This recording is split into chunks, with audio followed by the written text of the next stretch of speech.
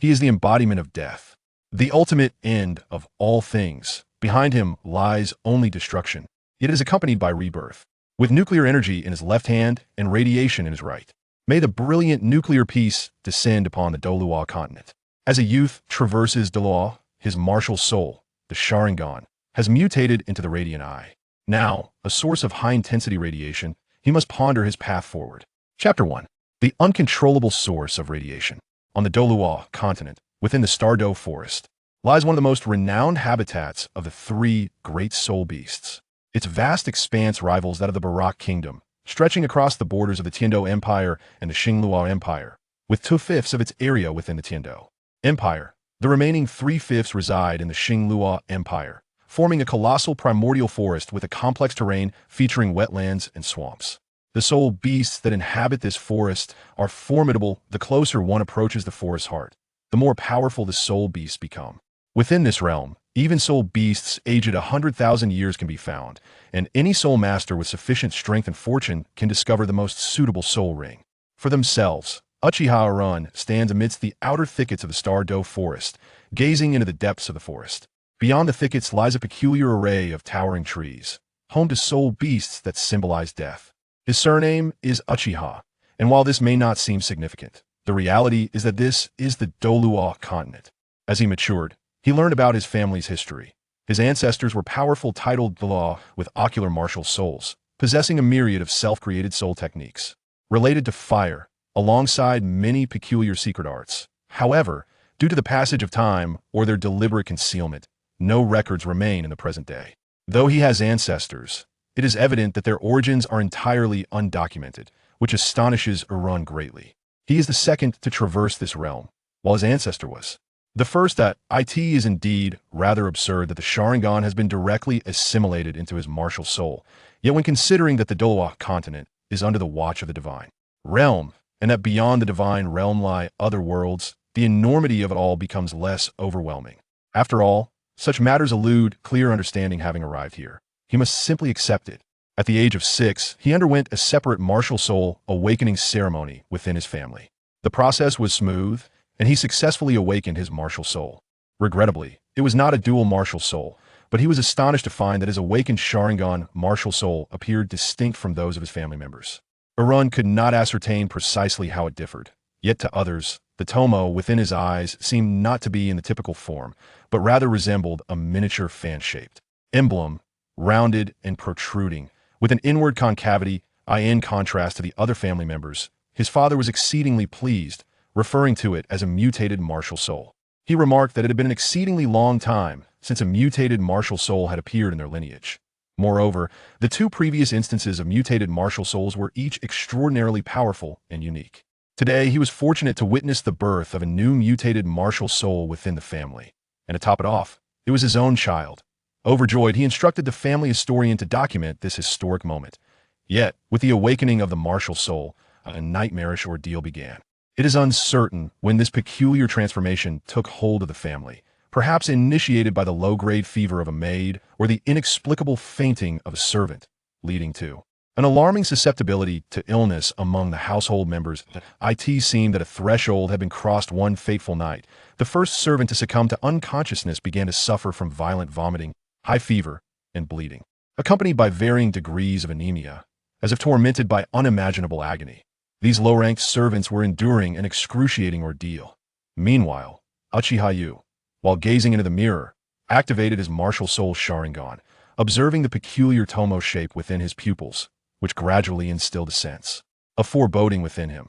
The singular fan-shaped symbol, with its outer arc protruding and inner arc recessed, alone lacked significance. However, when viewed as 3 tomo rotating in a trigrams formation within his pupils, it resembled fan blades, but more accurately, it evoked memories of a certain warning sign from his previous life on Earth. What could it signify? Connecting the dots between the inexplicable fainting of the fragile servants, their pervasive fatigue, vomiting, and high fever, Uchiha Yu suddenly realized that these symptoms began to manifest only after his martial soul awakened, and this peculiar pattern emerged. This motif might be the root cause of these adverse effects, suggesting that his mutated martial soul might not be evolving in a beneficial direction, but rather deteriorating towards something sinister. What exactly could it be? What did these symptoms represent in his past life? Poison? Or perhaps cancer? Wait, cancer? A revelation struck him. Uchiha Yu felt he had grasped the crux of the matter. Following this line of thought, he pondered whether their bodies were undergoing some kind of reactive stimulus, as cancer could indeed manifest with symptoms such as excessive sweating, fatigue, and vomiting, aligning with the current situation as, what was the catalyst? Unbeknownst to him, Uchiha Yu glanced back at the mirror, observing his reflection. Silver hair cascading naturally beside his ears, fair skin adorned with a healthy blush, and those rotating single tomo Sharingan, all appearing so natural yet tinged with an eerie quality. The more he scrutinized his eyes, the more they resembled a certain symbol. Suddenly, a thought flashed through his mind. If the whites of his eyes were yellow, would that not harmonize better with this black fan-shaped tomo? A warning sign? I understand now. For a moment, the young man fell silent. I must not be mistaken if it is that entity. It certainly corresponds with the anxiety-ridden state of the family. Although no higher-ranked soul master has yet succumbed to unconsciousness, I fear that within the coming days, the family will have been infected to a considerable extent. If this continues, I would not be surprised if one day they all perish. Uchiha Yu raised his head, muttering to himself. As he spoke, he slowly rose to his feet, beginning to gather his belongings. There could be no doubt his eyes would bring suffering to all those around him, and now he must depart from this home. He must leave at once. That was nuclear radiation. Chapter 2. Away from humanity. If Uchiha Yu is not mistaken, he fears that he is akin to a walking source of radiation, perpetually emanating particulate energy from within. It is not merely through contact. His very existence subjects all those in his vicinity to incessantly absorb these radiations, ultimately leading to an array of afflictions. They bear the burden of ailments, suffering the agonies of cancer, mortality, and genetic mutations, tragically succumbing to their fates. He is averse to witnessing such a conclusion. Thus, he departed. As long as he remains among his kin, all shall perish. Those with greater spiritual strength merely delayed in their demise. Even if not for the sake of his parents, for his own sake. He cannot dismiss the possibility that one day a clan member may discern that his mutated Sharingan is the very source of the radiation, leading to infertility and ultimately his own demise, resulting in his untimely end. Moreover, having traversed 6 years in this realm, the gratitude owed to his parents is vividly etched in his memory. Emotions cannot be feigned. In both sentiment and reason, it is prudent for him to leave. Thus, we find the current scene. A child, burdened by a somewhat weighty package, hesitates amidst the underbrush. The soul beasts within the Stardew forest are not herbivorous. Once he steps inside, his egress may be fraught with difficulty. After a brief moment, Uchiha Yu gritted his teeth, retrieved a gleaming dagger from the package, secured it to his back, and freed his hands to proceed cautiously inward. He cannot afford to venture anywhere, whether or not it is his clan's territory. As long as he is surrounded by people, even beyond his immediate vicinity, his presence will disrupt the tranquil lives of ordinary folk. Death and grotesque, decaying mutations will shadow them throughout their lives. Only in desolate places, within the untouched expanses of the Stardew forest, can he find his sanctuary. It is a pity, though, he once fantasized about the conflicts between the 5 villages and the legendary prowess of the Sharingan. Perhaps when he awakens his Mangeki, even the Spirit Hall and Shrek would tremble. Such a loss. As he ventured into the thicket, the surroundings began to transform. Although he still remains a considerable distance from the true Stardew forest, the vegetation is already reminiscent. The ground grew damp, and the air thickened with humidity. Despite the pleasant weather and radiant sunshine just 100 meters away, the interior felt entirely distinct. It resembled a rainforest, replete with the scent of decaying foliage. And the air was oppressively warm. Sunlight filtered through the dense canopy of leaves above, casting dappled patterns upon the forest floor. The lush vegetation, nourished by abundant rainfall, flourished exuberantly, with vines entwined and roots tangled, creating formidable obstacles. After merely an hour of traversing this terrain, Uchiha Yu's silvery hair became drenched in sweat, the slightly curled tips clinging to either side of his face. His fair skin began to feel the harshness of the blazing sun, and beads of sweat unconsciously trickled down his forehead, following the bridge of his nose, and pooling at the corners of his mouth, carrying a hint of saltiness. The young boy was clad in somewhat extravagant attire, a long garment of blue and white, complemented by deer-hide boots.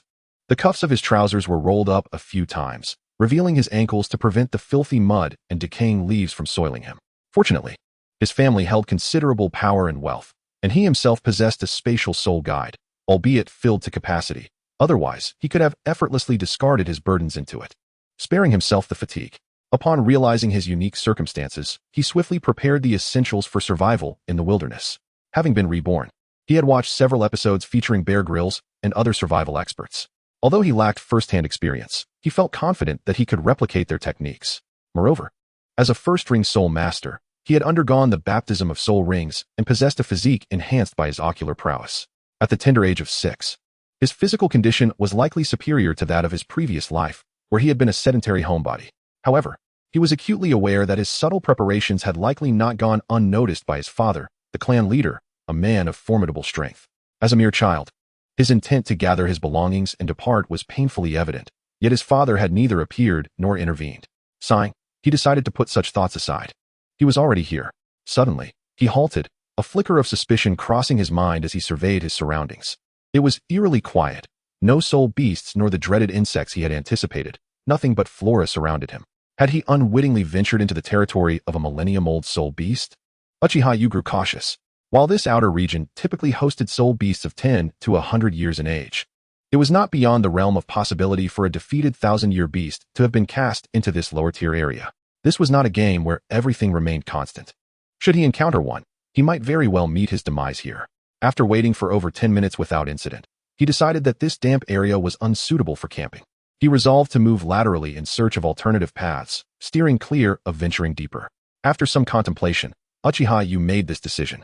If his assumptions were correct, the Stardow Forest hosted a variety of terrains. Having encountered a rainforest-like wetland, he was certain there were other, more suitable forest environments, or perhaps something entirely different. As long as it was not like this, turning around, he continued his arduous journey, parting the dense greenery that obscured his view. With each careful step upon the damp ground, thick with vegetation, he aimed to stride with greater length. As he pushed aside the leaves, Uchiha Yu was met with the disheartening sight of muddy, stagnant pools ahead. Bubbles continuously formed and burst within the water, releasing a pungent odor that permeated the air. Towering broadleaf trees flanked the area, intermingled with low shrubbery, creating an impassable obstacle. It seemed he would have to change course. Sighing in resignation, the boy turned back towards the path he had come from, oblivious to the sight behind him. Emerging from the stagnant water were dark brown, tumor-ridden frogs, one after another, leaping desperately away in the opposite direction, as if fleeing from a terrifying predator. Chapter 3. The Forest Without Soul Beasts. He encountered a fork in the road. No, it cannot be deemed a fork in the road. Within this uninhabited forest of soul beasts, there exist no paths forged by human footsteps. Before him lay merely two narrow trails, each fraught with unknown dangers. To the left or to the right, Uchiha Oran furrowed his brow. Although he had yet to encounter any soul beasts, he understood the urgency of time. It was midday, and thus relatively safe. However, once night fell, the terrifying predatory soul beasts would commence their hunt, and in his current state, he would likely be unable to withstand their onslaught. Should he inadvertently stray into the lair of these beasts, it would be exceedingly awkward. The left path it is. After a moment's hesitation, Uchiha Oran resolved to veer slightly and proceed along the left trail. The ground was exceedingly muddy, and the surrounding tangled vines, tree roots, decaying leaves, and slippery stones impeded his progress significantly. The sun in the sky grew increasingly harsh. Had it not been for the dense foliage, his delicate skin would have begun to ache. He had become somewhat accustomed to the foul odor permeating the air, as he truly had not anticipated that the Stardow Forest possessed such marshy terrain. Initially, he had expected nothing but trees and woodlands. It seemed unlikely that a clean source of water could be found in this place, and even if there were, it would undoubtedly be frequented by numerous soul beasts. By nightfall, he would have to begin the real test of survival in the wild. Water sources, food, shelter, the three essentials for survival remained unfulfilled. Uchiha Oran could only hope that the path ahead would be a tad easier, while he was not overly concerned about food and water, as his spatial soul guide contained enough provisions for about 10 days. What truly troubled him was the lack of a place to rest. He harbored a genuine fear that should he fall asleep, he might awaken in the belly of some soul beast the following day. Was it not said that the Stardow Forest was a paradise for soul beasts? How could it be that, after more than 2 hours of wandering, he had yet to encounter a single one? Moments later, Uchiha Oran found a relatively clean stone with a slightly flat top, climbed upon it, and began to rest. The enigma of the soul beast's inexplicable absence lingered in his mind, refusing to dissipate. This was undoubtedly abnormal, compared to the vastness of the forest. The density of soul beasts should be considerable. Even he, despite his naivety, could not rationally accept the notion of a beastless forest. Something was amiss. Could it truly be that he had wandered into the territory of higher-level soul beasts? After much contemplation, Uchiha Urun could only arrive at this conclusion, as it seemed the only plausible explanation based on his observations. Yet, this possibility felt improbable. After all, even high-level soul beasts require sustenance. If he had yet to encounter even a low-level herbivorous soul beast, could it be that this high-level beast was simply starving? What, then, was the source of this anomaly? Enough of this pondering. He resolved to eat something and continue on his way. He had been in this location for over 2 hours without consuming any food. Initially, he had envisioned that he would eat only when he could no longer endure hunger, yet it seemed he had overestimated his own fortitude. The meal consisted of a simple yet hearty bread made from dried meat, nuts, flour, eggs, and seasonal vegetables. It was quite substantial, measuring approximately 60 centimeters in diameter. Round in shape, with a thin edge of 2 to 3 centimeters and a thick center of about 6 centimeters. This bread, which was a product of his own kitchen, was durable and could be stored for a considerable time. Its flavor was quite delightful, though it required careful chewing. At his age, eating too quickly could lead to discomfort for his teeth. Moreover, his appetite was modest, so this piece of bread would likely suffice for 2 to 3 days. After indulging for about a quarter of an hour, Uchiha Wu let out a satisfied burp and took a few sips of clean water. Thus, his respite came to an end, and he knew he must continue his journey, as the current surroundings were unsuitable for resting at night. The ground was muddied and waterlogged, offering little comfort unless he chose to sleep in the trees. Having organized his belongings, he descended from the large rock and pressed onward. He pushed aside the obstructive foliage and wielded his sharp machete to clear away the thorns, discarding the webs that clung to him and brushing off the slick moss. As Uchiha Wu traversed the desolate jungle, he endeavored to carve a path for passage. Suddenly, the dense canopy above began to thin and gradually unveiled a brilliant blue sky. The sound of flowing water became increasingly distinct, and shortly thereafter, a small stream came into view.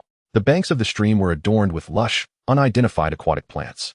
The water flowed gently, albeit somewhat murkily, with dark green algae floating on the surface, drifting along with the current.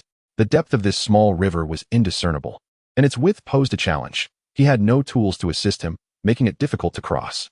Judging by its appearance, he realized that this river was impassable for him. There were no trees growing along the banks, and he could not move the decaying trunks to construct a bridge. Furthermore, the dangers lurking beneath the water remained unknown. He hesitated to wade into the river, aware that the presence of abundant algae indicated nutrient-rich waters. The algae's proliferation could lead to oxygen depletion, making it inhospitable for ordinary fish.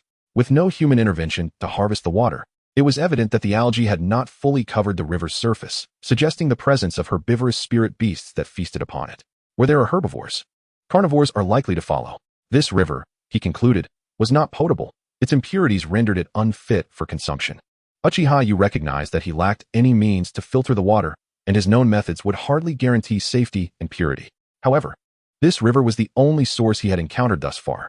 Once his supply of clean water ran out, he would have no choice but to hold his nose and drink the contaminated water. What should he do? The trees around him appeared to thrive near the water source, their trunks and roots cloaked in slippery moss. Climbing alone would be perilous, as the elevated roots posed a significant risk of falling, especially with the heavy pack on his back. Uchiha Wu proceeded cautiously along the riverbank. The water babbled softly, carrying along the floating plants, while both banks flourished with dense vegetation. He walked for approximately 2 hours, and as twilight descended, the light began to fade. The river gradually widened, its waters becoming increasingly clear, while the ground beneath began to exhibit a certain firmness, no longer resembling the previous muddy depths that would swallow half a foot with each step. Not only had the river expanded, but the trees lining its banks had also thinned, with dense vegetation replaced by wild grasses and shrubs. As the towering woods retreated, sunlight streamed through the canopy, and the humid air was unexpectedly dispersed by a refreshing breeze. Finally, he emerged from the tangled undergrowth, feeling a peculiar sense of wonder. Strangely, this wetland rainforest environment was devoid of flying insects. No, something was amiss. In this locale, this source of water, why was there not a single spirit beast to be found? Surrounding the lake within the forest, distinct footprints of beasts were visible, yet an eerie silence enveloped the area, resembling not a paradise for spirit beasts but rather a lifeless hell. Where on earth was he? Chapter 4. A Night Under the Starry Sky. The lack of sufficient information left him unable to make a judgment. Uchiha Urun could not fathom why the spirit beast forest was devoid of spirit beasts. Surely it was nonsensical to claim it was akin to a wife cake without a wife. As dusk approached, having traversed the terrain throughout the afternoon, he found himself utterly exhausted. This was no ordinary stroll. He had been weaving through dense thickets, the air oppressively humid, with vines entwined around him, posing a constant risk of tripping. The ground beneath his feet was exceedingly soft, particularly near the water source, where each step sank into a pit formed by the accumulation of decaying leaves and slippery roots, significantly hindering his progress and draining his stamina. To have persevered until nightfall was a testament to the enhancement of his physical capabilities bestowed by the spirit ring and Sharingan. Uchiha Uran narrowed his gaze, scanning the surroundings, and soon discovered a relatively suitable location. However, just as he was about to set up camp, his eyes fell upon another sight. A tall tree with slender yet dense branches had been snapped in half, its crown lying on the ground, with the surrounding branches and leaves fanned out, revealing a natural opening in the center. Above and behind, a thick canopy of leaves shielded him, and as he touched the foliage, he noted its dryness, contrary to his expectations of dampness. The broken section still retained a small portion intact, forming a perfect triangle before him, while the spot where the crown had rested appeared to be an ideal refuge. Yet this sanctuary was not meant for prolonged stays. Being close to the water source, the damp ground posed a risk of cold seeping into his body if he lingered too long. Nevertheless, it would suffice for the night.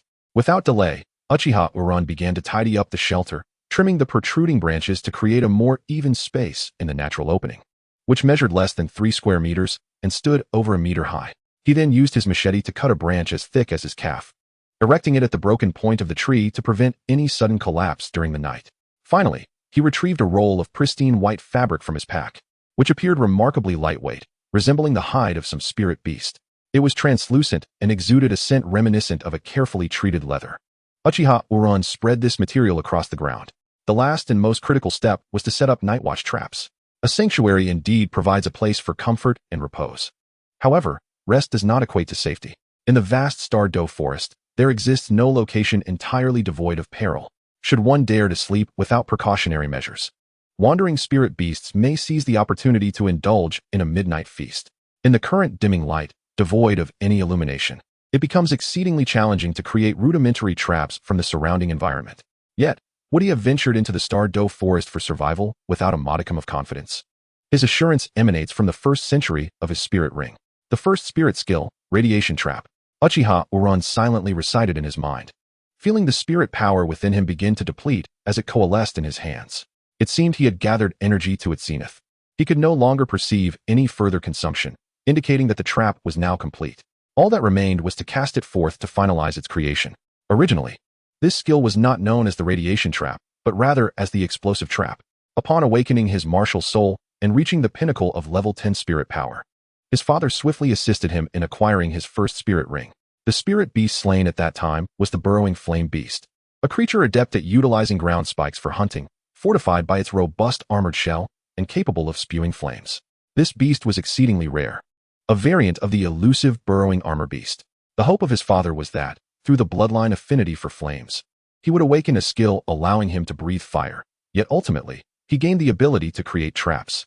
This spirit skill enables him to craft an invisible yet highly explosive ground spike trap, which must be placed over a complete square meter of space. Once positioned, the ground spike trap will sink into the earth within 3 seconds, leaving no trace on the surface. However, once a creature of considerable weight traverses above the trap, it will launch upward, unleashing hot ground spikes imbued with unstable explosive properties, characterized by rapid assault, detonation, high temperature, and sharpness. The explosion's radius is extensive, with a single spike affecting an area of over 10 square meters. Upon detonation, it is accompanied by scorching flames and red-hot shrapnel, akin to the effects of modern high-explosive grenades, and in certain aspects, even surpassing them. Regrettably, despite its vast range, the ground spike trap does possess a time lag of approximately 1 second from detection to activation and launch. Any creature within this radius, should it flee swiftly enough, can easily evade the maximum damage zone, rendering it a classic example of high latency and high damage. As for the reason behind its renaming to radiation trap, this change occurred after the awakening of his mutated martial soul, the radiation eye, which transformed the trap into a continuous source of radiating microwave particles. Its function remains unchanged. However, it now incorporates the additional property of radioactive elements. Thus, upon explosion, the ground spike trap inflicts significant radioactive contamination on the surrounding area, ensnaring all within its grasp. As for the extent of this radius, Uchiha Uran has yet to test it, but he suspects it shall not be insignificant. Therefore, the trap he is about to set will be this.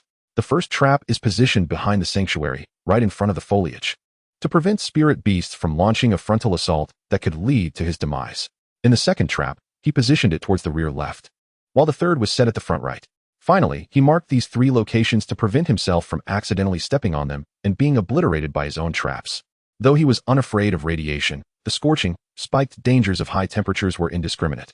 After completing this task, Uchiha Uran felt his soul energy nearly depleted. As the last remnants of the sun's warmth vanished beyond the horizon, nightfall ensued. As Uchiha Uran gazed into the encroaching darkness, an inexplicable wave of solitude surged within him. Just a fortnight ago, he had been immersed in his clan's teachings, and now, after a relentless journey, he had finally arrived at the Douluo forest. Despite not feeling this way during his travels, now a bittersweet ache began to fester in his heart. He realized he had truly distanced himself from civilization. Family, friends, father, and mother, none were by his side, leaving him utterly alone. He dismissed these sorrowful thoughts, reminding himself that he did not desire a mutated martial soul like the Radiant Eye, which might hinder his future prospects for companionship. Even if he sought fleeting encounters, the mere touch of a woman could lead to her decay. Shaking his head, he surveyed the desolate surroundings and sighed deeply. Raising his gaze to the night sky, he heard the distant howl of wolves. The stars twinkled above, a breathtaking sight he had never encountered in his previous life. Time slipped away, and soon he felt a dampness at the tip of his nose. As he rubbed it and looked up, a drop of dew fell from above. The night sky remained resplendent, even more radiant than before. The stars, invisible by day, now sparkled in a dazzling display, reminiscent of his lost childhood. The Douluo continent marked the dawn of his new existence. For the first time, Uchiha Uran recognized that coming to the Douluo forest was an astute decision. Had he remained in his clan, he would have spent his days buried in books and nights in training, gradually growing stronger and gaining renown. Perhaps never again raising his head to admire the magnificent night sky. For the first time, he perceived that this life might not be as bleak as he had once imagined. How tired he felt. Time for sleep. He stretched, removed his soiled shoes, placing them outside, then crawled into his shelter. Before drifting off, Uchiha Uran took one last glance at the night sky, then lay down, closed his eyes, and entered a tranquil slumber. If life were to continue like this, it would not be so bad. A faint smile graced his lips. Chapter 5. The Reasons for Dispelling Soul Beasts. The following morning, sunlight bathed the shelter, filtering through the leaves, casting dappled patterns of light that warmed Uchiha Uran's face, rousing him from his slumber. To his surprise, he had anticipated his first night would be filled with tension and unease, given the perilous outer reaches of the Douluo forest. Yet, in reality, he had slept soundly, free from any anxiety or fear, as if this place were as safe as home, indistinguishable from the familiar.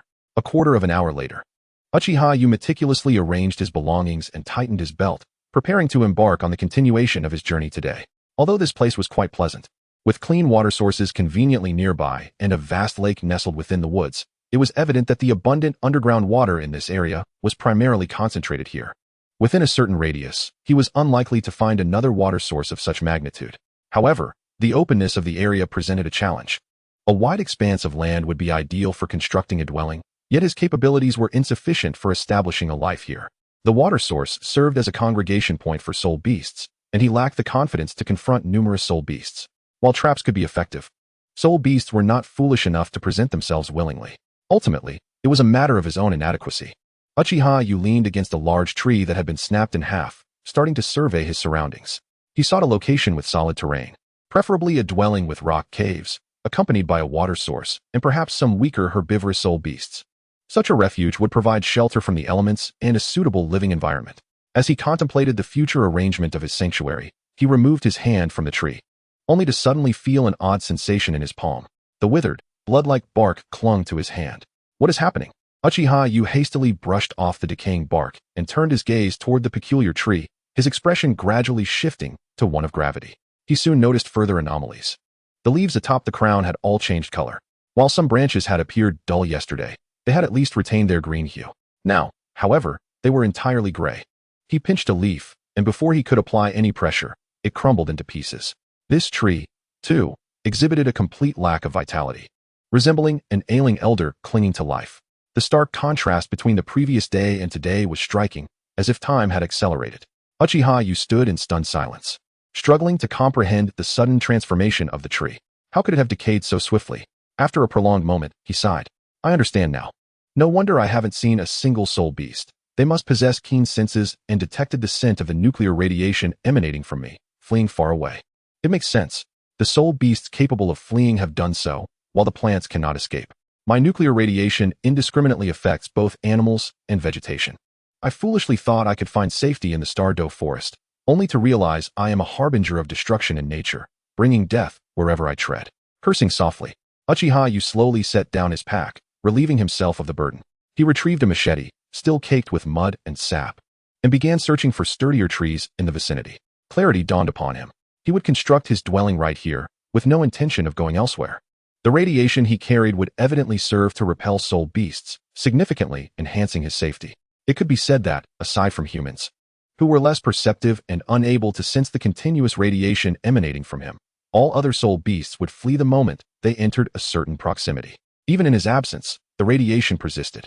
Any soul beast that merely drank from the waters of this lake would be contaminated, and those that consumed more would succumb swiftly.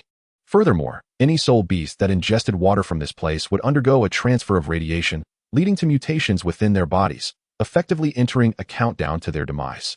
This reality was profoundly terrifying. He had become a walking harbinger of nature's destruction. Thus, he resolved to remain here, for no soul beast would dare to disturb him. He would construct his own sanctuary, immerse himself in the knowledge contained within books, and cultivate his abilities in peace. Once he reached the 20th level of soul power, he would devise a plan to eliminate the soul beasts. Given his current state, any random soul beast would suffice. He had no ambition for dominance or to be the strongest across the continent. In a moment of whimsy, Xiao Wu imagined a rather amusing scenario. What if he were to become king, and one day convened a meeting attended by all his ministers? Midway through, they might all perish from radiation exposure. How absurd that would be. Contemplating this, Xiao Wu let out a sigh. Fortunately, the greatest threat of soul beasts in the Douluo forest no longer posed a danger to him. He decided to take his time. It was said that reaching the title of Spirit Douluo could extend one's lifespan, and from the original text, it seemed one could live for 3 to 5 centuries. Just the thought of it brought him some comfort.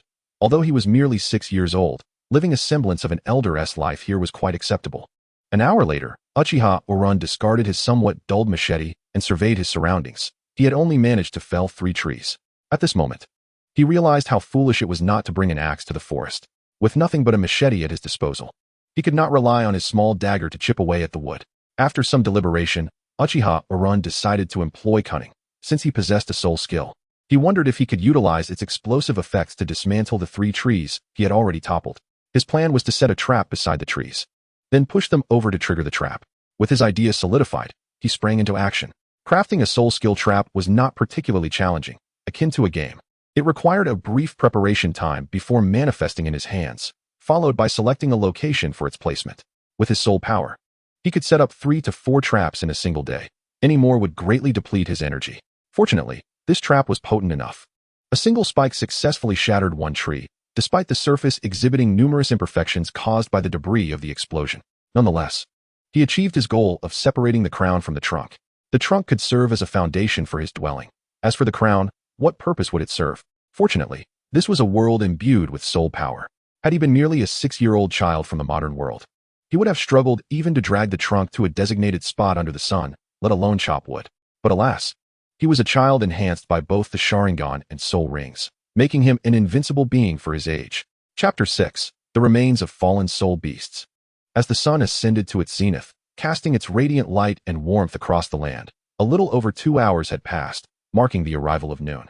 Xiao Wu wiped the sweat from his brow, gazing at the upright tree trunks arranged in their designated positions with a sense of satisfaction. Indeed, in another 10 days to half a month, this modest dwelling would likely be completed. However, he faced a significant predicament. He lacked the necessary tools. The recent logging had proven troublesome, his axe had dulled, and he found himself devoid of any lumbering implements or tools to maintain them. This left him in a rather awkward situation. If only he had brought a multitude of equipment into the forest, he would be far more comfortable, rather than feeling utterly helpless as he did now. Sighing, he decided to take a break and have something to eat. Alas, he had not brought a system with him during his traversal, with the wood neatly stacked. He planned to strip the bark in the afternoon and let it dry for several days, preparing to lay the foundation. Tomorrow, he intended to explore other areas in search of tools. With these thoughts, the days swiftly slipped away. Peeling bark was not overly difficult. He possessed a dagger of just the right length, and the bark was manageable. Nonetheless, after a day of labor, he was drenched in sweat.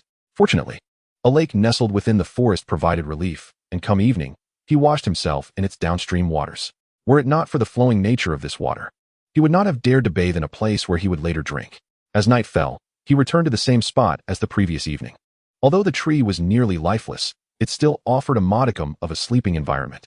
The warm weather rendered sleeping outdoors bearable, the sky served as his blanket, and the earth his mattress, a thought that struck him as quite amusing, albeit only amusing in thought. Indeed, living in solitude without any companions was somewhat dull. Yet it was precisely this isolation that drew him away from others, preventing him from inadvertently causing harm to those he cared for. Inwardly questioning himself, Uchiha Yu felt a flicker of reassurance. Yes, he had chosen this path to safeguard those dear to him from unconscious harm, allowing others to live peacefully. How noble of me, he mused, a hint of self-mockery creeping in as he sank once more into contemplation. Enough of this, he decided, it is time for rest. Tomorrow holds many tasks.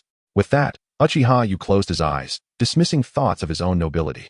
Such ponderings could wait until he had settled down. With the first light of dawn, Uchiha Yu rose, or rather, got up from the ground, for he truly had no bed. His objective for the day was to explore the surrounding area, which he estimated would take only a morning. Primarily, he aimed to gather wild fruits and fungi from the forest, and perhaps, with a stroke of luck, he might stumble upon the remains of hunted spirit beasts. In his mind, it was equally important to survey the nearby terrain for any bird nests. After all, he might be fortunate enough to procure a few eggs for sustenance. He designated this lake in the forest as his central point, with 4 cardinal directions surrounding it. To the south lies the direction from which he arrived, indicating that the rainforest is to the south.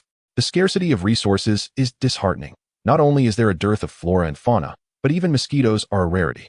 However, numerous vines abound, and he intends to explore them one day, as some slender vines could serve as sturdy ropes.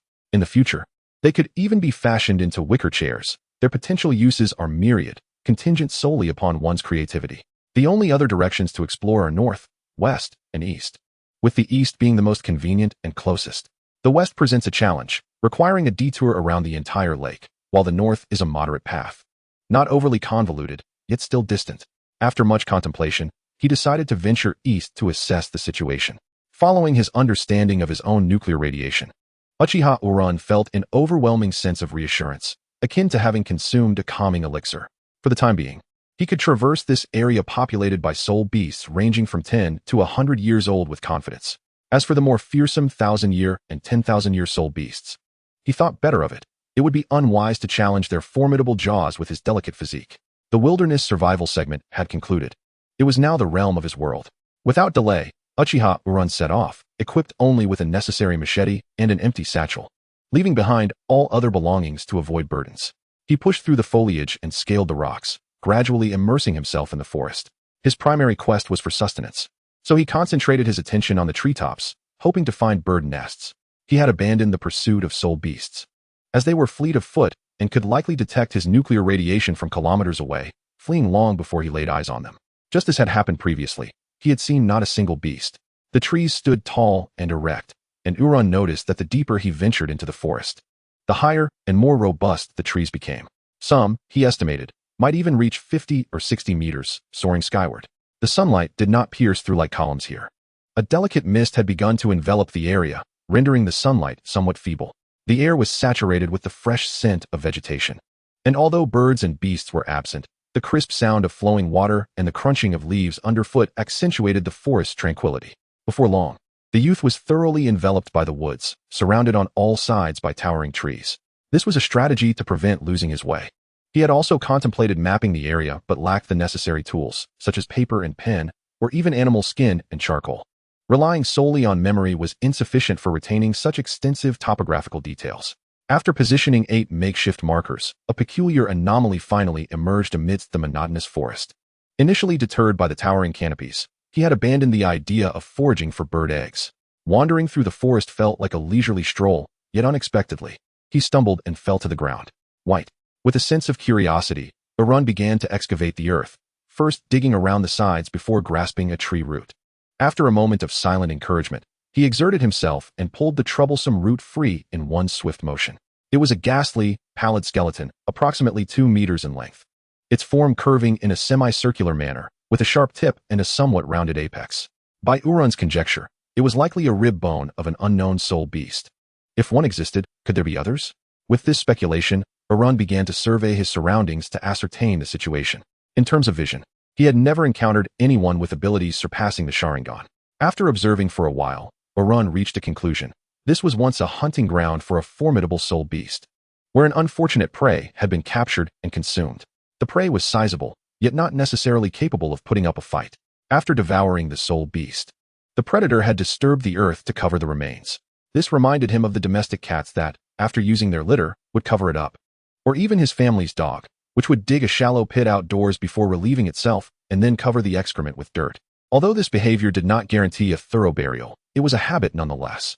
Pleased with his astute deduction, Arun nodded, only to be struck by sudden realization. The act of burying after consumption was entirely different from his examples.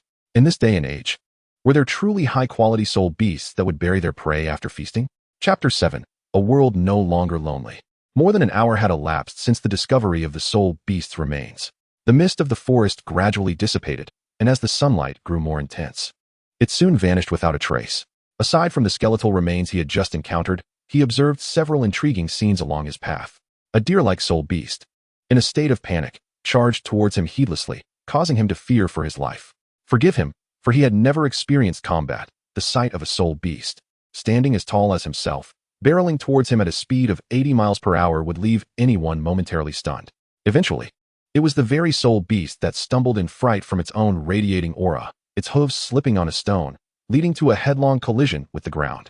The antlers came into contact with the fractured stones beneath, resulting in a gruesome scene. It was akin to the thrill of a speeding vehicle losing control on slick terrain. Not in a literal sense of flight, but the carnivorous soul beast, startled, arched its back and leapt high into the air. Then, using all force, it fled with an even swifter pace than before, escaping from the view of Uchiha Arun. The entire episode left him bewildered. Nevertheless, this incident confirmed his status as a being that soul beasts would instinctively avoid, as even the most ordinary soul beasts, upon sighting him, harbored no thoughts of seizing their prey, fearing they might not run fast enough and lamenting the lack of additional legs from their parents. This spectacle left a profound impression on him. In his memories, only the antics of the elusive trickster pig from a League of Legends match could compare. The soul beast presented an immediate experience, appearing with a whoosh, its fur bristling in fright, and then vanishing just as swiftly. Leaning against a tree, he chuckled for quite some time before gradually coming to a halt. The expression on his face gradually turned serious as he engaged in an objective analysis. Had it not been for the terrifying aura of nuclear radiation, or the elevated concentration of radioactive sources that instilled in the soul beast a sense of impending death, he pondered how he might meet his demise in a direct confrontation with the elusive soul beast. It was all too swift. His radiation-sensitive eyes had only just begun to adjust when everything came to an abrupt end. If it had been a surprise attack, he would have been utterly defenseless, especially considering that he had stood paralyzed in place, awaiting death, when the herbivorous soul beasts charged at him. Such a display of inaction was enough to make him wish to slap himself twice. Lacking practical combat experience, having yet to develop his martial spirit, and devoid of the ability to assess the situation, he felt utterly inept. Reflecting on this, he contemplated whether, in the absence of the threat posed by his own nuclear radiation, he would have perished within the first hour of entering the forest. Uchiha Arun surveyed the unfamiliar surroundings, suddenly gripped by unease. Had he been overly presumptuous in believing that his nuclear radiation would deter the soul beasts? Indeed, if he were to live a tranquil life in the forest, it would be akin to nurturing a useless being. Moreover, if a soul beast were to appear one day, even under the threat of radiation, intent on killing him, would he possess any capacity for resistance? Cursing himself silently for his foolishness and arrogance, he felt fortunate that no significant issues had arisen thus far. He lacked any medicinal supplies. Should he fall victim to poisoning or tetanus, his life would likely be short-lived. Although he was uncertain whether his soul master constitution could withstand such ailments, it was prudent not to gamble with his life. Since he had been reborn, it would be wise to exercise caution. After all, isn't it preferable to survive through each trial? Regardless, any creature in his vicinity would succumb to radiation. He considered the soul beast merely a chance encounter, for if it were to be consumed by other soul beasts, it likely wouldn't survive long thereafter. Uchiha Arun smiled faintly, adjusted his clothing, and tidied the cuffs of his trousers. He then positioned himself carefully to avoid any splatter from the soul beast's brain matter, hoisting it onto his shoulder and retracing his steps. As he journeyed, Uchiha Arun sensed the presence of watchful eyes around him, but they vanished swiftly. Likely deterred by the scent of blood, only to retreat immediately under the influence of radiation. Approaching dusk, the last rays of sunlight illuminated the hastily assembled camp. All the vegetation lay decayed and despondent upon the ground, whether it was the previously dead tree or the brittle twigs that crumbled at a mere touch. Under the twilight glow, a palpable air of death lingered, and the speed at which nuclear radiation manifested far exceeded that of ordinary radioactive zones. Perhaps varying from person to person. This raised a pertinent question. Just how intense was the radiation emanating from him that it could directly disperse soul beasts? It was difficult to gauge, yet it was evident that at the very least, his existence would not be incessantly disrupted by soul beasts, and therein lay the limit. Should he actively seek conflict, the soul beasts might very well retaliate under the current pressure, for the insidious threat of nuclear radiation would not yield results in mere minutes. The dispelling effect serves as a warning, an instinctual alert that reverberates through one's very lineage, elevating the perceived threat to its zenith. Consequently, the spirit beasts hastily flee, even if it means intruding upon the territories of other spirit beasts, driven by the urgency of survival.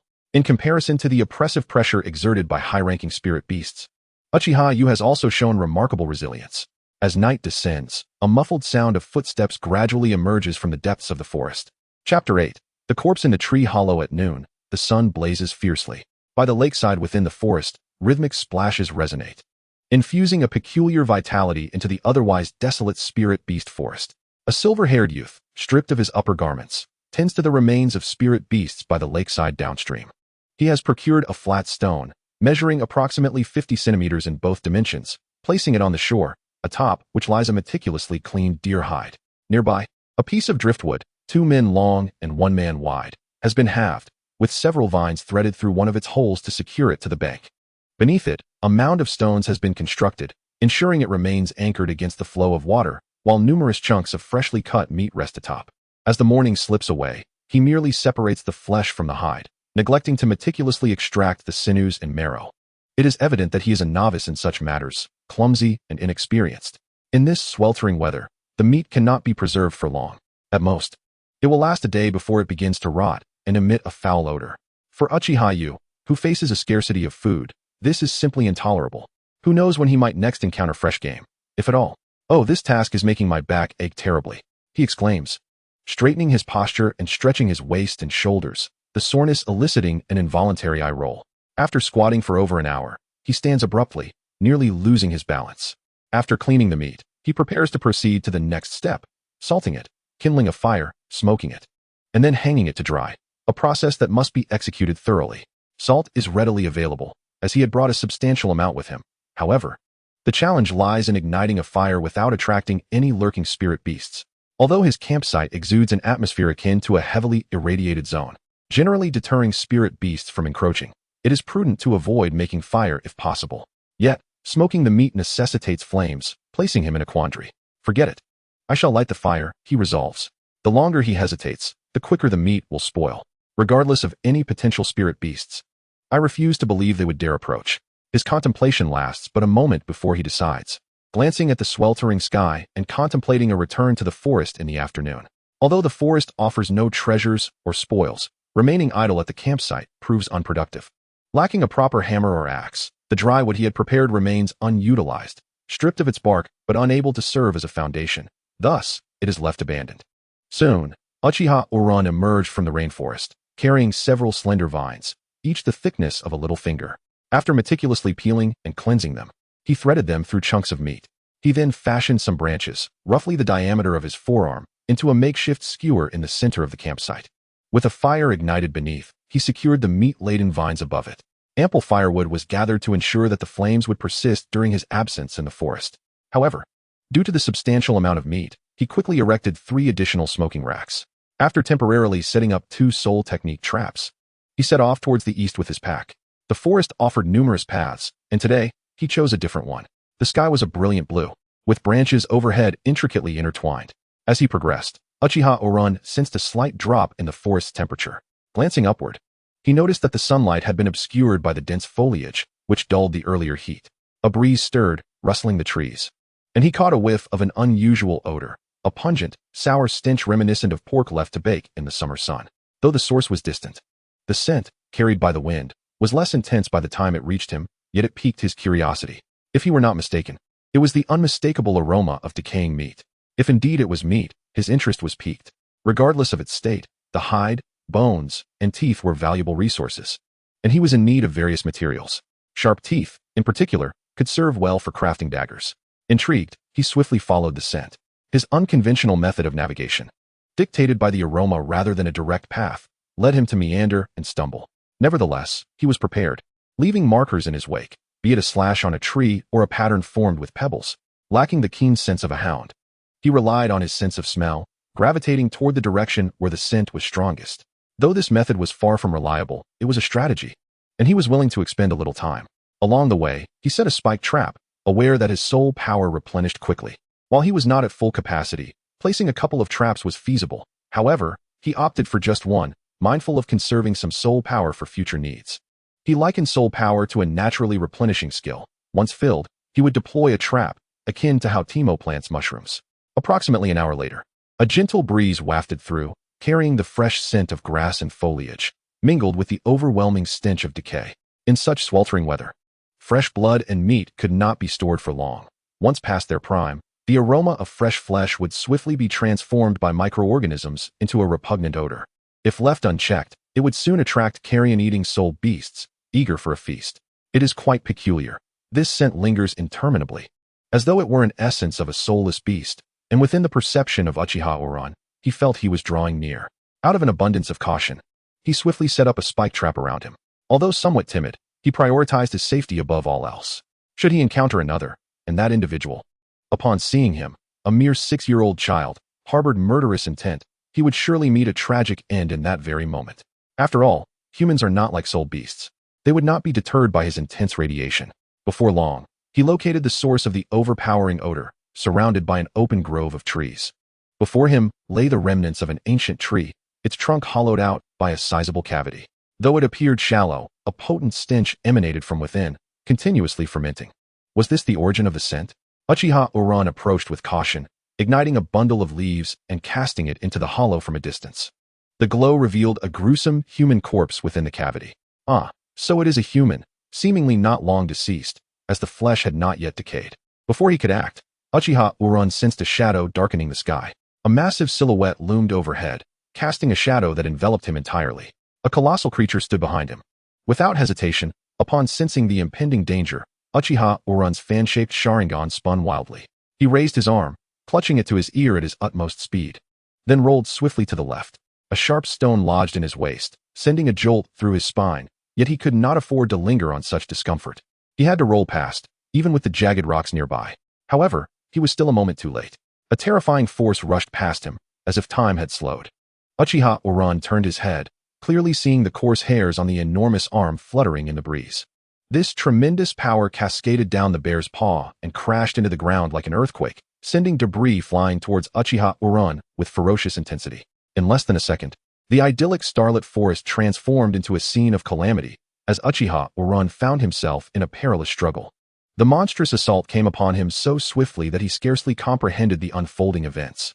Sure enough, upon realizing it had not crushed the tiny creature, the explosive bear turned its gaze upon Uchiha Oran.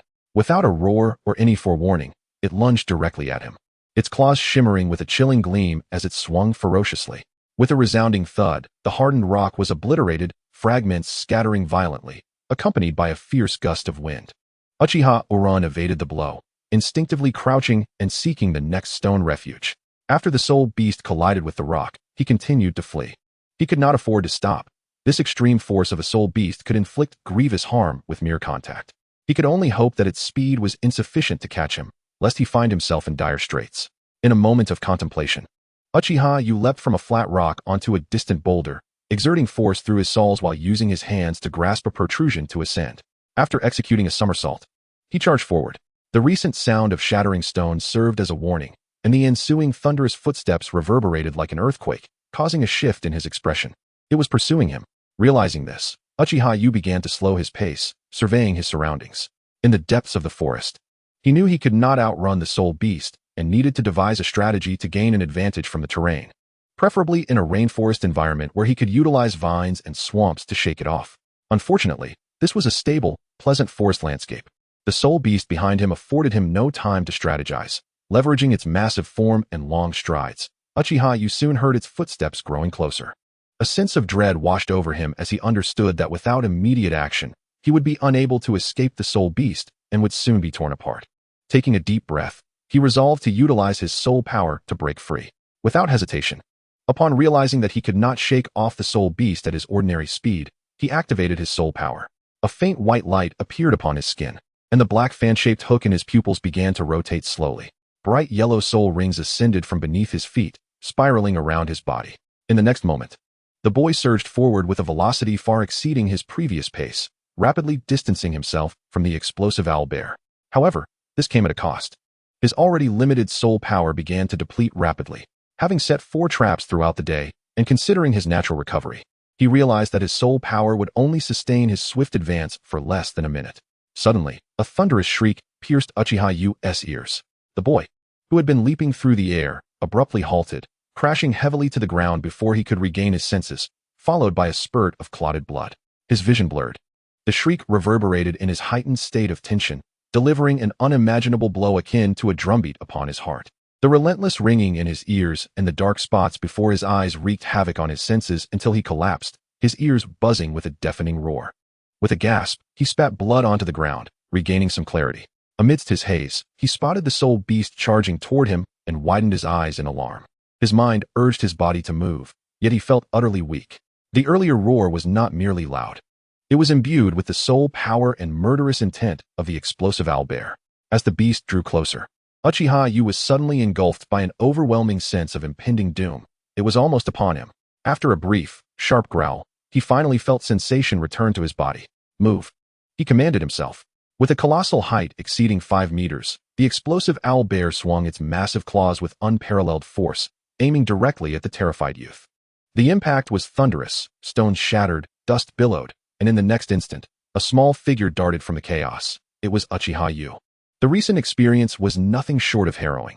Even he contemplated whether a mere second's delay could have led to his demise. Fortunately, at the last moment, he rolled to evade a critical position, yet alas, his arm was still grazed by the fierce wind, causing his garments to tear and leaving several gashes on his skin. Without hesitation, he began to channel his soul power to enhance his speed, accelerating as he leaped over boulders and navigated through tree roots. The tempestuous winds howled in his ears as he seemingly transcended the limits of his physical form. The intense exertion amplified his pain, yet paradoxically, it spurred him to run even faster. Having recently flirted with death, the terror of existing on the precipice was as chilling as having one's heart gripped in a vice. He had never been so close to the brink and wished to avoid such proximity to death again. Indeed, he was engulfed in fear, profound and overwhelming fear. Roar. The explosive roar of the thunderous bear reverberated once more, yet this time it proved ineffective, for Uchiha Wu had already escaped its auditory range. The creature's small, frenzied eyes scanned the emptiness around it, and with a low growl, it bent down to lick clean the blood that Uchiha Wu had expelled, subsequently adopting a sniffing posture. In the next instant, it pivoted, pursuing the direction in which the boy had fled.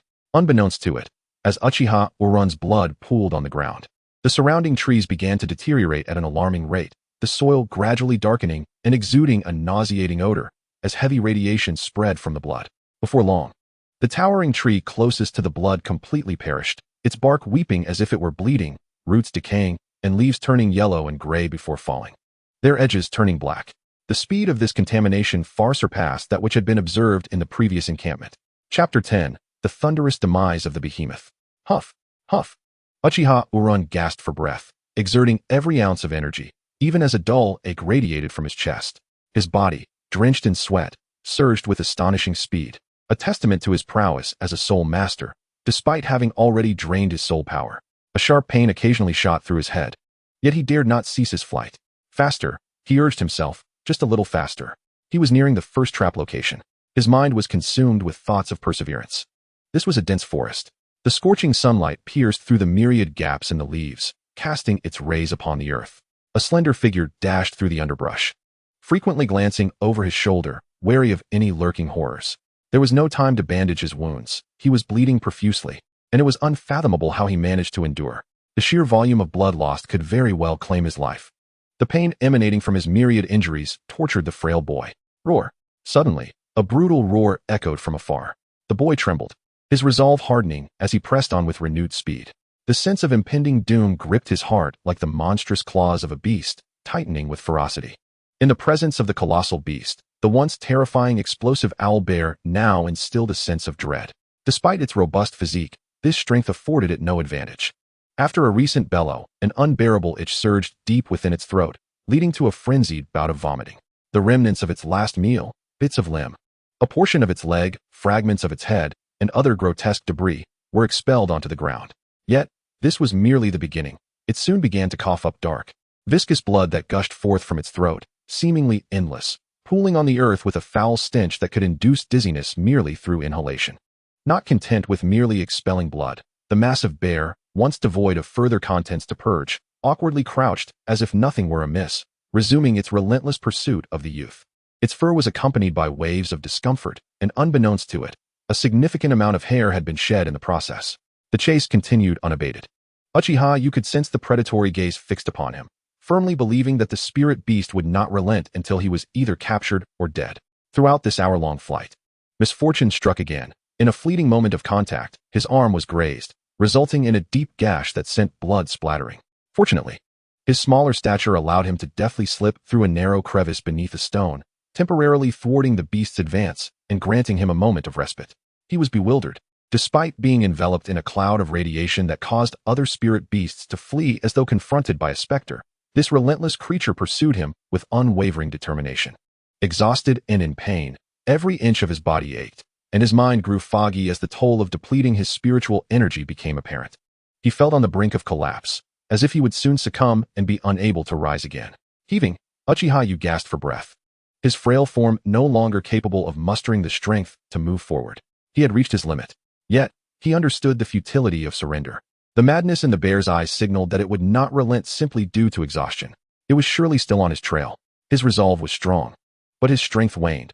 He could no longer run at a full pace, opting instead to lean against rocks and trees, progressing slowly to conserve energy for the next burst of flight. The sound of a babbling brook gradually grew clearer, and soon a small stream appeared before him, likely a tributary of the forest lake. Without hesitation, he bent down to drink deeply from the refreshing waters, quickly washing his face and hands. He barely took a moment before he crossed the stream and pressed on, knowing he could not linger. This was the warning echoing in Uchiha Yu's mind. He was acutely aware that danger still loomed. Only the death of the spirit beast would signify the end of his peril, and it was imperative that he eliminated it today. The thought of a nighttime ambush while he slept sent chills down his spine. He was utterly perplexed, unable to fathom what had attracted the attention of the soul beast. The lifeless human corpse, which had recently perished, lay within the tree hollow, and he had merely arrived nearby, casting a fire source into the hollow to investigate, when the soul beast had suddenly appeared behind him, its arrival both abrupt and swift. The explosive owlbear's movements had grown increasingly sluggish. In stark contrast to its vigorous strikes just an hour prior, it now seemed as though it had aged decades. Its fur had significantly thinned, the remaining patches bearing a sickly appearance, and its overall size had diminished, as if some creature were rapidly consuming its fat and energy from within.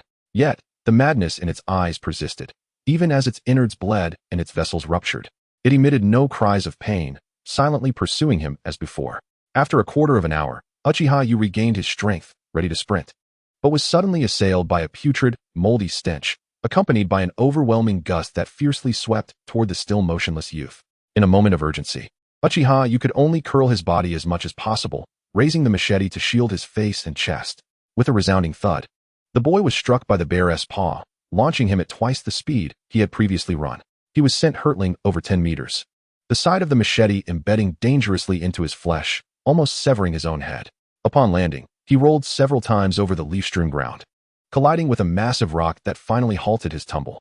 Coughing violently, blood surged from his innards, and the impact with the boulder left him seeing stars. Unable to contain himself, Uchiha Yu retched, expelling copious amounts of blood. Agonizing pain radiated throughout his body, leaving his face ashen. After struggling fruitlessly on the ground for a moment, his head grew increasingly muddled, darkness enveloping his vision, and he lost all sensation, ultimately collapsing into unconsciousness. Meanwhile, the explosive owlbear, after successfully ambushing with that strike, emitted no roar but instead approached the boy in silence. Suddenly, its body began to tremble, black blood uncontrollably oozing from its eyes, ears, and mouth. It then collapsed in agony, violently vomiting as its innards bled profusely, its organ functions failing, the genetic structure within it disintegrating due to the immense radiation it had ingested.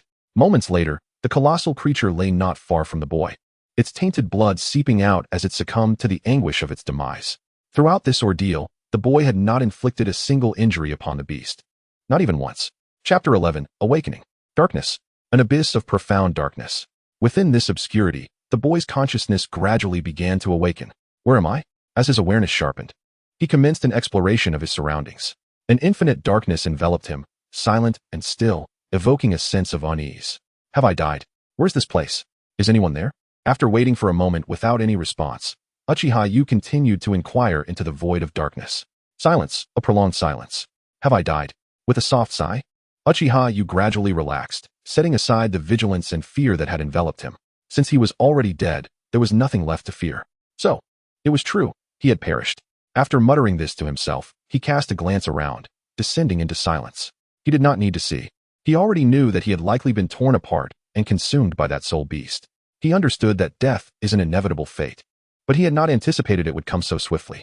Just yesterday, he had lamented the necessity of confronting the soul beast forest, recognizing that his mastery of soul power was insufficient. Even with the protective charm of nuclear radiation, he believed he should strive to live on. Yet today, having encountered a soul beast attack, he had been reduced to mere sustenance.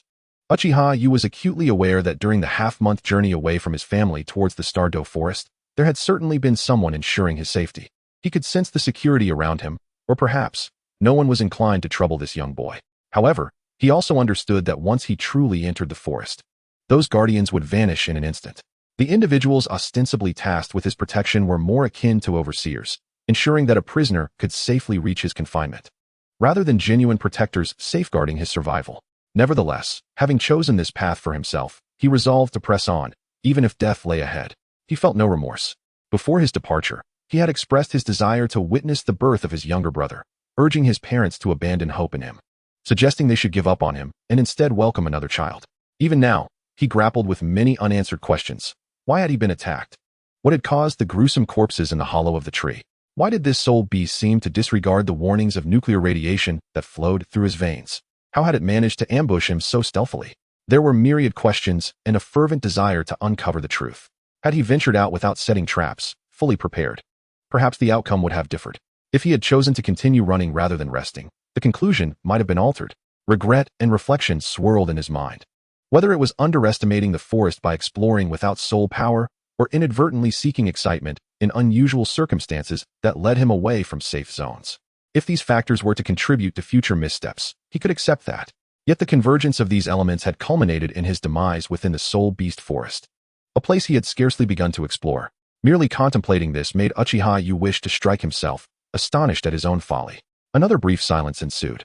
As he lingered in this dark and vast expanse, time became a nebulous concept, and he began to feel a rising agitation.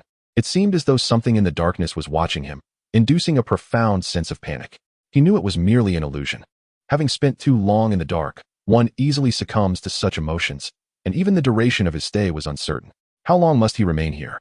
When could he escape? Had he truly died? The young man gradually grew impatient, and naturally, he began to yearn for liberation, wishing to escape this place. If this desolate, silent darkness truly were the realm of the deceased, he would surely lose his sanity. No, death ought to signify the cessation of consciousness. The fact that he could still articulate his agitation suggests, could it be that I am still alive? Hello? Am I still among the living? Is there anyone here? A searing white light flickered, feeble yet undeniable. Even such a dim and inconspicuous illumination captivated the entirety of the youth's attention amidst an environment devoid of anything but void and darkness. Following the emergence of the first beam of light, a gradual transformation unfolded around him, as if reality itself had become distorted, akin to the transition of an old camera capturing black and white photographs, shifting from black to gray. Accompanying the change of hue, the darkness ceased to be oppressive. More light streamed in, cascading upon him. The shadows began to recede. The blinding radiance bore down upon Xiao Wu, who had just opened his eyes, causing tears to flow involuntarily as he instinctively raised his hands to shield himself from the sun. His pallid arms came into view, their fair skin now coated in dust.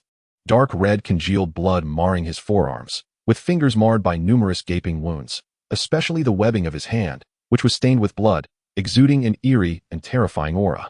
As his body stirred, the sensation of torn flesh surged through him, and the sudden, excruciating pain caused him to tremble uncontrollably. At that moment, he was overwhelmed by a singular feeling: pain. The relentless agony crashed upon him like ceaseless waves, leaving him to feel as though he were a fragile dinghy, at any moment susceptible to being shattered by a tempest. Beyond the pain, an unbearable nausea, a consequence of his spiritual exhaustion, gripped him. His head throbbed, as if it were caught in a relentless tolling bell. Every inch of his body, from limbs to internal organs, ached, particularly the nerve-wracking torment that coursed through him, making him tremble uncontrollably. This led him to abandon thoughts of movement, collapsing on the ground in a state akin to that of a lifeless mass, hoping to acclimate to the sensation of pain. Half an hour later, stifling waves of anguish. Uchiha Yu struggled to rise, leaning against a massive boulder, breathless and panting.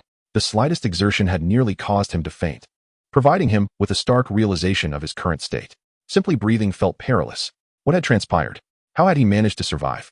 It seemed utterly inconceivable. After that frenzied onslaught, he ought to have perished. Could it be that the bear had spared him in the end? That was implausible. With doubt gnawing at him, Uchiha Yu slowly turned his neck, scanning his surroundings in search of some explanation. Yet, the environment felt unsettling. Even though he had faced life and death crises before and had prepared himself mentally for anything, his stomach began to churn, an urge to vomit rising within him. Black, fetid blood spread across the ground, reeking of decay and corruption. The flora surrounding him appeared gray and rotting, stripped of all vitality, and the ground, littered with fallen leaves, resembled a mire of filth, emanating an unpleasant nausea-inducing aura. The source of this tainted blood lay in a vast, lifeless body sprawled upon the ground. Chapter 12, Recuperation. What transpired? Uchiha Orun fell into a contemplative silence as he surveyed the altered surroundings, and upon observing the gruesomely slain giant bear, a flicker of understanding ignited within him. Though he remained unaware that this bear had licked his blood, leading to an irrevocable disruption of his genetic chain due to a lack of effective treatment. The current situation made it evident. The creature was dead, while he had miraculously survived. Coughing softly, he closed his eyes and began to gently channel his soul energy, only to be met with excruciating spasms. The cultivation of soul energy was a skill he had mastered. Yet his reckless overexertion to enhance his speed had finally culminated in dire consequences.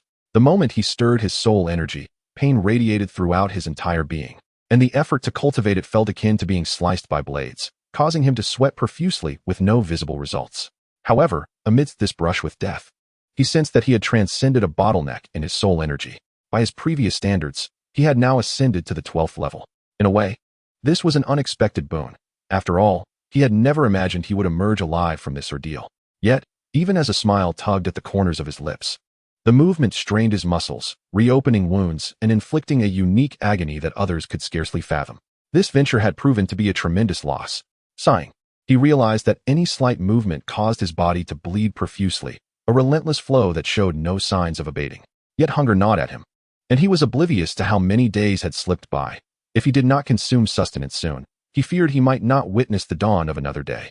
With no other options, Uchiha Orun struggled to extract water and food from his soul-guiding device. Enduring the relentless pain, he managed to consume a small amount before retrieving a compact box containing essential medical supplies.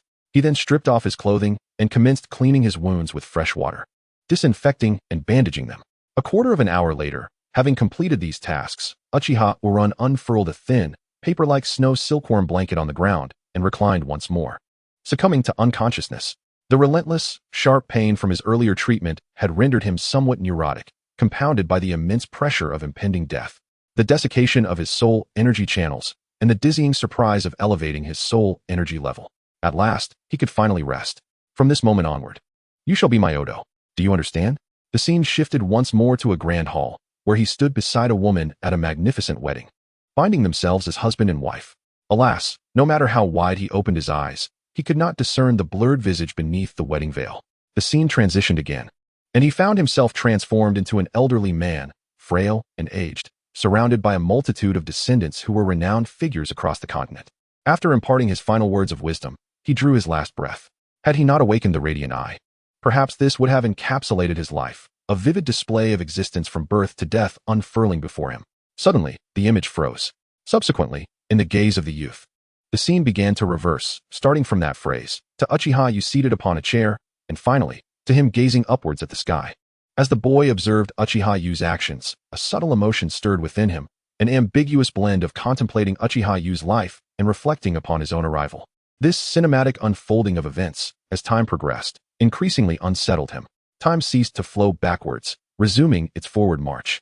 The scene once again returned to Uchiha Yu uttering his final words of admonition, yet, instead of drawing his last breath, he abruptly lifted his head to gaze at the position of the boy. Within his ebony eyes, an unparalleled brilliance ignited, while the others in the scene remained utterly unresponsive.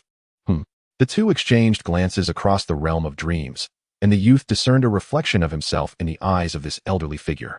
He presumed the same was true for the elder. Yet, the sight of two Uchiha Yu locking eyes evoked an uncanny sense of dread. After a prolonged moment, Uchiha Yu averted his gaze, redirecting it towards his progeny gathering below. His voice, slightly hoarse, resonated as if addressing all his descendants. You can carve a path that is distinctly your own, cannot you? Upon finishing, he closed his eyes, swallowing his final breath, his frail body slumping down into the chair, departing this world entirely. Soon, the hall was filled with the sound of weeping, marking the conclusive end of Uchiha Yu's life. The boy stood outside the memorial hall, gazing at the photographs inside, unconsciously touching his face as comprehension dawned upon him. He realized he had traversed through time. Logically, there should be two souls vying for a single body. However, he felt distinctly that he had been born directly into this existence. For an infant would not possess awareness of its own demise. Yet, the surreal and silent tableau before him revealed that in the realm of Douluo continent, anything is conceivable.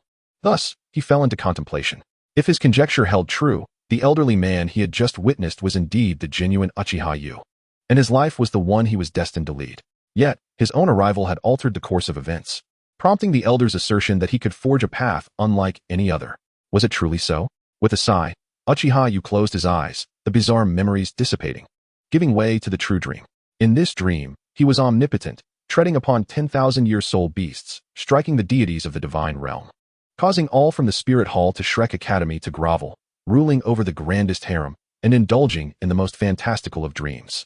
However, as the dream faded, the arduous reality awaited. Suddenly, a phrase surfaced in his mind, jolting him awake with a start. Under the bright moon amidst a starry expanse, silence enveloped him. Uchiha Yu turned to survey his surroundings, only to find nothing of significance, which left him feeling somewhat disappointed.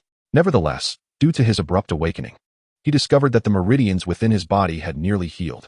Indeed, the self-repairing capability of a soul master is remarkable. Merely a day had passed, and his depleted meridians had mostly mended, perhaps aided by the elixirs he frequently consumed for cleansing his channels. Before awakening his soul power, he had been consuming pills that cleansed the meridians. Although these did not enhance his soul power, they significantly accelerated his cultivation speed. However, after awakening his soul power, he ceased to take them, adhering to his father's advice, which stemmed from concerns that such consumption might undermine the stability of his soul foundation. Even if he were to ingest pills that could elevate his soul power to several levels at once, he would still require considerable time to solidify his newfound strength. Moreover, excessive reliance on such pills could lead to toxicity. As the adage goes, all medicine is a poison in excess. His father would undoubtedly prepare pills for future enhancements of his soul power, but they were not suitable for his current state. Resolving to make the best of his situation, he decided to focus on cultivating his soul power, as sleep eluded him. Uchiha Yu smiled faintly, closed his eyes, and commenced his practice. Chapter 13, Recovery. Time passed swiftly. The injury on his arm prevented him from straying far from his current location. He still had a modest supply of food, sufficient to sustain him for another 5 or 6 days. Moreover, should he reach the point of desperation, there remained the untouched meat within the camp. Whether it was due to his transcendence over the threshold of life and death, or the haunting experiences of a recent dream, Uchiha Yu felt an accelerated progression in his soul power. If his previous pace was a mere 10, he now approached 12 or 13. While the change may appear subtle, it was far smoother than his prior cultivation efforts. After lingering for another 2 days, during which most of his wounds displayed signs of healing, Uchiha Yu decided to take action. He rose to his feet, summoning his strength to approach the remains of the explosive shadow bear. After a meticulous search yielded no rewards, he began his slow journey back toward the original camp. The bear, devoid of any benefits, had lost all its fur and exuded a putrid stench. Its claws and teeth were discolored and brittle, breaking easily under minimal pressure, likely a consequence of radiation. Otherwise, such a creature would not have been so fragile. As for its flesh, it was even more unmentionable. Upon peeling back its skin, what had appeared to be a robust body collapsed instantly. releasing a foul odor that nearly overwhelmed him. The flesh had entirely decayed, underscoring the unimaginable horror unleashed by nuclear radiation. Previously, he had little concept of this devastation, assuming that the soul beasts fleeing was somewhat unusual. Yet now, witnessing the once mighty soul beast reduced to such a state, it was clear that any creature would instinctively flee, avoiding any trace of contamination. The journey back was uneventful, as the soul beast forest seemed to have returned to a state of tranquility, free from disturbances or unusual occurrences. Uchiha Yu resolved that until his injuries were fully healed, he would refrain from engaging in reckless behavior. His prior terrifying experiences served as a stark reminder that venturing forth unprepared was akin to courting death. For instance, he would avoid the tree hollow unless absolutely necessary, even if it meant missing out on the opportunity to discover rare treasures. Life was singular and precious. Cherishing the present was of utmost importance. It was only now that he truly understood the value of stability. Upon returning to the campsite, everything appeared somewhat disheveled, yet reminiscent of past experiences. The campfire had long extinguished, and the meat hanging above was neither adequately smoked nor decayed, but rather found itself in an exceedingly awkward state. One might argue it was palatable, having been smoked for only a brief period without rekindling the fire, and simply being edible was already a blessing. Conversely, to deem it unappetizing would be unjust, as it was, after all, cooked. With a firm bite, it could still be swallowed, possessing a certain flavor, especially since it had been seasoned with salt. As for re-smoking it, time was no longer on their side. The meat had solidified, and the only option left was to adjust its flavor slowly. Whether it was delectable or not was a secondary concern, as long as it was edible. The youth had grown less particular about his food and quickly fashioned a makeshift grilling rack, beginning to roast the smoked meat. Although the experience lacked the charm of a transcendent culinary delight, sustenance was indeed a precious commodity. Ultimately, he concluded that this fare was somewhat tough on the teeth. Long life survival, he mused, shaking his head with a wry smile, attempting to motivate himself with the age-old adage that life must go on and that tomorrow would surely bring better days. He then redirected his focus toward the foundation of his dwelling. In a short while, however, despair began to creep in. He found himself devoid of tools, a knife, an axe. Nothing at all. His spirit weapon was the Sharingan, neither sword nor knife, incapable of carving or shaping. He realized he could not continue to survive in such circumstances. What on earth was he to do? Was he truly expected to fashion a house with nothing but his bare hands? In his moment of helplessness, Uchiha Yu gradually shifted his gaze to his own hands, contemplating his recently healed arms, lost in thought. Ultimately, he resolved that even with mere hands, he would persevere. A month later, a crude, rudimentary wooden cabin stood beside the lake within the forest. The foundation comprised semicircular logs laid flat, with the smooth side facing upward and the rounded side buried in the earth, secured by several vines to prevent any displacement.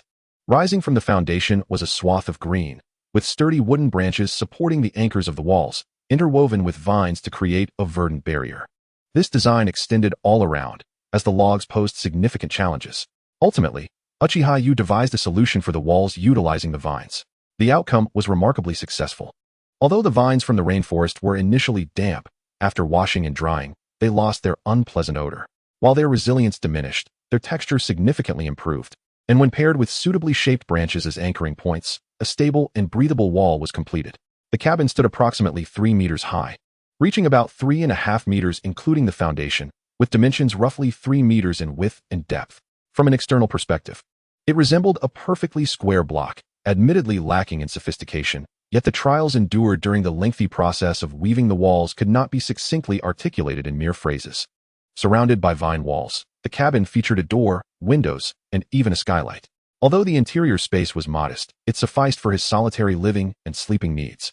The vines allowed for ventilation, and he utilized animal hides to cover himself, ensuring he would not succumb to the chill of the night. The sun shone abundantly, prompting him to open the skylight and invite the light into the room, preventing it from becoming overly dim.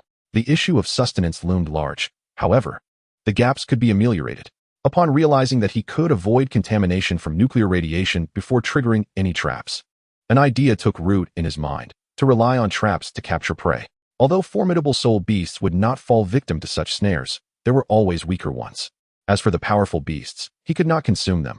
Thus he lived each day checking the traps for any unfortunate creatures that had perished nearby. It could be said that everything was gradually improving, reminiscent of the words he had uttered a month prior. Life must go on, and tomorrow would surely be better. Chapter 14. 3 years later. 3 years had elapsed. The Douluo forest lay to the south of the Heaveno Empire, straddling the borders of two great empires. This area, teeming with soul beasts, was also the least clearly defined boundary between the two nations. From a cartographic perspective, the majority of the Douluo forest resided within the territory of the Douluo Empire, a fact the Heaveno Empire had never acknowledged. As one of the three major habitats for wild soul beasts, it was undoubtedly a coveted destination for soul masters, as each visit signified an impending advancement in their abilities. No one could ascertain precisely how long the Douluo forest had existed within the Douluo continent, but stepping into the forest revealed a dense canopy, obscuring the sun and attesting to the forest's ancient presence.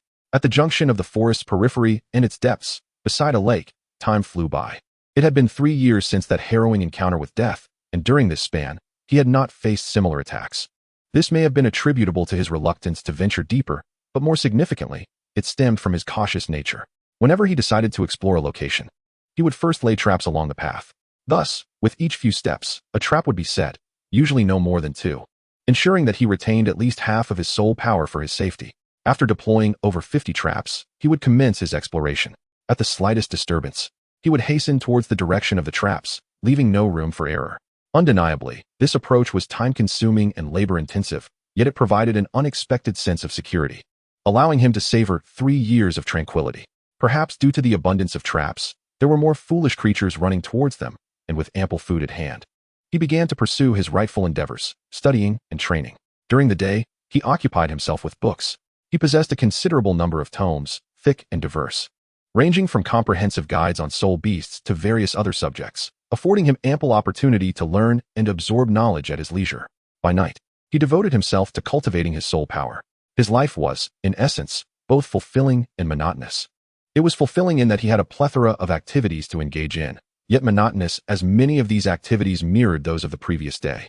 He had contemplated the possibility of easing his burden. After all, cultivating soul power was mentally taxing, and there seemed to be no necessity to peruse books during the day. Wouldn't it be better to simply sleep? Yet, the memory of being paralyzed beside the boulder, desperately watching the bear approach, haunted him. Without strength, one could only be at the mercy of others. In nature, survival of the fittest prevailed. Stagnation led to elimination. Falling behind meant suffering. These admonitions echoed in his mind. Since that day, when he had entertained thoughts of idleness, he had come to understand that his greatest adversary was the insidious inclination towards lethargy.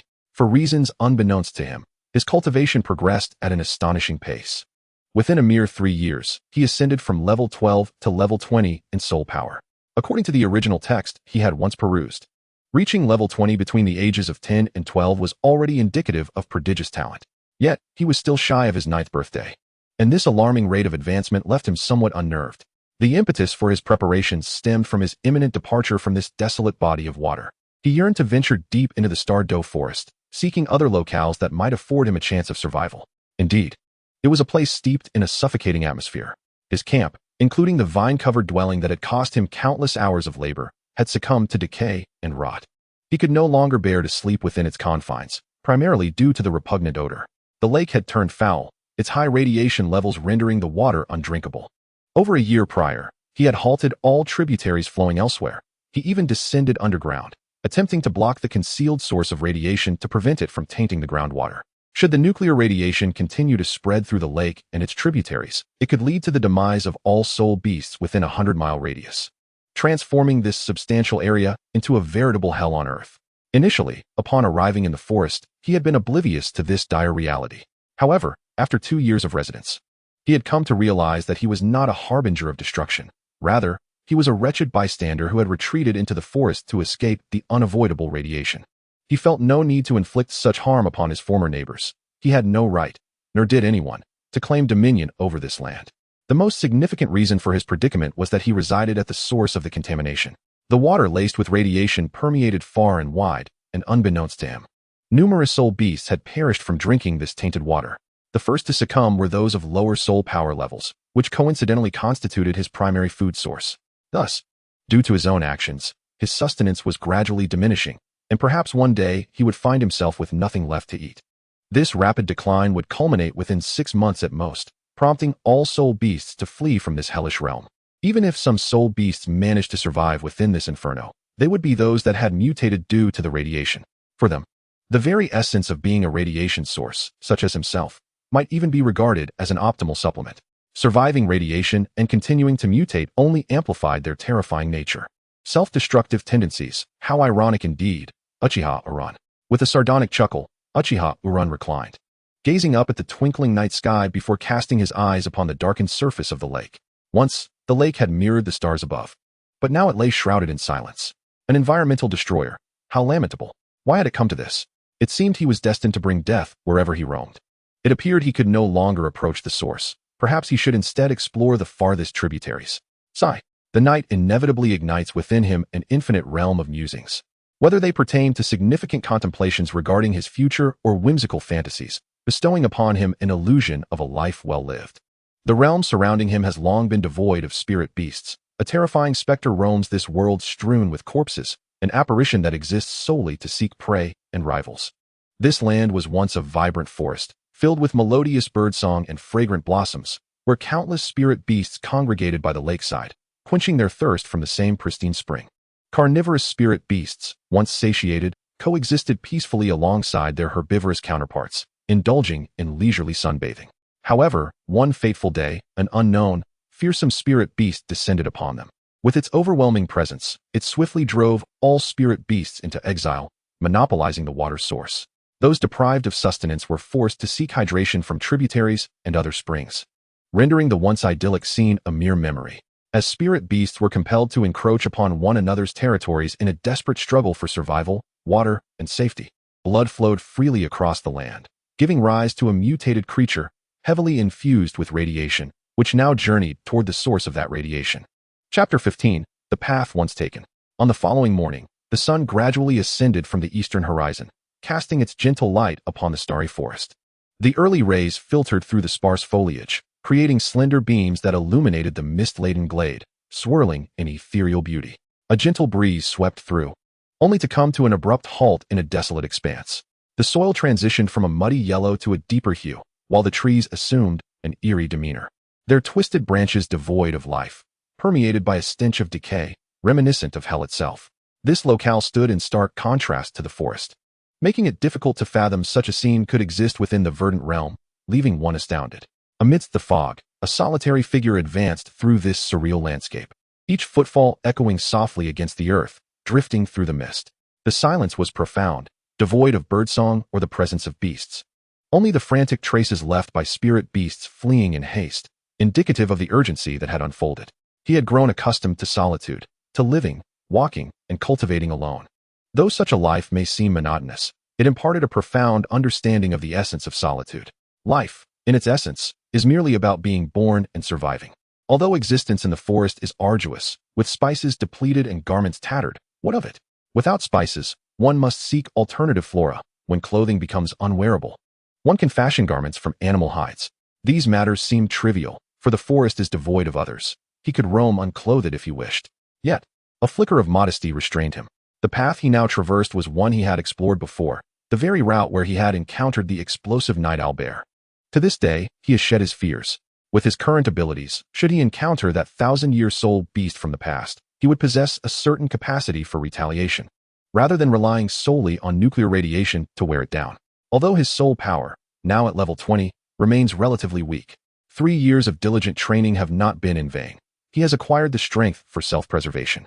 His motivation for traversing this path is straightforward. He yearns to behold the remains of the corpse he once encountered. He seeks to uncover the truth of what transpired. For it is indeed perplexing that someone dared to venture alone into the forest, despite the abundance of soul beasts and the proximity to the city. Such a solitary quest for a soul ring seems hardly justifiable. Perhaps he has miscalculated. He is not alone. Yet, what does it matter? The ferocity of the exploding owlbear would spell doom for anyone lacking a certain level of soul power. Furthermore, soul beasts even stronger than the exploding owlbear are plentiful. He had contemplated the idea of investigating further, but at that time, he deemed the depths of the forest too perilous, deeming it unnecessary to risk delving deeper. However, at this very moment, the time has come. If he does not set forth into the depths to acquire a soul ring soon, he may find himself drinking from the forest lake for several more days. Although the nuclear radiation poses no threat to him, after all, he is the source of that radiation, and what emanates from him cannot harm him. The primary concern lies in the filthiness of it all. He has obstructed a tributary, effectively transforming the forest lake into a stagnant pool of murky water. After just a few days of drinking from it, the taste would cling to him for over a month. Such matters are best left unspoken, as inquiries only serve to sour sentiments. Alas, his radiation cannot dissipate the aura that surrounds him, yet he knows that continuing onward is the only course. Time is an abundance he possesses. He can afford to take it slow. With this realization and a sense of self-reassurance, the youth presses forward. Before long, he arrives beside a massive stone, surrounded by decaying vegetation and a large patch of blackened earth, darker than the surrounding terrain, creating an oddly sinister impression. Is this the very place where he nearly met his end? Had the exploding owlbear not succumbed to the radiation first, he might have never seen the light of the following day. Had he not fortuitously shielded his neck and head with the side of his machete, that blow would have done more than simply knock him aside. It would have crushed his skull and severed his neck, resulting in his immediate demise. Instinct saved his life. Though the bear still raises numerous questions, he currently lacks the means to investigate further. With a sigh, the youth shifts his gaze back to the once deeply blackened ground. The very location where the exploding owlbear fell. There is little to behold now. Merely surviving is a stroke of fortune. Moments later, he resumes his journey. This place marks the threshold between life and death for him. It is a fragment of his past, a remnant of his former self. By choosing to continue onward, he signifies his liberation from the shackles of his history. He bids farewell to the past and strides forward, seeking to venture even further. Soon, after an hour and a half, he arrives before the tree hollow. With the arrival of noon, the mist that once enveloped the area has dissipated, leaving only a subtle, lingering dampness upon the surrounding foliage, a testament to its previous presence. After 3 years, this tree hollow appeared even more dilapidated than he had ever encountered before. The gaping opening suggested that some soul beast had attempted to claw its way in, presumably in pursuit of the flesh within. Thus, it was likely that he would find nothing of value. With this apprehension in mind, the young man first set 3 traps in the vicinity, wary of a sudden ambush. Before illuminating the inside of the hollow with a torch, inside lay half a human skeleton, surrounded by shredded leather armor and a long sword that had long since bent. Everything seemed tragically ordinary, as if a soul master had met their demise here. Soon, he dragged the remains out. The bones were remarkably fragile, crumbling at the slightest pressure. A stark contrast to the sturdy nature of a human skeleton, which would not decay to such an extent even after a decade. What secrets lay hidden here? Unfortunately, the surroundings were too damaged to provide any clarity on what had transpired. The leather armor had rotted away under the ravages of nature, and the sword was riddled with rust. The lower half of the skeleton was missing, severed at the lumbar, suggesting that a massive creature had taken a single bite, leaving the waist behind. Yet, curiously, why consume only half? If it could swallow such a portion, the other half would surely pose no challenge. The youth's instincts began to sense something amiss. Chapter 16, Traces of Fierce Combat. Yet, whatever strangeness existed was no longer of his concern. With that in mind, there was nothing more to behold. Shaking his head, Uchiha Orun turned to leave. Although it was rare to encounter any human presence, even in death, it signified that he was not far from human habitation. He actually preferred to distance himself from human society, for humanity lacked the primal instincts of soul beasts. Lingering too long would surely spell doom. However, as time passed, he ventured deeper into the thicket, where the foliage thickened, obscuring the ample light he had previously enjoyed. The paths worn by the soul beasts aided in navigating his direction. Where there were once no roads, the frequent passage of these creatures had forged a path. The Star Doe forest was vast, a truth universally acknowledged, yet its enormity surpassed all imagination. After a full day of traversing, even as night fell, Uchiha Orun discerned no difference in his surroundings. This place was more peculiar than a labyrinth. Although the trees were diverse, the underbrush was monotonously identical, a cluster following another. Despite the extensive journey, he still sensed he remained on the periphery. The soul beasts that once inhabited this area had fled from his presence, either dispersing to compete for survival with peers or plunging deeper into the territory of the fearsome 1,000-year and even 10,000-year soul beasts.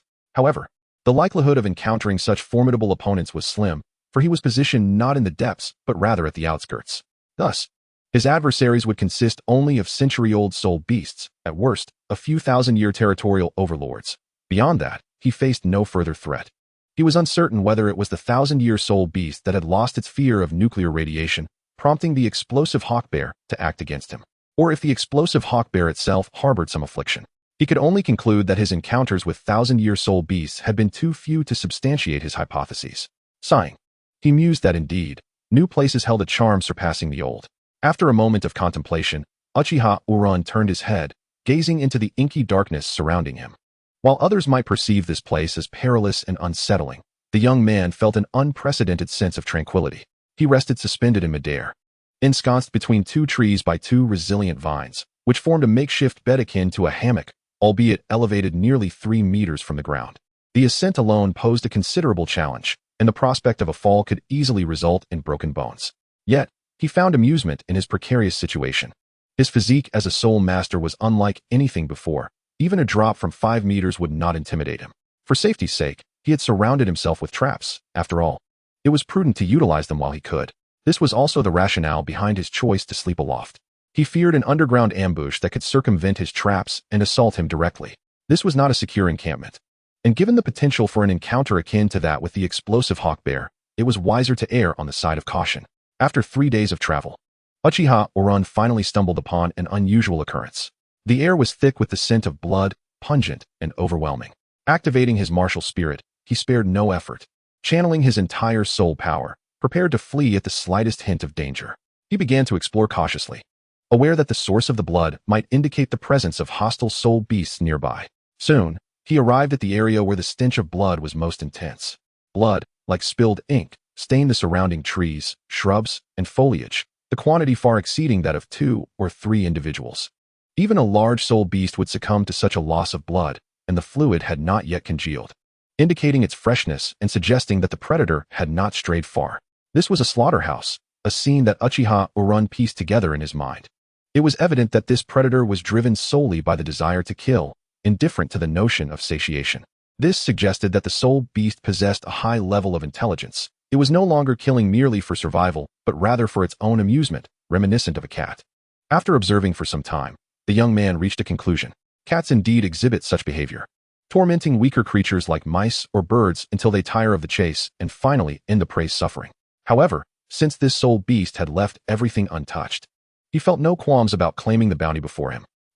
So much meat, enough to sustain me for many days, Uchiha Uran chuckled, rubbing his hands together.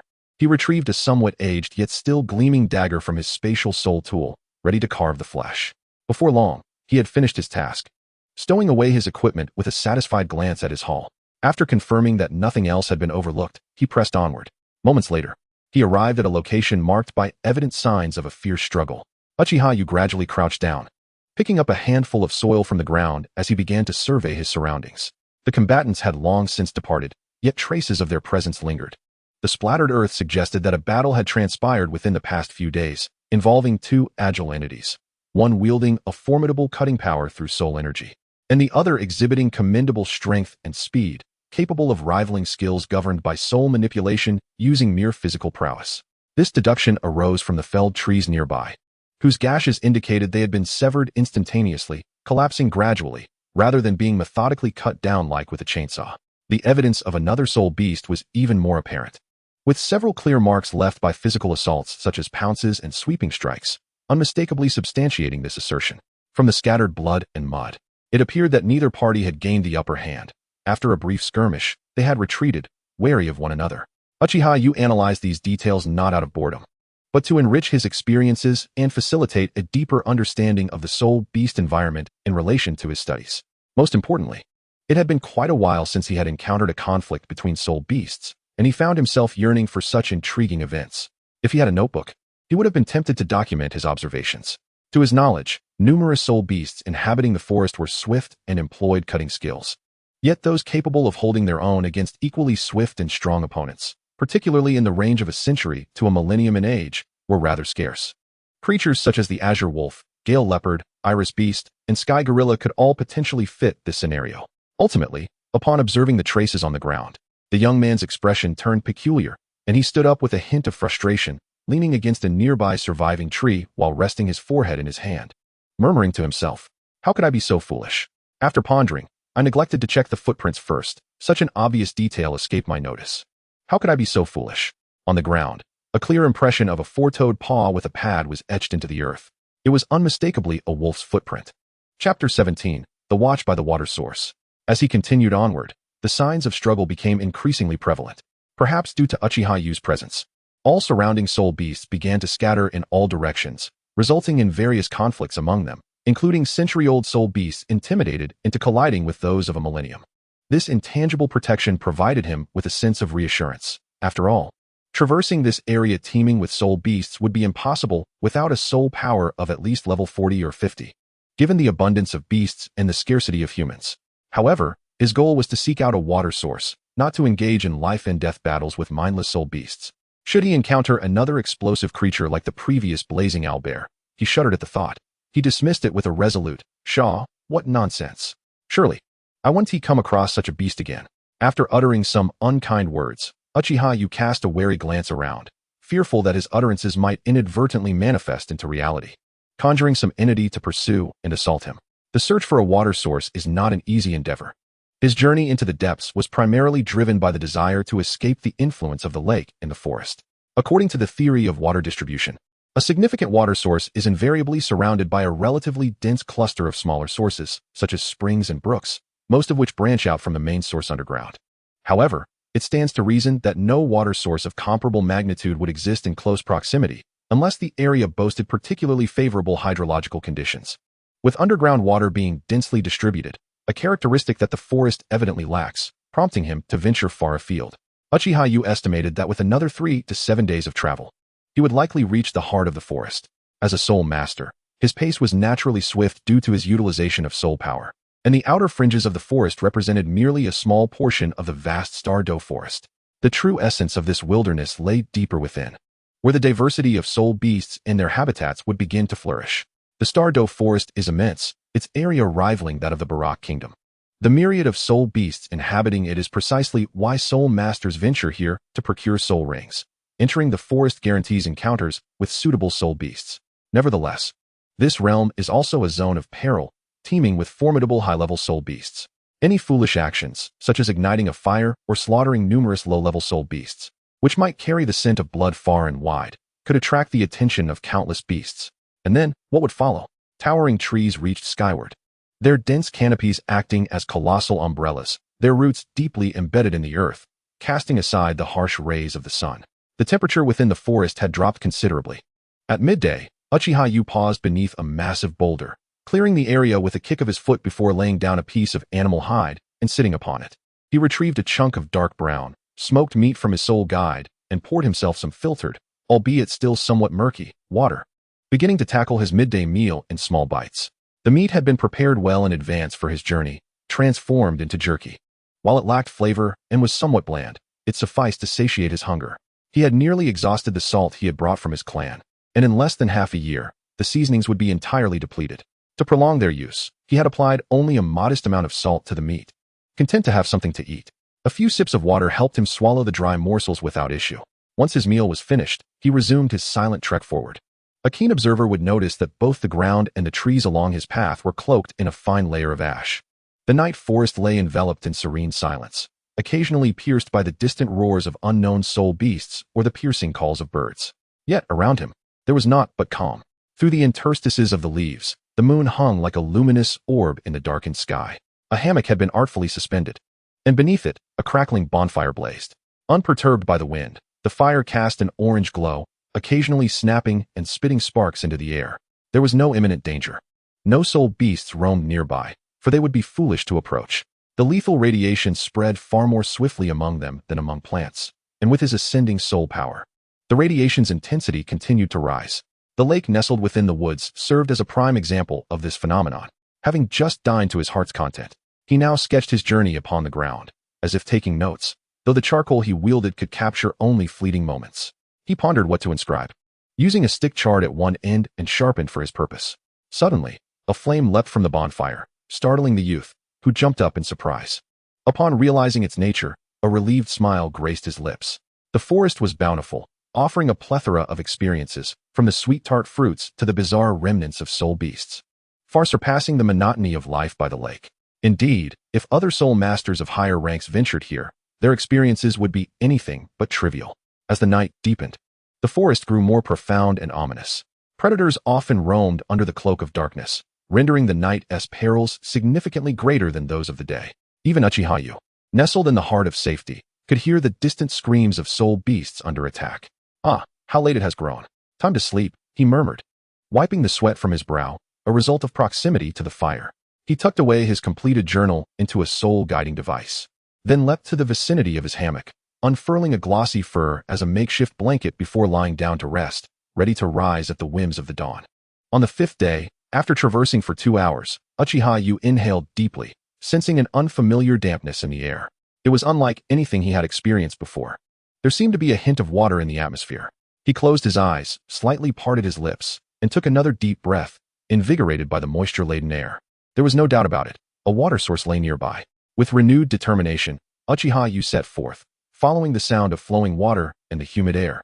Moments later, he discovered a spacious pool of water. No, a lake would be a more fitting description. The sound he had heard was indeed the gurgling of a stream that flowed gently into the larger body of water. Upon encountering a water source, he felt an overwhelming sense of eagerness.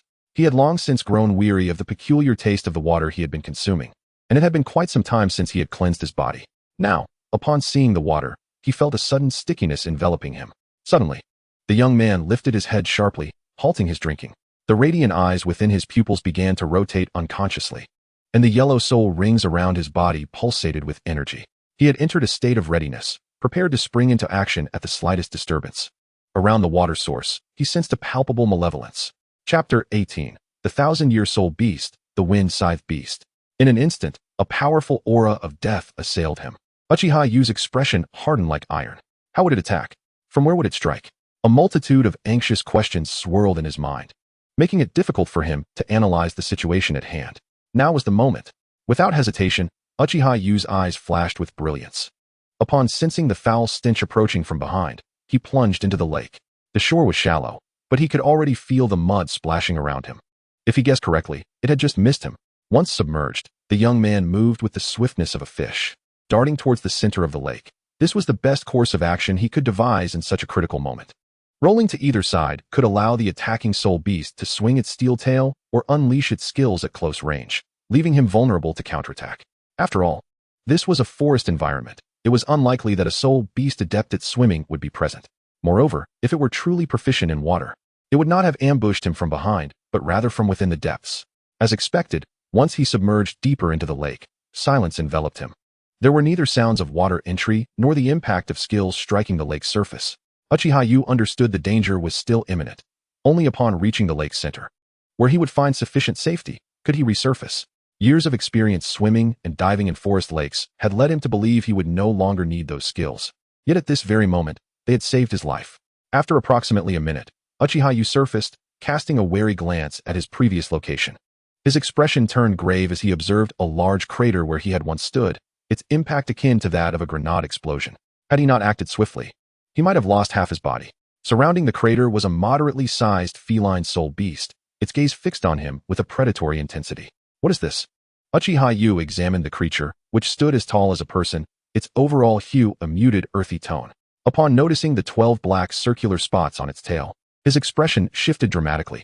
A wind scythe beast, aged 1200 years. He recalled the entries from the Soul Beast Encyclopedia, a tome he had diligently studied.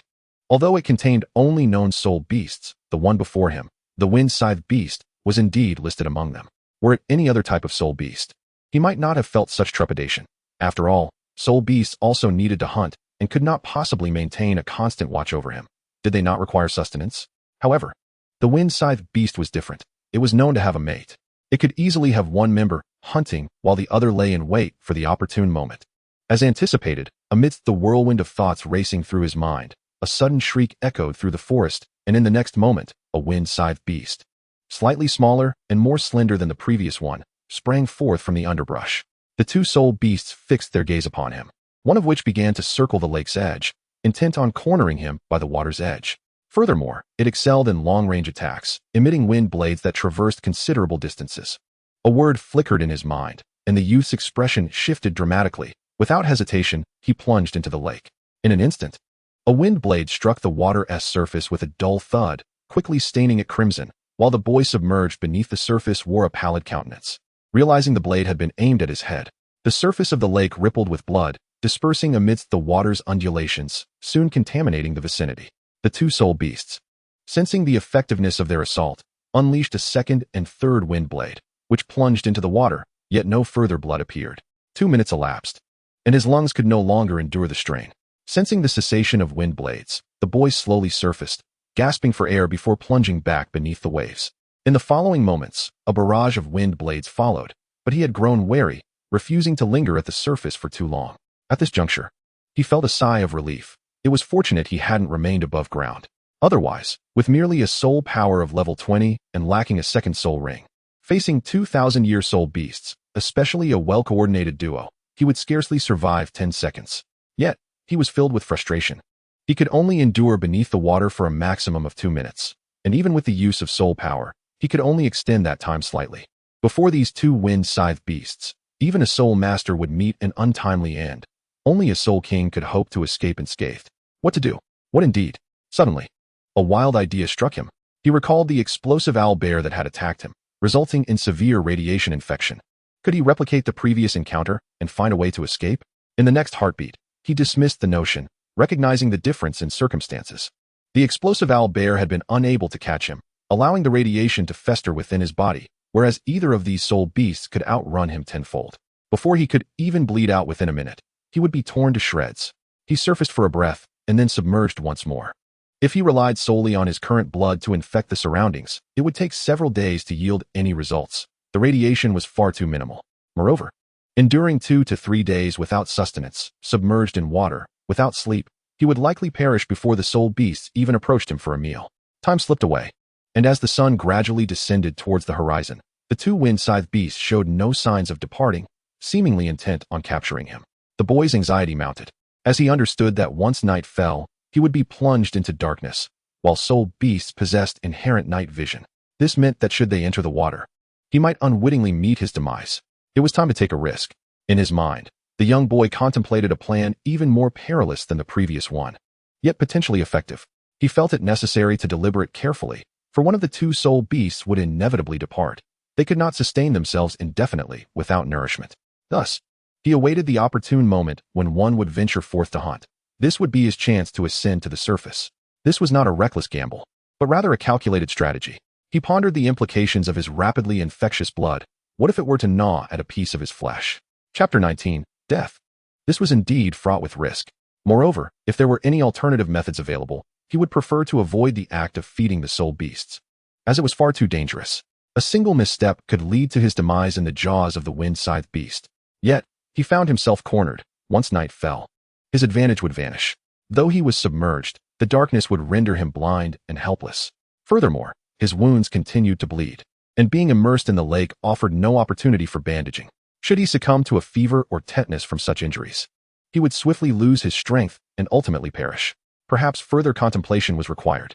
After a brief hesitation, Uchiha ultimately refrained from making a hasty decision. He wished to seek other avenues. What if the two soul beasts retreated in search of easier prey, having failed to find him? As the sun dipped below the horizon, the last vestiges of light began to fade. Absent any unforeseen circumstances, within 10 minutes, darkness would envelop him completely. Suddenly, a tightening sensation gripped his heart. If he did not act soon, the absence of light would render any decision moot. With gritted teeth, Uchiha risked surfacing, his eyes darting around the vicinity, and he felt a surge of relief. One of the beasts was no longer present. The smaller soul beast remained in place, while the male had apparently gone off to hunt. The female wind-scythe beast's gaze was not as malevolent as that of her male counterpart, though still formidable. For Uchiha, the danger posed by the two beasts was comparable, yet the absence of one provided him with a modicum of breathing room. Resolved, he determined to ascend the shore. Within 10 seconds, he had devised a course of action. First, he would reach the land and swiftly set a trap. Then, after intentionally wounding himself, he would hasten toward the trap's location, using the explosive device to intimidate the pursuing soul beast behind him. In that moment, he would plunge back into the water, ensuring his escape. The land was undoubtedly the most perilous choice. The wind-scythe beast was quick, and he would not be able to run far without being caught. This was the Stardow Forest.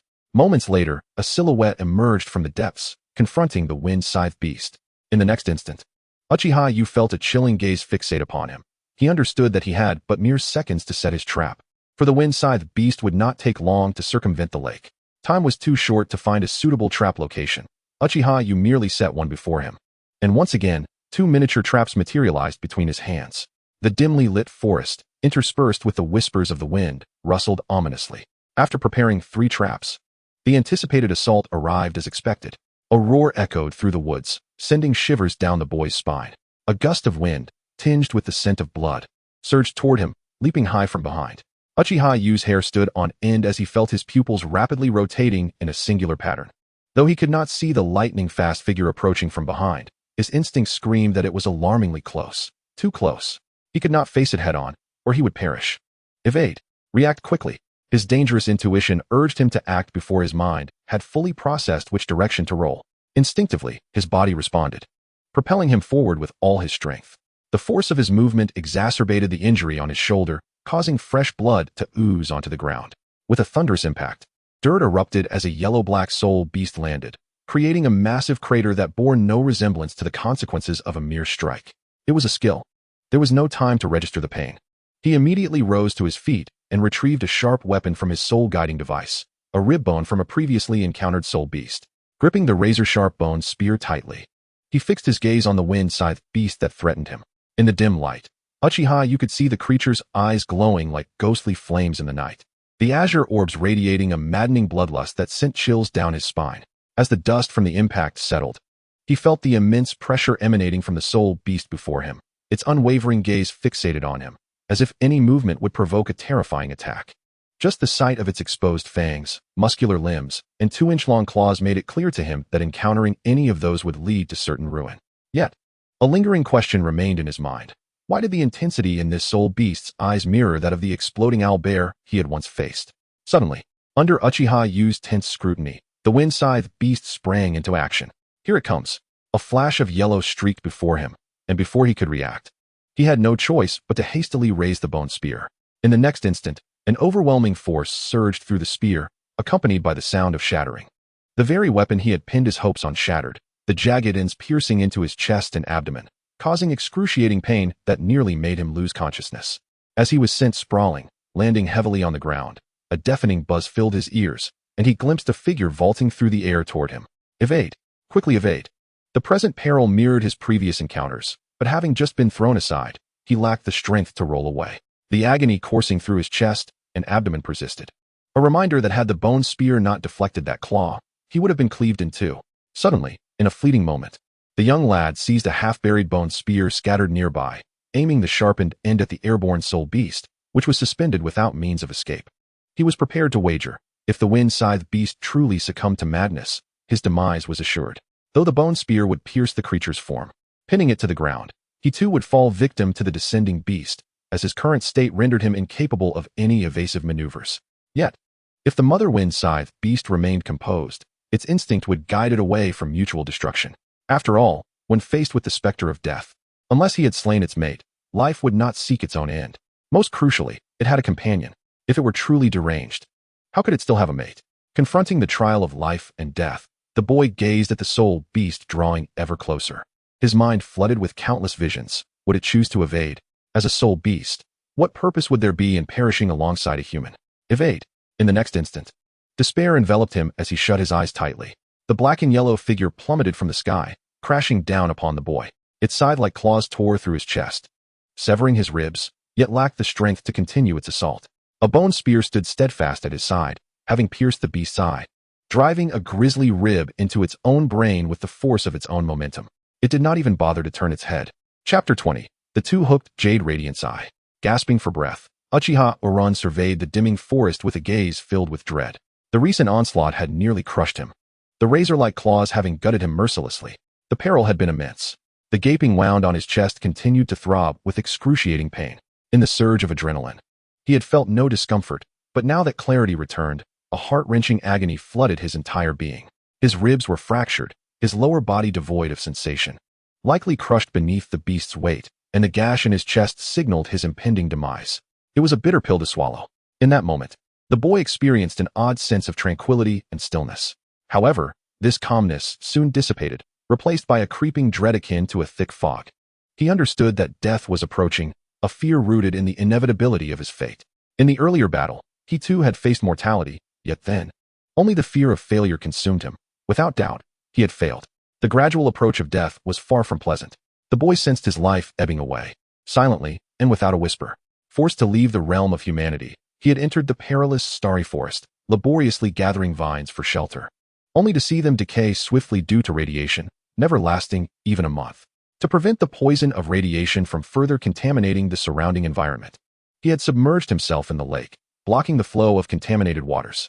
In his quest for sustenance, every meal was akin to chewing wax, with only the faintest hint of salt. In his relentless pursuit of pure water, he filtered and heated it time and again, yet the peculiar taste remained an unwelcome companion. Despite his earnest efforts to navigate life, he found himself questioning, why must it be this way? Tears streamed down his face, a profound sense of injustice and sorrow welling up within him, with no one to confide in. This was not the life he envisioned for himself.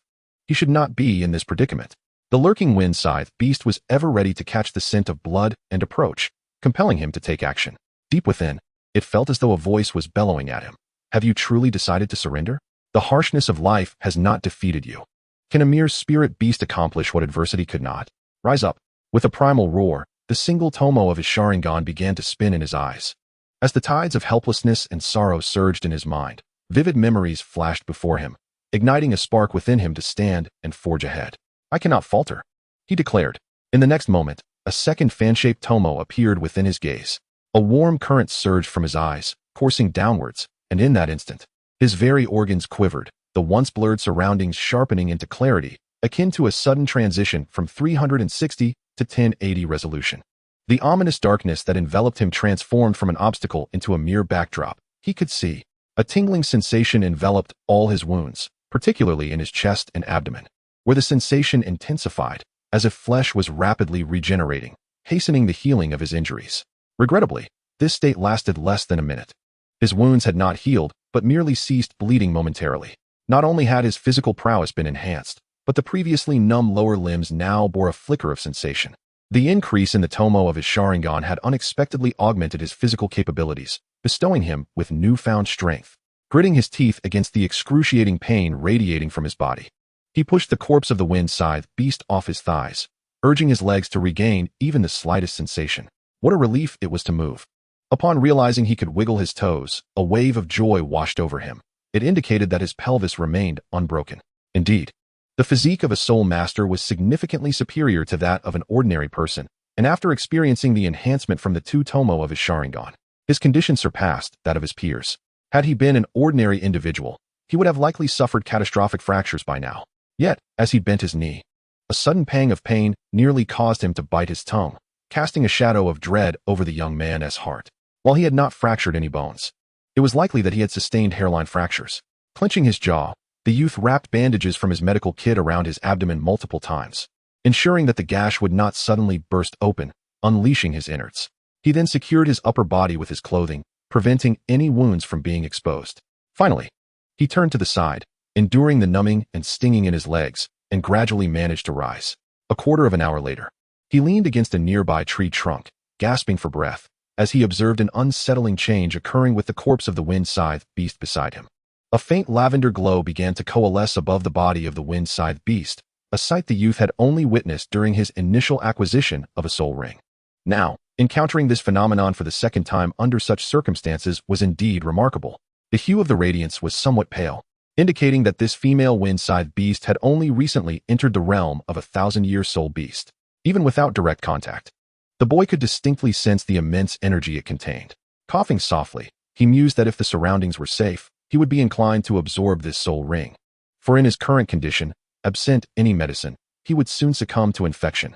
Uchiha Yu let out a bitter laugh, leaning against a tree trunk as he picked up some branches from the ground, fashioning a makeshift cane to support his weary frame as he continued onward.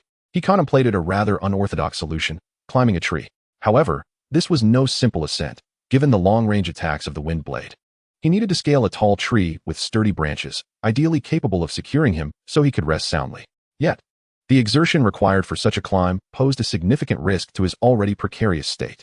Any sudden movement could cause the wounds he had just managed to staunch to reopen.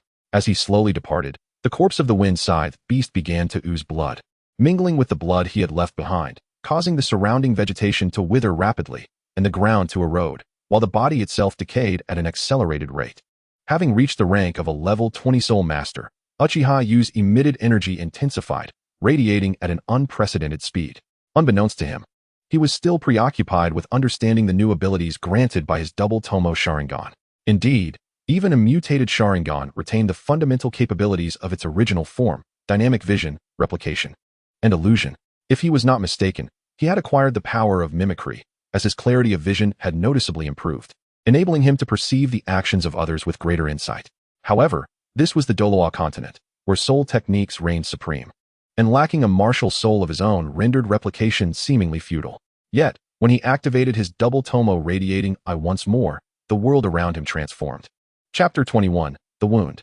The realm perceived through Uchiha Yu's eyes had shifted. What was once a dim but discernible view abruptly transitioned to a monochrome tableau. Fallen leaves and branches remained unchanged, yet in his eyes, they had lost their vibrancy.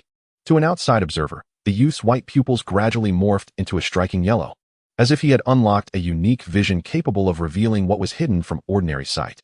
This black and white perspective was indeed intriguing. The knight no longer posed an obstacle. Although he had previously seen clearly, this new ability was evidently more potent. Was this the manifestation of his newfound power? As he engaged this special vision, he surveyed his surroundings, which now appeared as bright as day, exposing the darkness without reservation. Before long, he felt a tingling sensation in his eyes, akin to fatigue from overexertion, compelling him to instinctively shut them tight. In the next moment, he reopened his eyes, now restored to the ordinary black pupils. With the yellow scare vanished without a trace, Uchiha Yu gently caressed his tightly shut left eye, fully aware that, in all likelihood, he could not access that vision again for a considerable time. The exact duration would require further experimentation. Moreover, he pondered that his previous line of thought might have been flawed. The text had not mentioned that the wind-scythe beast could not climb trees. Observing its swift movements, he realized that if it could indeed ascend trees, he would be courting disaster. The most prudent course of action would be to seek a cave-like refuge, surrounded on three sides with only an exit remaining. He could then spill some blood at the entrance, allowing the surroundings to corrode rapidly, while setting a few traps to ensure his safety. Yet, where could such an environment be found?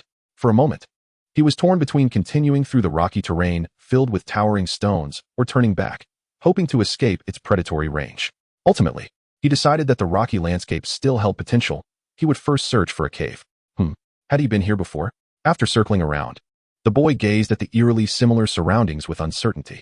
For a moment, he hesitated, unsure if this place was truly familiar, yet it felt strikingly recognizable. He pressed on, opting for a different direction. The gray stones were abundant, and there were numerous caves. However, Uchiha Yu found each one insufficient, too shallow to accommodate even a single person, leaving no space for traps, rendering them meaningless. After all, the beast relied on its sense of smell to locate its prey. After a brief pause, he exhaled in relief. At last, he had discovered a viable option. Before him lay a dark passageway, albeit somewhat narrow, yet the winding corridor elicited a satisfied smile. This location was ideal. It could only accommodate one person, making it impossible for the larger wind-scythe beast to enter. Moreover, the multiple bends within the passage would mitigate the creature's advantage of its wind blade range skill. Had it been a straight cave, he would have hesitated to enter, as the beast could easily block the entrance and unleash its wind blades recklessly, leaving him at a loss. In his eyes, this serpentine, winding stone tunnel appeared as clear as day. Despite the dust and cobwebs within, it was, nonetheless, a suitable sanctuary, perfect for him to recuperate. The provisions of water and food he carried would sustain him for over a month. By the end of that period, the wind-scythe beast would likely have lost interest in him, allowing him to depart at will. Uchiha Yu stepped inside, immediately sensing the constricted space. Although there was enough room for him to turn his body, maneuvering became increasingly cumbersome. The place resembled a narrow crevice between two massive boulders, exceedingly tight. As expected, after nearly a quarter of an hour, he spotted the exit behind him. This could hardly be considered a cave. It was merely a passage, open at both ends. However, this situation is still somewhat acceptable for him. Although there remains a risk of ambush, his path is not strictly linear.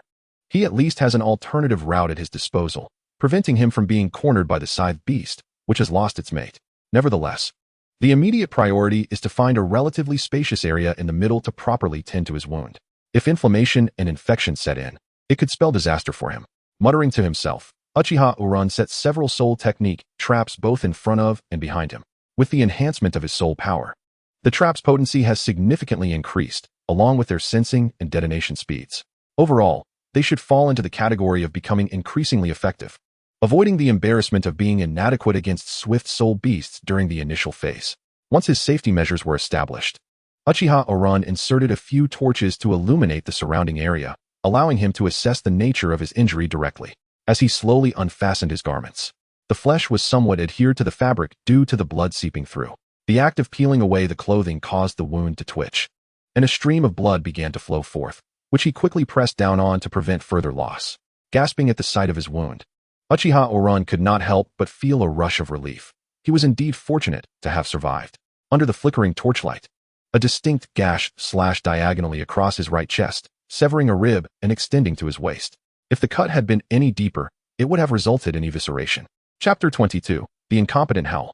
Perhaps due to his prior slaying of that female scythe beast, the bone spear had penetrated her eye, leading to her demise. And her strength spent, she failed to cleave him in two with greater force. Yet, her sharp claws easily severed his ribs and, with relentless momentum, cut through his skin. It is peculiar that both life-threatening encounters he has faced so far have stemmed from soul beasts, and they share a common trait: extreme ferocity. Devoid of the instinct for survival that one might expect, it is truly perplexing. The explosive howling bear could be excused, as it was an unknown entity that ambushed him upon sight, silently pursuing him without much sound. But what of this scythe beast, which has a mate? I had already prepared a lethal bone spear, yet it still lunged at him without hesitation, seemingly oblivious to the imminent danger posed by the spear that could easily have been evaded with a slight turn of its head.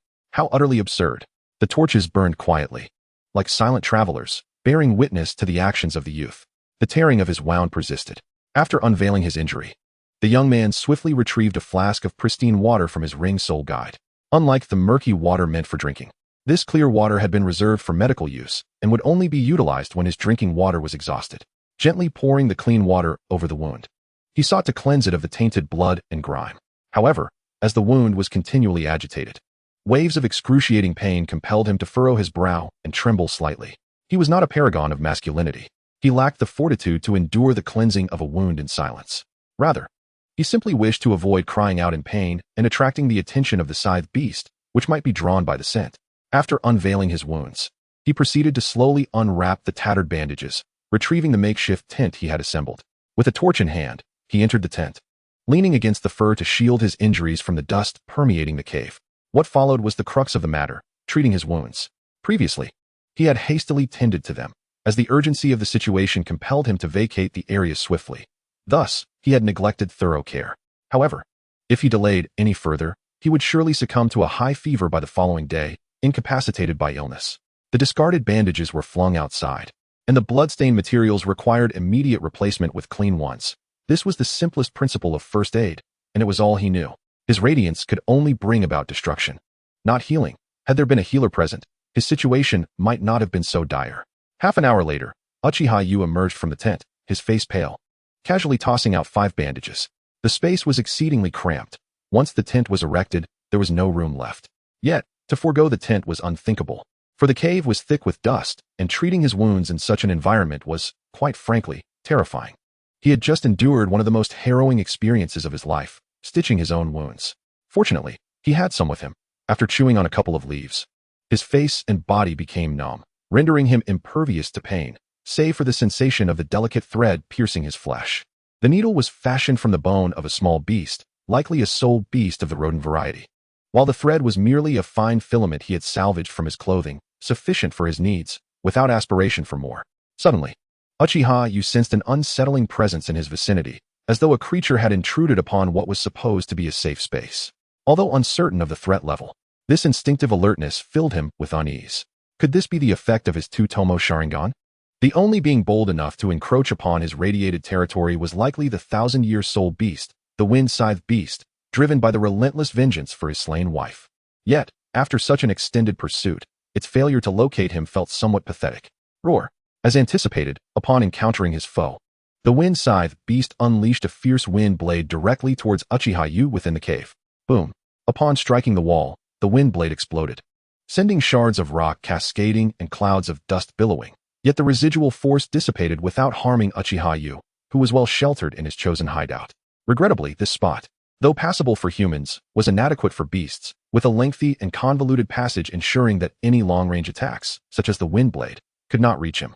The youth merely circled around, and soon the wind scythe beast could no longer perceive any trace of him, save for the lingering scent of blood that indicated his position, inciting the furious male beast, which found itself thwarted in its attempts to enter. Roar. After circling the area several times and fruitlessly attempting to use wind blades to expand the entrance, the wind scythe beast suddenly began to unleash a barrage of wind blades towards the interior, as if gambling that one of them might finally inflict harm upon him. Moments later, the cave was shrouded in dust, debris strewn across the ground, leaving no space to step. The interior had expanded slightly, yet the young boy remained unscathed. The wind scythe beast appeared somewhat dispirited. The relentless onslaught of wind blades severely drained its soul energy. Upon realizing their ineffectiveness, it let out a low growl and swiftly began to circle the area, its terrifying roars echoing as it ran. Unbeknownst to it, its claws had become stained with blood at some point. Uchiha Yu had previously cast aside some bandages outside. In a fit of impotent rage, did it think to intimidate me? He suppressed a chuckle, feeling a sense of relief as he observed the wind scythe beast's inability to harm him. If he could just endure a few days until it perished, his safety would be assured. Moments later, the savage roars of the wind scythe beast faded into silence. It had departed. With no further sense of beasts in the radiation sensing zone, the boy could not help but let out a sigh of relief. He had genuinely feared that the soul beast might recklessly unleash wind blades into the cave, creating a cascade of debris that would seal the entrance. The prospect of the wind scythe beast lurking around, waiting for him to emerge from his shell, was absurd, as long as it remained in proximity. Engaging in a war of attrition, it would surely meet its demise first. After a moment of respite, he was grateful that the trap at the cave entrance had not been crushed by the rubble. Without the trap to cushion his fall, he would not have dared to sleep directly. The outside was engulfed in dust, and he truly wished to avoid venturing out. Muttering to himself, the boy made an effort to lie flat, ensuring his wounds could heal gradually, and then succumb to a deep slumber. He was utterly exhausted, having traversed a treacherous journey. Ambushed, injured in water, drained of vitality, and ultimately fighting for his life only to suffer grievous wounds. Arriving at the cave, he had even gritted his teeth to perform a makeshift suturing on himself, only finding time to rest once he was certain no danger lurked nearby. This encounter had already sounded an alarm within him. Not all soul beasts feared him, and the next encounter might prove far more terrifying. Chapter 23. The soul ring descends from the heavens. The next morning, he had slept deeply through the night, but by morning, he was stirred by a wailing sound that had gradually intensified, much to his annoyance. However, it was this very sound that jolted him awake. His eyes widening as he glanced around, struggling to comprehend how he had so easily emerged from a tormenting dream. Who dares to make such noise? Oh, it seems my body has recovered quite well. Upon awakening, Uchiha Yu first assessed the extent of his recovery, whether due to his robust constitution or diligent care. There were no signs of infection, and everything appeared to be progressing positively. Afterward, he began to listen intently to the sounds from outside, realizing they were not far away. It would be prudent to venture out. If the wind scythe beast still lingered, its corpse would likely have begun to decay, indicating the area was safe. With this thought in mind, Uchiha Yu donned his faded clothing, supporting himself against the wall as he cautiously made his way outside. The rubble impeded his steps, compelling him to proceed slowly to avoid reopening his wounds or taking a tumble. For a brief moment, he evaded the trap and arrived at the entrance. Yet the surrounding changes left him momentarily astounded. The world outside had undergone a profound transformation. It seemed that the few bandages he had discarded, stained with his own blood, were the cause. Every stone and the surface of the gray rock around him bore varying degrees of crimson patterns, as if blood had abruptly emerged from the center and was now slowly trickling down, creating a chilling spectacle. The patterns varied in size and depth of color, yet they shared a common trait, emanating an unsettling eeriness. Indeed, it was eerie. Much like a person afflicted with acrophobia standing at a great height, or someone with a fear of insects encountering a millipede longer than a human. The discomfort was both psychological and physical, with an instinctive warning urging him to flee as far away as possible. The radiation levels were alarmingly high. Uchiha Yu furrowed his brow. He had grown accustomed to such changes in the rocks, having witnessed them several times before, even once mistaking them for a spirit beast attempting to ambush him, which had left him both amused and exasperated. However, this transformation, which usually took 10 days to half a month to manifest, had occurred overnight at such an alarming intensity. After much contemplation, Uchiha Yu could only attribute it to the elevation of his soul power level, which had also heightened the nuclear radiation, compounded by the fact that his own blood was a more terrifying source of radiation. The mere presence of it could obliterate everything in the vicinity. It was only natural that his blood possessed such capabilities. But where was the sound? Why had it vanished the moment I emerged? As if on cue, an enormous figure descended from the sky, crashing down onto the very spot where the boy had previously stood. Had he hesitated for even a few seconds longer, given his current physical condition, he would undoubtedly have been unable to escape, and the outcome would have been dire. Roar. Goodness, it's a wind-scythed beast. Run. Without a moment's hesitation, the boy turned and sprinted deep into the passage, harboring no thoughts of confronting or engaging the wind-scythed beast. Phew, that nearly terrified me. What was happening? Was it lurking above me on the rocks, preparing to ambush? Around the corner, Xiao Wu, still shaken, gasped for breath. Leaning against the wall and pressing a hand to his rapidly beating heart, fearing that this overexcited heart might burst forth from the freshly stitched wound. Strangely, despite its fall, the wind-scythed beast outside made no sound, neither a roar nor the launch of wind blades, leaving an eerie silence in its wake. It felt as though it were lying in wait. Yet, not long after, a foul stench of decaying flesh, repulsive and nauseating, slowly wafted inward from the outside. The moment Xiao Wu caught a whiff of this odor, he was taken aback. He recognized it all too well. The soul beasts killed by radiation decomposed at a rate far exceeding that of normal death, their internal flesh and blood rapidly dissolving, their fur becoming dry and brittle. Furthermore, their teeth, claws, and bones also loosened, losing their previous integrity. What on earth was happening? With such questions lingering in his mind, Xiao Wu cautiously peered around the corner, stealing a glance at the corpse of the soul beast lying at the cave's entrance. However, as he noticed faint purple motes coalescing above the male wind-scythed beast's lifeless form, he found himself momentarily dumbfounded. Dead? Fallen to its demise? If it had perished so easily, then what was there for him to remain vigilant about? How absurd. He had spent the entire night plagued by nightmares, all featuring these two wind-scythed beasts tormenting him, only to awaken to such a shocking reality.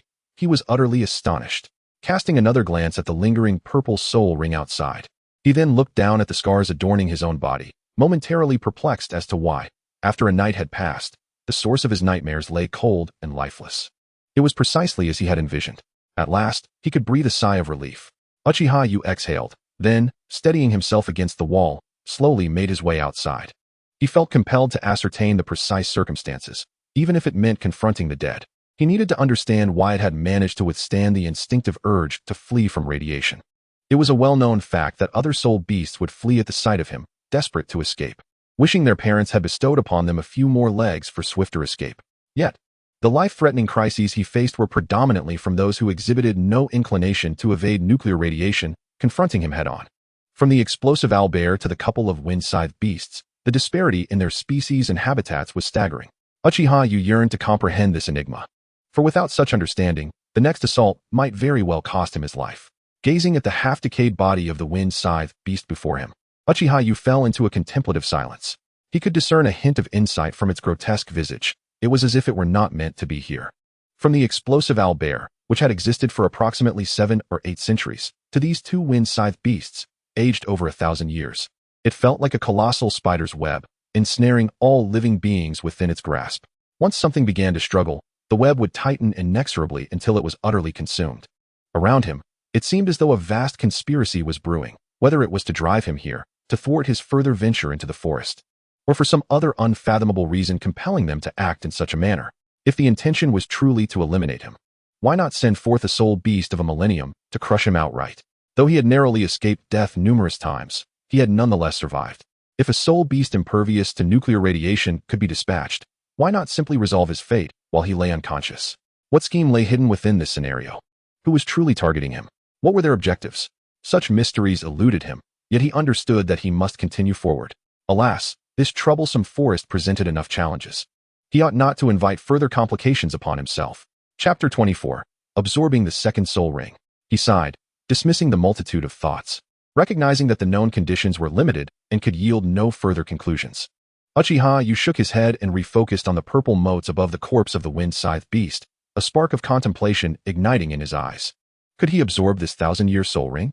Based on the existing information from the Douluo continent, it appears that second spirit rings are predominantly in the range of hundreds of years, such as 7 or 800 years, with no instances of a second spirit ring being 1,000 years. If one were to forcibly absorb such a ring, it would likely lead to a singular outcome. The individual's inadequate physical constitution would result in a catastrophic explosion of their body. This raises a pertinent question. Does his body, having undergone reinforcement through the radiant eye on 2 occasions, possess the requisite physical quality for absorption? It is worth noting that the original Sharingan already enhances physical attributes, augments dynamic vision, amplifies ocular power, and increases chakra, among other traits. Although the Douluo continent does not possess chakra, the enhancement of physical abilities is undeniably tangible. Furthermore, in the original narrative, Tang San's second spirit ring is merely yellow, indicating that his cultivation of the Xiantian skill did not grant him a 1,000-year spirit ring. It remains yellow. Therefore, could he possibly attain such an enhancement? As he pondered, Uchiha Uran suddenly chuckled, patting his head as realization dawned upon him. Indeed, the soul beasts in this area sense his presence and flee. Apart from the spirit ring before him, where else could he pursue soul beasts for absorption? Setting aside the fact that the soul beasts escape far away, how would he go about hunting them? There are numerous other factors to consider, such as ring compatibility and the species and age of the soul beasts. If he were to catch them at will, he might achieve a flawless breakthrough to the second ring by the age of 20. However, the spirit ring before him only requires him to take a minuscule risk, allowing him to secure sufficient assurance for his future, thus averting the sudden demise he so fears. So be it, he resolved to take the plunge. After all, death was inevitable. Living each day gnawing on tasteless meat and drinking strange-tasting water had long since worn thin. An early death could lead to an early rebirth. Resolutely, Uchiha Uran raised his right hand, suppressing the pounding in his chest, a result of his heightened emotions, and began to gradually condense his soul power within his palm. Accompanied by an ethereal, colorless halo, countless microscopic particles, beams, and rays began to rapidly undergo energy transformation around him, radiating a significant amount of energy, which, along with the fluctuations of his soul power, produced even more wondrous changes. Come forth, my second spirit ring. This is the first time in my life I am gambling with my life. If I lose, I perish. If I win, I shall continue to live. I hope you bring me the hope of survival in this realm. Under the influence of that intangible, colorless, rhythmic light, the 1,000-year wind scythe beast spirit ring gradually soared towards Uchiha Uran. He recalled the crucial points about absorbing spirit rings from his studies and promptly seated himself cross-legged. Focusing on his martial soul, imagining his radiant eye, he concentrated his attention on his eyes, awaiting the spirit ring to gently descend upon him. This was his first attempt to independently absorb a spirit ring without the protection of others, and indeed, it was a gamble. Life or death. In no time, the purple halo hovered above Uchiha Uran's head, offering him no chance to react. The purple halo suddenly contracted, transforming into a minuscule yet ethereal golden ring that directly imprinted itself into the tightly shut eyes of the youth, branding his pupils with the radiant "I martial soul." Uchiha Yu felt as though his eyes were submerged in boiling water. Although this sensation was trivial for his palms, the delicate nature of his eyes was incomparable to the skin on his hands. A surge of intense energy erupted from his eyes, sending a searing current coursing through his body, leaving his mind feeling as if it were melting. As the heat gradually descended from his skull, his internal organs felt as if they were ablaze, causing his body to tremble violently. This experience was far more stimulating than enlightenment. It could only be likened to pouring scalding water over one's brain. No matter how fiercely the power of the soul ring impacted his body, he reminded himself to remain alert. Only by doing so could he better harness the power of the soul ring, my son. In the next moment, he closed his eyes, fully immersing his consciousness within his seething form. The radiance of his ocular prowess seemed to be provoked by this sudden influx of power. His once saturated brain suddenly sensed a cool breeze emanating from the depths of his eyes, colliding with the external force within. Uchiha Yu felt an unbearable soreness in his eyes. Yet he was powerless to act. It seemed that the ocular prowess his Uchiha lineage took pride in had not vanished from the Douluo continent. The incoming power of the soul ring swiftly baptized Uchiha Yu's body, while the ocular prowess began to assert dominance. Beyond merely cleansing his radiant eyes, the excess power of the soul ring gradually descended, initiating a profound enhancement of his physique. Suddenly, a spark of awareness ignited within him.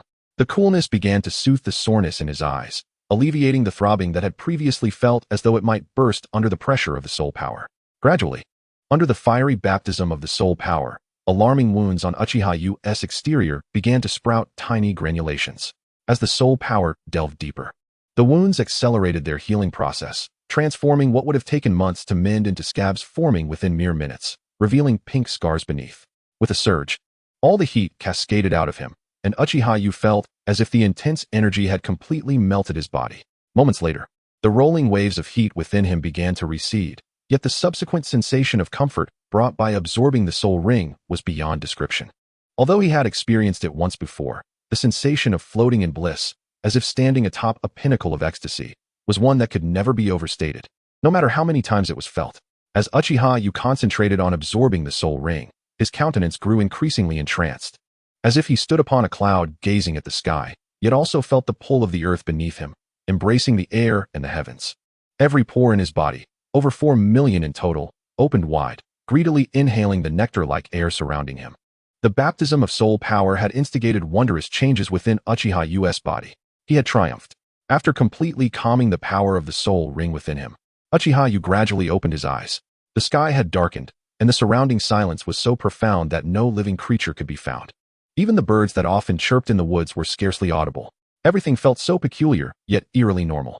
The night ushered in a refreshing breeze, which, though it could not compare to the euphoric sensation derived from absorbing a soul ring, unconsciously caused the young man to squint his eyes, quietly savoring the delightful night air. Uchiha Uran struggled to rise from the ground, tapping his waist and thighs, which felt surprisingly less sore due to the nurturing effects of his soul power.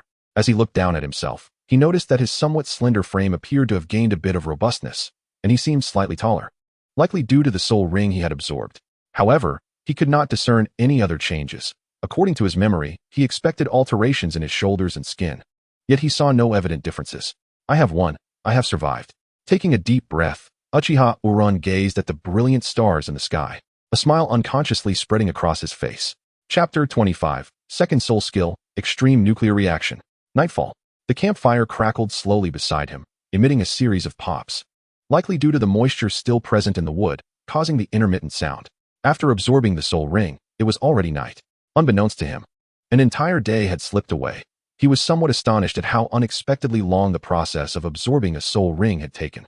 Subsequently, the rapid healing of his body brought him joy, yet he quickly adjusted his mindset, settling down to comprehend the nature of his second soul ring skill. Before delving into that, however, Uchiha Uran, feeling a bit bored, found his thoughts drifting to a book he had previously read, The History of the Uchiha Clan.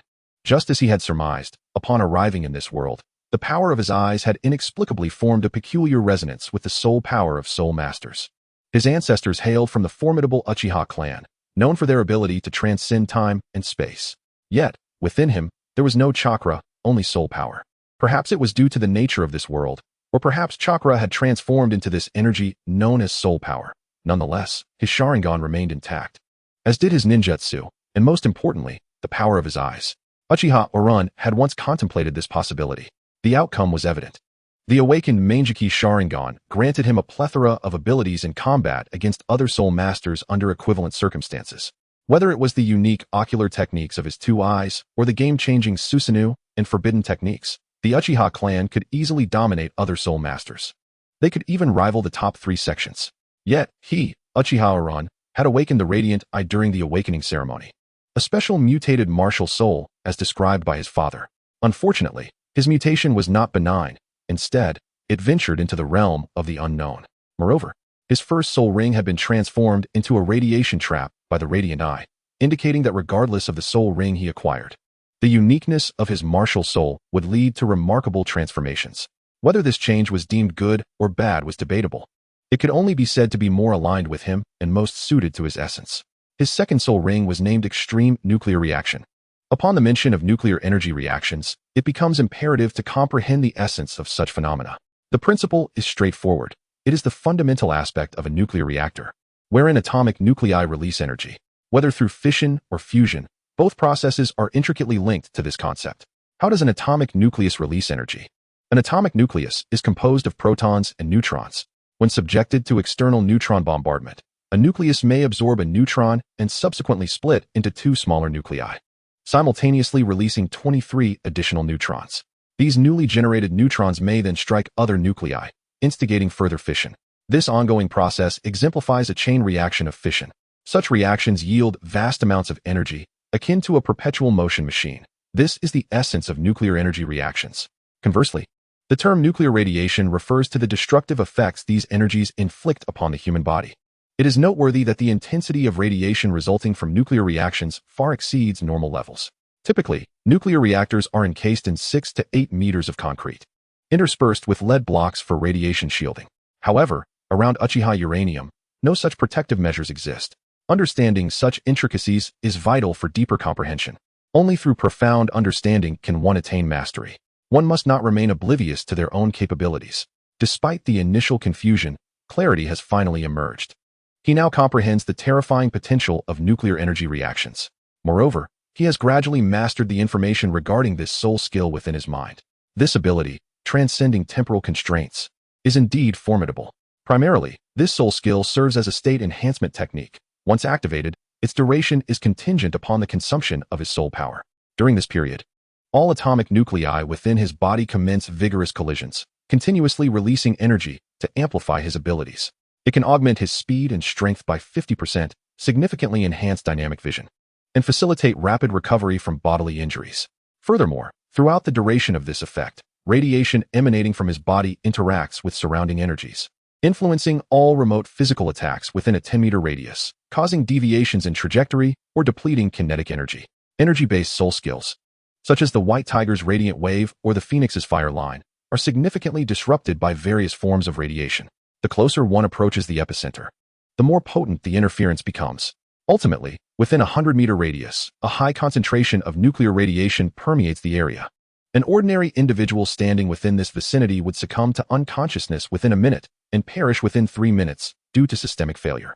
For soul beasts and soul masters, this rate of deterioration does not diminish significantly, as even the strongest physique can withstand only for a brief moment. Thus, upon experiencing the capabilities bestowed by his soul skill, Uchiha Uranium fell into silence. He introspected, recognizing the absurd strength of this skill. Perhaps the absorption of a 1,000-year soul ring with 20 levels of soul power contributed to this phenomenon, along with the convergence of ocular power, resulting in an extraordinary enhancement. One thing remains certain: it has been amplified by the radiation eye. But why does the Wind Scythe beast possess such a swift ability to enter a state of high-intensity offensive? Had I not completed my exploration of the Soul Beast Encyclopedia? Uchiha Oran pondered the incongruity of this soul skill with the inherent characteristics of the Wind Blade Beast. For how could such a formidable offensive ability manifest in the soul ring of a creature known for its agility? Once the Wind Blade Beast enters its mating season every decade, the females begin to exude pheromones that signify hormonal signals over a vast area. Given the scarcity of females and the abundance of males, my interests lie elsewhere. Turning the page, upon reading the text above, Uchiha Oran's pupils narrowed, as he comprehended the origins of this amplification skill. Chapter 26, The Arrival of Camp Guests. Male wind blade beasts engage in fierce and bloody battles, fighting to the death. Only the victors earn the favor of the females, yet there exists a rather unfortunate element. Until a female selects her mate, the process involves a round-robin style of combat, or even a chaotic brawl, rather than one-on-one duels. It is highly probable that a single powerful male must face all others individually. After extensive elimination, the last remaining male earns the right to compete, but should he be defeated by a stronger contender, the mate's status will inevitably shift. During these brutal skirmishes, the Windblade beasts exhibit terrifying close-quarters combat skills and a corresponding amplification of their soul power, typically sustained for protracted periods to address various challenges. It is only after vanquishing all competitors and arriving at the mating season that the mate becomes fixed. Upon reaching this point, Uchiha Oran felt a profound admiration for the author of this Soul Beast Encyclopedia. He could only utter one word: impressive. The author had articulated the struggles preceding mating and the species' characteristics with remarkable clarity, suggesting that he possessed profound strength and an intimate understanding of soul beasts. This realization confirmed that the skill he had inherited stemmed from the unique amplifications derived from internal conflicts, and this male's experience in such bloody encounters was likely extensive. Indeed, this special amplification may very well be its most esteemed ability. Regrettably, this extraordinarily potent ability encompasses amplification, resistance to ranged attacks, a significant increase in nuclear reactions, and an aura of high radiation. Once this soul skill is activated, adversaries are left with two choices: flee or endure the high radiation while engaging in close combat. Although the latter is undoubtedly the less favorable option, any rational being would avoid such a path to demise, for the consequences would be most unsightly. To amplify speed by 50%, future escapes shall be far less desperate. Should I find myself at odds with anyone, I shall simply circle around them, chuckling to myself. The sound of roasting meat crackled amidst the stillness of the night, enveloping Uchiha Oran in an unusual desolation. As night descended, he placed torches into the surrounding stone walls, illuminating the area as he gradually cleared the debris blocking the entrance, lest he be assailed by foul odors. Finally, with heavy steps, he entered his tent and gradually succumbed to slumber. Listen carefully, everyone. Once we enter the forest, you may face the attack of soul beasts at any moment. Although the outskirts are inhabited by soul beasts aged 10 to 100 years, our target lies deeper within, where thousand-year soul beasts reside. Should any issues arise, it is highly likely that we will be pursued by these creatures. Under no circumstances should you recklessly attack the soul beasts, nor stray more than 20 meters from me. Is that clear? Lin Feng, standing at the threshold of the Douluo forest, spoke sternly to the group of students before him. The towering trees on the forest's periphery soared beyond 20 meters, and the dense foliage concealed any visible pathways, casting heavy shadows that obscured the true nature of the surroundings. Understood. A group of youths nodded earnestly, and they began to venture into the forest under the guidance of their middle-aged teacher, Lin Feng. Upon entering the forest, the air became more refreshing, and they could distinctly feel the temperature drop a few degrees. A gentle breeze carried the fragrant scent of moist earth, constantly stimulating their senses. Is this truly the Douluo forest? It appears fundamentally different from the state-owned forests. These trees are so tall, it seems that without several hundred years of growth, they could not possibly reach such heights, Kai Ying mused, shifting his gaze from the colossal trees to Lin Feng, who was clearing a path ahead. Behind them, another teacher, a robust man in his 30s or 40s with dark skin and a beard resembling needles, followed closely. These two instructors from the Puslington Advanced Soul Master Academy were leading their students in search of soul rings. The Douluo forest, being the closest to the academy and home to the finest quality soul beasts, was a natural choice for their expedition. Their path differed from the usual routes taken to assist students in acquiring soul rings, as the martial souls of the new students were rather unique. After a moment of contemplation, the academy head had instructed the two teachers to carve out a new trail in hopes of discovering a new category of soul beasts. Indeed, the Douluo forest is the most abundant in soul beasts. If there is nothing extraordinary here, it would be no better than the state forest, Kai Ying replied. By the way, did you really hear your martial soul speaking? Is that true? Surely you jest. In all my years, I have never seen a martial soul that can speak, he laughed. A somewhat delicate-looking girl leaned against the boy named Kai Ying, playfully inquiring. Though appearing youthful, she stood about 1.60 meters tall, making her stand out among her peers, most of whom were around 1.50 meters. With her charming large eyes, she seemed harmless. Yet she delivered a rather piercing comment to the boy. Ha ha ha, Lin Wanner, do you genuinely believe that this fellow's martial soul can converse? You are far too naive. He is undoubtedly spinning tales to garner your attention, a nearby young man with golden hair scoffed, whispering something to another boy of similar appearance. Suddenly, both erupted into laughter, pointing and giggling at the silent Kai Ying.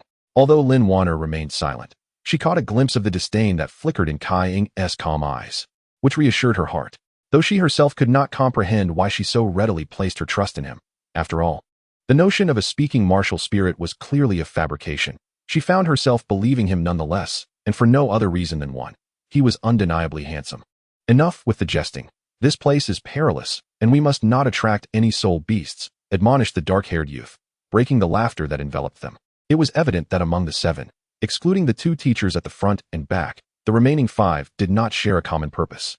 2 hours later, Lin Feng, leading the way, surveyed the rather desolate surroundings and furrowed his brow. Hold on. Hey, old Li, come and investigate. The environment seems a bit off. He beckoned the sturdy yet perceptive old Li to analyze the ashen soil and vegetation surrounding them. They speculated that they might have entered the territory of a soul beast capable of altering its environment. In the distance, a darkened lake caught their attention, its waters churning as if something lurked beneath the surface. Chapter 27. The Speaking Martial Spirit. Within the Douluo forest, old Li, lagging behind, gradually approached, his once cheerful demeanor fading into solemnity as he observed the surroundings. As a plant martial spirit, he could distinctly sense the atmosphere around him. Everything, be it flora, soil, or air, was steeped in a palpable aura of decay. The stark contrast in the terrain was unsettling. One step revealed a carpet of decaying leaves atop moist, brown earth, while the next thrust him into a realm of desiccation and lifeless gray, the hue deepening with each glance. For a moment, Old Li fell silent, never having encountered such an aberration in landscape, and the miasma of death in the air left him feeling profoundly uneasy. Suppressing his discomfort, he picked up a handful of the dry, gray soil, bringing it to his nose for a closer inspection. A faint, putrid scent assaulted his nostrils, prompting an involuntary sneeze. Shall we proceed? This may be the domain of some soul beast. With our respective strengths, it could prove challenging. He exchanged a glance with Lin Feng. Let us continue. Our destination lies beyond a lake, and taking a detour could delay our arrival until tomorrow night. Furthermore, this area is known to host soul beasts ranging from 10 to 100 years old. It is unlikely that the phenomenon we observe is due to their presence. It is likely a geographical anomaly. Lin Feng contemplated for a moment before deciding to press on. Indeed, He was not mistaken. This was a low-level soul beast territory. And any soul beast capable of altering the landscape would be no less than 50,000 years old, far too formidable to inhabit this locale. With the decision made to advance, Oldley found no further words to offer. The transformation of the terrain before them could not possibly be attributed to a soul beast. It was too horrifying. With the land parched and the vegetation decaying, he had never witnessed a scene so reminiscent of destruction, akin to the legendary abilities of a tidal Douluo, such as large-scale life absorption. After approximately an hour of travel, they had reached midday. During this hour, they had encountered remarkably few spirit beasts, indicating the presence of a profound aura of death permeating the land, resulting in a scarcity of such creatures. Moreover, the spirit beasts they did encounter exhibited peculiar transformations. A pair of two-headed rabbit spirit beasts, with sharp incisors and blood-red eyes, lunged at them as if they had never encountered flesh before. However, these oblivious beasts, eager to meet their demise, were effortlessly dispatched by the leader, Lin Feng. Yet, he found it curious. He recalled that these reverse-toothed rabbits were typically spirit beasts of around 10 years, so how could there be a variant with an additional head? Reaching 100 years of unique spirit power? Nevertheless, he did not dwell on it, for the spirit rings produced by such lowly beasts were, like their predecessors, exceedingly weak. In this unusual environment, Lin Feng remained cautious. Although he could easily slay spirit beasts, he was aware that the scent of blood might attract others, which could pose a challenge. Soon, he sprinkled a powder over the carcass to mask the odor, while it only provided temporary concealment. It was better than exposing the scent of blood, and by the time its effect faded, they would likely have moved on. All right, let us take a moment to rest. Old Li's voice allowed the tense group to relax. Kai Ying and the previously mentioned black-haired youth began clearing the surrounding thorns, creating a small clearing for their respite.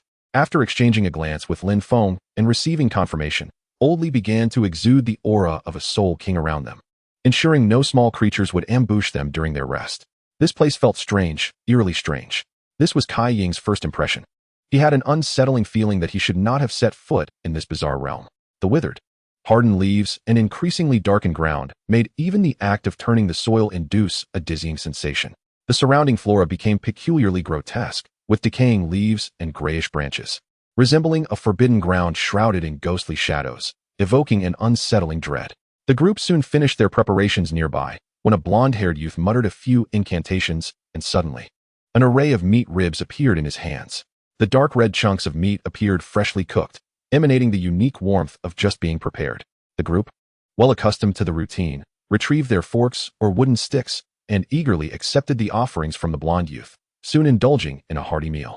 Before long, after satisfying their hunger, Lin Wanner leaned against Kai Ying with a smile.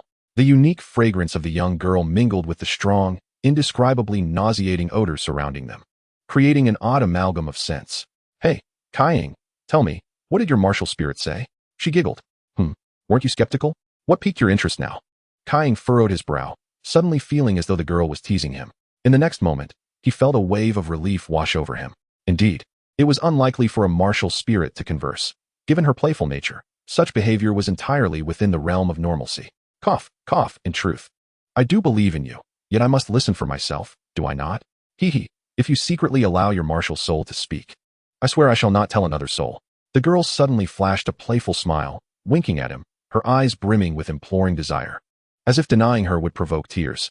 Having known you for so long, I never expected you to resort to this tactic. Could you perhaps adopt a different approach? Lin Wanyue, you always behave this way. The young man felt a hint of exasperation. It was one thing for others to doubt him. But now even this childhood friend mirrored their disbelief, which irked him slightly. I beg you, Kai Ying. Very well. Alas, I concede to your whims. With a sigh, Kai Ying glanced around to ensure no one was present before raising his hand to summon his martial soul, a gigantic scythe towering over him. His martial soul was extraordinary, a deep crimson hue with a black blade edge, the handle adorned with intricate patterns and designs. The blade resembled a waning moon, akin to the sharp claw of some monstrous being, dramatically curving in a sweeping arc, with two sharp, protruding edges at the back of the blade. At the juncture of the handle and blade was a vertically oriented eye the size of a fist, emanating a chilling aura of fear, exuding an almost malevolent dominance. To be frank, your martial soul unnerves me. It feels as though that eye is fixated upon me, Kai Ying. Lin Wanyue shrank back slightly. Yet recollecting that it was merely a martial soul, her courage surged anew as she fixed her gaze upon the exaggeratedly designed weapon. Hey, can you speak, martial soul? Kai Ying fell into a silence, then attempted to articulate something. The next moment, a deep, hoarse voice, imbued with a beguiling power reminiscent of a demon's whisper, echoed from the scythe, interrupting his thoughts. I smell death, the death of all of you. It smells dreadful. Chapter 28. Rayist. Who is it? Who is speaking?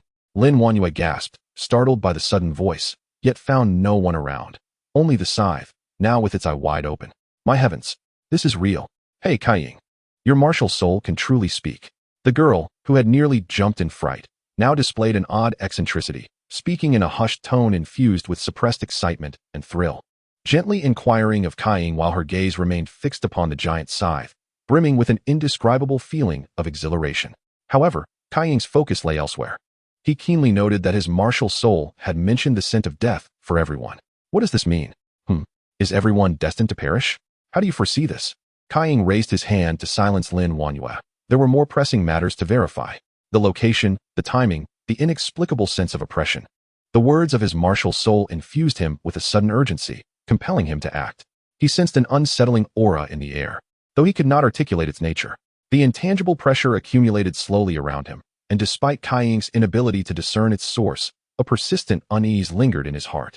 I shall remain eternal, while you shall perish today. A voice gradually emanated from the colossal scythe, its singular eye swiveling to fixate upon the boy named Kaiying. It then seductively uttered, Flee, Kaiying, there is no shame in retreating.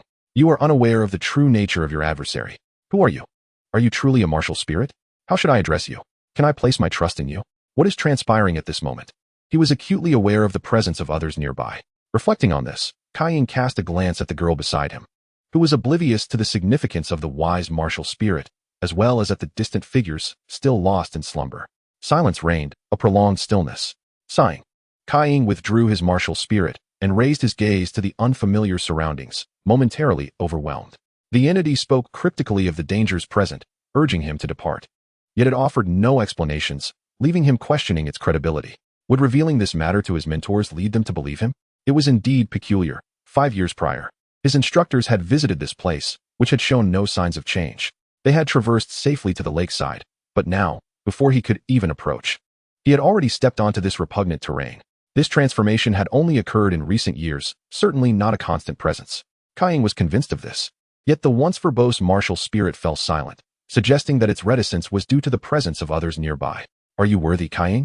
Kaiying opened his eyes in this dim world, observing the grayish sky, the dark earth, and the withered flora. Everything mirrored his previous reality. And were it not for the absence of that peculiar discomfort in the air, he might have mistaken the two realms for one and the same. What? Hello? I am Kaiying. Where are you? Can you show yourself?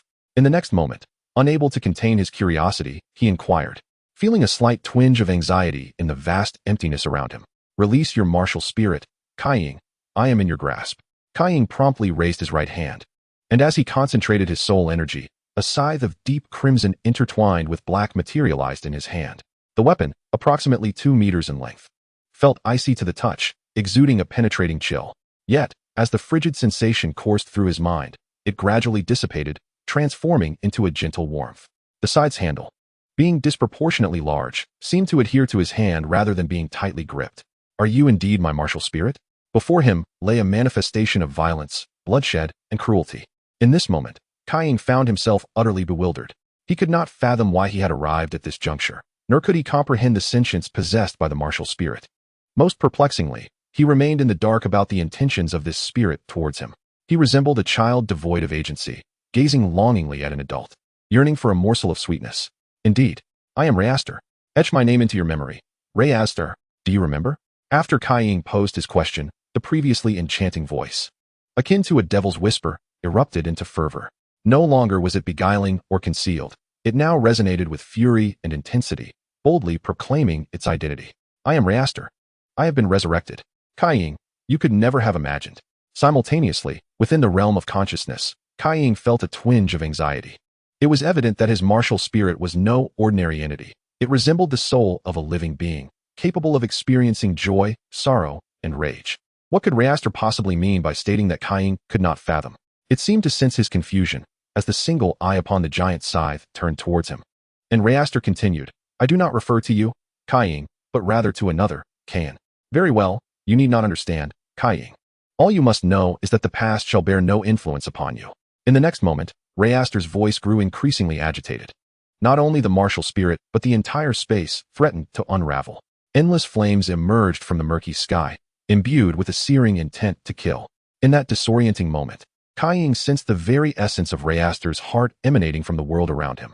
Slaughter, blood, fury, and agitation. Every life is but fuel for my wrath. Victory. Treading upon mountains of corpses and seas of blood. Feel my rage. The ecstasy of carnage. An infinite fury radiated from the surroundings, igniting the fragile heart of Kai Ying.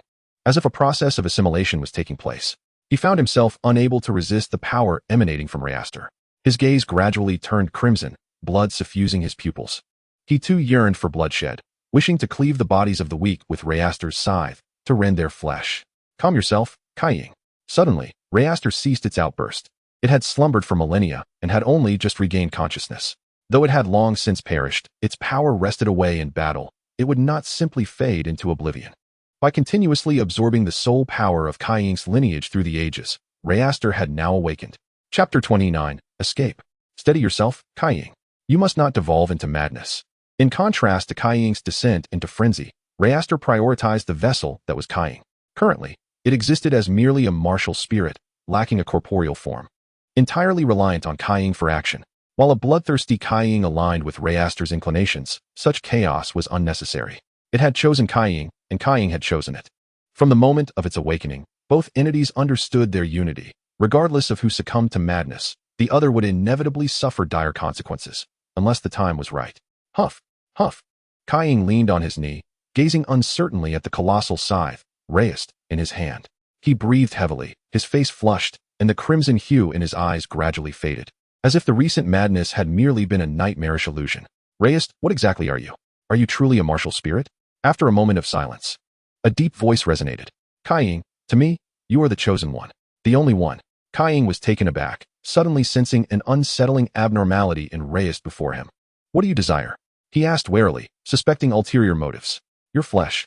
Of course, after your demise. Raist's voice shifted, taking on a strange quality, akin to an enchanting spell that captivated the listener, devoid of the previous wildness and fervor. This transformation in tone appeared seamless, making it impossible to discern whether Raist was a bloodthirsty demon or a beguiling devil. Your wager is merely your body, while mine encompasses all my power. What say you? Kai Ying? Kai Ying fell into contemplation. If the previously dormant dark scythe had merely been a top-tier martial spirit, then Raist in its current form was the pinnacle of martial spirits across the continent, unmatched by any other. It possessed intelligence and formidable strength. Why would you wager with me? You are my martial spirit. If I perish, can you still survive? Ah, so it seems you have acquiesced? Raist chuckled darkly. We are one and the same. You have not rejected my capabilities, Kai Ying. The alluring power of Raist dissipated in an instant, replaced by a fervent, irate growl. You are still far too weak. Your bloodlust is insufficient, lacking even the strength to bear my arm. Remember, go forth and kill. Bring forth death. I shall grant you strength, but it will come at a price. However, I refuse, Raist. I am the one wielding the martial spirit, the one who engages in battle. You cannot control me. Kai Ying's expression turned grave. Since Raist could not harm him, he no longer felt anxious about becoming the first on the continent to be vanquished by his own martial spirit. As for Raist's command to kill, he chose to decline. Very well, Kai Ying, I shall comply with your wishes, but I must still bestow upon you a measure of power. After all, you belong to me. Raist laughed maniacally, the single eye of the scythe emanating a dark crimson glow. Suddenly, Kai Ying clutched his right eye as a piercing pain erupted from within. Blood vessels like fine threads spreading across the whites of his eye, growing denser with the passage of time. Blood began to trickle from the corner of his eye, and the sudden agony surged through his eyeball like a gaping wound, causing Kai Ying to scream in anguish before he half kneeled on the ground, covering his eye, enduring the torment. Raist, what have you done to me? After a moment, the pain subsided, and everything returned to nothingness, as though the blood trickling from his eye was merely tears, disappearing with a simple wipe. Yet, this transformation left its mark, indelibly inscribed upon him. His gaze remained unaffected. In fact, his right eye could perceive more and see farther than the left. However, unlike the left eye, the right one had transformed into a dark red vertical slit, reminiscent of reptiles or dragon-like spirit beasts, exuding an astonishing aura of intimidation. This was the power of self-preservation. Kai Ying, perhaps you have yet to comprehend the perilous situation you find yourself in. The air is thick with the scent of death. This is an absolute realm of demise. I sincerely hope you can escape, for I am not yet ready to claim your corporeal form. You are simply too feeble, Kai Ying. In the next moment, the world of consciousness collapsed, and Kai Ying, as if awakening from a deep slumber, abruptly lifted his head, gazing around with a mix of confusion and uncertainty. Reasite? I am here, Kai Ying. What should I do, Reasite? Flee. Flee with wild abandon, or you shall meet your end. Huh. Allow me to witness your desperate flight. Kai Ying. It seemed as if he had rediscovered a familiar sensation. Was it the impending doom of remaining here, or the presence of some terrifying spirit beast? Kai Ying was beginning to acclimate to the presence of another within his mind. This was a unique experience he had never encountered before. The Reasite before him, at present, seemed devoid of any murderous intent towards him. How absurd. This was his martial soul, yet it felt more like a companion and rival. What? Is there a spirit beast? Where? Kai Ying quickly raised his head, glancing at the oblivious two teachers and his slumbering companions, momentarily caught in a dilemma about whether he should alert them. What if it were a false alarm? No, Reasite would not deceive him. He did not wish for him to perish just yet. Stealing his resolve, Kai Ying stood up swiftly and called out to the meditating Lin Feng and Lao Li, both soul kings, teachers, a spirit beast approaches. Lin Feng was the first to spring from the ground, his 2 yellow and 3 purple soul rings shimmering as they pulsated rhythmically around him. Lao Li followed suit. Though his configuration was 1 white, 2 yellow, and 2 purple, clearly inferior to Lin Feng's as the leader. Meanwhile, Lin Wanner, the black-haired youth, and the 2 blondes instinctively formed a tight circle, with Lin Wanner at the center. In an instant, everyone unleashed their martial souls, including Kai Ying. A minute passed with no abnormalities arising. One of the blonde youths, observing the stillness around them, furrowed his brow and, dissatisfied, questioned Kai Ying. Where is the spirit beast you mentioned? Is this for real? In the next instant, a thunderous crash echoed from afar as a massive tree collapsed, sending a cloud of dust and an overwhelming sense of dread through the hearts of the onlookers, startling even the blonde youth. Such formidable might was beyond the capabilities of a mere soul king. Roar! By the blackened lakeside of the forest, a colossal footprint was visible imprinted upon the ground, the owner of the footprint having vanished without a trace. Chapter 30. The monster infected by radiation. Boom! A shadow suddenly burst forth from the thicket, colliding with a tree with tremendous force, accompanied by a piercing scream. It then fell limply to the ground, the sound of bones fracturing sending chills down one's spine. The 2 soul rings adorning its body dissipated in an instant, leaving its limbs soft and pliable, akin to mere mush. Its garments erupted into flames, searing the skin and producing a hissing sound, as it appeared to be on the brink of death. In the next moment, with a heavy thudding of footsteps, a colossal ape-like soul beast emerged from the woods, its eyes radiating a terrifying intent to kill, reflecting a maddened hunger. One of its arms hung slowly. The dark crimson flames that had previously engulfed its fist gradually extinguished, revealing hardened fur that hinted at the extraordinary nature of its recent strike. This was a creature towering at 7 meters, its skin and fur decayed, exposing iron-gray flesh. As it approached, numerous tiny holes appeared along its flanks, densely packed and enough to induce dread. With a swift motion, several dark red tendrils of muscular tissue shot forth from the orifices, resembling tongues, ensnaring the unconscious yellow-haired youth and drawing him slowly into the gaping maw of its head, which lacked eyes, accompanied by a nauseating sound of chewing. This evidently unnatural soul beast lifted its drooping head, swiftly devouring its meal.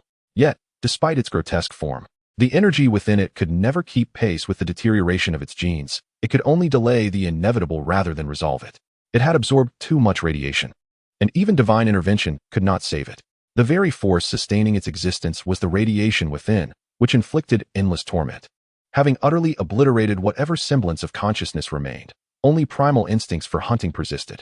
Unlike mere mutations, it was a product of genetic collapse, its body in disarray, with heads sprouting one after another from its form, and even its arms numbered 7, some robust and powerful, others merely decorative, hanging limply at its sides. The hunt had commenced. Half an hour prior, under Lin Feng's guidance, a group had begun an orderly and rapid retreat. Their speed was remarkable, bolstered by the depletion of their soul power. And the path they traversed was one previously cleared, devoid of obstacles. However, they had underestimated the endurance of their pursuer. Thus began a brief, yet intense confrontation. The battle erupted swiftly and concluded just as hastily. Initially, the 2 soul kings managed to hold their ground. But when Old Li was ensnared by a tendril around his waist and lost an arm, the tide of battle shifted dramatically. Old Li, acutely aware of his impending demise, recognized that this soul beast far surpassed the 10,000 years of cultivation. It was likely not of a common breed. despite its decaying flesh and obliterated mind. Its formidable physique was beyond the comparison of ordinary soul beasts, particularly given the ape's massive stature. In a moment of self-sacrifice, he chose to flee in the opposite direction, not in hopes of escape, but to buy precious time. Such promising talents could not be so easily extinguished within the Douluo forest. It is a demon that wanders the source of radiation, a nightmare for all living beings in the nearby vicinity, including the soul beasts.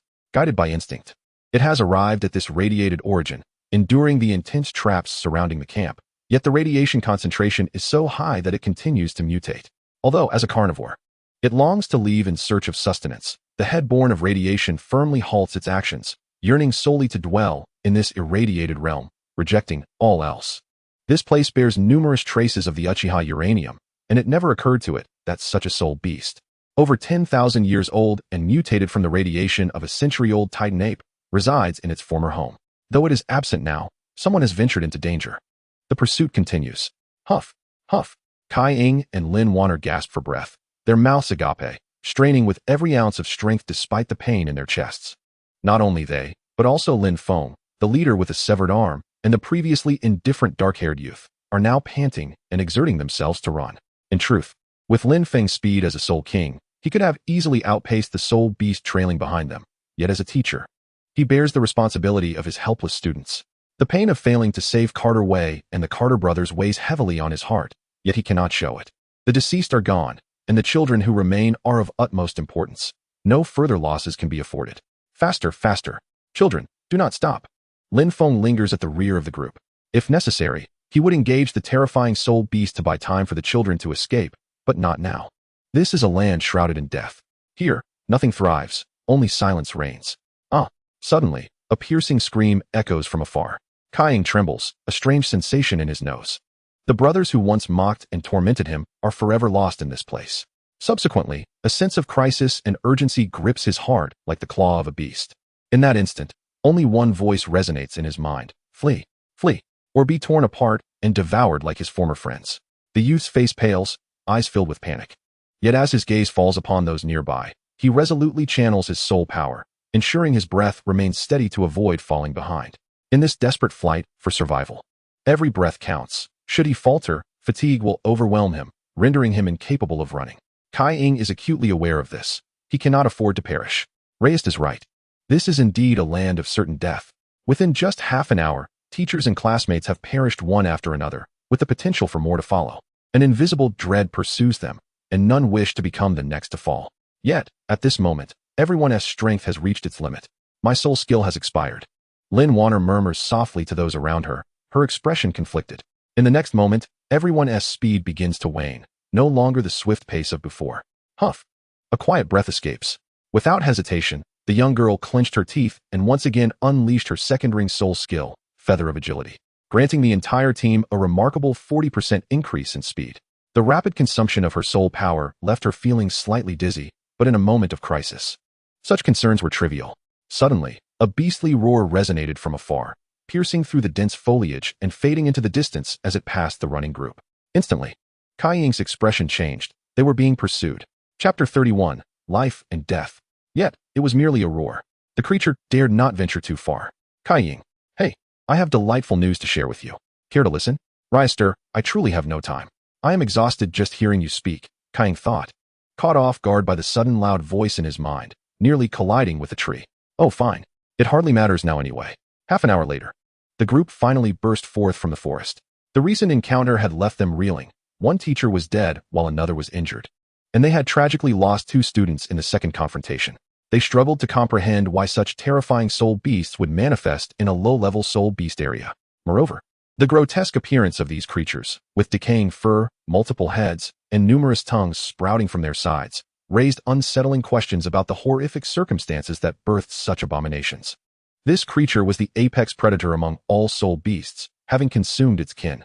The instructors from Puslington Advanced Soul Master Academy could hardly fathom that a boy once lived in the lake they had yet to reach. The high levels of radiation had devastated the surroundings, transforming this area near the town's edge of the Douluo forest into a wasteland. Meanwhile, that boy, Uchiha Uranium, had ventured deep into the Douluo forest, seeking a place where survival was truly feasible. While caves offered shelter, they were too constricted. After all, It was essential to find a more suitable environment for living. Thus, at dawn the following day, Uchiha Uranium set forth. He had not forgotten about the nearby lake. However, he regretted that he had initially sought the tributary's water to ensure his safety, only to have his blood taint the source due to an attack by the wind-scythed beast. He was acutely aware of the potent dissemination power of his blood, rendering the lake inhospitable for other soul beasts. If they attempted to drink from it, they would surely perish. He needed to search the vicinity for an appropriate cave, preferably one that was spacious and deep. Suddenly, the boy was struck with realization. The longer he stayed, the more thoroughly the environment was annihilated. The destruction of the surroundings was intricately linked to his comfort and survival. The contaminated water would bring death to all living beings. Be they plants drawing from underground aquifers or soul beasts, none would escape unscathed. What if he were to move? If he only extracted a minimal amount of water, refraining from exacerbating the radiation, the soul beasts would not be compelled to flee or die here, for their flesh constituted his primary source of sustenance. Ultimately, he decided to procure some water and continue on his journey, abandoning the cave, as it had lost its allure. Regardless, I have already attained the status of a soul master, and my soul techniques grant me the abilities to escape and retaliate. Therefore, I shall continue to wander about, considering it a form of fortification. Uchiha Oran pondered for a moment before relinquishing his intention to settle down. Indeed, if he were to remain, the surroundings would inevitably transform into a scene reminiscent of the lake in the forest within half a year. He would not underestimate himself. It is crucial to understand that with the elevation of soul power, the concentration of radiation would correspondingly increase. Although it may sound exaggerated, as his soul power escalates, so too does the radiation intensity, ultimately rendering the water source putrid within mere days. It would be wiser to flee now, although the lake water is contaminated. His departure from the source would eliminate the risk of further infection, and the habitat for the soul beasts would not be obliterated. The soul beast survival would also serve to benefit him. Uchiha Oran comprehended that combat is a form of training, and he desperately requires such experiences. Fortuitously, based on the crises he has encountered, it seems that the Millennium Soul Beasts do not harbor an overwhelming fear of him. While ordinary soul masters may struggle against these ancient creatures, he possesses the capability to confront them. The lethality of radiation far surpasses the might of soul techniques. Thus, the decision was made. He would gather some water and set forth. He had arrived at night. Fortunately, he had awakened his second Mangeki Sharingan, making the darkness manageable, as it was not far removed from daylight and posed little difficulty. After circling around, the youth found the path. Without delay, Uchiha Oran embarked on his journey. But in order to make room in his spatial soul guide for water and provisions, he had to part with certain items that seemed superfluous at present, such as the bone spear that once saved his life or the collapsible tent he had as a backup. These items were not brought from his family. Rather, he had meticulously woven them from vines during the day, crafting additional pieces to ensure he had a tent to utilize, should radiation render his primary one unusable. Having organized his belongings, Uchiha Oran departed from the rocky cave where he had spent the night. Admittedly, he acted impulsively, forsaking a stable existence to embrace a life of wandering outside, a choice that might appear foolish to many. Even if the environment surrounding him were to be ravaged, what bearing would it have on him? Life would continue as before, with eating and drinking, simply relocating to a different place. What necessity was there to depart immediately? Yet, he also understood that sometimes, treating others well is akin to treating oneself well. This other could refer to humans, soul beasts, or any form of life. Even the very landscape itself. He could not accept the notion that he was a destroyer of worlds, the flat skin.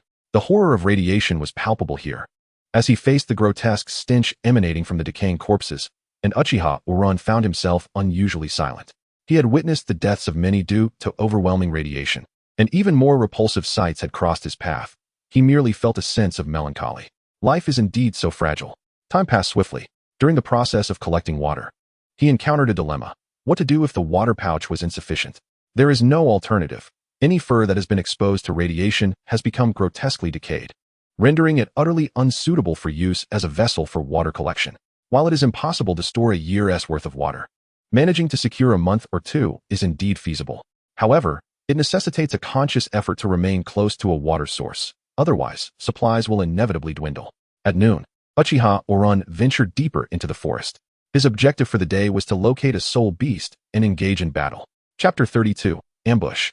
Uchiha Oran misjudged the situation. After nearly a full day of searching, he had yet to encounter a single soul beast. His theory that a Millennium Soul Beast would not fear radiation had proven erroneous, suggesting that his previous encounter with the couple of wind-scythed beasts was an exceptional case. As night approached, it was evident that the day had not gone as planned. The forest was vast, and the surrounding terrain had grown increasingly complex, complicating his journey. Nonetheless, he felt a tinge of disappointment. During his travels, he had failed to find any amusement. The dynamic vision afforded by his Sharingan, coupled with the extraordinary speed granted by the Tomo, seemed rendered futile without the opportunity to utilize his stamina and strength. He recalled Sasuke and Itachi from Naruto. Both wielded the Sharingan. One excelled in swift and precise blade techniques, while the other mastered ninjutsu, seamlessly integrating close combat with shuriken techniques that left no openings, regardless of distance. If one were to argue any weaknesses, it would be that none had achieved true mastery in every discipline. What, then, does the Uchiha clan of Douluo continent possess? Shuriken? He had never seen anyone from his family employ them. Blades? There were a few, yet most relied on their innate affinity for fire, or the peculiar elements of lightning, water, earth, and wind. Their acquired soul rings tended to align with these attributes, and the soul techniques were predominantly ranged or mid-range energy-based assaults. Uchiha Arun was aware of these matters due to family customs, which dictated that one must ascertain their physical constitution prior to awakening their martial soul. It was evident that he possessed the most common and abundant affinity within the clan, fire. Thus, his first soul ring would involve his father leading him to hunt down a blaze beast, an obvious fire-type soul beast. Regrettably, he did not acquire a soul technique related to fire breath, which left him feeling disheartened.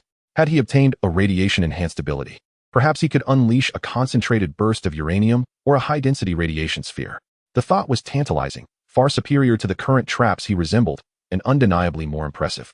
Nevertheless, traps do possess their advantages. They are manifestations of concentrated soul power and, upon activation, become invisible. Once laid, they could potentially remain for 3 to 5 years, albeit with diminished explosive range and strength. While such permanent constructs are inferior to radiation-based methods, they are not far behind. Thus, a question arose. With nothing to occupy his time in the forest, should he seek out a task for himself? Perhaps he could hone his reflexes, agility, and acrobatic skills within this intricate environment, while devising a means to craft a blade, be it a bone knife or otherwise. Under the influence of radiation, it might even rival the legendary Blade of Death. As for the shuriken, he did not dwell on it, suspecting that his ancestors had failed to bring such weapons with them. Moreover, having traversed into this realm, he would not have the means to craft them, which resulted in subsequent generations being acquainted only with secret arts, oblivious to this weapon that could serve as both a dart from afar and a knife in close quarters. Furthermore, while others indulged in the prowess of their martial spirits, he found himself preoccupied with such trivialities. Once his martial spirit manifested, it could withstand any onslaught without faltering. After all, in the world of Naruto, adversaries were rather fragile, easily dispatched by a mere shuriken. But would a soul master from Douluo continent be trifled with in such a manner? This contemplation led Uchiha Arun to surmise that perhaps shuriken had once enjoyed a glorious past, but had since been rendered obsolete, thus explaining the current state of affairs. With this thought in mind, was he left with no choice but to resort to blades? Moments later, he ignited a fire in a clearing. The forest at night exuded a tranquil yet eerie atmosphere. For most, it was fraught with the lurking presence of predators, rendering it a perilous and profound expanse. Yet, he possessed the ability to perceive what lay ahead, and to ensure his safety, he had set numerous traps. After all, they were merely a precaution. And his soul power would eventually replenish, so why not utilize them? Presently, his soul power was sufficient to craft 20 or 30 traps without incurring significant fatigue or exhaustion. Unaffected by the wind, the campfire emanated an orange glow, occasionally crackling and spitting sparks into the air. The surrounding area had been meticulously examined by Uchiha Arun, and he found no traces of wildlife, particularly focusing on bears or wolves. Having narrowly escaped death at the hands of a bear and a wind-scythed beast couple, he was naturally vigilant in this regard. However, in truth, even with traps laid out, should an attack occur, he would find himself ill-equipped to evade or retaliate. Having just awakened from slumber, nonetheless, it provided a semblance of security. How long had it been since he last spent a night outdoors? He had remained cooped up in the camp, and aside from the increasingly arduous nature of survival, everything else remained unchanged. He had not even contemplated furthering his studies, for there was no one to instruct him here. After having just dined, Uchiha Arun found little concern for the quality of his meal, as the flavor had become monotonous. Reminiscing about delectable dishes only made the current fare less palatable. At present, his food supplies were ample, even as he ventured forth without a fixed hunting ground. There was no urgency to replenish his water and food supply. Deep within the forest, resources abounded, far surpassing the meager offerings near the forest lake. alleviating any concerns regarding survival. Suddenly, a sharp crack pierced the silence, a dry twig snapping beneath the weight of something. The flickering light of the campfire dispelled the surrounding darkness, but seemed to have attracted the attention of certain entities. To an ordinary person's eyes, anything beyond a short distance would appear as an impenetrable void, unable to discern whether it harbored nothingness or concealed snakes and beasts. The sudden noise heightened his tension. He sensed an entity drawing near, stealthily approaching the encampment. Should an ordinary soul master find themselves in his position, they would undoubtedly be in grave peril. Humph. As Uchiha Yu closed and opened his eyes, a black fan-shaped tomo manifested within his pupils. Under his gaze, everything around him was laid bare. This was the essence of the Uchiha clan. I can perceive everything. A Qingming wolf dared to approach me, utterly unaware of its own insignificance. The corners of Uchiha Yu's mouth twitched, uncertain whether it was the thrill of facing an opponent that excited him or the irritation from an abrupt interruption of his thoughts. Yet, the outcome remained unchanged. The young man casually kicked the campfire, sending a burning log tumbling. Without any forewarning, he swiftly picked it up and hurled it towards the left front. In midair, the flames flickered, tracing an elegant parabolic arc before crashing to the ground, illuminating a colossal wolf with a coat of slate-gray fur, standing taller than a man. Beneath the firelight, its gaping maw revealed yellowed fangs, as if it were rejoicing in the serendipity of encountering a solitary traveler amidst its ravenous hunger. It was on the brink of starvation, no longer concerned with threats. It only yearned for a hearty meal. Chapter 33, Victory, then Domination. Suddenly, the Qingming wolf propelled itself with all four limbs, accompanied by a deep, menacing growl, and a green figure surged forth from the dense underbrush with ferocity. There was no standoff, no theatrics. Its singular desire was to rend the seemingly weak level 20 soul master with its sharp teeth and claws. The giant wolf's astonishing leaping ability propelled it into the air, diving directly towards Uchiha Yu. In that moment, time seemed to slow. The wolf's jaws gaped wide, revealing its fearsome fangs, with drool splattering in anticipation. Yet, Uchiha Yu could see everything. Without a moment's hesitation, as the massive wolf lunged towards him, the radiating eyes in his pupils spun rapidly, allowing him to swiftly assess the area for an advantageous counterattack. The young man rolled to the side with remarkable speed, seizing a sharp stick from the ground, narrowly evading the wolf's assault. As the giant wolf landed and had yet to turn, he dashed forward with firm strides, aiming the pointed stick directly at the wolf's head, intent on delivering a fatal blow. Whoosh! Just as Uchiha Yu surged ahead, a swift gray shadow followed closely. A fierce gale mingling with a chilling sense of dread swept towards him. To avoid the impending attack, Uchiha Yu retreated just in time, narrowly escaping the steel-like tail, his breath quickening as he felt the brush of death. Had he been struck, he might have been toppled, with the wolf's maw following swiftly, meeting a grim fate here. This was not merely a matter of strength. The rigidity following an attack could expose vulnerabilities, potentially sealing his doom. The giant wolf wasted no time, using its tail to push Uchiha Yu back before charging at the stationary youth once more. Its claws were raised, 3-inch-long sharp talons glinting ominously in the air, slicing through with a silvery sheen as they aimed for the young man. Retreat. Without hesitation, upon realizing that there was no object to withstand the onslaught of the claw, Uchiha Yu immediately activated his second soul skill, accompanied by the pulsation of a violet soul ring. The increase in speed by 50% allowed him to evade the strike with a leisurely backward leap. However, this was not the end. The Qingming wolf had already discerned that a singular attack would be futile during their encounter. Soul beasts are not foolish enough to rely on antiquated tactics of swipes and bites. Before long, a visible azure crescent-shaped blade of light surged forth, swirling with gusts of fierce wind, rapidly advancing towards Uchiha Yu. Following this, several wind blades were unleashed in quick succession, leaving no time for Uchiha Yu to react.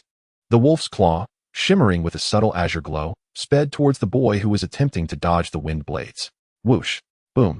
The force of the wind blades was formidable, while Uchiha Yu could easily evade several of them. The massive treetop that fell after being sliced by the blades posed a far greater threat. As fortune would have it, the splintering stones and the collapsing treetop all fell in Uchiha Yu's direction, and he realized that the Qingming wolf had targeted him. Yet, the barrier of the second ring soul skill effectively mitigated the long-range assault. The kinetic energy of the flying debris was diminished by the invisible energy in the air, redirecting some of it towards the Qingming wolf, and the cumbersome treetop, rather than posing a danger to him, instead stood between him and the wolf, effectively dividing the two. As the treetop crashed down, it kicked up a cloud of dust and fallen leaves, obscuring the surroundings. A glint of cold light flashed in the wolf's eyes. It devised a plan, leaping silently towards the boy, guided by the scent from the other side of the tree. Huh. With a powerful roar. Uchiha, you seem to have anticipated the wolf's movement entirely. As the Qingming wolf leapt through the air, he sprang high, his leg poised to strike, executing the motion with elegance and precision. Though his physique appeared delicate, he exhibited a ferocious strength in that moment. With a swift kick that resembled a tempest, the Qingming wolf was caught unawares and struck directly in the face. The wolf's howl was abruptly silenced, its massive form sent flying through the air. As he landed, Uchiha flexed his legs slightly, absorbing the impact. In that fleeting moment, he resembled a crossbow, his legs launching forth like a great arrow. Bang! His foot connected with the Qingming wolf's head, delivering a devastating blow that sent the beast crashing to the ground, its fate uncertain. Exhaling, the boy felt a wave of relief wash over him, allowing his guard to lower. Unbeknownst to him, his right eye had transformed into a mesmerizing blend of black and yellow, the black forming a hook-shaped jewel, while the yellow replaced the scara, differing from the radiation warning sign by merely the presence of the hook. This was the elemental eye, a power bestowed upon him following the awakening of the second hook. Although he had not confirmed the precise state of the fallen beast, nor completely anticipated the wolf's leap or its mid-air position, it was all thanks to the elemental eye. He had previously activated the elemental eye, but had only seen a monochrome world. Now, facing a living being, he could distinctly perceive the flow of energy within the Qingming wolf. Not only were there the emerald energy trails, but also the crimson pulse of blood. And even various hues of external energy became increasingly vivid with the manifestation of the elemental eye. He could perceive the verdant energy coalescing in the maw of the azure wolf, and could also see, beyond the black and white silhouette of a collapsed tree, a wolf-like creature leaping towards him. The certainty of the azure wolf's demise stemmed from the fact that, in his vision, the blue vitality indicators had gradually transformed into the monochromatic shades of black and white, akin to the fallen tree and stones, following its convulsions upon impact. If he was not mistaken, it had indeed perished. This marked his second life-and-death struggle, the explosive battle with the male Gale Reaper beast scarcely counted, as he had not even exchanged blows. The first encounter, however, had been with a female Gale Reaper beast, which had imparted upon him the sensation of death itself, granting him insight into the harrowing experience of lingering at the gates of oblivion. At this juncture, he found himself questioning the true extent of his capabilities. Prior to acquiring the Soul Ring and awakening the dual hook jade, he would have undoubtedly met a grim fate against a 1,200-year-old Gale Reaper beast. Yet, after the fortification of his physique through the Soul Ring and hook jade, he had managed to withstand a confrontation with that 1,000-year soul beast. In terms of physical prowess, even a 30-level soul master might not rival his strength. However, delivering a lethal kick to a 1,000-year soul beast was somewhat absurd. Suddenly, he recalled an aspect he had overlooked. Radiation could indeed obliterate flesh. In retrospect, this seemed to be the only plausible explanation. Oh, my inaugural nightly kick has been flawlessly executed, a testament to my relentless practice. Regrettably, it fell short of perfection, as I failed to adopt any posture upon landing. Such a pity. Chapter 34, Nighttime. Regardless of the circumstances, this azure wolf remained the first soul beast he had slain without relying on radiation or cunning tactics, confronting it directly in a sheer clash. As for why it had targeted him, Uchiha Uran was uncertain, for it was only natural to encounter soul beasts within the soul beast forest. His previous kick, which had seen him leap high before delivering a powerful strike, astonished him. It had been an instinctive action devoid of contemplation, yet it had unexpectedly culminated in a decisive finishing blow. The surroundings remained shrouded in darkness, and following the battle, the great tree lay toppled, debris scattered everywhere, with dust slowly settling in the air. The fire within the campfire was dim, though the external wood had all extinguished, leaving no flicker of flame. Nevertheless, by placing fluff and kindling beneath the embers, the lingering warmth could still ignite it, rekindling the flames once more. Not bad. This wolf pelt should be quite useful. Although the radiation still lingered, it was considerably diminished. Perhaps I could fashion a wolf pelt blanket. Uchiha Uran chuckled to himself as he reignited the campfire, allowing its glow to illuminate the area once again. He then approached the fallen azure wolf, turning its body over with his foot to closely examine the wounds upon its head. Its entire body bore no signs of damage, save for a grievous and fatal injury to its head. The nasal bone was shattered, with a chaotic blend of black, yellow, and white from its mouth, elevated nose, and around the eyes, culminating in a massive indentation, a clear testament to a violent impact.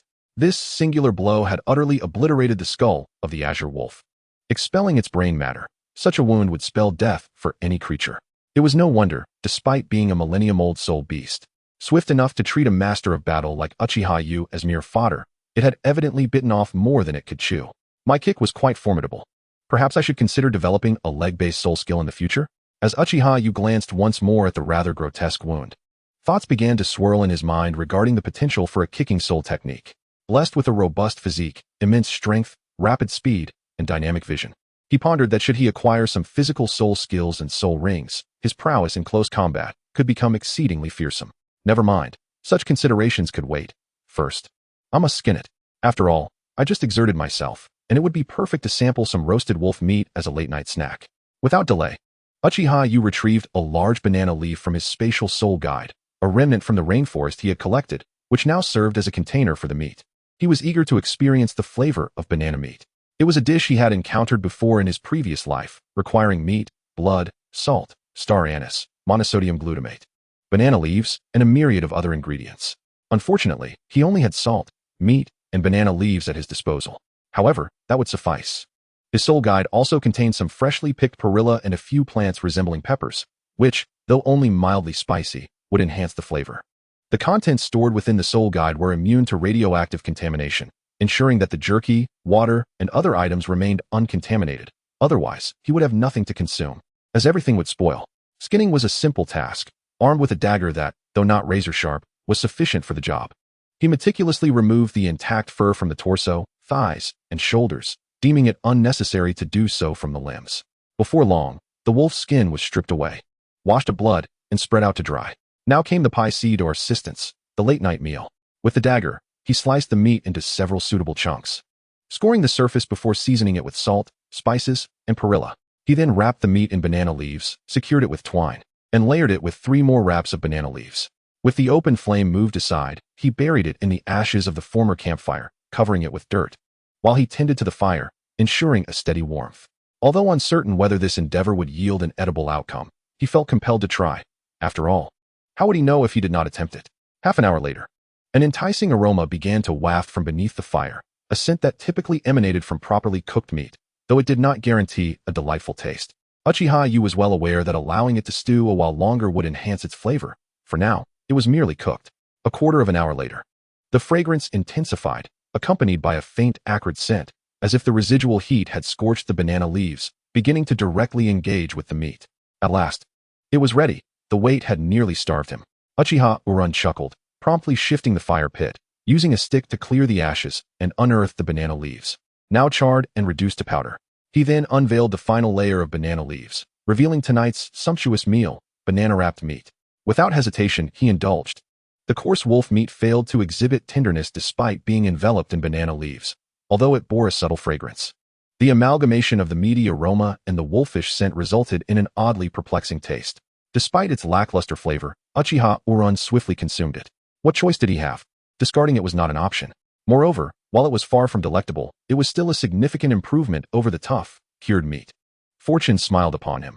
This was the sole meal that had satisfied him since venturing into the forest, aside from his initial provisions. He knew he would not be able to procure such sustenance again, for he had not brought an abundance of banana leaves.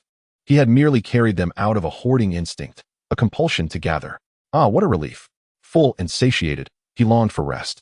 With a deep sigh, Uchiha Urun rose, stretched, and ensured that the traps surrounding him were secure, making a few adjustments for peace of mind before settling down. Finally, he laid down a pelt beside the crackling fire and drifted into a deep slumber. Night enveloped the world. The fire continued to blaze, illuminating the surroundings. With the gentle crackling of the flames, time gradually slipped into the depths of night. The area remained eerily quiet, devoid of any reckless soul beasts seeking their demise. The following morning, sunlight cascaded over the disheveled environment, where fallen trees and lingering scents of blood bore witness to the events of the previous night, which had not faded with the passage of time. This makeshift campsite was now deserted. The extinguished fire still radiated a faint warmth, suggesting that those who had camped here had not ventured far. Uchiha Urun walked along the path, casually climbing over boulders, stepping across decayed tree roots, and treading on damp, rotting leaves. The intricate terrain did not hinder his pace.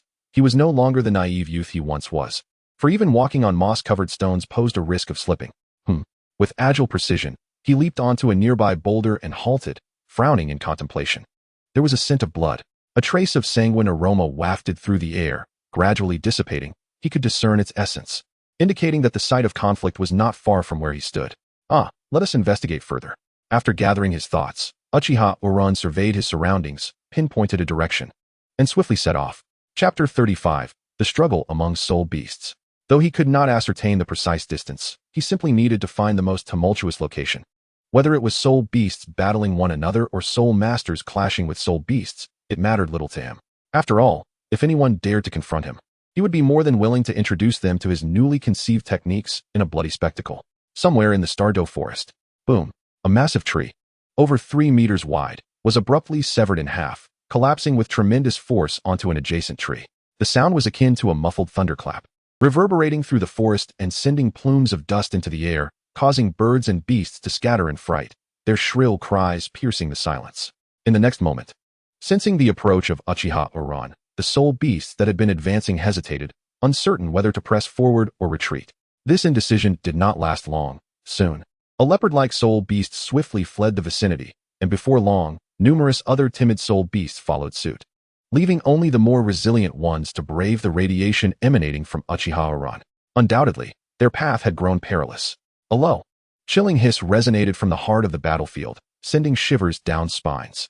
In response, a higher-pitched hiss echoed back, reminiscent of the first, and one might have mistaken it for a deadly confrontation between two serpentine soul beasts had they not witnessed it firsthand. Uchiha Oran gently alighted upon the fallen tree, crouching with an air of intrigue as he observed the unfolding battle. The surroundings were in disarray. Numerous trees lay broken and strewn about. Foliage and underbrush lay in chaotic ruin, the damp earth upturned, littered with broken branches, leaves, and traces of blood. For Uchiha Oran, who had never before witnessed a conflict between soul beasts, the scene was refreshingly novel. The ferocity of their struggles exceeded his expectations. Another collision erupted as a colossal python, measuring over 10 meters in length, writhed in combat. Compared to the smaller, venomous snakes, this massive serpent, akin to a boa constrictor, was presumed to be non-venomous, though this was merely speculation, as he had yet to engage in direct combat and lacked definitive authority. The python's earth-toned body bore shallow cavities, revealing raw, crimson flesh in places, its scales disordered yet exuding an undeniable weight. With a girth akin to that of a man, its powerful musculature and coarse scales were devoid of anything but the earthy hue, presenting a somewhat unthreatening appearance that contrasted with its imposing size. Reminiscent of a white or golden snake in a zoo, the hefty serpent slithered across the ground, uprooting the grass as it moved. Clearly, it was this very python that had caused the upheaval. Its body reared high, and its massive head faced its rival, its gaping maw revealing a long, flickering tongue that tasted the air as it emitted a series of hissing sounds. Its adversary, a colossal green-skinned lizard nearly 2 meters tall and 7 meters long, was adorned with spiked armor reminiscent of a turtle's shell. This formidable defense rendered the python's signature constricting techniques largely ineffective. Conventional biting, earth-based attacks fueled by soul energy, and other forms of assault were unlikely to inflict significant harm on this armored variant of lizard. Conversely, the lizard faced challenges of its own.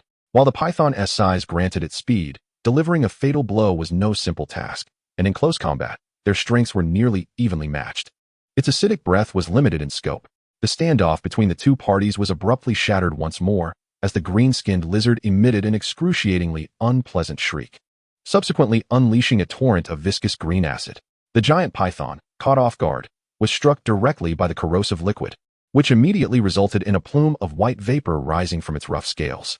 Uchiha Oran squinted, his keen senses detecting that some of the acid had splattered onto a nearby boulder, eroding a fist-sized crater within mere moments. If this were to splatter upon me, with only my body to endure it, I would likely be reduced to mere bones in just a few breaths. What eased Uchiha Oran's mind was the realization that after the lizard expelled its acid, it had not unleashed any further attacks.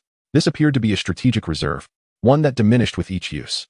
From Uchiha Oran's perspective, both soul beasts were likely millennium-level entities, neither exceeding the 1,000-year mark. Otherwise, this battle would have been an outright massacre rather than a cautious deadlock. Patience was key. The number of soul beasts was evidently increasing, and he found himself pondering the nature of the treasure that could draw these creatures together, seemingly unafraid of his presence. Once the situation was ripe, he would intervene, resolving them all in one fell swoop. Uchiha Oran remained calm, understanding that the presence of additional soul beasts posed no real difference to him.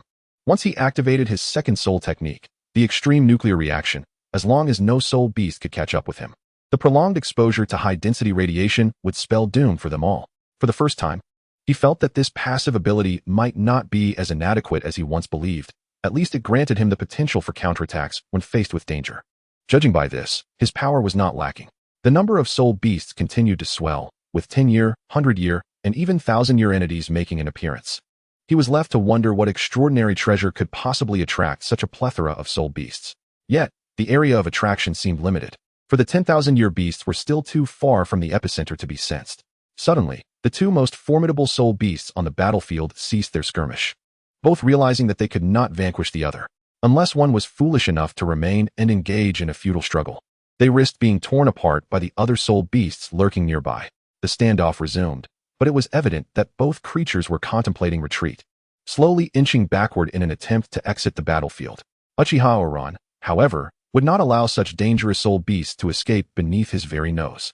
Clearly, their lack of flight in the face of radiation threat indicated that they might one day launch a surprise attack on him. After all, those capable of disregarding the peril of nuclear radiation had already made their move against him. To forestall such possibilities, Uchiha Oran resolved to descend into the fray. He was confident in his survival, with the speed granted by his second spirit ring, unless faced with a swift attacker like the wind-scythed beast. No soul beast could hope to keep pace with him. This was his assurance. Chapter 36, The Land of Soul Beast Carnage. However, an unexpected turn of events unfolded. Before Uchiha Yu could even descend into the fray, a faint yet distinct scent of blood began to waft through the air, mingling with an inexplicable sweetness akin to that of poppies, exuding a dangerously alluring temptation. The surrounding soul beasts erupted into chaos. This scent arrived with such suddenness that even Uchiha Yu found it astonishing. Upon inhaling it, an inexplicable urge to kill surged within him, not directed at anyone in particular, but rather towards all living beings. The surrounding soul beasts were equally affected. Their previous indecision ignited once more into a furious rage as two of them locked eyes in mutual animosity. Then, with a ferocious charge, the hardened head of one beast collided violently against the spiked shell of another, its gaping maw revealing long, sharp fangs that sank mercilessly into the tender flesh of a green-skinned lizard. The lizard, undeterred, retaliated. It pressed its mouth against the neck of the giant python, unleashing a torrent of corrosive acid that splattered upon scales and flesh alike. With a hiss, the python recoiled in pain, releasing its grip on the lizard's soft flesh, groaning in agony. Yet, the green-skinned lizard was not alone. A multitude of soul beasts around them had plunged into a frenzy of mutual slaughter. It was as though every soul beast present had been injected with a potent stimulant, disregarding pain and loss in their desperate struggle for survival. This was decidedly unnatural. Uchiha Yu clutched his throbbing head, a voice within his mind urging him towards violence. However, the mental resistance granted by his Sharingan was sufficient to combat this impulse, though not strong enough to render it entirely dismissible. The incessant whispering in his mind drove him to the brink of despair. The battleground was in utter disarray. Before his eyes, every soul beast was engaged in a frenzied duel, some even tearing their own entrails or plunging claws into their adversaries' eye sockets in their relentless combat, which left him genuinely alarmed. Could it be that a millennia-old soul beast was manipulating the minds of these creatures? And one of a psychic nature, no less. Without a moment's hesitation, Uchiha Yu hastily gathered his belongings and turned to flee. It would be folly to remain. Did he intend to wait for the creature to realize his presence and turn its wrath upon him? His conviction was further solidified as he observed a fiery red plant with broad leaves and distinct veins swaying in the center of the battlefield. The chaos of battle intensified, and blood was visibly splattered upon the ground, with more soul beasts collapsing, their bodies undergoing a grotesque transformation into emaciated forms. He could perceive all of this clearly, as the Sharingan bestowed upon him exceptional vision.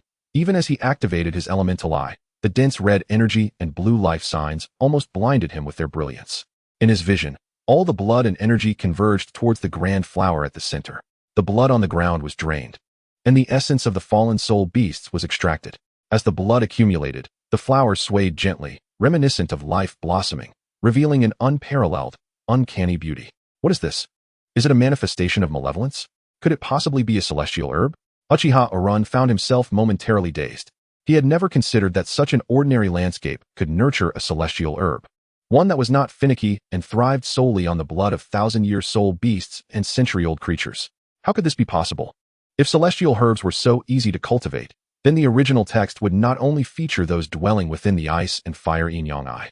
They should be visible in other locales as well. It was likely just an ordinary spiritual herb, yet it possessed the ability to beguile hearts, incite conflict among soul beasts, and subsequently absorb blood to grow, a seemingly intelligent entity. Uchiha Oran began to analyze this phenomenon, but delving deeper was beyond his grasp. For instance, would the herb evolve to the level of a celestial herb as it absorbed more blood? What consequences or costs would arise from consuming it? He recalled that those who had ingested celestial herbs in the original narrative had ascended to divinity, a notion that stirred a twinge of envy within him. However, he lacked the audacity to join Tang Sanda's faction, especially since he was uncertain of his own era. What if it were during the time of the Thousand Ways? Would he have to wait a century for Tang San's birth? Encountering such an entity in the forest was indeed intriguing, if it remained. He would not need to fear the soul beasts. After some contemplation, Uchiha Oran resolved to act. His primary objective was to eliminate all the soul beasts present and then supply the blood to this enchanting flower of slaughter. As for whether it would grow stronger and subsequently manipulate him, Uchiha Oran was not concerned. He was more apprehensive that the herb could not withstand the intense radiation emanating from him, leading to its premature demise. Thus, he commenced his actions. Uchiha Oran stepped once more into the mental interference zone of the flower of slaughter. Suddenly, he felt an unfamiliar presence intruding into his mind. A gentle voice commanding him, slay, blood, death. Were he an ordinary soul master, he would likely have succumbed to a state of lunacy by now. However, the radiation eye, a mutation of the Sharingan, typically endowed him with extraordinary mental resistance, which had already manifested in the world of Naruto. In the Douluo continent, this resistance remained intact. Given the current level of the Flower S enchantment, transforming Uchiha Oran into a mindless killing machine would likely pose a considerable challenge. The pressure was manageable. He felt no issues. Thus, let the slaughter commence. A grin spread across Uchiha Oran's face as a faint white light began to envelop him, and a purple soul ring illuminated around him. Centered on Uchiha Oran, everything around shifted dramatically. Invisible waves of energy swirled in the vicinity, as nuclear fission continually decomposed new protons and neutrons. The ensuing energy reactions generated a substantial amount of radiation, exuding an aura reminiscent of a primordial beast from Uchiha Oran's very being. Chapter 37. The Bloodthirsty Spirit Herb. Suddenly, silence enveloped the surroundings. However, this tranquility was swiftly shattered as Uchiha Wu entered the battlefield. In his mind, the allure of the spirit herb overshadowed everything else, evoking a sense of pity for these soul beasts. Poor creatures, their instincts seemingly obliterated by the insatiable desire for slaughter. They did not even shy away from the intense nuclear radiation I exude, oblivious to the meaning of existence. With a sigh, Uchiha Wu's figure became somewhat indistinct, and in the next moment, he materialized at the very center of the battlefield, gazing down upon the eerie spirit herb that remained motionless. Its branches and leaves gradually turning a steely gray, merging seamlessly with the surrounding stones. Is it truly this astute? This is my first encounter, perhaps after a millennium. It will evolve into a humanoid soul beast. It is the first time I have witnessed a spirit herb conceal itself upon sensing danger. Had I not just confirmed its existence, I might have overlooked this inconspicuous weed nestled within the crevices of the stones, allowing it to escape peril. Surveying the area, Uchiha Wu closed his eyes and took a deep breath. Whoosh! A fierce gust of wind swept through, and the young man's silhouette abruptly appeared beside the soul beast. With a subtle shift of his gaze, he observed every reaction of the raging bull soul beast beneath his eyelids. Then, Uchiha Wu raised his hand to seize its massive horns, pinning it down, disregarding the soul beast's frantic struggles, and with a sudden exertion of strength, he flipped it onto the ground. Yet, before he could deliver the finishing blow, a chilling sensation descended upon him from above. Without hesitation, he swiftly bent down, evading the pounce of a feline soul beast, the earlier chill having been the fierce wind generated by its sharp fangs and claws. Upon landing, it bared its teeth, glaring at the young man with blood-red eyes, brimming with murderous intent, thirsting for a spray of blood. This is the chaos of battle. Without a moment's pause, Uchiha Wu charged directly at the feline soul beast, which proved to be more agile than anticipated. Despite Uchiha Wu's speed, he could only manage to keep pace, unable to execute swifter maneuvers. Yet, the frenzy of slaughter had undoubtedly clouded its mind. After 2 encounters, the rare Linwei cat, behaving unusually, evaded his attack and leapt again, aiming for Uchiha Wu's face. This played right into his hands. With a powerful right fist, he crouched slightly and delivered a forceful blow, sending it soaring into another part of the battlefield. Almost immediately, 3 or 5 soul beasts seized its body and ruthlessly tore it apart. Amidst the turmoil, every living creature is an enemy. Time flew by. As more soul beasts were drawn to the scene by the scent of blood, the concealed spirit herb swayed joyfully, its aura of slaughter growing ever more intoxicating. Merely inhaling its fragrance was enough to ensnare one's senses, rendering them unable to open their eyes. Approaching midday, as the sounds of carnage gradually diminished, no further soul beasts entered the fray. It seemed this forest had been cleared into a veritable vacuum of soul beasts. With those surrounding it now extinguished, no other soul beasts entered the fray, and among those that survived, only a handful remained. It was not the swiftness of Uchiha Uranus that dictated the pace of slaughter, nor the ferocity of the other soul beasts, but rather the fact that he stood at the center of the battlefield, with all the soul beasts within the radius of nuclear radiation. If it had only been for a brief 15 minutes, it would have been manageable. As long as they could escape the area, they would face no significant repercussions. However, the current situation was dire, as the soul beasts had descended into madness, yearning to draw nearer, ever closer, hoping for a point-blank encounter, which enabled him to unleash the full brunt of the nuclear radiation. Yet, most of the soul beasts did not perish outright due to the radiation. Rather, they were severely weakened in their constitution, power, and speed, leading to internal bleeding, vomiting, hair loss, high fevers, and organ dysfunction among other dire afflictions. Within the ranks of soul beasts, even a single lapse could prove fatal. Thus, with the assistance of nuclear radiation, all the soul beasts became increasingly feeble. And as time passed, their frailty intensified. In other words, they had entered a countdown to their demise. Ultimately, those that remained were either the fortunate few, the exceptionally formidable, or possessed some unique skill that rendered them less susceptible to death. Yet, even so, they were ill-equipped to contend with Uchiha Uranus, this foreign human. This ritual of slaughter must come to an end, and I shall be the one to conclude it. To be candid, he felt utterly exhausted. From dawn to midday, he had been enveloped in the aura of death, ambushes from soul beasts, retaliatory strikes, and the pervasive atmosphere of slaughter that clouded his thoughts, all contributing to a morning of desperate combat. He had gained much from it, but now the battle must cease. He was weary and wished to avoid further complications that could lead to unforeseen errors. In truth, he sensed that he had become intoxicated by the thrill of killing. There was no contemplation, no concern. Instead, the frenzy of slaughter ignited his desires, influenced in part by the peculiar allure surrounding him, with the true instigator standing before him. In the next moment, 7 soul beasts seemed to receive some unspoken signal, moving in unison like a coordinated assault, charging towards Uchiha Uranus with the intent to rend him asunder. Whether it was the enmity of the soul beasts towards humanity or the subtle guidance of the spirit grass lurking in the shadows, he paid no heed. He understood that these seemingly formidable soul beasts were merely at the end of their tether. A few evasive maneuvers would suffice to leave none standing. Moments later, in this land soaked in blood, only Uchiha Uranus stood resolute, surrounded by lifeless corpses, as the blood began to flow in rivulets.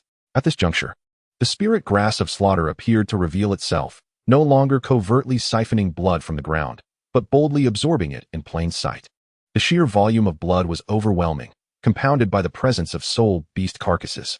At that moment, Uchiha Uranus felt as if he were ensnared in a vortex, with an endless tide of crimson swirling around him, pulsating with the sensation of a surging tide, while an intangible aura of intimidation gradually coalesced behind him. Before long, not a single drop of blood remained, and the surroundings were littered with lifeless corpses, a scene of utter devastation. The flower, now unmasked, appeared so enchanting that it seemed poised to bleed. A captivating fragrance emanated from its petals, filling the battlefield with a powdery, yellowish aroma that effortlessly eclipsed the stench of blood, leaving only a scent reminiscent of verdant grass in a forest. It had taken form. Uchiha Yu chuckled softly, reaching out to grasp its stalk. The rough, dark brown stem felt sticky and moist, akin to touching a slug or immersing his hand in a pool of blood. Yet, he remained unfazed. With a firm grip of his right hand, he uprooted this flower of carnage, which had absorbed the blood of every soul beast present, pulling it from the earth with ease. You are now mine. Chapter 38, After the Battle. Without any delicate methods or protective measures, Uchiha Yu boldly extracted this blood-soaked spirit herb from the crevice, seizing its stalk and pulling it free. Though he encountered some resistance, it did not hinder his actions. No matter how clever the spirit herb might be, it could not escape his grasp. He pondered whether this herb was even edible. He had a nagging feeling that tearing the petals apart and swallowing them could lead to dire consequences. Observing the blood-red spirit herb still clinging to the brown soil, he hesitated momentarily. The books he read contained no information on such rare species as spirit herbs. Only experts could determine whether they were safe to consume or when it would be most appropriate to partake. He was but a novice, acutely aware that unfamiliar substances from the outside world should be avoided. Otherwise, an upset stomach would be the least of his worries, as death was a real possibility. As he contemplated how to handle this magnificent bloom, he suddenly felt a sharp pain in the fingertips gripping the stalk, as if flesh had been pierced. The unexpected and searing pain startled Uchiha Yu, causing him to loosen his grip on the stem, and the bloodthirsty spirit herb fell silently to the ground. Producing a soft thud, Uchiha Yu glanced down at the sharp wound on his fingertip, with a few drops of blood lingering near the injury, refusing to fall. When he looked back at the flower, he noticed it had quietly absorbed the spilled blood, prompting him to furrow his brow. This entity possesses the ability to sprout thorns, pierce skin, and draw blood? Wait, you dare to siphon my blood? Are you eager to meet your end? In a moment of shock, Uchiha Yu considered his own predicament, feeling a strange curiosity towards this spirit herb that dared to draw his blood. You are quite bold, he remarked with a smile. Picking up the fallen flower once more, eager to observe what extraordinary transformation would occur after it consumed his blood. As anticipated, the vibrant red petals trembled violently, and the stalk began to exude a dark, crimson liquid after absorbing Uchiha Yu's essence. As time passed, the tremors intensified, and the once proud and upright petals of the flowers gradually drooped, as if they had suddenly aged, akin to a sensitive mimosa that wrapped itself entirely inwards. This sight left Uchiha Yu momentarily dazed. Before long, the spirited spiritual herb that had once exuded an air of invincibility in his grasp, entering the scene with an aura of slaughter and death, and even displaying a degree of intelligence, had succumbed to his blood and now seemed to retreat into itself. After a brief moment, Uchiha Yu prodded the spiritual herb with his finger, curious about its reaction. However, it remained unresponsive, tightly closing its leaves and cocooning itself, shielding its stamen and ovary from his view. Amused, Uchiha Yu raised his still bloodied index finger and gently pressed it against the bud of the spiritual herb. Upon seeing the finger ascend, the herb tilted at an alarming angle, and as the finger drew nearer, its inclination grew more pronounced, clearly attempting to distance itself from his blood, wishing to avoid contact entirely. Yet, there was a limit to its retreat. As the finger approached, the herb began to tremble visibly, intensifying with each passing moment. This creature is truly fascinating. It appears that I cannot easily eradicate it with my radiation. How intriguing. Uchiha Yu chuckled, then swiftly produced a wooden box. He scooped a bit of soil from the vicinity of the rock where the herb had thrived, placed it in the box, sprinkled some water, and then used a dagger to create an opening in the top of the box. Before long, the herb was carefully packaged, with its soil and root system contained within, while its stem and bud remained exposed. An unexpected interest in nurturing plants blossomed within him. Initially, he had contemplated raising soul beasts or animals to alleviate the solitary nature of his existence in the forest. However, he had long since abandoned this notion, knowing that any soul beast would undoubtedly perish under his nuclear radiation. Yet, to his surprise, he now found himself with the opportunity to cultivate something even more formidable and intriguing than a soul beast, a spiritual herb. He did not believe this herb to be a celestial plant. Merely referring to it as a spiritual herb suggested he had acquired some knowledge through reading. After all, while there were soul beasts resembling plants, the region he currently inhabited was distinctly a habitat for theropod and reptilian soul beasts. Such plant-based soul beasts could only thrive in densely vegetated, shadowy environments. Moreover, the fact that this herb had managed to entice all the soul beasts in the vicinity hinted that if it had grown here from a young age, it would have been devoured long ago. The most significant conjecture was that soul beasts possessed an instinctual tendency to flee upon encountering him, whereas this seemingly foolish creature had directly approached his finger, drawn by the scent of his blood, only to realize the gravity of its mistake and retreat. If this entity were truly a soul beast, it would be rather foolish indeed. Brushing off the dust from his attire, Uchiha Yu secured the herb to the small of his back with a rope and proceeded towards the scattered corpses. After vanquishing the soul beasts, it was time to scavenge the bodies. 2 hours later, the young boy straightened his posture, wiping the beads of sweat that had formed on his forehead, and placed a complete claw into the nearby beast hide bag. Gazing around, he realized that this was the last corpse, a bounteous harvest. Although the boy felt fatigued and yearned for slumber, his spirit was exceptionally invigorated. Fortunately, there was an abundance of treasures. Though it resembled scavenging, even refuse could possess value. The claws, shells, pelts, unique organs, sharp fangs, and oddly shaped bones of soul beasts were all treasures in his eyes. Some could serve as daggers, others as tools for skinning or bone scraping, and with a bit of refinement, certain bones could transform into excellent weapons. The shells could be fashioned into armor, breastplates, or even roofs for shelter during rain. Moreover, he had the leisure to invest time in enhancing his comfort. How exhausting. He exhaled, Having spent nearly 2 hours collecting these spoils, feeling as though he was nearing his physical limits, Uchiha Yu hastily moved to a nearby tree, leaning against the trunk. Squinting his eyes to relish the gentle breeze wafting through the forest, feeling utterly content. This is life, to toil and then to rest well. If only he could indulge in a drink and savor an ice pop at this moment, it would be akin to experiencing divine bliss. Sigh. How nostalgic it is to recall the past. Unbeknownst to him, he lay beneath the tree's shade, his steady breathing gradually resonating in the serene surroundings. Soon, a profound silence enveloped the area, with no living creature to disturb him. Chapter 39. The Steel-Legged Spider. The following morning, Uchiha Yu awoke languidly. His eyes bleary as he surveyed the unfamiliar environment around him, momentarily struggling to comprehend his surroundings. Where am I? Yet, he was not entirely unprepared. Though there were no traps to safeguard him, the radiation emanating from his current level of soul power was incomparable to that of a mere 10th level. His safety would only increase as his soul power advanced, leading to fewer soul beasts capable of posing a threat to him. Ah, what comfort!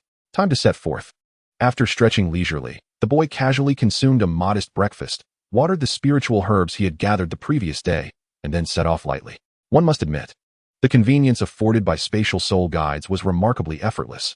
It was unclear what era had lost such a technique, as such soul guides were regrettably scarce across the Douluo continent. Could it be that individuals from the Sun and Moon continent had smuggled over, only to perish and leave their belongings behind? While this possibility was not out of the realm of reason, Uchiha Yu saw no need to delve into such matters. Pondering over the affairs of the Sun and Moon continent was far less pressing than contemplating what to have for lunch. The surrounding air began to grow foul. With the blood completely drained, the speed of decay had significantly decreased. However, the desiccated corpses would still ferment with microorganisms. Gradually, as time passed, a pungent stench of decay began to linger in the vicinity. Uchiha Yu did not linger. He quickly departed from the area, recognizing it was unwise to remain.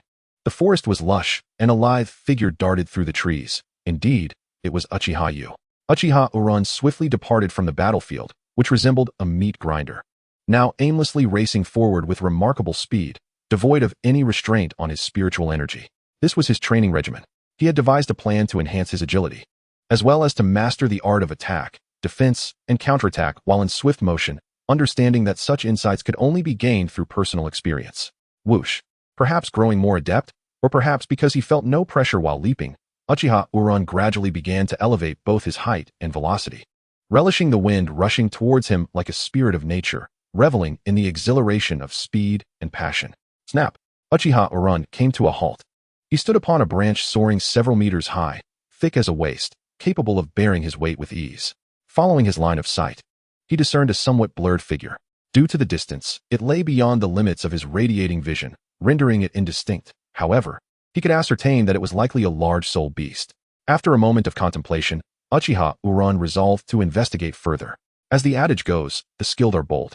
Possessing the ability to move at high speeds and leap through the forest without being hindered by the intricate terrain, he felt a sense of invincibility. After all, no soul beast could match his pace, rendering the situation devoid of fear. With his decision made, the youth's figure flickered, and in the next instant, he materialized upon the trunk of another tree, a feat he had once observed in Naruto, now realized through his own capabilities. Moments later, he arrived at a nearby branch. Surveying from above the shade where a severely injured, immobile spider-like soul beast lay coiled. Was it a steel-legged spider? Given its considerable size, it must have existed for over a millennium. My goodness, its body was nearly comparable to that of a car, and its legs fully extended could easily occupy a dual carriageway. The silver-gray spider before him was one he had previously encountered in the Soul Beast Encyclopedia. Typically, such creatures were centenarians, with thousand-year-old specimens being exceedingly rare. This scarcity stemmed from their reproductive cycle, whereby the female must consume the male steel-legged spider to significantly extend her lifespan. Unlike humans, for these types of spider soul beasts, males predominantly existed as sustenance, seldom living beyond 500 years, let alone the more formidable females, who had higher standards for their mates. The encyclopedia noted that the rarity of thousand-year steel-legged spiders arose from the necessity for females to consume males to upgrade their lifespan. As suitable males were consumed, the subsequent generation could not fulfill the female's requirements for longevity, leading to a stagnation in their evolution. Thus, he found it astonishing to encounter a thousand-year-old steel-legged spider in such a grievously injured state for a passing soul master. It was akin to a soul ring being presented on a silver platter. Regrettably, he had already acquired his second soul ring, Otherwise, he might have truly considered the steel-legged spider, given its remarkable rarity. Such a creature is so unique that even when compared to others of the same level, or even those of greater age, he would still choose the steel-legged spider. This is solely due to the immense value that rare soul beasts confer, particularly in terms of soul skills. Let me discern who has inflicted this wound. Uchiha Uran developed a certain fascination with the steel-legged spider. The Soul Beast Encyclopedia recorded that the spider's legs possess remarkable hardness, lightweight, and hollow bone characteristics. Being biological in nature, they are tough, yet not brittle, with a fine texture devoid of irritating bristles or various toxins. Once processed, they serve as excellent materials for weaponry. Moreover, the steel-legged spider is a treasure in its entirety. Its silk is a type of silk protein that is resilient and elastic, boasting a strength exceeding that of ordinary steel by 5 to 6 times, often utilized in crafting close-fitting armor. Typically smaller. Younger steel-legged spiders are captured during the summer and autumn seasons, scalded in boiling water to death, then boiled for an hour before being dried for 3 days. Subsequently ground into a powder. Internally, this powder can be used to treat infertility, strokes, facial paralysis, among other ailments. Externally, it can alleviate hemorrhoids, dispel heat, cool the body, detoxify, and reduce swelling, showcasing its considerable medicinal value. Larger steel-legged spiders are even more valuable, offering additional unique benefits. For instance, by removing the head and feet and simmering the entire creature with a suitable amount of dried herbs, snake skin, and musk, it can be employed in the treatment of neurological disorders. Indeed, capturing a steel-legged spider means that every part of it can be processed as a precious resource. After perusing the encyclopedia, Uchiha Uran nodded in satisfaction and then set it aside. Reading phrases such as consuming enhances vision and excessive consumption may lead to adverse effects. Chapter 40. The Iron-Legged Blade. This seems to be the nature of the Soul Beast Encyclopedia, doesn't it? Yet the author of this encyclopedia is truly impressive. Not only documenting various habits, but also detailing their medicinal properties with clarity. Quite remarkable. After a moment of contemplation, Uchiha Uran leaned down, continuing to observe the steel-legged spider, which remained motionless, caught between life and death. The reason he had not acted immediately was that he was searching for the soul beast that had initially inflicted the injury. He was not particularly concerned about being ambushed. However, should a confrontation arise, it would undoubtedly present some complications. It is important to note that the combat prowess of the steel-legged spider, while not top tier among thousand-year soul beasts, still ranks among the more formidable. With legs as sharp as blades, resilient silk, rapid movements, and a hard exoskeleton, the steel-legged spider would remain virtually invincible in one-on-one combat at the same level unless faced with a significantly older adversary. Yet, from his vantage point above, he could see a large gaping wound on the spider's back, revealing its colorful innards and other tissues writhing within, which appeared exceedingly grotesque. What does this signify? It indicates that the creature was severely wounded by a single blow, suggesting that the steel-legged spider had not engaged in any struggle against its assailant. Although it did not appear to be a one-sided massacre, a few more such attacks would render it no different from utter annihilation. He did not believe that he could perform better than the steel-legged spider in such a complex terrain. Although it was larger and more susceptible to attacks, he was not made of steel and iron either. If its exoskeleton was nearly penetrated, a mere brush against him would likely result in half his body being obliterated. Thus, he chose not to descend, as cautious observation should not be deemed cowardice. It was an exercise in patience, a hallmark of a proficient hunter. He waited for nearly an hour, yet remained perched in the tree. He watched helplessly as the steel-legged spider transitioned from severe injury to death, its body growing cold. Yet the soul beast that delivered the fatal blow remained elusive. Suddenly, Uchiha Uran entertained a chilling hypothesis. Could it be that the creature had been observing him all along? With a sudden resolve, he sprang into action, leaping away from his previous position. His eyes, radiating with the power of the Sharingan, spun rapidly as one transformed into the elemental eye, scanning the surroundings for any signs of life. Nothing. The area was engulfed in an eerie silence, devoid of any living presence, indicating that he might have overthought the situation. With a sudden realization, Uchiha Uran slapped his forehead. How foolish of me not to activate the elemental eye sooner. I could have dispatched that spider long ago, yet here I stood, dawdling in the tree for nearly an hour. How could I have been so silly? As he lamented his own folly, Uchiha Uran approached the lifeless body of the soul beast. The glimmering steel legs exuded an astonishing aura of intimidation, the very essence from which the steel-legged spider derived its name, embodying a biological strength surpassing that of steel, lighter than steel, harder than steel, and more resilient than steel. Aside from the mass production of iron, the treasures found on the steel-legged spider were far superior to any manufactured steel. Such was the nature of a soul beast, nourished by soul power, granting it a formidable advantage. Otherwise, how could an ordinary beast possess such terrifying hardness? Did one truly think that smelting steel was as simple as kindling a fire? It was merely the soul beast's unnatural prowess. Clang. This is indeed remarkable. It appears my blade could benefit from this. The boy's expression brightened as he had long admired Uchiha Sasuke's extraordinary taijutsu and swordsmanship, yet had been unable to find a suitable weapon. Recent battles had relied solely on fists and feet, or the use of radiation, without any precedent for wielding a weapon. The female wind scythe beast was no exception, as it had collided with him of its own accord. He had not initiated the confrontation, although he had not practiced relevant techniques, footwork, or learned the art of wielding a blade. He understood that as long as something was capable of killing, it sufficed. He did not expect to master it. He merely aspired to emulate Uchiha Sasuke, opening the Sharingan, enhancing his speed, wielding the blade against others, and perhaps even unleashing a lightning technique. However, he lacked lightning, but possessed radiation. Could it be that the radiation would envelop the blade and penetrate the body? Next came the task of skinning the beast. Generally, the steel-legged spider nourishes its limbs with soul power before nurturing its body. Uchiha Oran was uncertain if the Millennium Soul beast before him had received such care. Yet he believed in the principle of pluck the feathers as the wild goose passes. At the very least, he intended to examine it. If it proved useless, he could simply discard it. Vividly colored entrails and brains lay strewn about, emitting a pungent odor that filled the air, leaving him quite nauseated. At noon, he shaped the sharp, cylindrical exterior into a blade-like form, one side thick and the other thin. The thinner edge glimmered with a cold light. While not as sharp as its sword counterparts, in terms of hardness, it would undoubtedly prevail in a clash. The blade measured approximately 1 meter in length. Lacking a handguard or tassels, resembling Sasuke's Kusanagi sword from the Naruto anime, albeit one crafted from chitin nourished by soul power, while the other was forged from steel. Chapter 41, the so-called blade. Having acquired a fine weapon, Uchiha Oran instinctively began to wield it with force. It was not heavy, thus, swinging it posed no difficulty. The cold gleam sliced through the air, accompanied by an almost ethereal sound of rushing currents as it glided along the blade. Though it was a biological entity, achieving such a level of sharpness was no trivial feat. A splendid piece. Oh, and there are smaller sections that can be fashioned into daggers.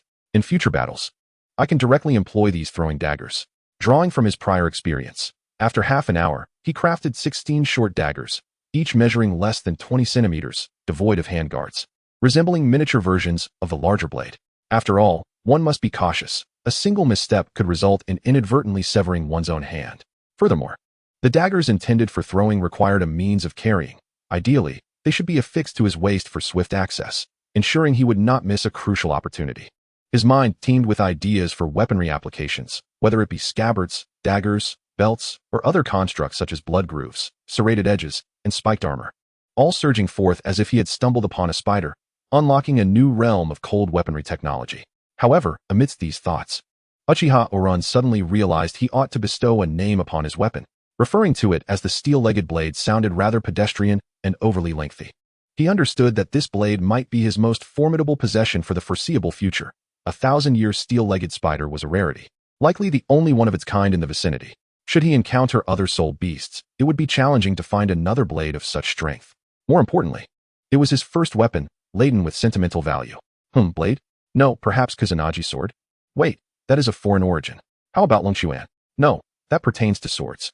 After a moment's hesitation, Uchiha Oran still could not settle on a name, realizing that countless blades bore the same titles. It would be better to conceive a name of his own, one that exuded a sense of grandeur. What renowned blades have graced history? Uchiha furrowed his brow, not particularly well-versed in history. He currently found his mind entangled in a chaotic web of thoughts. There were countless renowned swords, yet the number of famous blades was conspicuously meager, and the evaluations mirrored this disparity. The most illustrious sword of antiquity must be the Xianyuan sword. But the blade. Yes, the Minghong blade, a sibling to the Xianyuan sword.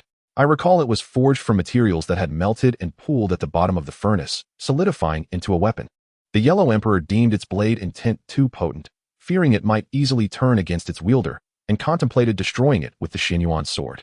However, to his astonishment, the blade transformed in his grasp into a crimson lark, dissipating into a scarlet mist that vanished into the clouds. Should I name it this? Such a name carries considerable weight. Never mind, I shall call it the Minghong blade. It is fitting, as it stands as the first blade in history, and now, it is my inaugural blade, which lends it a profound symbolism. Uchiha Yu surveyed the silvery gray weapon in his hand, a sense of satisfaction washing over him as he settled upon this meaningful name. Names are merely constructs, irrelevant to the whims of fate or ephemeral matters. Here he was in the Douluo continent. Could it be that the Minghong blade could truly bring about his demise? Moreover, its existence remained uncertain. As 2 hours passed, darkness enveloped the landscape. Uchiha Yu stored away the scabbard he had just finished crafting. In an afternoon's labor, he had managed to create a scabbard and half a belt. The scabbard was manageable, merely requiring the shaping of its form. But the belt for securing the dagger proved to be a formidable challenge. It needed not only to house the dagger securely, but also to connect seamlessly, compactly, and conveniently, an endeavor that complicated matters further. He was no blacksmith, and thus the task lingered until nightfall, leaving him famished and fatigued. Fortunately, during his tireless efforts, he had fortuitously explored his surroundings and acquired a plethora of steel-legged spider silk, known for its remarkable resilience. Striking the blade against it required considerable force to sever even a single strand, and should he truly wish to cut through, several strikes would undoubtedly be necessary. Leaning against a tree, a campfire flickered, casting light upon the youthful visage of the boy. The forest, unlike human society, was devoid of people, thus. He felt no need to present himself in any particular manner. His hair cascaded untamed, resembling that of a wild man. The once lustrous silver locks had lost their sheen over the years, suffering from a diet predominantly of meat with little vegetation, leaving them dry and coarse. With split ends and knots. Were such a state to befall a woman, it would surely drive her to despair. Yet, he remained indifferent, adhering to the habits of his past life merely to avoid appearing too disheveled. His body was largely exposed, with only a layer of fur draping over his upper half. He felt no embarrassment, nor did he fear the gaze of others. At present, he was a wild man. In a few decades, it was likely that he would only superficially resemble a human. The notion of a dashing young swordsman or a reclusive sage of the forest had once resonated with him until he realized that life could not be navigated merely through fantasy. His clothing was tattered, lacking stitches, with mud-stained hems that had long faded after years of washing. The passage of 3 years has long since extinguished his youthful fantasies. Alas, now he clings to the aspirations of enhancing his soul power and increasing soul rings. Yet, he finds himself at a loss regarding when he shall truly master this passive nuclear radiation.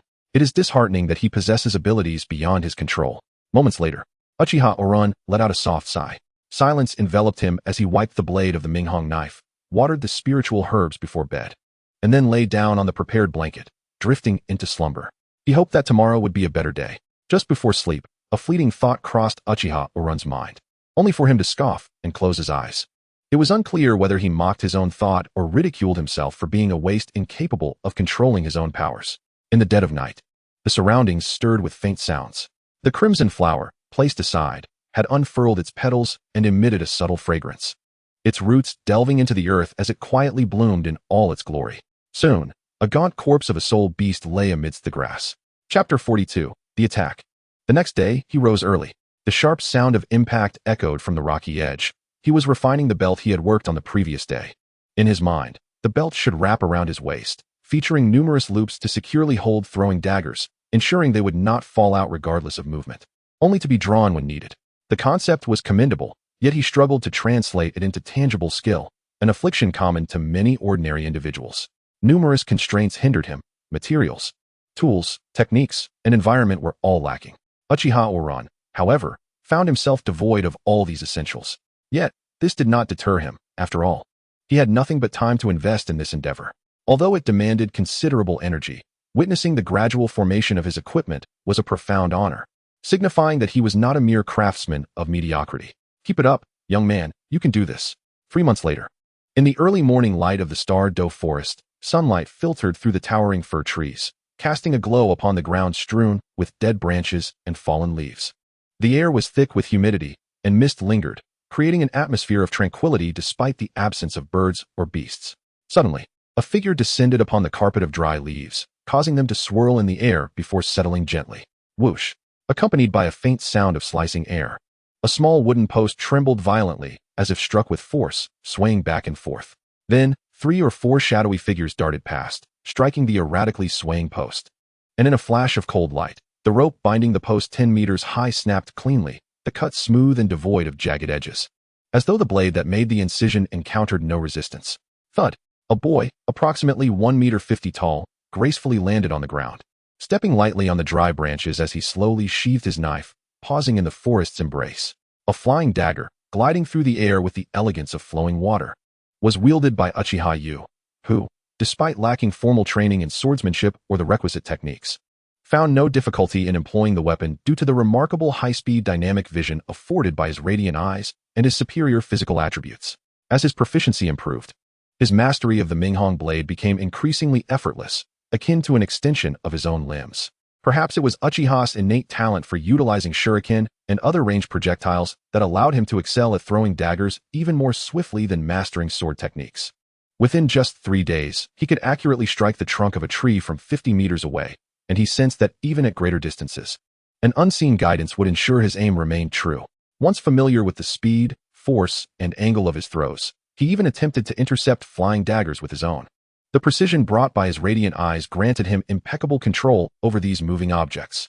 After 3 months of diligent practice, although he could not yet rival Uchiha Itachi, who could effortlessly hit a target behind a stone with his eyes closed, he had mastered the basics of throwing techniques, leaving only in-depth practice ahead of him. Indeed, the process of acquiring new skills, especially when one can observe tangible progress, yields immense satisfaction. As he deepened his understanding of these techniques, his insights grew richer.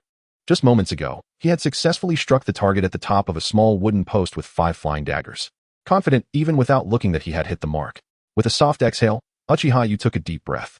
In the next instant, his figure blurred, and with a gentle sound, he propelled himself forward, leaping high with his blade flashing as he cleanly severed the rope binding the post to the ground. As expected, the 5 daggers were embedded within a swirling circle on the wooden post, none having strayed outside its bounds. Throwing had become a second nature to him, surpassing even his skills in swordsmanship and physical techniques. However, a disturbance caught his attention. Uchiha-Yu's expression darkened as a subtle tremor, reminiscent of an earthquake or the footsteps of a large spirit beast, reverberated through the air. Although it seemed distant, he maintained a strong sense of vigilance towards any creature that fell within his radiant perception. I must retreat. It is still some distance away. I can only hope it is not tracking me. Sensing the urgency, Uchiha-Yu decisively set off in the opposite direction. In the next moment, his countenance changed drastically. Boom. Boom. The once tranquil forest erupted into chaos as countless startled birds took flight, their shrill cries piercing the air. Gradually, the sound of trees crashing down and heavy objects moving grew clearer. The source of his alarm was precisely this. Within his radiant perception, he could sense a large entity rushing toward him, effortlessly toppling any trees or boulders in its path, an astonishing display of destructive power clearly indicative of its immense size. The formidable soul beasts of considerable size require at least a millennium or more of cultivation, a feat beyond his capabilities.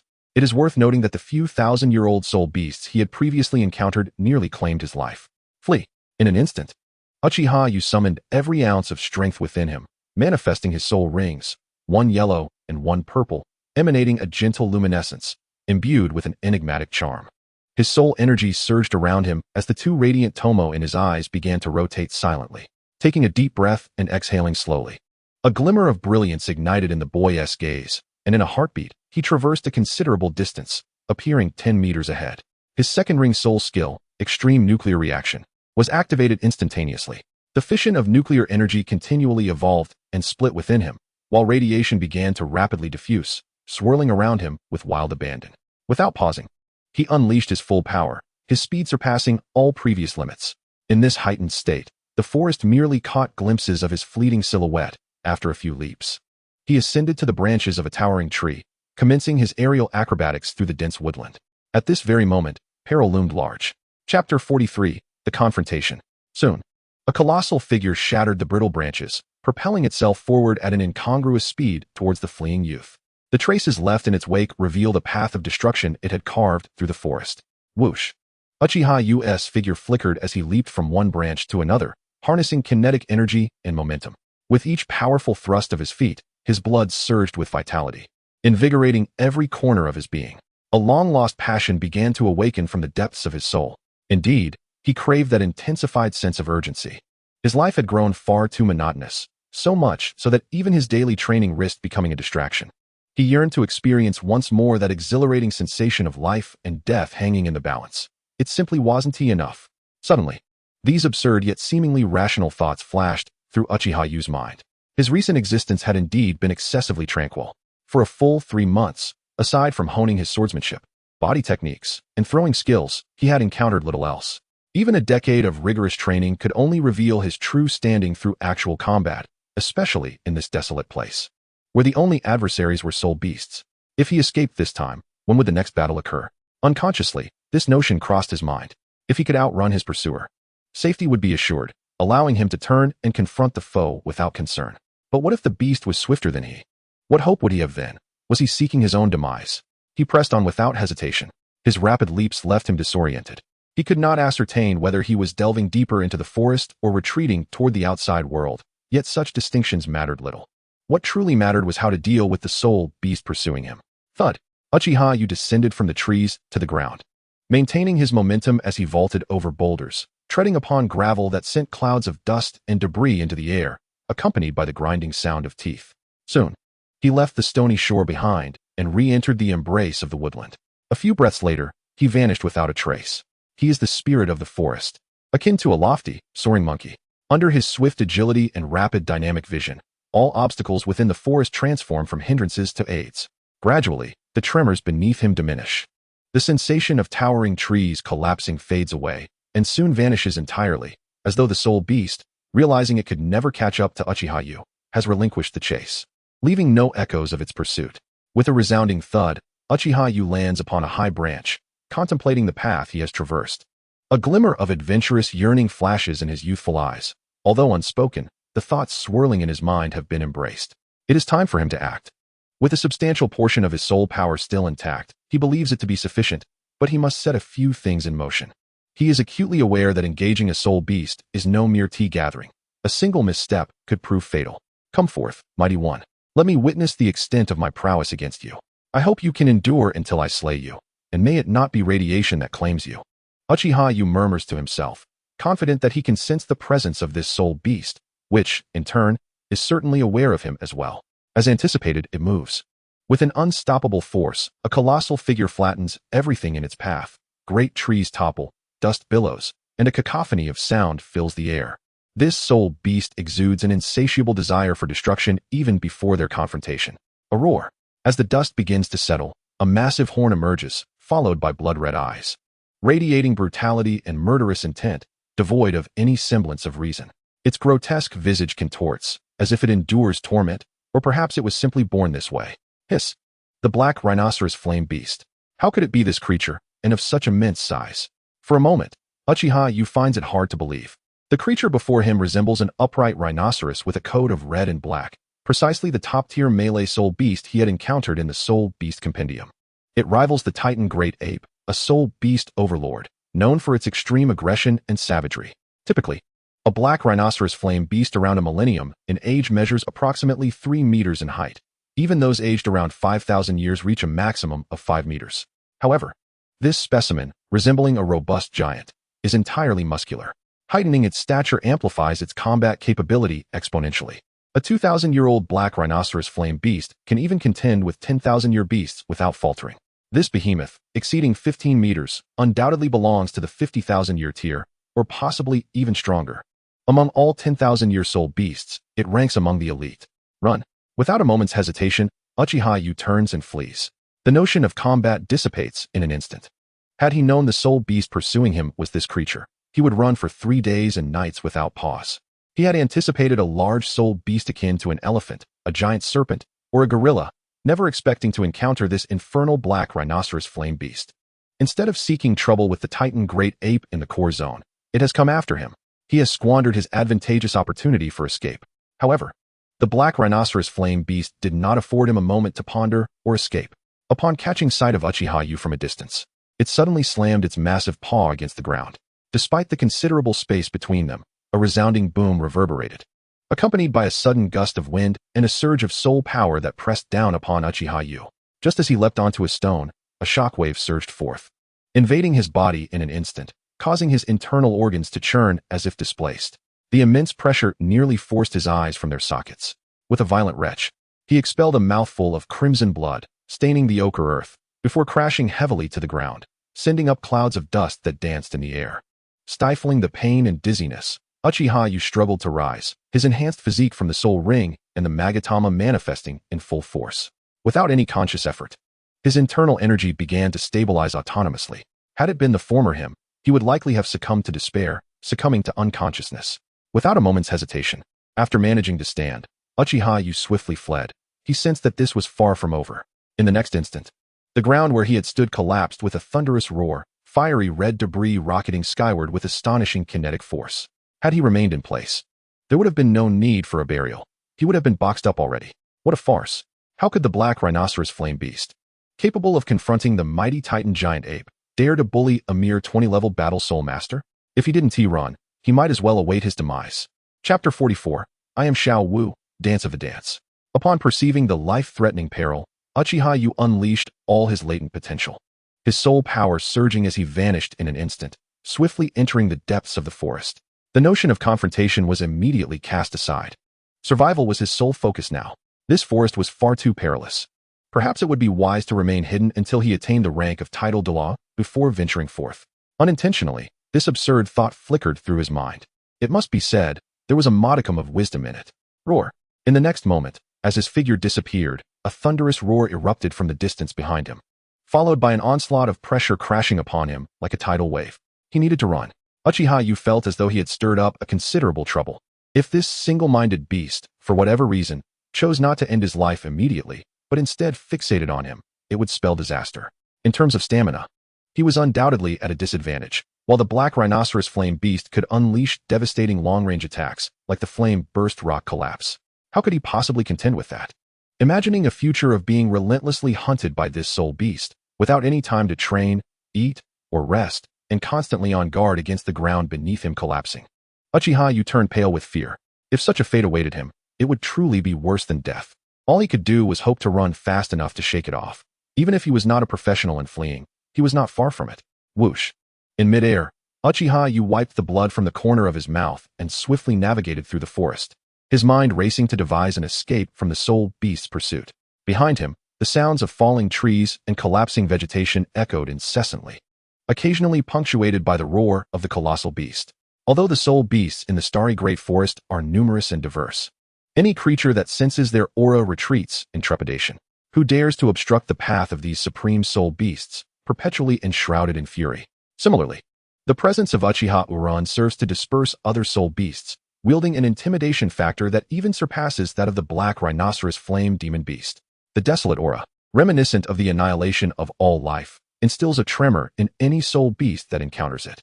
This aligns perfectly with the insatiable appetite for combat of the black rhinoceros flame demon beast, which fears neither death nor the act of being slain. It only fears the absence of battle. Had it not fortuitously crossed paths with Uchiha Uran and sensed his presence, perhaps the two would have never encountered one another. For the black rhinoceros flame demon beast is either engaged in combat or on its way to it. The chase continues, and Uchiha Uran is acutely aware that unless he completely sheds his pursuer, he risks losing his chance to flee should he be caught. As a mere weak soul master, he is utterly unqualified to confront such a formidable creature, especially considering his need for growth. The world remains perilously dangerous, and even a moment's idleness could lead to an encounter with such a top-tier soul beast. An hour later, Uchiha Uran stands pale beside a river. His frantic dash, disregarding the consumption of soul power, has left him taut like a tightly wound string on the brink of collapse. Yet, he feels as though he has finally evaded his relentless pursuer. This hour of running has been excessively taxing. His soul power is dwindling, and his mind is taut with anxiety, fearing an ambush. Under such immense pressure, the momentary reprieve almost causes him to collapse onto the ground. Nevertheless, he still feels insecure. The river nearby offers a perfect opportunity to wash away his scent, lest the black rhinoceros flame demon beast track him by it. As for the radiation he emits, that is beyond his consideration, for he cannot even fathom how to cease the continuous release of nuclear radiation. He feels akin to a reactor in perpetual fission. As long as he is alive, the most fundamental particle movements will not cease, unless he perishes. The cool river water ceaselessly washes over his body, dispelling the stench of sweat. Upon rising, the refreshing sensation of the water gliding over his skin captivates him, tempting him to pause and indulge in its embrace. Yet, he knows he cannot afford such a luxury. He must flee. He must run quickly. Without lingering, Uchiha Uran sets off again, choosing a random direction, his figure blurring and vanishing around the river, leaving no trace behind. Half an hour later, a colossal tree crashes to the ground as the robust black rhinoceros flame demon beast pushes aside the obstructions, emerging at the riverbank. It sniffs the air for the vanished scent, and upon realizing that the dangerous tremor in its perception has dissipated, its sudden loss of prey incites a furious roar. Accompanied by its overwhelming wrath, the clear river suddenly erupts with foam, as if boiling at high temperatures. The river visibly begins to emit a pale, high-temperature vapor, while the surrounding ground undulates and collapses, yielding to the creature's might as if it were mere clay. After a brief moment, the black rhinoceros fire demon beast vanished from the area, leaving behind a landscape reminiscent of a post-earthquake scene. Rivers dried up, ravines scattered about, and the place was no longer recognizable from the visage it held just moments ago when Uchiha Yu had passed through. The fury of a top-tier soul beast could alter the very essence of heaven and earth. At the Nodding City Junior Soul Master Academy, Tang Xin found himself momentarily taken aback. Was something amiss? How could he be of assistance? After a year of companionship, he had come to know Xiao Wu quite well. In his understanding, Xiao Wu seldom concerned herself with troublesome matters, often leaving them for him to resolve. Yet now, she claimed she could offer no help, indicating that the situation was far more complex than it appeared. She, too, believed she could contribute little. Upon witnessing Tang San's expression, Xiao Wu broke into a smile, her earlier frown vanishing without a trace, prompting one to wonder if this girl was truly straightforward or simply devoid of worries. Suddenly, she felt her prior statement was amiss and hastily continued. Ahem, I'm not saying it's impossible, just that this time it's not feasible. Xiao San. At the very least, I must first visit your home. Next time, I'll bring you to mine. How does that sound? Some matters were genuinely troublesome, and she feared they might implicate him. Xiao Wu refrained from elaborating, her delicate face betraying a hint of indecision, but ultimately resolved that she must not allow Xiao San to get involved, for it could lead to dire consequences. She sensed an inexplicable unease. Having coexisted with Daming and Erming for countless years, their bond had long established a silent understanding. This unease might serve as a warning from them. Chapter 45. Do you dare to drink my blood? Phew, I should have shaken them off. In the shadowy woods, a figure, indistinguishable in features, stood atop the highest branch, utilizing his long-range vision to observe the surrounding changes. Uncertain of how long he had been running, night had fallen, though the sun had disappeared and darkness enveloped the surroundings. For Uchiha Yu, blessed with the radiant eye, the dimness was hardly daunting. Everything lay within his control. Today's encounter nearly scared him to death. His mind had been preoccupied with engaging a soul beast, testing the fruits of his 3 months of training, only to find himself ensnared by a great white shark, mere seconds away from a grave fate. Yet, it must be said, his relentless practice of evasion in the forest had endowed him with an extraordinary survival skill. Cough. Young man, while your escape was rather chaotic, you truly looked splendid during your training. Bracing himself against the tree trunk, Uchiha Yu unexpectedly praised himself with a touch of vanity. His deliberately deep voice bore little weight. Yet the jubilation of having narrowly escaped imbued him with a sense of self-affirmation. You are remarkable. You are exceptional. A moment later, he casually chose a direction and plunged into the thicket, vanishing completely from sight. This place was hardly secure. He was in need of a temporary refuge. Before long, the youth burst forth from the thicket, his speed remarkable. With just a few light leaps, he navigated swiftly between the trees. Ever since he had mastered this mode of movement, he could scarcely bear to walk sluggishly upon the ground. What a stroke of misfortune! What manner of place is this? Harboring a 1,000-year-old soul beast. With a whoosh, Uchiha Yu leaped several times, a massive shadow pursuing him through the air. The precise nature of the soul beast remained obscured, but it was evident that those capable of flight would always outrun those bound to the ground. From a distance, the vast, dark bat-like wings were unmistakably visible, shimmering faintly with a dusting of white in the silvery moonlight, as if intentionally scattering or perhaps inadvertently shedding it. Today has been utterly wretched. This thought echoed in Uchiha Yu's mind as he refocused on the perilous surroundings. The dark forest was fraught with danger, and at this moment, 2 even more formidable predators were in a deadly chase, one fleeing, the other in pursuit. Squeak. Was it perhaps that he had failed to consult the almanac before venturing out today? He had encountered not one, but 2 soul beasts undeterred by his radioactive intimidation. The black rhinoceros flame demon was easily comprehensible, given its formidable nature. Had it not been for the duo, Deming and Erming, standing side by side at the heart of the forest, he would have been unable to contend with it. Otherwise, it would have already sought trouble with the Titan giant ape. Although it had previously engaged in battle, it had never truly defeated him. The bat-like creature, whose features remained elusive, was even more peculiar, relentlessly pursuing him. In that moment, Uchiha Yu felt a pang of resentment. Would it dare to feast upon his blood? Yet, the current situation was quite clear. It not only dared to drink, but seemed eager to savor the essence of his brain as an appetizer. Damn it! Today has indeed been fraught with misfortune.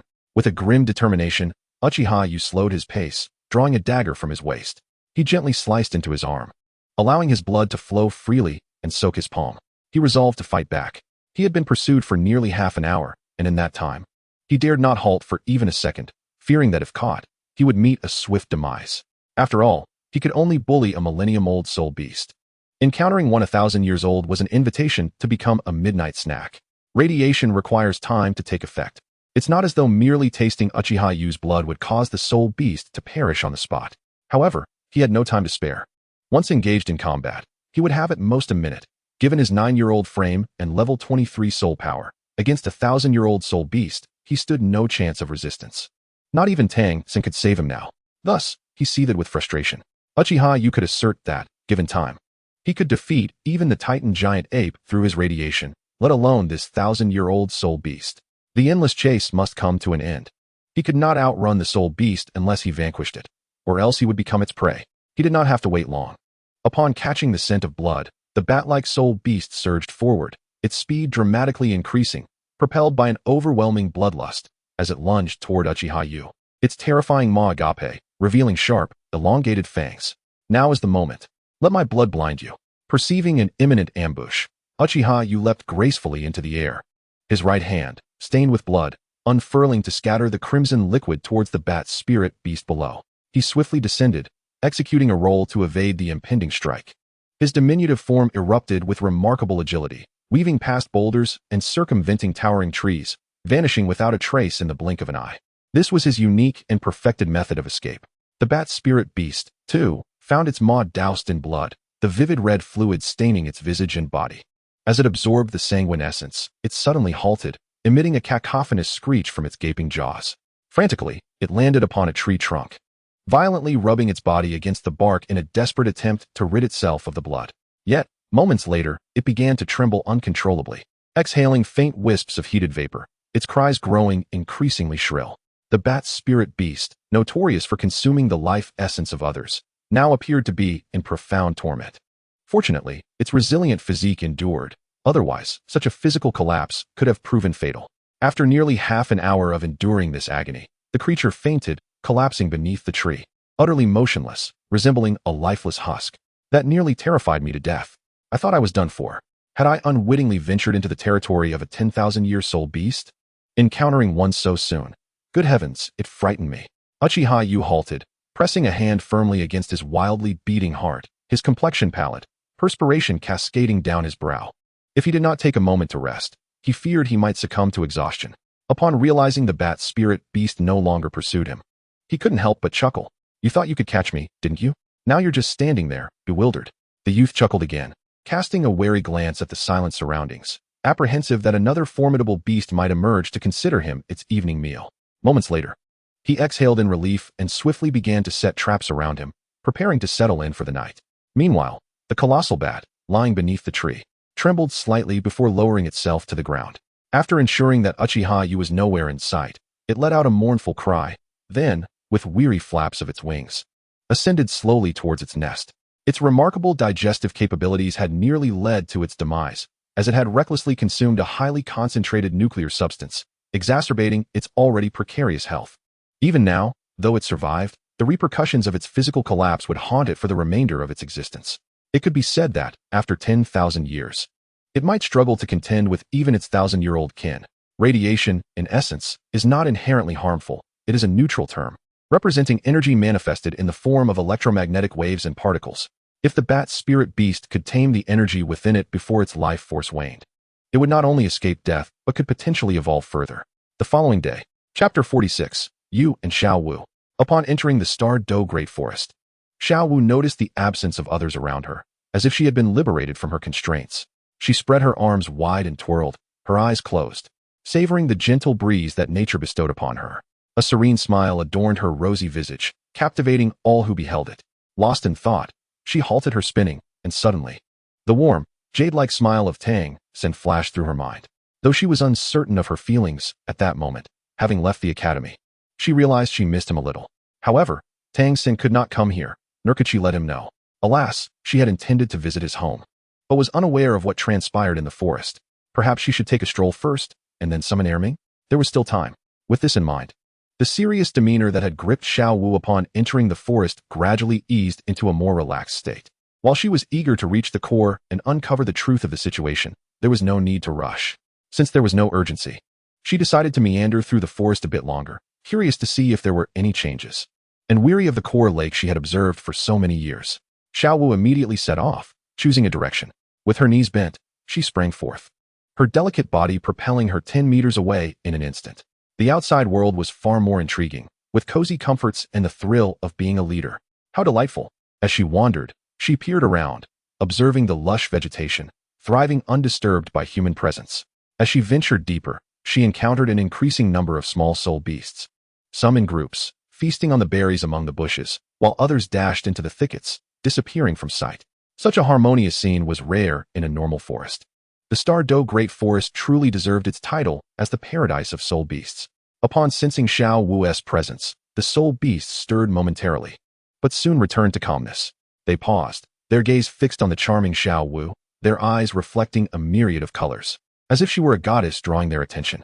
Soon, with a radiant smile, Xiao Wu traversed the area, occasionally petting a soft-boned rabbit and playfully lifting a light spirit mouse into the air, twirling it a few times before setting it down. In this realm that belonged to her, Xiao Wu finally relaxed. She adored these fluffy, adorable creatures. After all, she herself was the cutest. Half an hour later, having crossed a babbling brook, the sun climbed to its zenith. Wiping the sweat from her brow, she felt a twinge of annoyance at the sun's fierce rays, which made her somewhat uncomfortable. However, having previously sensed that wandering alone in the forest could be troublesome, she released her aura, confident that Erming was likely on his way. This forest was immense. If one truly wished to explore it all, it would take a lifetime to witness its beauty. As she pondered, Xiao Wu suddenly halted. She gazed ahead at the eerily silent surroundings, realizing that, unbeknownst to her, all the soul beasts had vanished. In an instant, her complexion turned ashen. Just moments ago, she felt nothing, but now a chilling aura, laden with the essence of death, lingered ominously in the air. The primal instinct for life coursing through her veins warned Xiao Wu of the impending peril ahead. Where am I? Suddenly, she recalled the dark demonic tiger, once driven away by the mighty Daming Erming, an entity of brutality and carnage, renowned for its insatiable appetite for soul beasts. The realization of her current location drained the color from her delicate face and left her frozen in place, utterly bewildered.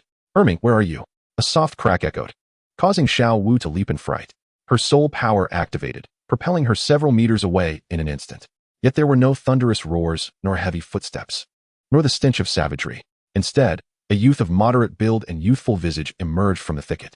The sound she heard was merely the soft crunch of leaves beneath his feet. Who are you? A person?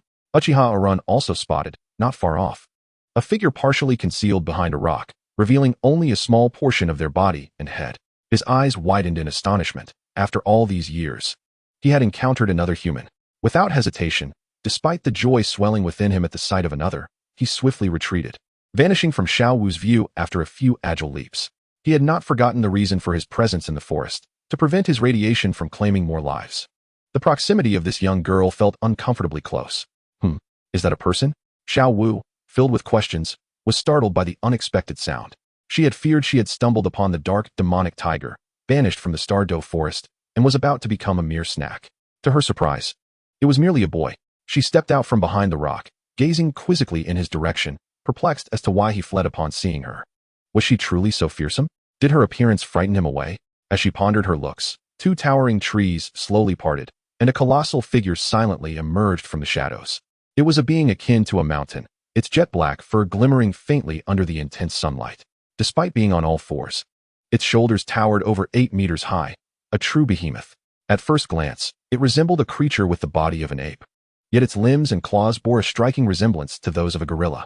Its lantern-like eyes shone with a yellow crystalline luster, and apart from its eyes, its entire form was pitch black, so much so that its silhouette would be nearly invisible in the night. However, under the daylight, this black behemoth stood out remarkably. From above, the creature appeared astonishingly majestic, its physique adorned with muscles as robust as granite. It was hard to fathom that a soul beast could attain such a physique, one typically honed through rigorous human training, utterly unlike anything that grew in the wild. It was the king of the forest, the titan great ape. Erming, you have arrived. Perfect timing, come quickly. A moment ago, a human rushed into the forest. If he is not driven out, He will surely fall victim to the soul beasts. She sensed Erming right behind her, a sudden wave of comfort enveloping her, a feeling only he or Daming could provide. Upon hearing Xiao Wu's words, Erming astonishingly shook his head, gesturing towards that direction with his massive fingers, seemingly reluctant to proceed. Then, Erming let out a deep, resonant roar. Though not loud, it reverberated across a distance of 1,000 meters. Finally, he patted his broad shoulder. It seemed this was the only course of action. Xiao Wu hesitated slightly, still worried about the mysterious boy who had appeared and vanished so abruptly. Yet, Erming's actions were undoubtedly driven by the urgency to reach Daming and ascertain the situation. Let us go. Xiao Wu swiftly mounted the Titan giant ape, and soon, Erming gradually disappeared into the depths of the forest, leaving no trace behind. However, within a 3-kilometer radius of Uchiha-Uran, all soul beasts had long since fled. For Erming's roar was meant only for the flora surrounding him. Chapter 47. The Peril of Forest Destruction. Whoosh. Uchiha-Uran dashed through the forest, leaping and tumbling without a care for his surroundings, regardless of the noise he made. He could scarcely believe he had encountered another person in the Stardew forest, especially a delicate, rosy-cheeked girl. Although there seemed to be no one protecting her, she had somehow drawn near, unnoticed by his perceptive abilities, leaving him utterly astonished. Logically, any living being would respond, yet the girl approached as if she were one with the forest, her presence unacknowledged by his senses, as if they had failed him. In a moment of clarity, he grasped a fleeting inspiration, but it slipped away just as quickly. He understood his predicament. It was akin to solving a mathematical problem. An epiphany flickered in his mind, suggesting a path to resolution, only for the cruel reality to mercilessly chastise the once hopeful youth, leading him astray. In this moment, the similarity was striking, the figures in his mind subtly merging with a shadow from his past life. Navigating through a dense thicket, the Titan giant ape gracefully entered, its large frame moving with unexpected gentleness. A crystal-clear lake sparkled under the sun, its surface shimmering radiantly. Towering trees lined the shore, and the warm, moist air mingled with the gentle light, creating a dreamlike paradise before Erming's eyes, an ineffable beauty that defied description. He felt a profound familiarity with this place, causing no damage despite his size. The absence of other soul beasts around this ethereal lake was due to its true master, the sovereign of the Stardew forest. The 100,000-year-old soul beast, the sky blue bull python. And this was also Xiao Wu's home. Puff. Countless splashes transformed into a dazzling spectacle, erupting like a fountain. As the air suddenly grew moist, a colossal, bull-headed creature, with a diameter exceeding 4 meters, emerged abruptly from the depths, its emerald scales glistening. Its immense body soaring skyward before gently descending, its massive head resurfacing above the water. Before the soul beast, the azure bull python, could stabilize, Xiao Wu, perched on the shoulders of the Titan ape, swiftly waved at it, overwhelmed with joy at the reunion. As soon as the Titan ape bent down, she couldn't contain her excitement and leapt into the air, racing towards the azure bull python. I've missed you all so much. Did you know that the human world outside is incredibly fascinating? There are delicious foods, delightful games, and I have a friend named Tang San. He is really amusing. Just as the azure bull python lowered its head, Xiao Wu skipped joyfully to its side, her tender little hands caressing its shimmering scales while she recounted tales of the outside world, laughing merrily. Unbeknownst to her, the Titan ape had settled down not far from her, his earnest expression betraying no hint of his thoughts, yet he attentively listened, occasionally emitting low growls that seemed to echo his agreement or perhaps convey some unspoken words. Xiao Wu sat cross-legged on the grassy bank of the lake, the warm grass untouched by dirt, instead exuding a subtle fragrance that invigorated the senses. Half of the azure bull python's body emerged from the lake, its massive head resting on the shore, its bright eyes gazing gently at Xiao Wu, who was animatedly sharing her stories. In that moment, the lakeside forest resembled a beautiful painting, captivating the heart. And that's how it is. There are so many beautiful things outside. I receive golden spirit coins every month, but it's never enough. I want to buy everything, but when I run short, I go borrow from Tang San. Oh, speaking of Tang San, I actually wanted to visit his home today. I heard it's south quite close. As Xiao Wu gradually began to share more about her experiences at the academy with Tang San, she seemed to be getting a bit carried away. Upon hearing Tang San's name mentioned more frequently, the azure bull python subtly lifted its head, exchanging a knowing glance with the solemn Titan ape. And they nodded in silent understanding, perhaps contemplating something profound. Eventually, as Xiao Wu's mouth grew dry from her exuberant chatter, she took a deep breath, smiled, and lay back, eyes closed, savoring the warmth of the sunlight on her face. Her youthful form, still in the early stages of development, exhibited a slight curvature, particularly notable in her long legs and delicate waist, embodying the essence of petite beauty. Her proportions were a perfect golden ratio, with naturally arched brows framing her large, sparkling eyes, complemented by a softly rounded, rosy visage. Not only was she beautiful, but there was also a hint of playfulness about her. The word cute seemed tailor-made for her. It was not without attempts to expel, yet on 2 occasions, it drove the soul beasts away, only to find that each time, the overwhelming aura of the soul beast overlapped with the terrifying presence of that human, resulting in a mental collapse that nearly caused the human's demise. In truth, had it not been for the human's formidable corrosive abilities and their extensive range, it would have expelled them long ago. However, once tainted even slightly, it surmised that the corrosive power would linger for centuries. Should that human perish within the forest, even at its periphery, the uncontrollable radiation would spread at the speed of light, contaminating all the land within the forest, potentially threatening their beloved home. The mere spillage of blood would render a vast area of at least 50 square kilometers into a desolate wasteland.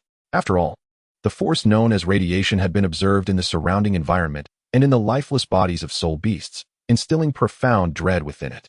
The heavenly blue bull python was unaware of how fortunate it was to refrain from taking matters into its own hands. Otherwise, with the uranium element's half-life exceeding 240,000 years, should it have killed the boy, the radiation would accompany it for the rest of its life.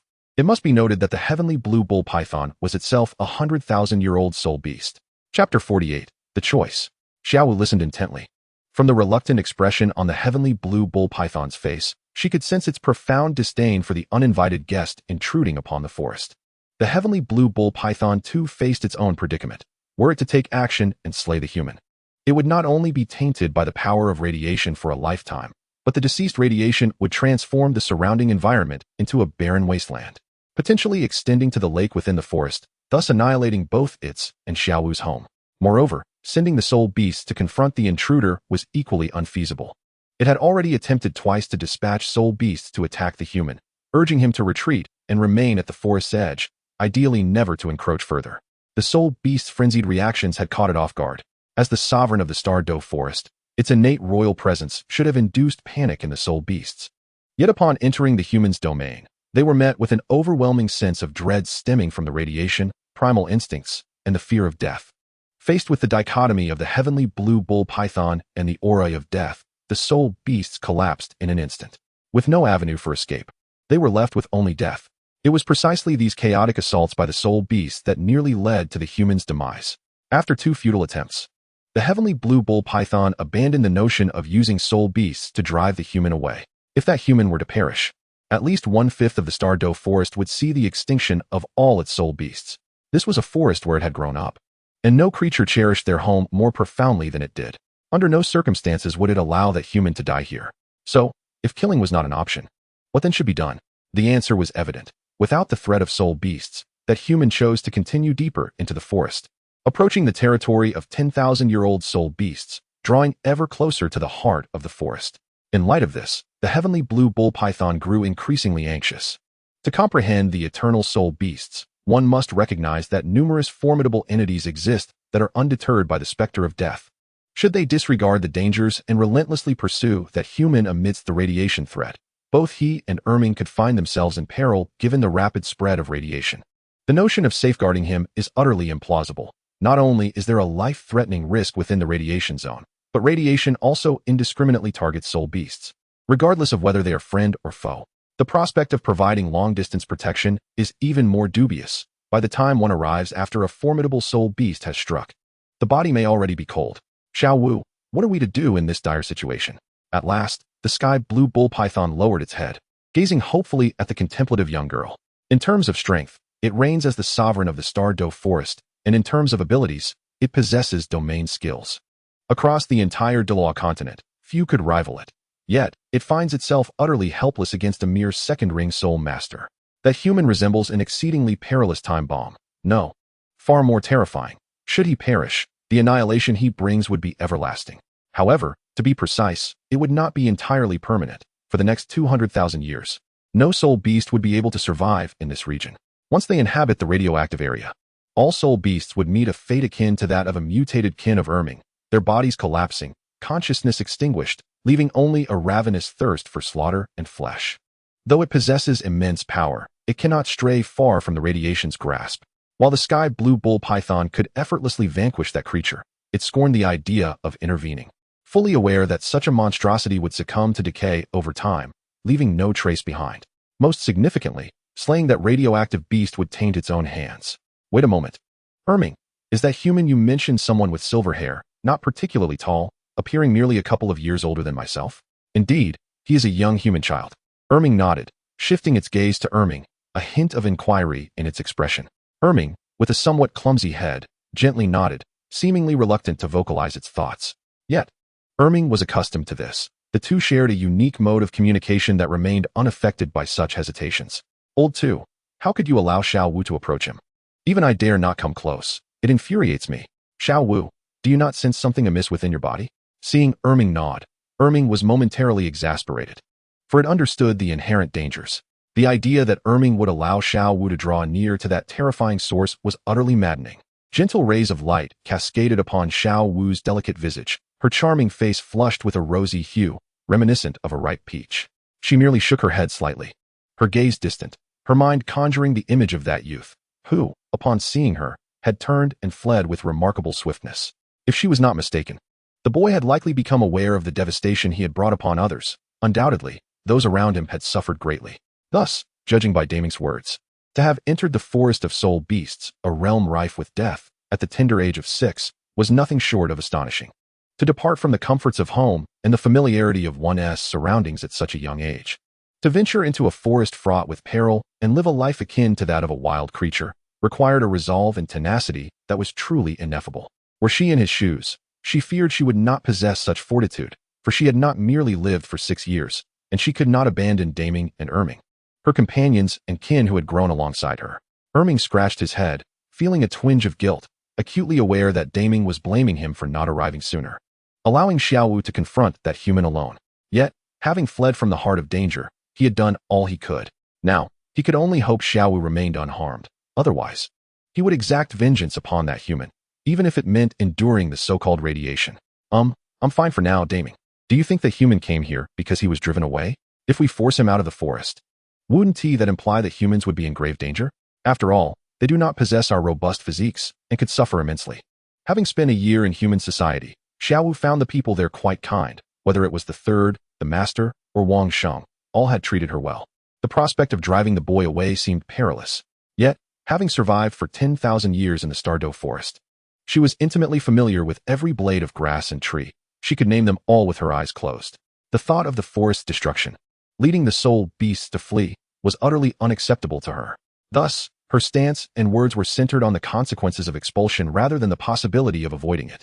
As a child of the forest, she naturally felt compelled to consider its welfare. Suddenly, a vivid image flashed through Xiao Wu's mind, a boy burdened by incomprehensible anguish. Delving alone into the unfamiliar woods, surrounded by the monotony of his desolation, devoid of companionship or conversation. He gazed upon the hopelessness of his surroundings, yet persisted in his life. However, in the dead of night, he would weep in humility. This burden was not one he had chosen, yet he was forced to bear it. He was so pitiable. With this thought, Xiao Wu said, "What if I go and speak with him? Perhaps I can persuade him to remain on the outskirts instead." Chapter 49, Departure. Without a doubt, Xiao Wu's suggestion was met with a blunt refusal from Daming and Erming. The reasoning was straightforward. They could not allow Xiao Wu to face danger, even if none was apparent. Especially considering the radiation levels exhibited by Uchiha Orun had far exceeded normal parameters. Even the Tianqing Niulong was reluctant to remain near him, illustrating that radiation posed a significant threat, even to a soul beast of 100,000 years. To be more precise, under the ominous glow of radiation, any living being, regardless of age or strength, whether it be water sources or flora, rocks or soil, falls victim to its merciless embrace, leaving no survivors. This is precisely where its horror lies. At this very moment, while Xiao Wu, Deming, and Erming are in discussion, Uchiha Orun is abruptly awakened from his slumber. The scorpion braid, the little girl, alone in the Stardow forest. How could I have forgotten? It must be Xiao Wu. In an instant, Uchiha Orun's face turns ashen. This is dire. I recall from the book that Xiao Wu adores soul beasts. As a harbinger of extinction, she must despise my presence here. Yet she has not taken action. Why is that? Oh no. She is likely gone to fetch reinforcements. I must flee.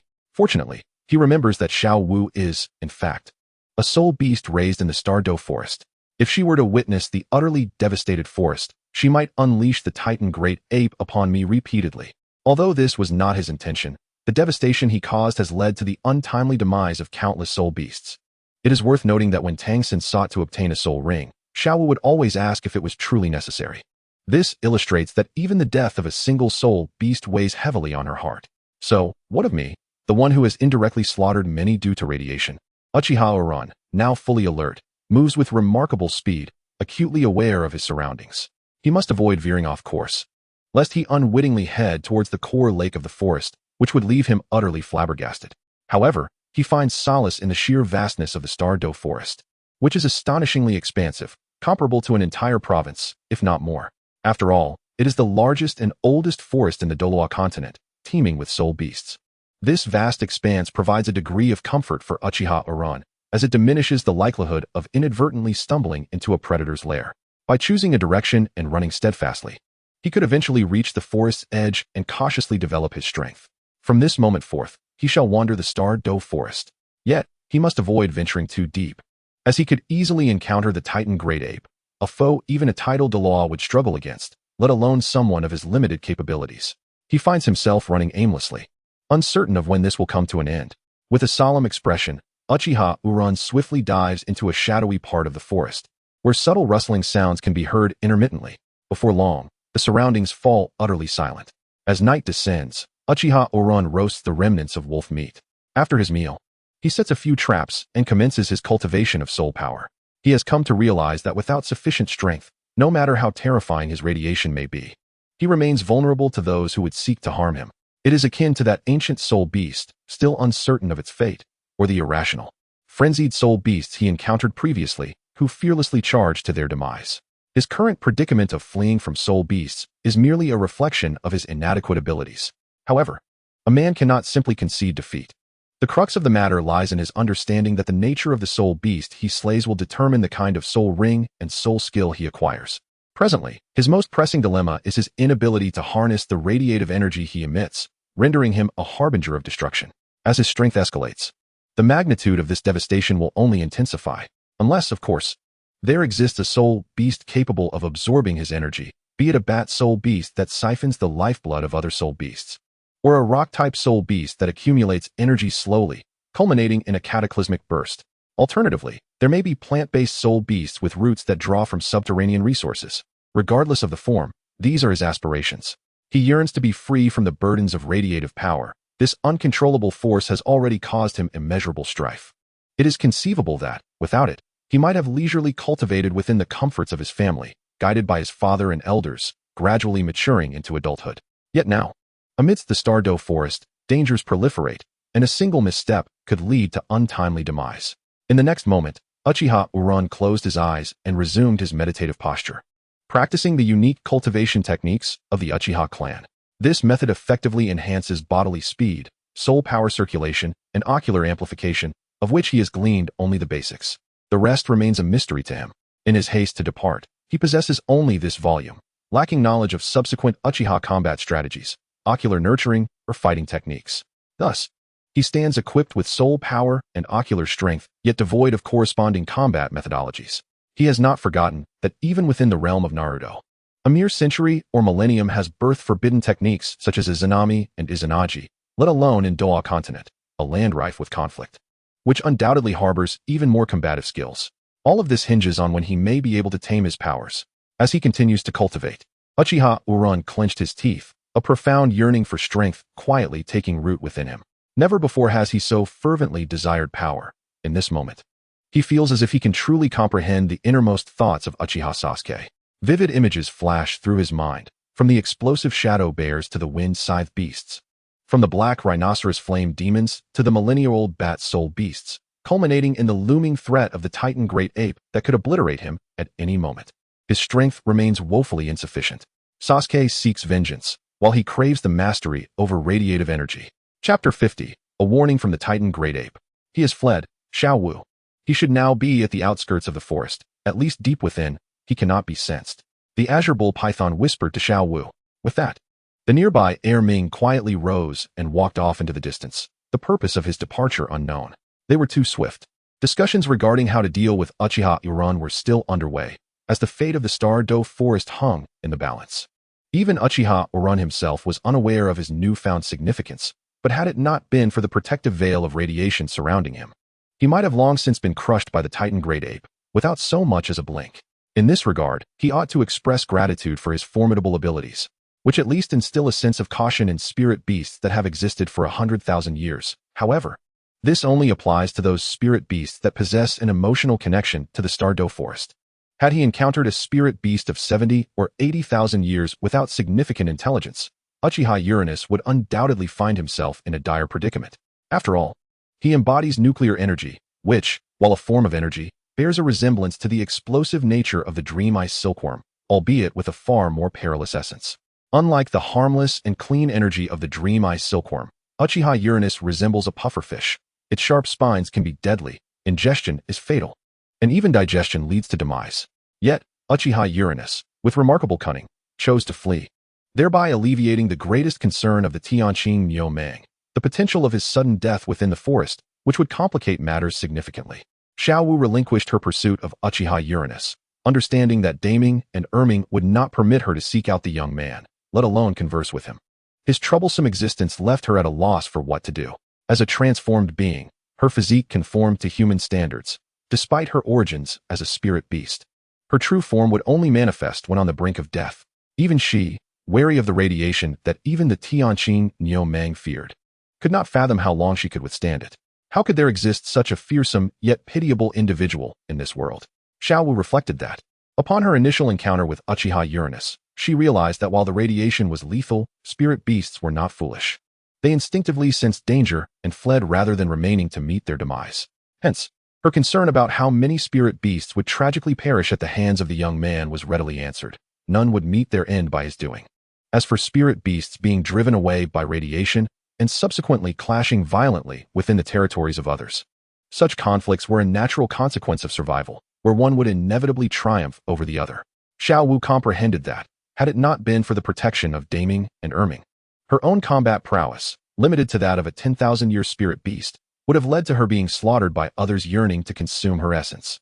The brutal law of survival, where the fittest thrive, was vividly illustrated within the Star-Do forest. If she could endure such a fate, it was evident that other spirit beasts would too. Half a month later, she longed for sparring, for the sweet taste of candied hawthorn, for the warmth and comfort of a cozy blanket, and to fulfill her role as the leader. There were countless tasks awaiting her attention. She wondered how Xiao San was faring. As she pranced along the path, a smile gracing her face, she gradually made her way toward the academy. Meanwhile, Uchiha Uranus, with a grave expression, gazed upon the stone tablet before him. Early that morning, while engaged in his training, a sudden, thunderous noise shattered the tranquility of his surroundings. Driven by curiosity, he arrived at this site, where a stone tablet, or perhaps a colossal rock, had descended from the heavens. Yet, the specifics were of little consequence. What mattered was the inscription upon it, jagged and erratic characters that conveyed a singular message. Humans, depart from here. In just 5 short characters, an immense pressure akin to that of a mountain descended upon Uchiha Yu, bearing down heavily upon his heart. He could even sense the Titan Great Ape's state of mind through the very characters themselves. This was not a testament to the quality of its penmanship. On the contrary, its writing was quite poor. Yet, it was imbued with raw emotion, a heartfelt plea urging Uchiha Yu to depart. The inscriptions on the stone tablet were notably large, with strokes as thick as his thigh, seemingly not carved but rather inscribed with a finger. Indeed, it was unmistakable. The Titan Great Ape was watching him. Had he approached Xiao Wu with the excitement he had felt upon encountering another, he would likely have been torn to shreds. Now, after a full day and night of running, though unaware of his whereabouts, the Titan Great Ape had still managed to locate him. It had directly scrawled some hasty warnings within earshot and had cast them down here. Uchiha Yu fell silent. The sensation of being threatened was truly unsettling. Yet he felt powerless to resist. However, this realization brought him a measure of relief. At least the Titan Great Ape was willing to communicate through writing. Whether it had learned this from Xiao Wu was inconsequential. What mattered was its willingness to engage, indicating that he would not be abruptly annihilated by the beast. With a sigh of relief, Uchiha Yu smiled after reading the 5 characters. The threat from the formidable soul beast had dissipated, allowing him to focus solely on his training without the distraction of vigilance. Although the forest was a picturesque environment, it was not meant for him, and its master certainly did not welcome his presence. Placing himself in the Titan Great Ape's position, he pondered how he would respond if a troublesome individual invaded his territory. Would he expel them? Most likely. If he were the Titan Great Ape, he could not have done any better. Uchiha Yu glanced at the stone tablet, murmuring to himself. Once again, that feeling of helplessness. I must strengthen myself swiftly. I am not yet fast enough. Faster still. As time passed gradually, the rhythmic sensation in the air became increasingly palpable. Soon, responding to the surge of soul power, Uchiha Yu opened his eyes, a glimmer of brilliance igniting within them. He had successfully broken through to the 24th level of soul power. Chapter 51, Third Soul Skill, Energy Absorption Halo. Clang. Amidst the dense forest, two figures flashed past each other in a heartbeat. A putrid stench of blood began to emanate from one of the figures, and in an instant, its massive form was violently cleaved in two, a torrent of dark crimson blood gushing forth like a fountain, erupting under pressure to heights exceeding 5 meters. Uchiha Yu slowly sheathed his blade, turning his stern gaze towards the decaying soul beast, its pallid flesh exposed. His brow furrowed in deep contemplation as he pondered the scene before him. After a moment, he let out a quiet sigh and stepped forward.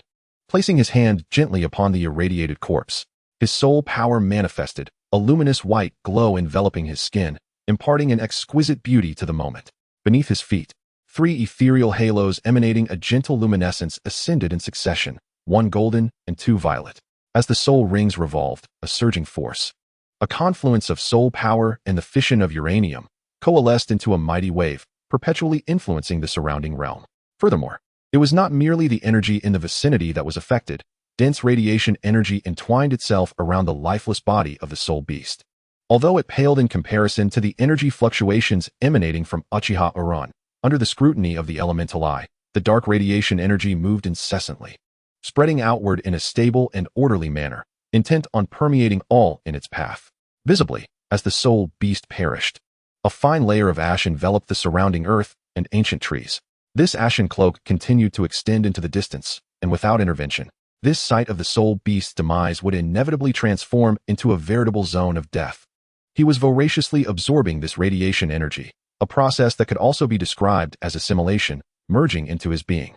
Soon, all the energy within the radiation creature was entirely devoured, and the power painstakingly cultivated by the soul beast, intermingled with nuclear energy, entered Uchiha Uran's body, coalescing into a singular entity.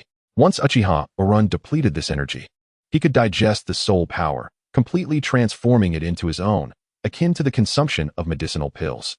The distinction, however, lay in the fact that pills possess a degree of resistance, whereas soul beasts do not. Indeed, the mightier the soul beast, the more substantial the boon for Uchiha Uran.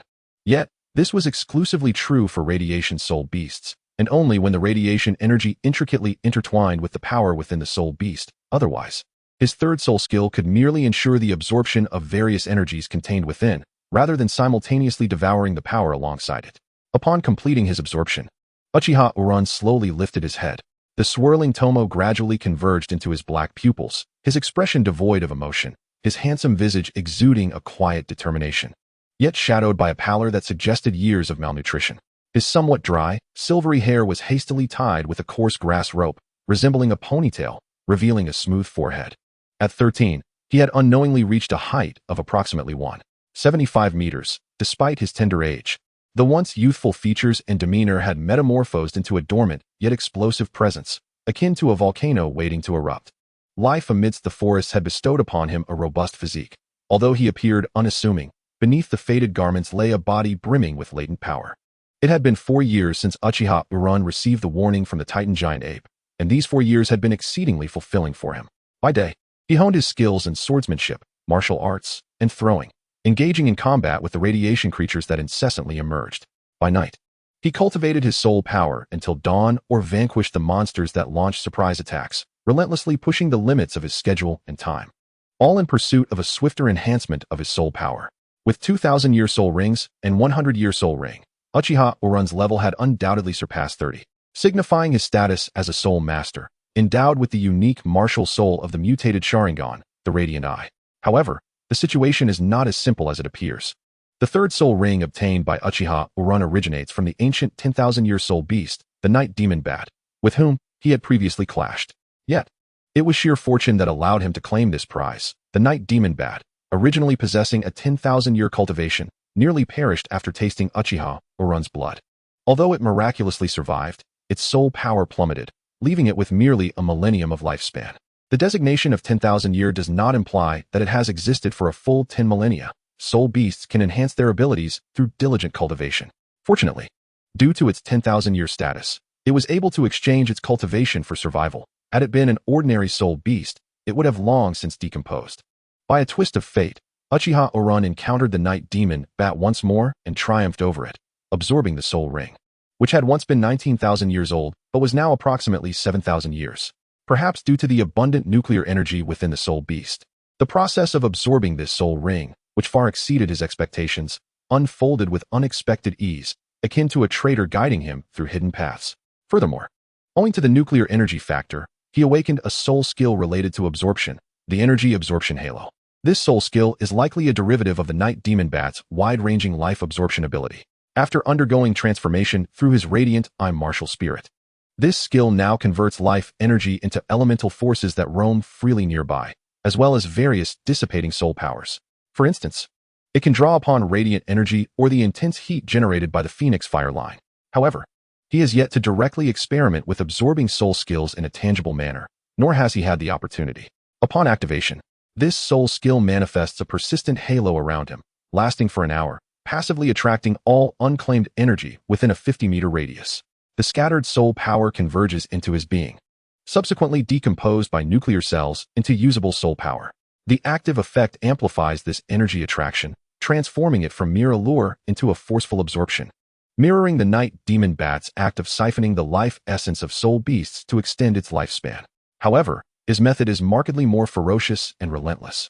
The absorbed soul power is temporarily usable, yet if it intertwines with nuclear energy, once integrated into his body, it becomes a permanent augmentation of his own strength. Utilizing this soul skill, he rapidly absorbs nuclear energy from his surroundings to expedite his cultivation, drawing from radiation traps he has set, objects he has previously encountered, and even the decaying carcass of a radiation soul beast before him. The principle is simple. The absorbed soul power replenishes his own consumption, but does not enhance his strength. In contrast, assimilating soul power infused with nuclear energy allows him to elevate his soul power limits, thereby increasing his soul power level. This is the fundamental reason behind his extraordinary achievement of reaching the 39th level of soul power at the tender age of 13. Chapter 52, True Power. Remarkably, given Uchiha Orun's current status, he is undeniably a prodigy. Achieving level 39 at 13 years old is unprecedented in the annals of soul masters. And all of this stems from a singular third purple soul ring. Such a soul skill, capable of permanently enhancing one's spiritual power, seems far beyond the capabilities of a mere purple soul ring. Even a 10,000-year soul skill might barely suffice. However, the soul beast that generates this soul ring is, in fact, a 10,000-year entity. The reduction in its age is attributed to radiation, allowing it to be absorbed by Uchiha Orun. Otherwise, a genius soul master would require a soul king's strength at level 50 to absorb it, while an ordinary soul master would need to attain the level 60 soul emperor's prowess to harness such a formidable beast, nearing 2,000 years of age. Yet, the soul skill acquired from such high-level soul power is merely one that enhances cultivation speed and provides a certain degree of soul power absorption. In a realm where advanced and lethal soul skills abound at the 60-level threshold, lacking such a potent skill is utterly detrimental. However, there are drawbacks, for he has merely obtained a purple soul ring. Were a soul emperor to fully absorb this nearly 20,000-year soul ring, which realistically possesses over 10,000 years of age, it would likely result in nothing more than a basic level of soul power absorption, possibly akin to a trump card for siphoning life force from others. Nonetheless, the phenomenon of a soul beast's age being diminished is exceedingly rare. The notable exceptions include the sacrifice of a 100,000-year soul beast, which voluntarily converts its age into the power of a soul ring. Otherwise, regardless of the injuries inflicted upon a soul beast, its age will remain unchanged. Ultimately, radiation is not something that soul skills can rival. The destructive capability of radiation surpasses that of soul skills. Radiation can incessantly erode the very essence of a soul beast's life, coercing it to combat by reducing its age. Had Uchiha Orun encountered that night demon bat just a year or two later, he would likely have faced a mere 1,000-year-old version of it. Radiation is undeniably lethal. As Uchiha Orun's soul power ascends, he senses an increasing familiarity with his capabilities. Upon acquiring his second soul ring at level 20, he becomes aware of the specific range of his radiation and whether any entities have intruded upon it. This marks the nascent awareness of his powers. Yet, this awareness proves futile. He continues to emit radiative energy without any alteration, as his control remains insufficient for complete mastery. Nonetheless, given the current circumstances, the time required for absolute control is undoubtedly drawing near. How many have fallen today? Cursed be those who approach my radiation, oblivious to their insignificance before me. Glancing at the nameless soul beast crumpled at his feet, Uchiha Uran carelessly kicked its severed head aside, wiped his blade on a piece of leather, and casually discarded it. With a graceful turn, he departed from the battlefield, leaving behind a ground stained with the remnants of blood. Remarkably, the surrounding gray mist had dissipated into the forest, and the polluted radiative energy had been nearly completely absorbed, no longer exuding the once overpowering aura that threatened all living beings. Uchiha Yu has never forgotten that he is not the harbinger of destruction for the world. Rather, he is merely a transient soul evading his own existence. He would refrain from taking action against the surrounding environment unless absolutely necessary. Much like the food chain, he occupies the apex. However, should he annihilate those at the base, the pyramid of hierarchy would inevitably descend into oblivion, and he, too, would not escape such a fate. Unbeknownst to the increasingly distant Uchiha Yu, the colossal corpse of the irradiated beast began to wither after he turned away, its once mighty form shrinking. A glance at the gaping head revealed that its lifeblood had ceased to flow, leaving only desiccated flesh and blood trapped within. The large crimson flower at his waist pulsated with life, its intricate veins becoming ever more pronounced as it gently glimmered with a faint luminescence.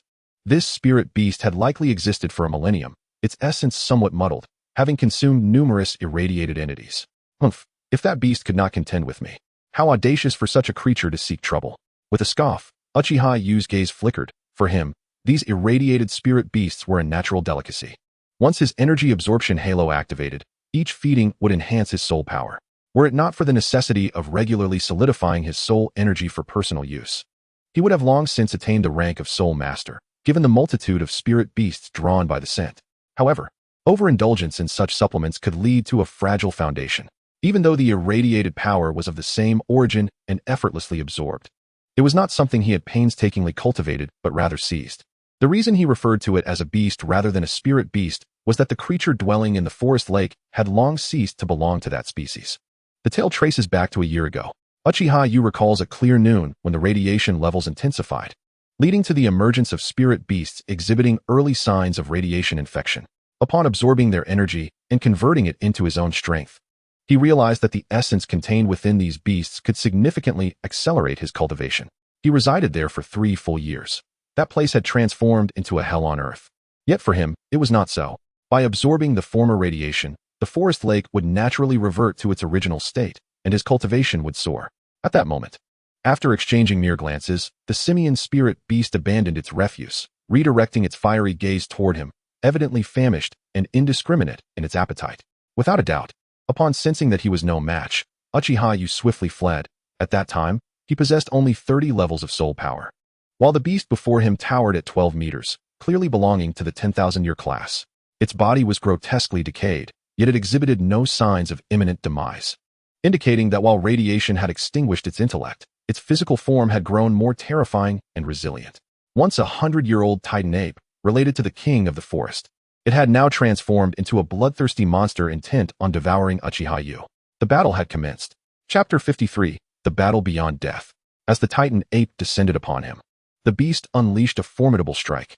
Without hesitation, Uchiha Uran swiftly retreated, his feet barely grazing the ground as he narrowly evaded the monstrous attack.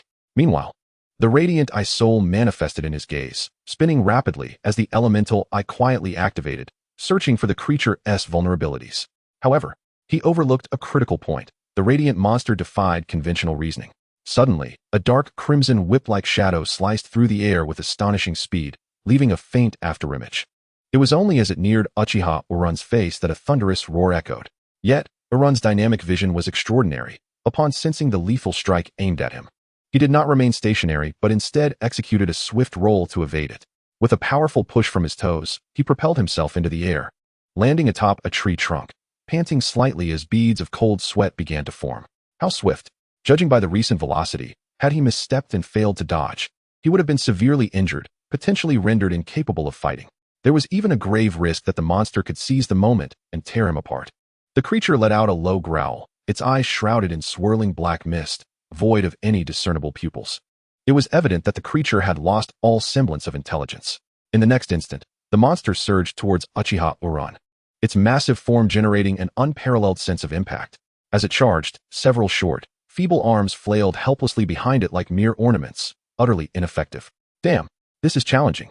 Wiping the sweat from his brow, Uchiha Uran activated his second and third soul rings, unleashing a maximum nuclear reaction and energy absorption aura, which significantly enhanced his speed, allowing him to evade the charging beast and descend to the ground.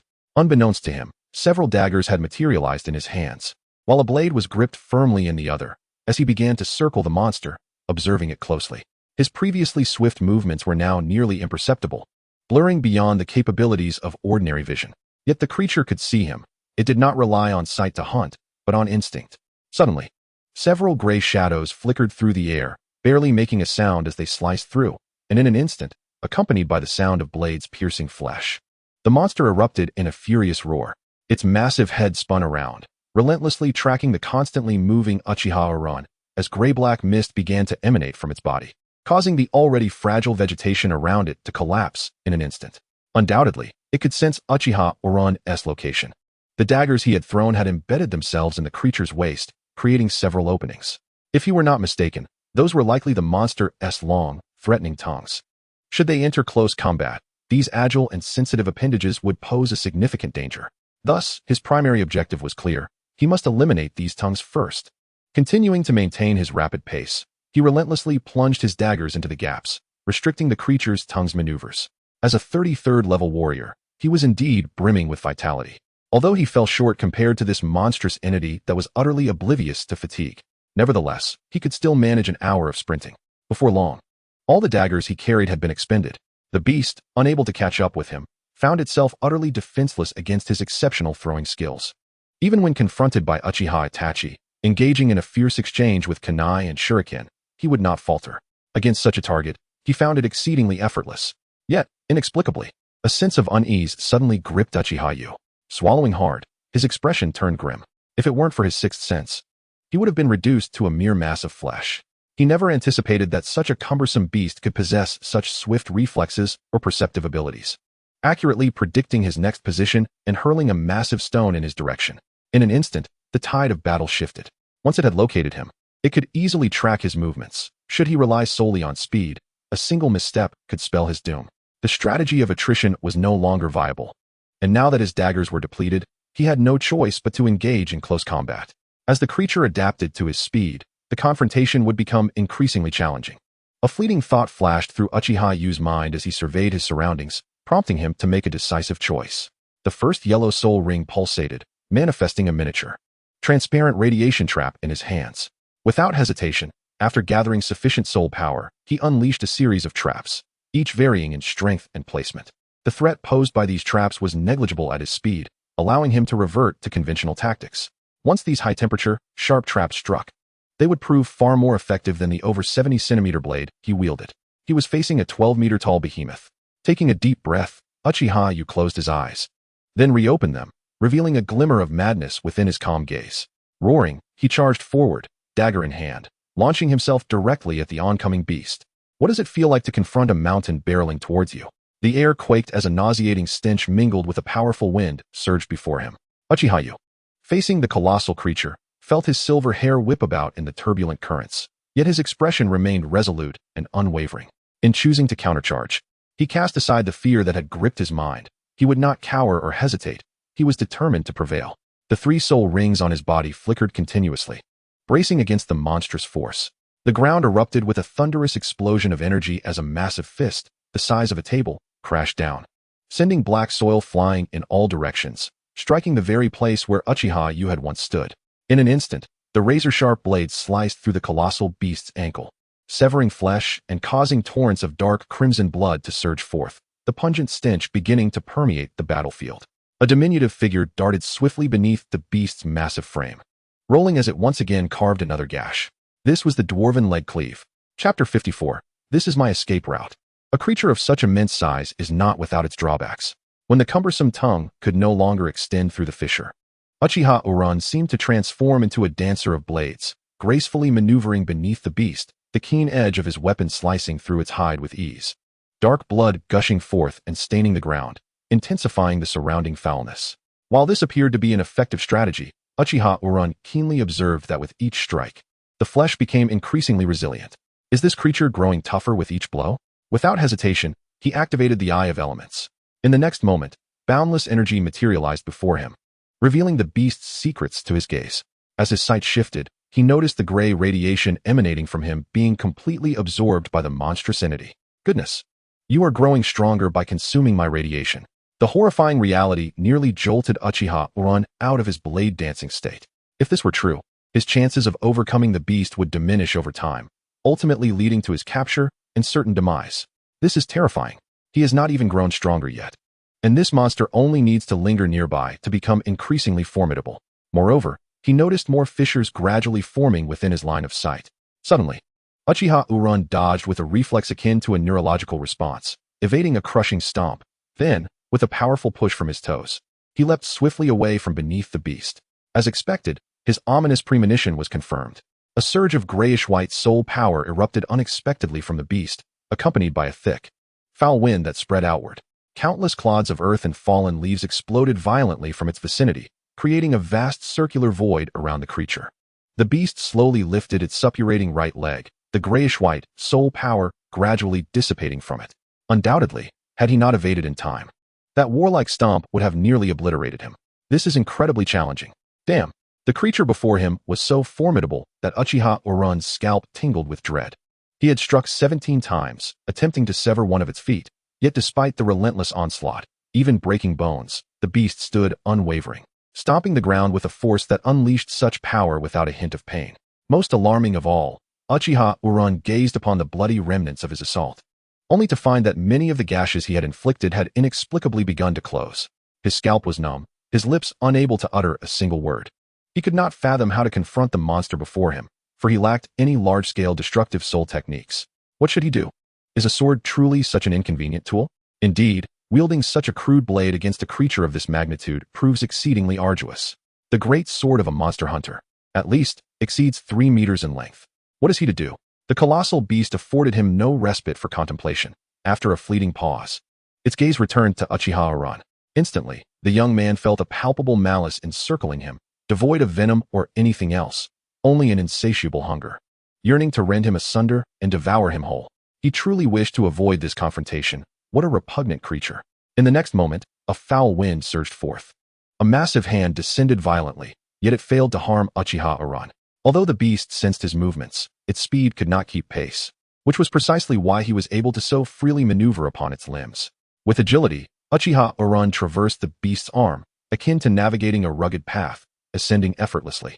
As he continued his ascent, he surged towards the creature's head, intent on plunging his blade into its skull to ascertain whether it would still draw breath.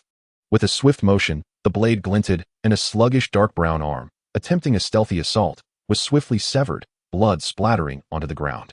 In a flurry, crimson whips of flesh lashed out. Upon reaching the midpoint of the arm, he was abruptly interrupted by several lunging tongues, compelling him to retreat hastily and abandon his decapitation scheme. In a heartbeat, he found himself 50 paces away from the beast, his expression calm as he surveyed the creature, his mind racing to devise a solution. Suddenly, an audacious notion sparked within his mind. If the creature could absorb his radiation, could he not reverse this process and siphon the radiative energy within it? As time pressed on, the monster would only grow more formidable. He had to act without delay. Without hesitation, Uchiha Uran activated the third soul ring, summoning the energy absorption aura, as the gray radiative energy surrounding him began to converge rapidly into his being. He harbored no fear of being harmed by this radiation. After all, he was the very source of it, the ultimate destination of energy. As the aura's effects took hold, the beast seemed to sense something amiss, akin to a fish surfacing briefly from the depths of the ocean, experiencing an unsettling sensation without comprehending the cause. Yet, it remained undeterred, fixated solely on devouring the alluring human exuding a tantalizing aroma. Without a moment's hesitation or a roar, the beast shifted its massive form. But this time it was not the same as before. Its serpentine tongue coiled and twisted around its waist, probing incessantly. Should he approach recklessly again, it would surely spell danger. Uchiha Uran's mind raced with analyses of those tongues, and his previously restless heart gradually calmed. He understood that the time had come for a life-or-death struggle. In the next instant, he sprang into action, racing towards the trap he had devised. After a brief pause, accompanied by a deep, rumbling roar, the colossal beast bent its legs slightly, then suddenly exerted its strength, leaping forth with the force of a mountain crashing down. Exuding an aura akin to the collapse of heaven and earth, a tsunami-like pressure surged forth, descending from above. The young boy momentarily froze, his breath caught in his throat, even his heart convulsing in response. In that instant, alarm bells rang loudly in Uchiha Yu's mind. Run! Quick, run! With legs that felt numb. The boy gritted his teeth and surged forward at his utmost speed. The howling wind roared past his ears, as if he had breached the limits of speed. His face contorted in a grimace, veins bulging. The heavy specter of death looming over him ignited a singular thought in his mind. Run just a bit faster. A fleeting shadow flashed by. Boom. It seemed like the blink of an eye, yet it felt as if an entire epoch had passed, when a gigantic figure, imbued with boundless power, crashed down. The earth trembled, as if mountains were plummeting. A massive explosion of soil erupted, creating a gaping chasm in the center of the battlefield. The once flat ground was utterly shattered, reminiscent of a world in ruin, exuding a suffocating aura. Dust and debris were violently propelled into the air, lingering for a moment before slowly descending. In the surrounding area, Uchiha Yu's presence had vanished entirely. Roar! Upon sensing the absence of Uchiha Yu, the beast unleashed a furious and mournful roar, its bellowing shattering the air, sweeping away everything in its vicinity. In the distance, Uchiha Yu wiped the blood trickling from his mouth, a result of pushing his physical limits. His face flushed like a malevolent spirit. This is my escape route. He chuckled at the sound of the roar, disregarding the torment of his body, casually choosing a direction and disappearing once more in an instant. Moments later, he left no trace behind. Chapter 55, The Battle. That battle had transpired 6 months prior. After successfully evading danger, he sought refuge in a distant place. After all, the forest was vast, and as long as he did not venture deeper, survival was not a concern. Any ordinary person who encountered such a monstrous entity and miraculously survived would likely flee far from that creature's domain, never to return. However, Uchiha Yu was different. He understood that this was a consequence of his own actions, a monster birthed from radiation, and only he could rectify it perfectly. For anyone else attempting to eradicate this beast, it would be futile. The radiation would not dissipate, and the aftermath of the creature's death would give rise to more monstrosities in this land.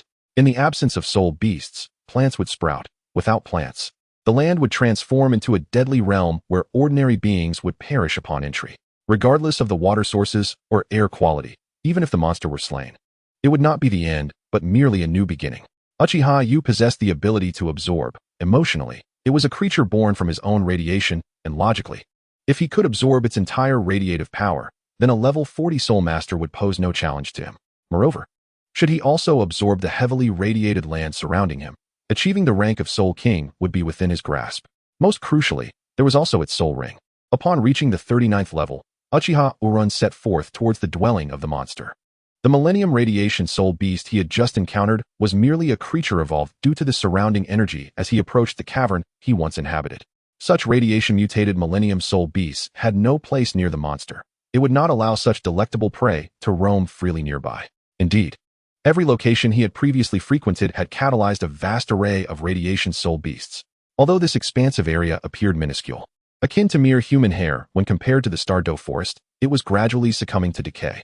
Dappled sunlight filtered through the layers of foliage, casting its glow upon the ground. A gentle breeze, seemingly arising from nowhere, swept through, carrying with it the foul stench of decay, gradually receding and leaving only the subtle aroma of grass in the forest. While it did not dispel the surrounding miasma, this natural purification was not lost on Uchiha Urun. Was this the essence of nature? The youth caught a slowly descending leaf in midair, observing its vibrant green hue now tinged with hints of gray veins.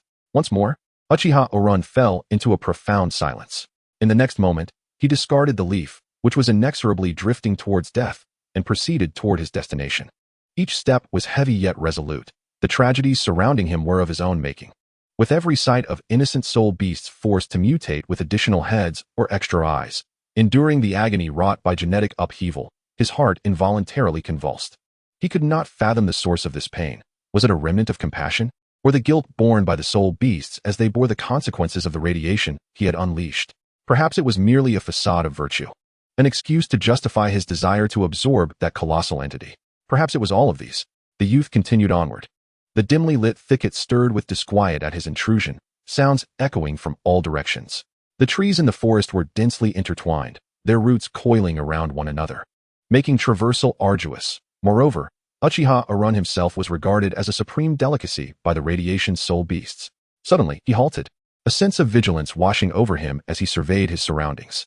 Unbeknownst to him, his knife had been unsheathed, its silver-gray blade glimmering faintly in the shadowy environment, akin to a beacon or a guide. In an instant, a fierce beast lunged down from the towering canopy. With a swift motion, a flash of white light illuminated the dark thicket, accompanied by the sound of blade piercing flesh. The Black Panther Soul Beast had no time to cry out before its throat was severed, a mere layer of skin remaining to tether its head to its body. In a heartbeat, the tides of attack and defense shifted. In the blink of an eye, the ambushing Soul Beast met its demise. Uchiha Arun withdrew his knife from the fallen Black Panther, his eyes radiating an eerie glow as the surrounding space began to warp. This was not his power, but rather the accumulation of radiation energy, intensified by the activation of his soul skill. In the next moment, chaos erupted around him. A wave of putrid air mingled with the scent of blood from the predator surged forth, overwhelming his senses. Amidst the dense jungle, a series of blood-red orbs flickered, as soul beasts of varying sizes, displaying an unmistakable frenzy, emerged. An unusual swarm of smaller beasts, typically unseen, was now drawn forth by the aura of Uchiha Wu, surging forth in a collective frenzy. Throughout the radiated area, with the exception of the distant forest lake region, every soul beast tempted by Uchiha Yu's presence mobilized. For nothing could nourish the radiated soul beasts more than the source of radiation itself. No need for me to seek them out individually. Come forth. With a light chuckle, Uchiha Yu twirled his blade, his expression suddenly transforming into one of seriousness. His figure blurred, and in an instant, he propelled himself forward at a speed far surpassing that of the soul beasts. With a flash of the blade, one soul beast was abruptly cleaved in two. The unparalleled speed unleashed a terrifying kinetic force, especially when wielding a blade that was anything but dull. Swish! Vines were severed in half as the howling wind whipped through the sturdy grasses. Uchiha Yu, resembling a silvery-gray specter, leapt through the jungle, his blade glinting as he engaged every soul beast that collided with it, which then instinctively scattered. Clang! The sound of steel slicing through iron resonated. As his indistinct form solidified midair, the youth was now clearly visible, holding his blade in his right hand while concealing some objects in his left. Engaging in a rapid clash with a swift flying hunting bird, the radiated eye martial spirit within his gaze spun rapidly, emanating an inexplicable power. A warm current surged from within his eyes, and the millennium-old hunting bird, locked in a gaze with Uchiha Yu, suddenly lost all its strength. Its wings slackening as it plummeted from the sky. With a swift motion, the youth severed its elongated neck effortlessly as he landed on the ground. Before he could regain his footing, 3 more soul beasts approached. Without hesitation, he hurled the concealed miniature traps at his feet, quickly rolling away from the imminent attack range. Uchiha Yu then leapt onto a stone, using his toes to spring upward, landing atop a tree trunk. In the next breath, boom, the ground erupted violently. A fierce shockwave accompanied by intense heat shot skyward, catching the 3 soul beasts off guard. One was instantly decapitated, while the other 2 fared no better, their legs shattered, oozing a gruesome mixture of red and black blood that was particularly unsettling. Let destruction reign. Uchiha Yu observed the carnage below from his perch, an unexpected cruel smile creeping across his face. In the next moment, he released the concealed miniature traps. Like blossoms scattered by a heavenly maiden, they fell evenly around him, before vanishing into the earth. Silence enveloped the area. Chapter 56. Art is explosive. The tranquility did not last long. The previous explosion had startled the beasts, but as time passed, their insatiable hunger began to consume their minds. The calm was shattered in an instant. Roar! Suddenly, a beastly howl echoed from afar. In the next moment, a shadowy figure of a beast darted forth, charging directly towards Uchiha Arun perched upon the tree trunk. As one stirred, the other soul beasts followed suit, converging like a ferocious tide. The air reverberated with explosive sounds as fiery red projectiles ascended into the sky, causing chaos among the surrounding soul beasts. Some, overwhelmed by the relentless stimuli, howled in rage and lunged at their brethren. Yet, more soul beasts emerged, relentlessly pursuing the moving youth. Unbeknownst to him, a large iron-gray flower had been placed in a corner, its petals swaying gracefully as if dancing in the breeze, while a crimson aura began to permeate the vicinity. Though Uchiha Arun's speed was remarkable, it could not be sustained indefinitely. Soon, several soul beasts caught up to him, launching frenzied assaults.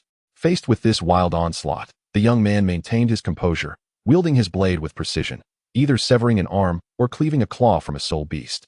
However, He found himself ill at ease in this one versus many confrontation. These creatures dared to attack him, and they must possess the resolve to face death here. Oh, but these irradiated soul beasts were likely driven mad. What awareness could they possibly have? After swiftly dispatching the nearest soul beasts, Uchiha Orun did not halt his flight. Yet, before he could catch his breath, a shadow flitted past. Suddenly, guided by an instinctual intuition, Orun seized the head of a serpentine soul beast with his free left hand. His third purple soul ring shimmered brightly, and an invisible force surged from his grasp. Though this soul skill's effect was fleeting, the serpent beast lost its ferocity, as if its bones had been extracted. As he released his grip, it gently descended to the ground, its life force dissipating in an instant. The active effect was energy absorption. It was this soul skill that emboldened him to regard these ancient soul beasts as mere supplements. If this skill were employed to absorb radiation energy, it could simultaneously extract the soul power cultivated by the beast and assimilate it within himself. What a formidable and terrifying power. At this moment, the soul power of the serpentine beast quietly lingered within him, awaiting digestion, or rather, immediate utilization as a temporary boost of soul power instead of a permanent enhancement. Permanent elevation, of course, requires time. However, in this moment, it was far more advantageous as a supplement. As the energy was absorbed, Uchiha Orun's soul power instantly restored to 3/4 of its original capacity. The radiation traps he had just cast, although merely a first-ring soul skill, grew in potency with the elevation of his soul power, consequently increasing its consumption. The primary reason Uchiha Orun chose to vacate the battlefield cluttered with traps was due to having deployed an excessive quantity. A misstep could pose a risk to himself, especially as his soul power dwindled. Now, having absorbed the essence of a century-old soul beast, he was once again capable of unleashing dozens more traps. A fleeting calculation flashed through his mind. To annihilate one, a single trap suffices, yet to ensnare many, dozens of traps can be laid. The eyes of Uchiha Orun gradually brightened. In the next moment, an aura spread, attracting nearby soul beasts, their expressions fierce and saliva dripping from their mouths. Eager to rend the boy limb from limb. Upon sighting him, they disregarded everything and lunged forward with reckless abandon. Subsequently, a cacophony of explosions ensued. The entire afternoon echoed with detonations, and every soul beast involved in the ambush met a grim fate. Naturally, none of these creatures could escape. If it were solely Uchiha Orun wielding a blade, the endeavor to eliminate the seemingly endless tide of radioactive soul beasts could stretch into an eternity. One must understand that any soul beast tainted by radiation might accumulate it through their cultivation, leading to mutations. Unless he could cleanse the land of all radiation, the only recourse would be to eradicate every living creature upon it. Yet this presented a dilemma for him. Without the allure of his aura to draw these beasts in, even an ordinary soul master might find it exceedingly challenging to manage the situation. Perhaps only a title Douluo with wide-ranging soul skills could hope to succeed. However, this was the Star Do Forest, which, while belonging to the outskirts of the Tiando Empire, was evidently of little concern to them. As for the rulers of the forest, would Daming and Erming intervene? The answer was undoubtedly affirmative, for this was their homeland. Although the radiation would gradually dissipate over time, the span required was alarmingly lengthy, and it was likely that ordinary soul beasts would perish long before reaching that point. How they would manage the situation was beyond Uchiha Orun's concern. He was not even at the level of a title Douluo, and had no insight into the soul skills Daming and Erming possessed to combat such a decay-inducing radiation zone. At this moment, Uchiha Orun was fully prepared to continue onward. After all, this area of radiation was relatively small, having only lived through one night in it.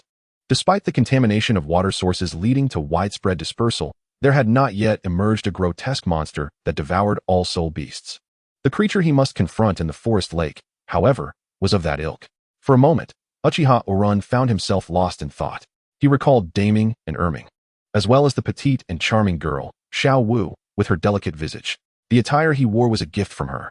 Though it had been 2 years since then, at this moment, as he gazed upon the ill-fitting and somewhat coarse garment, memories of the past flooded back. It was not from any romantic inclination.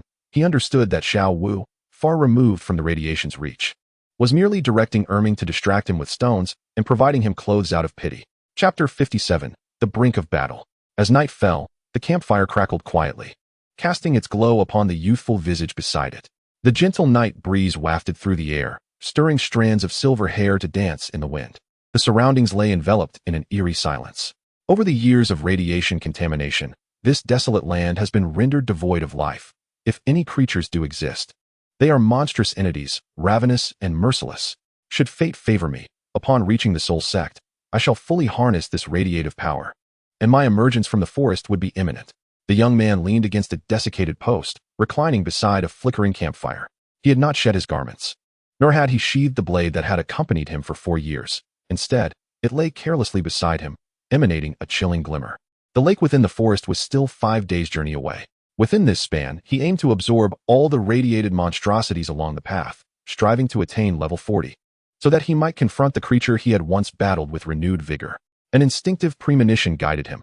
This was a task he must undertake. Half a year ago, he had fled in disarray from their clash, blood pouring from his wounds, veins bulging, his mind clouded. Today, he resolved to challenge the specter of his past once more. Each night, the terrifying visage would invade his thoughts, unleashing relentless carnage akin to an unyielding predator in pursuit. He had nowhere to escape, enduring the torment of inevitable demise, awakening abruptly at the moment of death. Now, as he drew nearer to his destination, such nightmares had begun to occur less frequently. He hoped not to perish here. Suddenly, a vivid image of his own death flashed before him, grotesque and ghastly, culminating in a fate of utter consumption.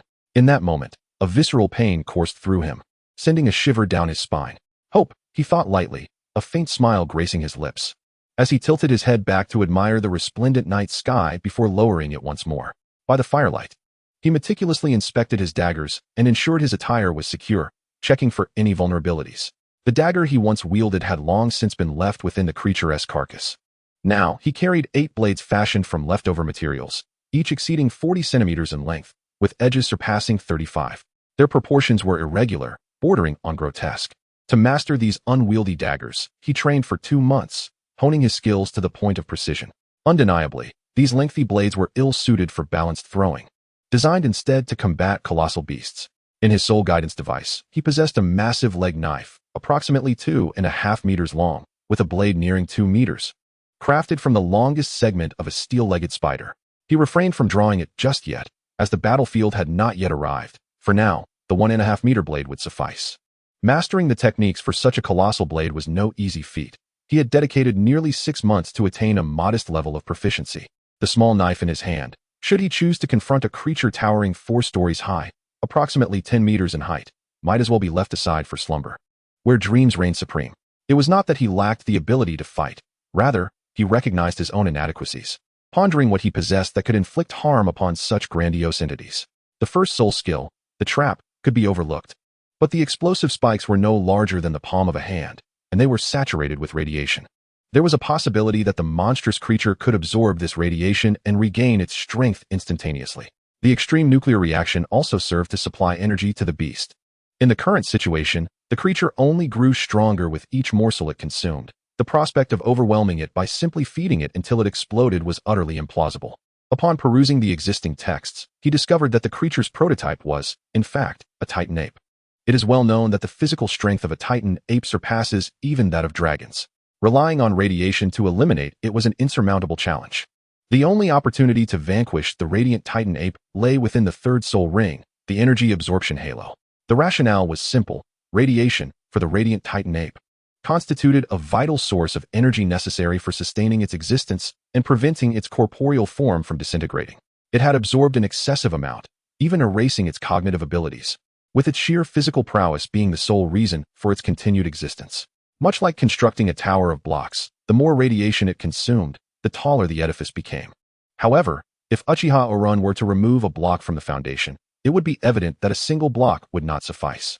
Yet, by adeptly siphoning off the radiation energy it depended upon, he could ultimately deplete its lifeblood, thereby leading to its demise from within.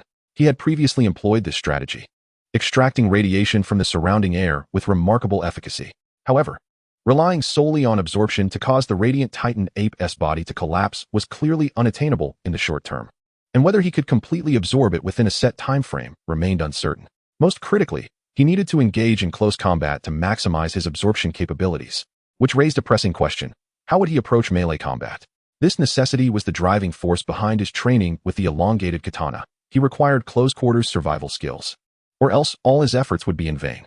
Moreover, he needed to wield this blade to contend with the long, lethal tongues that threatened him like tentacles. These appendages posed a significant threat, necessitating priority in his approach, or the subsequent battle would be untenable. By the campfire, Uchiha Uran contemplated myriad strategies. Not only combat techniques and battlefield arrangements, but also various cognitive pathways required consideration. For the first time, he faced an overwhelmingly powerful foe that countered his strengths. Although he had an advantage over the Radiant Titan Ape, the sensation of being powerless was disconcerting. It was at this moment that he recognized the absence of a formidable soul skill for direct confrontation. He required more defensive skills or, alternatively, a capacity for direct engagement. Otherwise, mere evasion would resolve nothing. The young man remained silent, his mind flooded with thoughts that were swiftly dismissed. He was not particularly astute, even in his past life. He had been an ordinary student, with his studies centered not on nuclear energy, radiation, fusion, or fission, but rather on the mundane field of landscape design. He had often envisioned a life governed by the mastery of nuclear energy. Whether by delving deep within to extract such power for the propulsion of formidable constructs like mechas or mobile suits, or by harnessing the boundless energy within to create intriguing devices reminiscent of the little boy or the Tsar Bomba. In the future, should any force wish to extinguish his existence, he would send them gifts in the form of nuclear devastation. Yet, at this moment, as the reverie faded, he remained but a frail human. With a swift motion, he wiped the blade clean. Uchiha Uran stood tall, having set traps around him, then reclined beside the fire, gradually closing his eyes. 5 days hence would be the time of reckoning. Chapter 58. The calm before the storm. At dawn the following day, Uchiha Uran embarked on his journey. In the dim, profound tranquility of the woods, gray branches and leaves danced like dust in the gentle breeze, while the once dense foliage had withered away, no longer shielding the scorching sunlight, allowing it to pour onto the increasingly desolate earth. This was land where even spirit beasts could not survive. External spirit beasts, even in death, would not dare enter this realm saturated with despair, destruction, and obliteration. Yet, amidst the dense foliage, upon the browning soil, stood a youth clad in grayish-white garments, bearing the crushing weight of a massive blade far exceeding his stature, its single-edged gleam radiating a chilling aura, piercing the heart with dread. His hair was tied back in a neat ponytail, and at his waist hung a dagger resembling a skirt armor, complemented by a commonly used knife on his right side. His hands free and resting at his sides. Layers of white bandages coiled around his arms, their ends affixed to his palms, easily removable with a simple tug. In that moment, Uchiha Uran traversed the haunted woods as if strolling through his own home, paying no heed to the phantoms lurking in the shadows. He was fully equipped.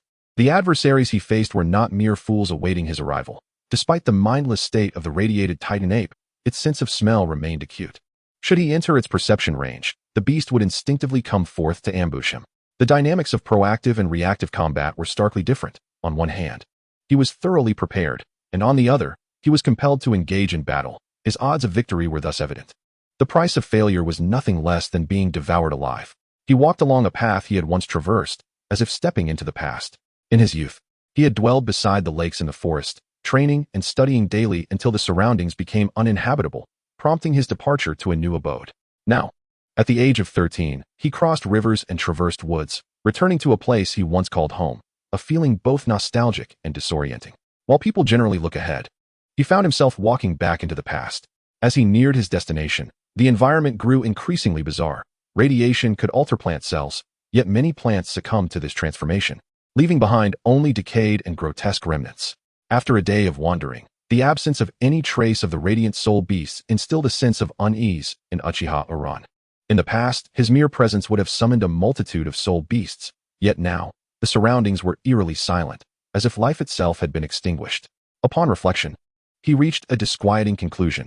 He had entered the hunting grounds of the radiant Titan giant ape.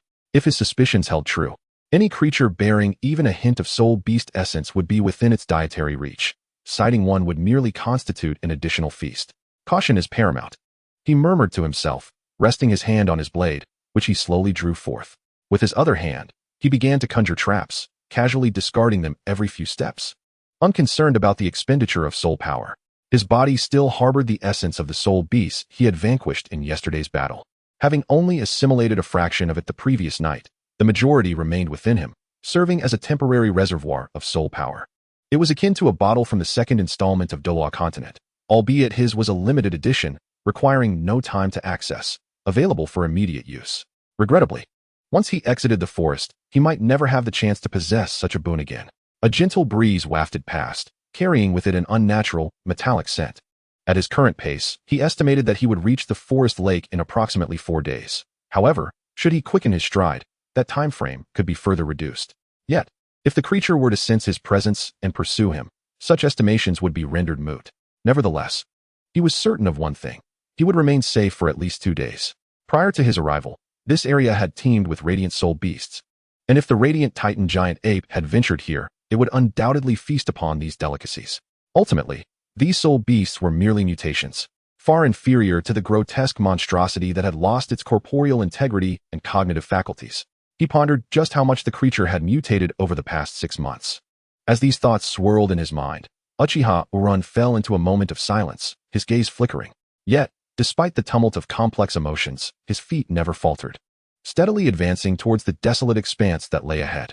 The following night, a blue-clad figure quietly opened the door, tiptoeing as she organized her belongings before stealthily exiting the dormitory. Just as she was about to leave the corridor for the outside world, a soft voice interrupted her. "Xiao Wu, are you going out?" A boy, approximately 1.6 meters tall, with shoulder-length black hair cascading past his ears and a handsome visage adorned with a subtle smile, stood before her. He wore a crisp light blue academy uniform, neatly tailored, with a belt embellished with 24 gemstones at his waist, exuding an approachable demeanor. "Xiao-san, it's you. You startled me. I thought it was someone else." The blue figure stepped into the light, revealing a cascade of silky black hair styled into neat scorpion braids, flowing gracefully down her back. Dressed in a blue robe akin to that of Tang-san, albeit a feminine version of the academic uniform. She stood half a head taller than the youth. Her developing figure was snugly enveloped by the uniform, accentuating an alluring curve, while her visage gradually became clearer. Her elegantly arched brows framed a pair of large, glistening eyes. Her delicate, petite nose complemented her inviting, rosy lips. Her smooth complexion was beautiful without being seductive, and the girl before him was not only charming but evoked a sense of distant admiration. Tang-san, possessing an exceptionally keen eyesight honed by training with the purple extreme demon eye, could discern the traces of helplessness and the recent sigh on Xiao Wu's face, leaving him in a quandary. They were siblings, sharing an intrinsic understanding, and if she were in distress, she would surely confide in him. Yet now, she appeared so conflicted, struggling to voice her thoughts. Xiao-san, aren't you going to ask?" This time it was Xiao Wu who was taken aback. She hadn't yet formulated her thoughts, and Tang-san was surprisingly silent.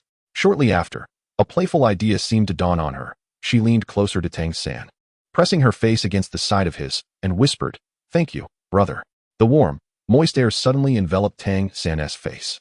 As the unique fragrance of the girl wafted into his nostrils, an inexplicable scent that tantalized his senses and provoked an urge to sneeze. "You must have applied perfume, right?" Chapter 59, The Crimson Conflict. Time passed incrementally. Merely 3 days later, the surrounding landscape had transformed entirely, succumbing completely to the overwhelming power of radiation. The once gray soil began to darken, emanating a faint metallic odor. And any disturbance of the earth brought forth an overwhelming sense of fatigue that could disorient an ordinary person. Not a single tree in the vicinity had survived. All branches and leaves had withered, exposing stark, dead gray trunks that seemed to silently scream in despair. A profound silence enveloped the area, creating an unsettling atmosphere. The further one ventured, the more oppressive the pressure became, as if an invisible weight bore down upon the land. With each step forward, the chilling sensation at his back intensified. Under such immense stress, Uchiha Yu's expression grew grim. The situation was far too peculiar. It was not like this during his previous visit, which could only indicate one thing: that individual had likely ascended to a new level, far beyond what he had previously encountered. With a swift motion, Uchiha Yu adjusted the massive blade strapped to his back, positioning it before him. He slowly gripped it firmly with both hands. The blade gleamed with a menacing sharpness, living up to its moniker as the steel-legged spider. This weapon far surpassed an ordinary steel sword, rivaled only by the mightiest of weapon spirits. "It may be close," the young man murmured, methodically unwrapping the white bandages from his arm, meticulously intertwining the blade with his palm to prevent it from slipping due to recoil or other unforeseen circumstances. Though such a large weapon restricted his movements, he saw no better alternative to confront that monstrous entity. The speed at which his small blade drew blood was outpaced by the creature's rapid recovery, making the encounter somewhat torturous. A distant roar suddenly reverberated through the air, oppressive and muffled, akin to the relentless beating of war drums that resonated within his very soul. The shockwave from the sound overwhelmed a nearby frail tree, causing it to succumb to the force with a creaking, mournful sound, collapsing to the ground and stirring a thick cloud of radioactive dust that rose high into the sky. The tremors drew ever closer as dust swirled about, enveloping the battlefield in a shroud of dark gray particles, obscuring all visibility and rendering the surroundings indistinct. The only sensations that remained were the increasingly near vibrations and an acute feeling of being scrutinized, akin to needles pricking at his back. Yet the surrounding chaos held no fear for Uchiha Yu. In the next moment, his radiant eye manifested, adorned with two black, fan-shaped tomo, rotating slowly in a singular direction. There was no obstruction in his gaze. Under the penetrating vision of the elemental eye, nothing could hide, including the long, menacing tongue that loomed before him. With a piercing clash of metal, Uchiha Yu did not retreat. Instead, he braced himself, his blade held firmly as he withstood the oncoming assault of the long tongue. In an instant, his soul rings emerged, pulsating rhythmically, and with a flash, he vanished from his position, disappearing into the dense cloud of dust. As his form dissipated, three whip-like shadows followed closely behind, striking the ground with a thunderous impact that created a crater, sending dirt flying in all directions. Yet, under the scrutiny of Uchiha Yu's elemental eye, the pale gray radioactive dust, while obscuring, paled in comparison to the glaring presence of the blood-red beast. Silently, Uchiha Yu used his free hand to wrap a cloth around his face, guarding against inhaling too much dust. While radiation posed little threat, the fine particles could be lethal. In the next heartbeat, he tightened his grip on the hilt of his blade, his elemental eye fixated on the movements of the radiant Titan gorilla, and without hesitation, he charged forward, blade at the ready. The radiant Titan gorilla, however, possessed a sensitivity far beyond Uchiha Yu's expectations. Even before he drew near, several dark red whip-like appendages lashed out towards him. At that moment, Uchiha Yu demonstrated remarkable precision, wielding his long knife with skill that allowed him to sever the long tongue mid-strike, despite the limitations imposed by his weapon. Though the creature had grown more fearsome, his level 39 self was a match for the formidable beast. With a decisive swing of his blade, the resilient tongue, akin to cowhide, was sliced through with a sound reminiscent of fabric being cut, falling to the ground in a splash of foul blood. Suddenly, the world fell silent. In Uchiha Yu's wide-eyed terror, the dust in the air seemed to freeze in place. As did he, the momentum of his charge abruptly halted mid-stride. Boom! The surrounding gray dust was instantly swept away, as a violent wave of spiritual power collided forcefully against Uchiha Yu's chest, producing a faint sound of cracking. The youth's expression shifted dramatically, unable to contain himself, and he spat out a mouthful of blood. With this tremendous force, he was hurled backwards, crashing to the ground without any resistance. Thud! Upon landing, he coughed up another mouthful of thick blood, his complexion turning ghastly pale. Realizing something was amiss, Uchiha Yu let out a low growl and swiftly rolled to his knees, enduring the throbbing pain pulsating throughout his body. Thankfully, he had bandaged himself, otherwise, his katana would have been blown away. Suddenly, darkness loomed over him. Crisis! Quickly evade! The radiant eyes Tomo spun wildly, and with barely a moment to regain his footing, his body surged with energy, becoming a blur as he pressed on through the underbelly of the radiant Titan ape. The discomfort coursing through him nearly clouded his vision, blood surging to his throat, but the fierce shockwave from behind struck the ground like a thunderclap. It approached with astonishing speed. This was the first thought that crossed Uchiha Yu's mind amidst the sudden stillness of space and the powerful shockwave, leaving him no time for contemplation. He found himself beneath the Titan's feet, where a multitude of dark crimson tongues shot forth in chaotic motion, reminiscent of a dance of divine beings. Chapter 60, Power Absorption. Boom. A tremendous explosion echoed, as an invisible shockwave carried countless particles of dust, scattering violently and leaving behind a stark vacuum. A fleeting silhouette darted past, a pale blade cutting through a cloud of dust, with a sickening crack. A serpent-like dark red muscle fiber abruptly snapped and fell to the ground, black blood oozing forth. In the next moment, a figure stomped down hard, embedding it deep into the black, radioactive soil. Die! With a thunderous shout, the air surged with energy, and the boy's taut muscles suddenly released their tension. Then, harnessing his physical explosive power, Uchiha Yu's body twisted at an odd angle, using himself as the pivot as his long katana swept effortlessly across the monster's ankle, bursting forth with a torrent of black ichor. Rumbling. The ground beneath Uchiha Yu collapsed suddenly, resonating with explosive sounds. Gray dust gathered once more, shadows flickering. As a colossal monster swung its arm, a flurry of dark red tongues slicing through the air with a foul wind, rushing towards the youth with blinding speed. Like a lightning strike. Simultaneously, strange forces surged past him, enveloping him like light. Uchiha Yu clearly sensed that as it moved, the atmosphere around him thickened. His body felt sluggish, and his once fleeting speed began to dwindle, everything before him appearing to warp slightly. Damn it! When did you master the domain? In the face of an impending onslaught, Uchiha Yu raised his long blade with unwavering resolve, embracing a suicidal assault rather than evading or bracing for impact. As the formidable strike of the Titan giant ape's whip descended upon him, a cacophony of sound erupted, an explosive clash followed by the shattering of branches as Uchiha Yu was propelled backward, soaring through the air for several dozen meters before crashing violently against a tree. The impact sent splinters flying, and the massive trunk succumbed with a thunderous crash, enveloping him in a cloud of radioactive dust. As he lay amidst the debris, darkness enveloped his vision, and a searing heat coursed through his body. The tumultuous flow of hot blood intertwined with his soul power, dispersing the particles that clung to him. Uchiha Yu lay on the corpse of the fallen tree, taking a shallow breath before deftly rolling over. Indeed, the Titan giant ape was endowed with gravitational domain abilities, as exemplified by the ancient soul beast, Erming. However, what he faced was not a mere domain, but a nascent manifestation of gravitational force. Had it truly been a gravitational domain, he would have perished long ago. In that fleeting moment, the gravity intensified tenfold. Without prior acclimatization, his physical form would have crumbled under such immense pressure within seconds. This was no extraterrestrial endeavor. He was firmly grounded on Earth. At present, Uchiha Yu found no mirth in his predicament. He had not erred in his assessment. The oppressive gravitational force dissipated almost instantaneously after a mere distance of several dozen meters. Should he dare to approach again, he would undoubtedly face perilous consequences. Yet, remaining at a distance would thwart his ability to fully harness its power. The battle had only just commenced, and already the situation proved exceedingly vexing. It was unfathomable that the radiation granted such abilities, awakening the latent gravitational powers within this seemingly mindless creature. Although its strength was not yet formidable, given time, it could undoubtedly rival Erming.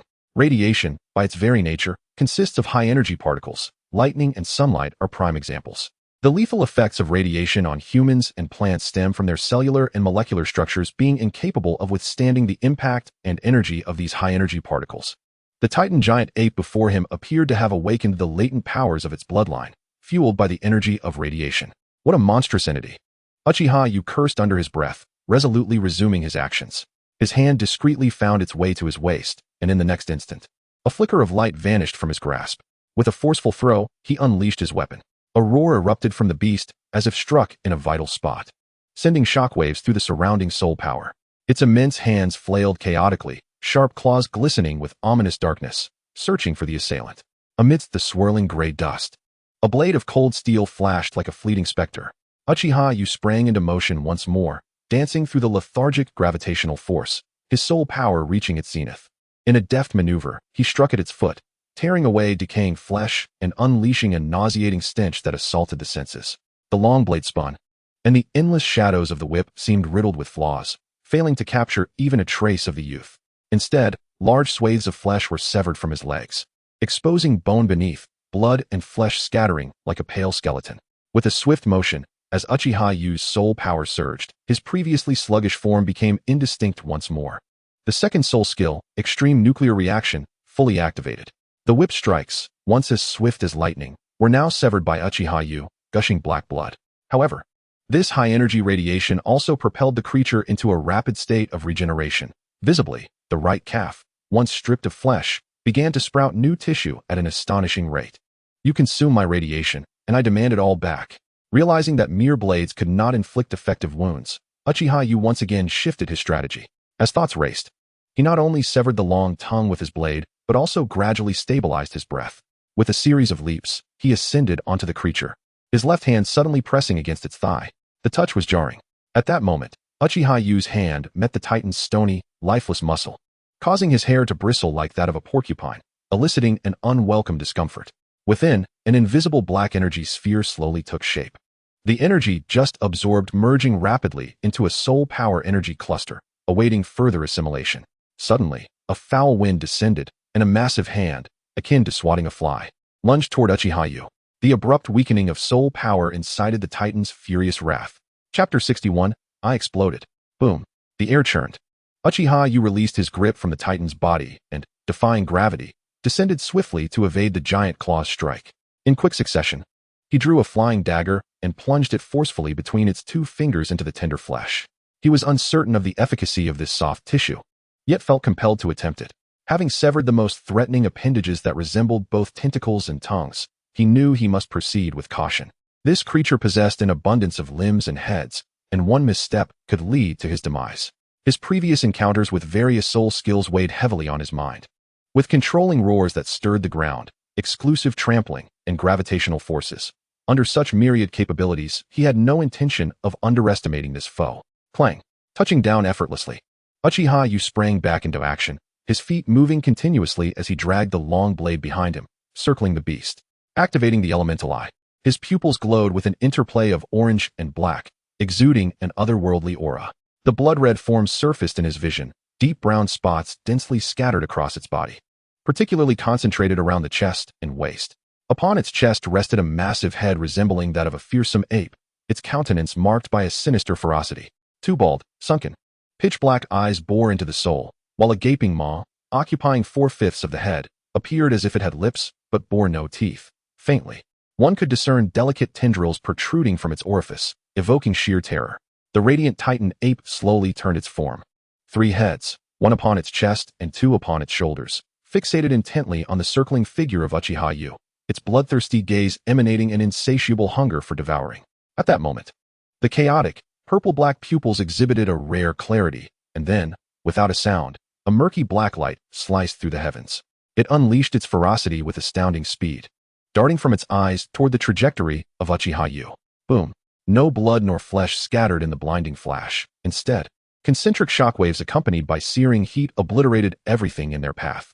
Dust billowed into the air as a hemispherical gray-black barrier gradually ascended, rendering the surroundings to naught. Instantly, the somber haze of this realm erupted, revealing a vast purple-black crater from which swirling gray mists ascended, devoid of any human presence. In the next heartbeat, a figure shot forth from the earth, moving with such astonishing speed that it left behind faint afterimages, accompanied by the rumbling sounds from the pit. The ground, still radiating residual heat, exuded swirling vapors. Remnants of a blade lay half-buried, shattered beyond recognition. Uchiha Yu narrowly escaped, leaping away several paces, his expression marred by sheer terror. His complexion pale, yet his body flushed crimson, reminiscent of a steamed crab, exuding a faint aroma of cooked flesh. His attire was entirely torn and charred. His lips drained of color, his eyes bloodshot, and his sword utterly melted, the long blade reduced to mere fragments. The recent encounter had been overwhelmingly harrowing. Had he not urgently harnessed the maximum energy absorption ring to devour the surrounding horrific energies of nullity and searing heat, he would have faced a far graver fate. Nonetheless, the residual warmth had incinerated all his equipment, and had he not reacted swiftly, he would have been utterly consumed. What manner of attack is this? Its power was unparalleled, something he had never witnessed before. Were it not for his soul force sustaining the energy absorption, which also replenished him, he would have perished beneath the mere instant of that high temperature. Sensing the colossal beast, Uchiha Yu steadied himself while cautiously maintaining a distance from the creature. He glanced at his empty hands, then at the beast that locked its gaze upon him, feeling a surge of panic momentarily, but he inhaled deeply to regain composure.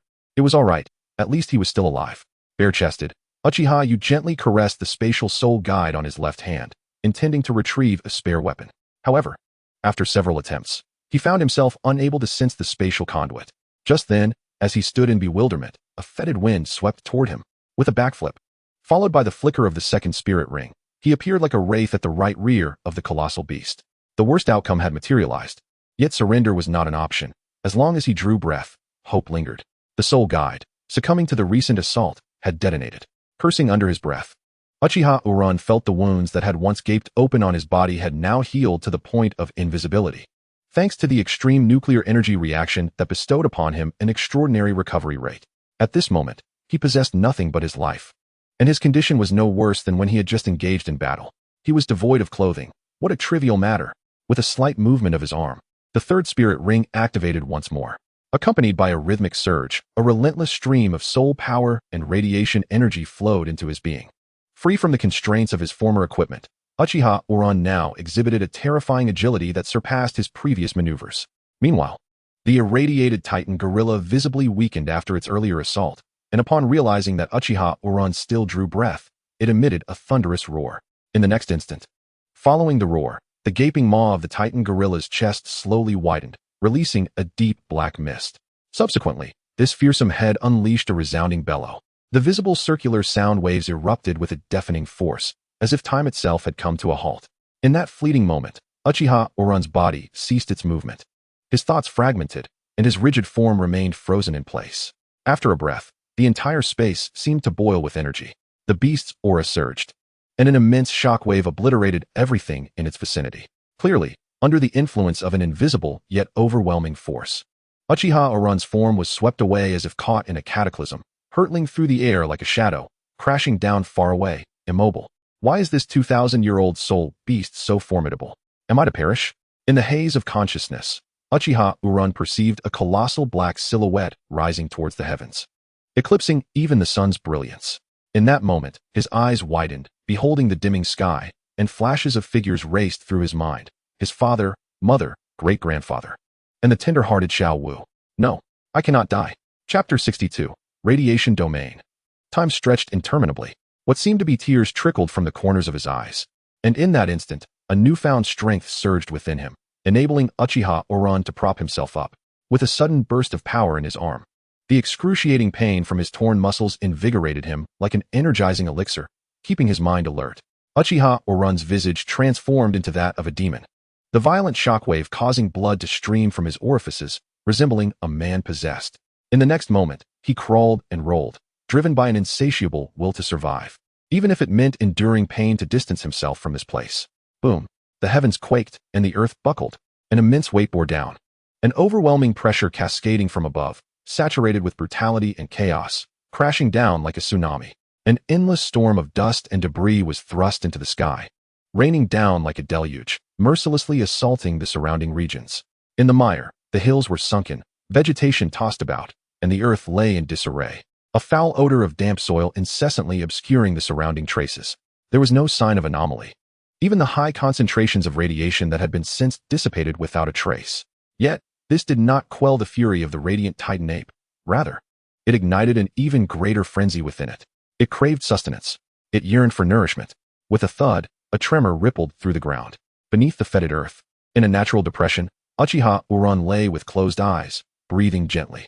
The radiation particles that had once surged around him had mysteriously come to a halt, no longer emitting any radiative response. The second soul ring gradually radiated a purple luminescence, illuminating the oppressive surroundings.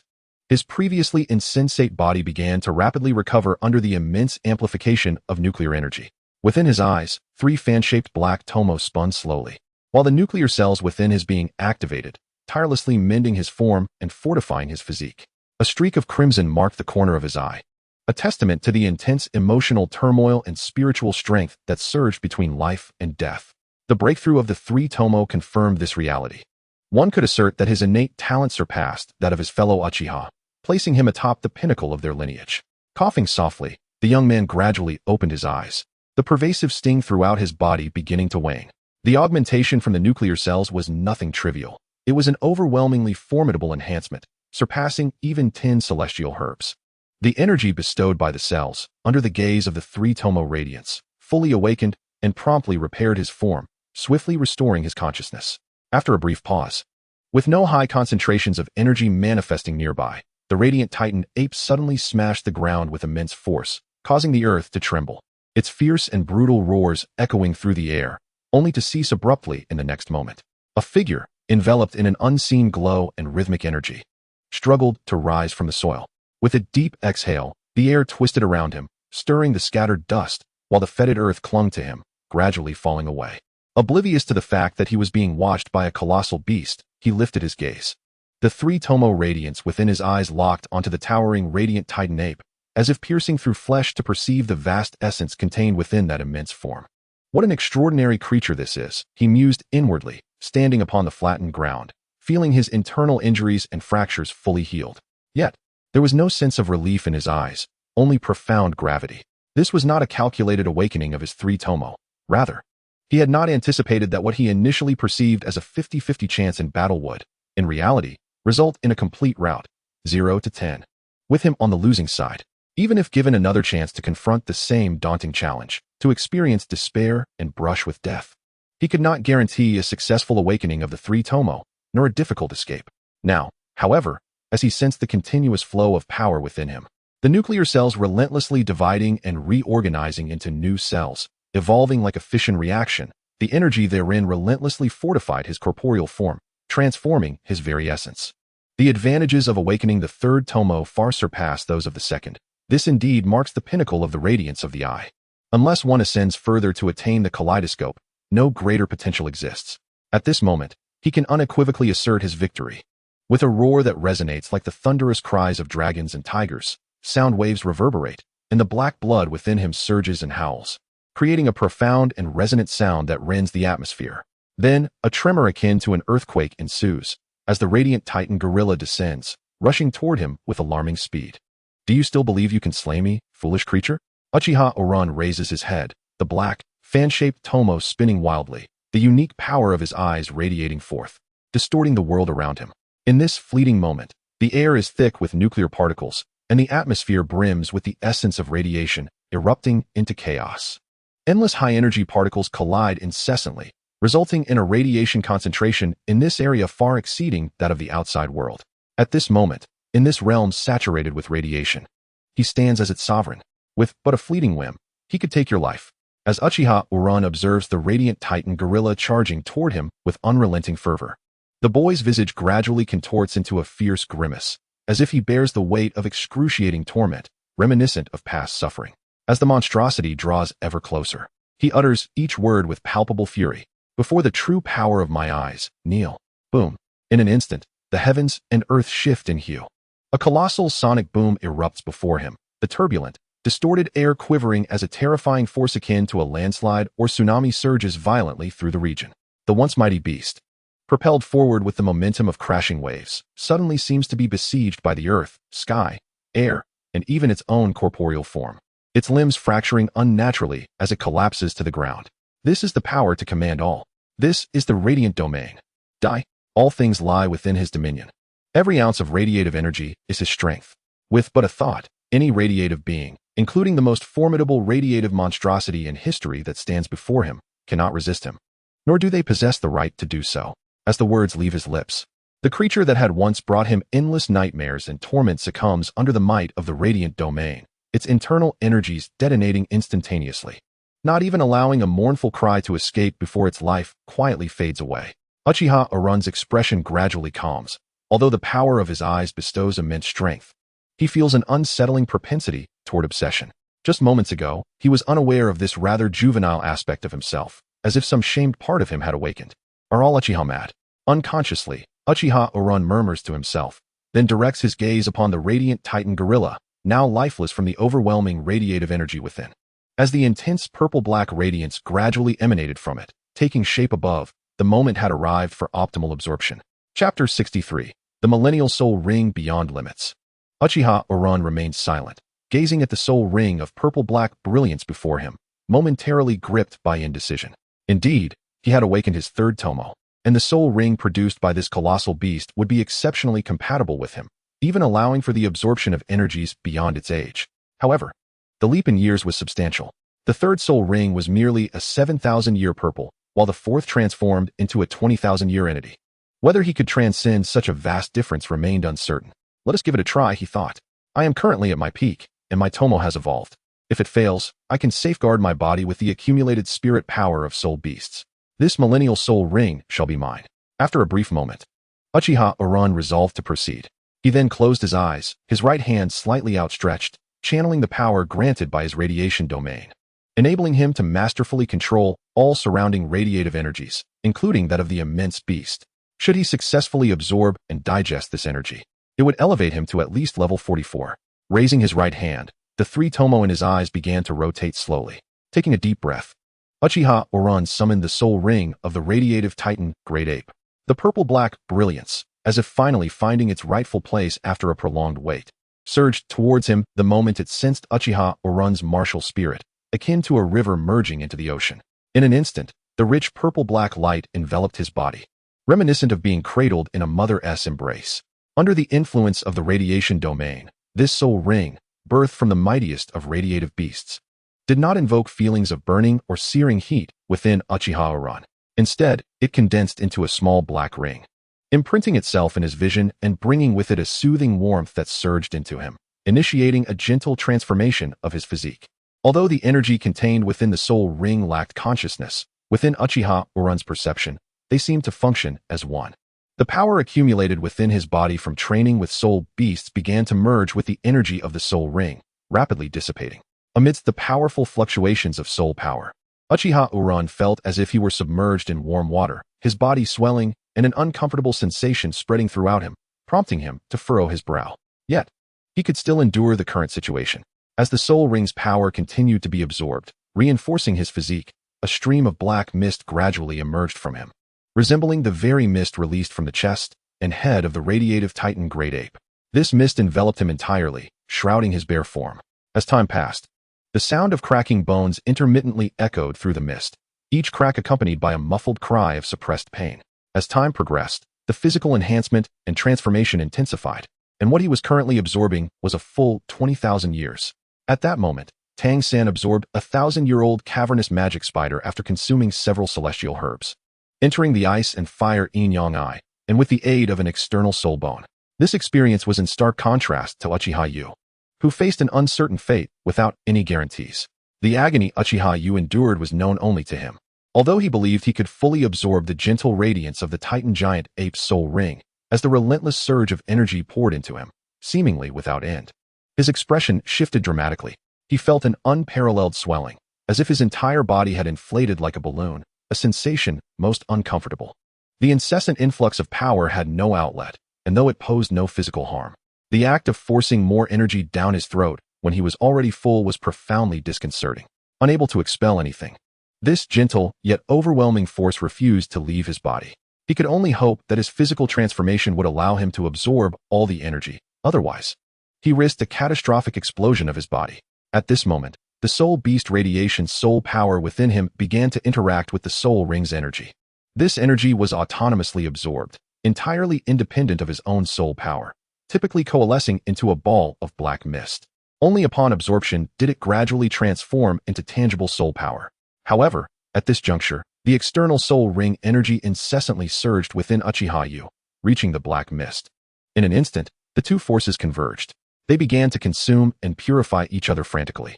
On one hand, the gentle soul ring energy eroded and eliminated the chaotic radiation power, guiding it into a more easily absorbable and refined soul power. On the other hand, this chaotic radiation power diminished the excessively abundant soul ring energy, alleviating the internal pressure within Uchiha Yu. The vast energies at play allowed Uchiha Yu's swollen body to gradually return to normal. The overwhelming energy was akin to a fierce battle. This consumption was sufficient to ease his balloon-like form. Had his physique not been sufficiently resilient, he might have begun to ooze blood instead of merely swelling, resembling a 200-pound figure. Each creak of his bones signified the gradual absorption of the accumulated soul ring energy within him, in a continuous ebb and flow that weakened this immense power. As dusk fell and over 3 hours passed, at last, when Uchiha Yu's body could sufficiently accommodate the energy of a 20,000-year soul ring, all energies within him, including the soul beast's soul power, the soul ring's energy, and his own soul power, began to compromise, initiating a process of mutual absorption, transformation, and merging. The sounds of his bones swelling ceased, and Uchiha Yu's furrowed brow relaxed slightly. A faint gray-black luminescence began to quietly emanate from within him. Accompanying this release of gray-black light, a mist of the same hue materialized around Uchiha Yu, exuding an astonishing energy that sent tingles down one's spine. This mist, composed of high-energy particles, formed a circular halo, swirling around him, ready for his command. At this moment, the gray-black mist enveloping him gradually dissipated, and the fluctuations of energy inadvertently ceased, leaving only the silver-haired youth, seated in tranquility, with an expression of sincerity and a body laid bare. At this instant, Uchiha Yu's figure emanated a faint gray radiance, not resembling filth, upon closer inspection. This gray glow was composed of condensed high-energy particles, uniformly surrounding his entire being, perpetually in motion, generating an abundance of energy, exuding an otherworldly aura. Uchiha Yu stood entirely unclothed, his physique starkly defined, though not exaggeratedly muscular. The contours of his chest and abdomen were distinctly traced. His once sun-kissed skin now appeared to have lightened by 2 shades, radiating a luminous glow. After a brief moment, the youth opened his eyes, a flash of brilliance igniting within them, and the surrounding radiation field sprang back to life with the awakening of his consciousness. Thus began Chapter 64, Eternal Soul Skill, Nuclear Explosion Kick. Uchiha Yu himself was unaware of how he had endured the overwhelming tide of boundless energy that filled him to the brim. leaving no room for even a whisper of emptiness. He felt as if he were a small boat amidst a cataclysmic tsunami, perpetually on the verge of being submerged beneath the next wave, never to open his eyes again. He did not despair. He merely bore the relentless onslaught of this ceaseless ocean, determined to remain afloat, regardless of the magnitude of the surging currents. After an indeterminate span of time, the tumultuous ocean suddenly ceased its chaotic fury, and as the skies cleared, warm, comforting sunlight cascaded upon his face, imbued with a gentle essence that coaxed his eyes to close involuntarily, as if his very soul were ascending, his bones melting away. After enduring an unfathomable storm, the arrival of such soothing warmth after profound despair enveloped Xiao Wu in a state of blissful languor. A sensation of unparalleled comfort coursed through his body. His bones felt pleasantly warm, akin to having soaked for an hour in a hot spring before lying on a luxurious mattress, devoid of any inclination to move, only wishing to close his eyes and succumb to slumber in this tender embrace. The gradually encroaching stench of damp earth forced Xiao Wu to furrow his brow. In the next instant, he abruptly opened his eyes, the haze of consciousness dissipating in an instant. Done, he murmured to himself, as he began to test the mobility of his body, activating his martial soul, the radiant eye.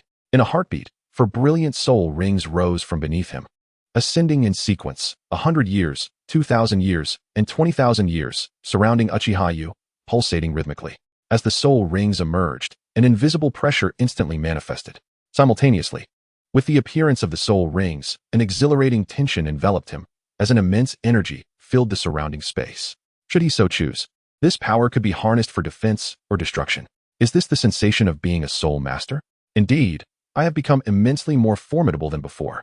Xiao Wu raised his hand to observe the noticeably altered hue of his skin, a testament to his physical transformation. Closing his eyes, he meticulously attuned himself to the formidable power bestowed by the fourth black spirit ring.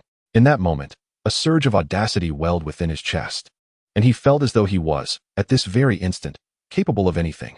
Exhaling softly, Xiao Wu gradually rose to his feet. He first engaged in some physical movements, and immediately, the sound of crackling fireworks echoed throughout his body. The continuous sounds emanating from his bones left him tingling with exhilaration, followed by a profound sense of vitality, akin to being reborn. Standing upright, Xiao Wu observed as the black spirit ring adorning him began to glow subtly. Unlike the resplendent purple millennium rings, the 10,000-year ring exuded an aura of steadiness and restraint. Yet, what he sensed was distinctly different.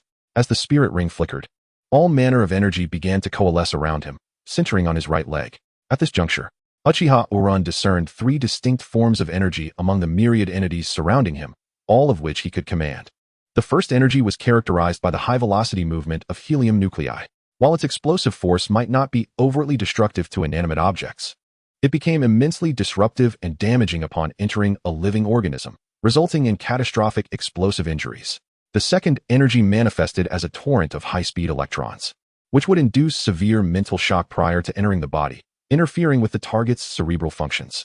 Once inside, it would inflict grievous harm upon the cells and surrounding wounds, causing excruciating pain and torment, with a high likelihood of lethality. The third energy was comprised of highly penetrative electromagnetic waves with a short wavelength. Upon entering the body, it would temporarily incapacitate physiological functions, rendering the individual motionless and defenseless for a duration ranging from 1 to 5 seconds, contingent upon the energy's intensity. Due to its penetrative nature, upon striking one organism, the radiative shock and energy would persist until depleted or until it struck another target, with an effective range spanning from 100 to 500 meters. These 3 energies, though distinct, possess the potential for synergistic fusion, yielding geometrically amplified devastation in tandem. Should all 3 energies converge, augmented by his soul power and the surrounding high-energy particles, and coalesce at his feet, a cataclysmic explosion akin to a nuclear detonation would ensue upon striking any location or individual. The core temperature would exceed 100,000 degrees Celsius, followed by an intensely explosive high-radiation shockwave, an electromagnetic pulse, and radioactive debris, culminating in a vast mushroom cloud. The reason for the temperature not exceeding 1 million degrees Celsius, resting instead at 100,000, was due to the protective high-energy particles surrounding him being unable to ensure safety at such elevated temperatures, posing a risk of perishing beneath his own soul technique. Hiss! This soul technique is indeed terrifying. Xiao Wu inhaled sharply, taken aback. Upon witnessing this soul skill, I was seized by a tremor, my body drenched in cold sweat despite the sweltering heat, my hands and feet icy. Would this soul skill ever be rectified? What kind of soul rings must we, as soul masters, acquire to be deemed normal? Tears flowed uncontrollably, as this world was rife with the devastation of Douluo continent. When would an ordinary soul master like myself truly rise? The continent lay barren, resonating with echoes of nuclear calamity. Uchiha Uran ceased his contemplation of the nuclear kick experiment, his expression fluctuating between gloom and brightness. What did this soul skill signify? Once unleashed, could I too be vaporized? Is this truly a soul skill, or merely a nuclear weapon? Had I, by absorbing a soul ring beyond my level, forfeited the possibility of acquiring a conventional soul skill? A nuclear kick? This is absurd. Why does it feel as though every soul skill I absorb is fundamentally abnormal, each one seemingly designed to torment Douluo continent? Every skill carries with it an aura of terrifying radiation, and now, with the emergence of nuclear explosions in the fourth soul skill, one can only dread what the ninth might bring. Could it potentially sink the continent itself? In a state of turmoil, Uchiha Uran surveyed his surroundings and sighed, resigned to the thought, "It seems I shall forego this soul skill in the future, for I dread that a single kick might cost me my very existence." Perhaps it would be better to adopt Saza's approach, wielding a sword technique that could withstand even the mightiest of deities. Having resolved this, Uchiha Uran sat once more, contemplating a new objective.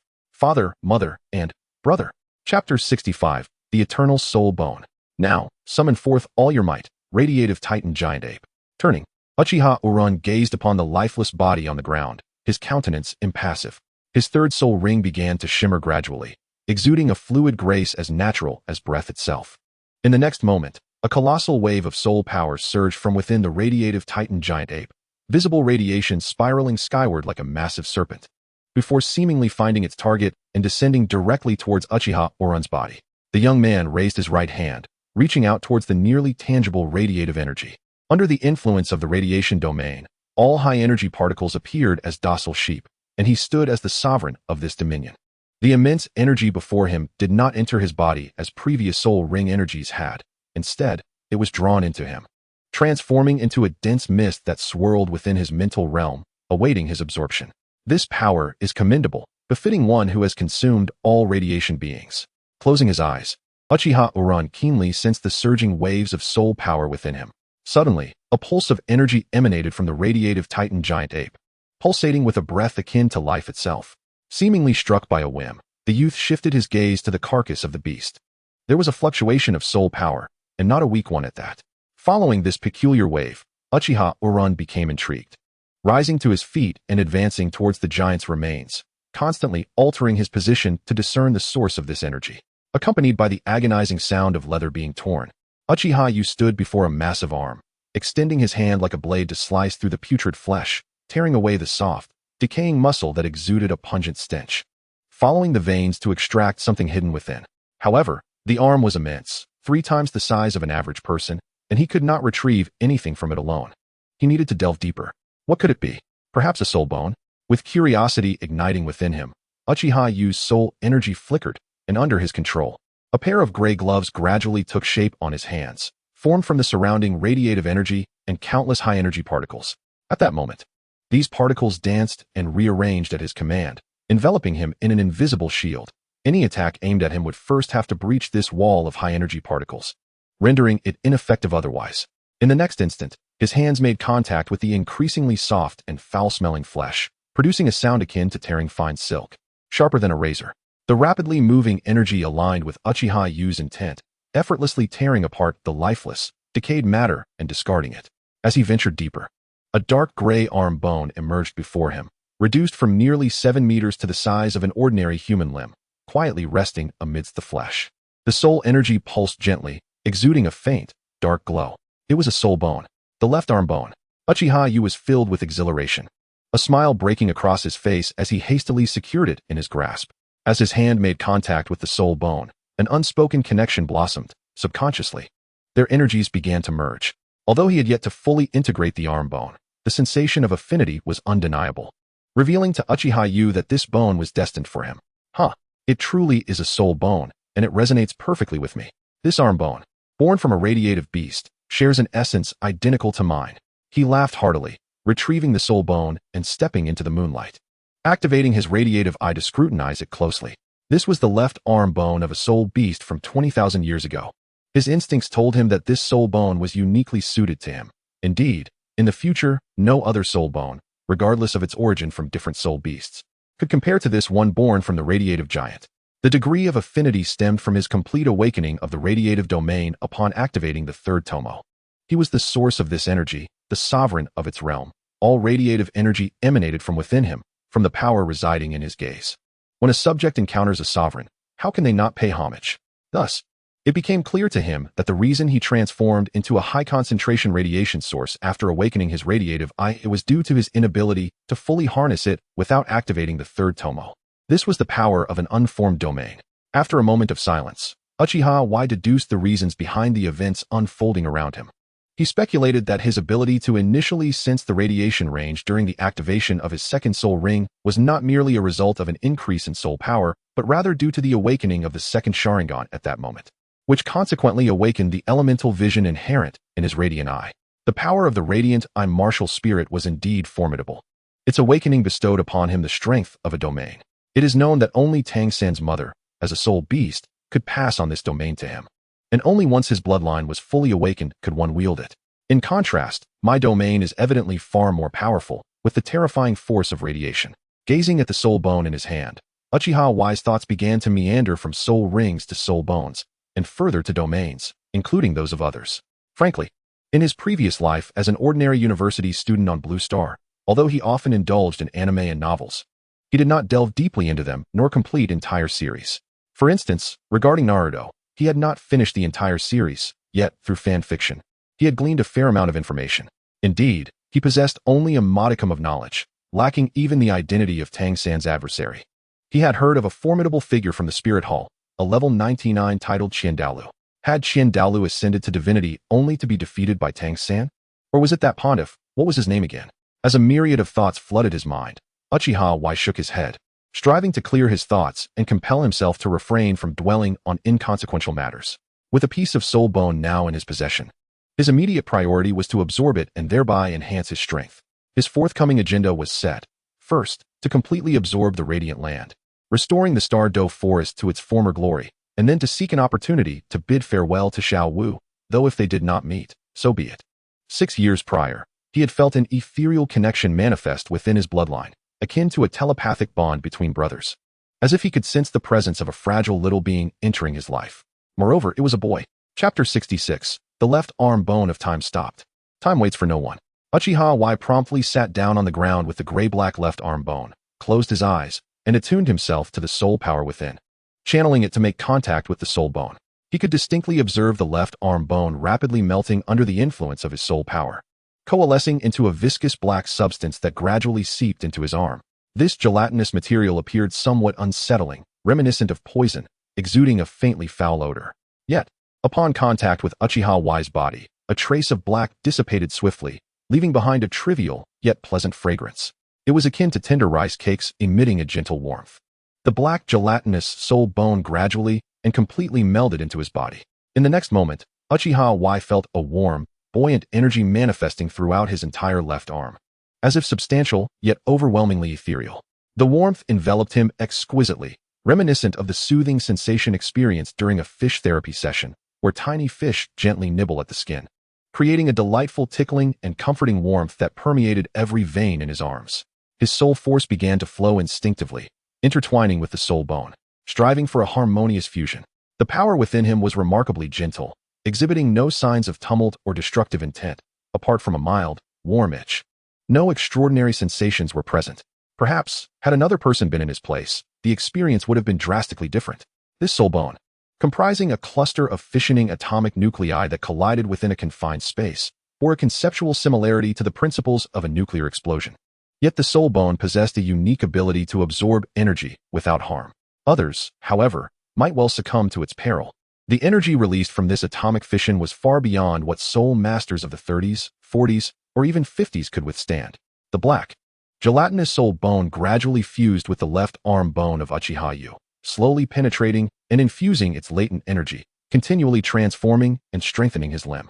The immense energy radiated a gentle warmth, and suddenly, as the majority of the soul bone was absorbed into his body, his left arm's skeletal structure began to be tinged with a faint gray, intricate patterns emerging upon the surface.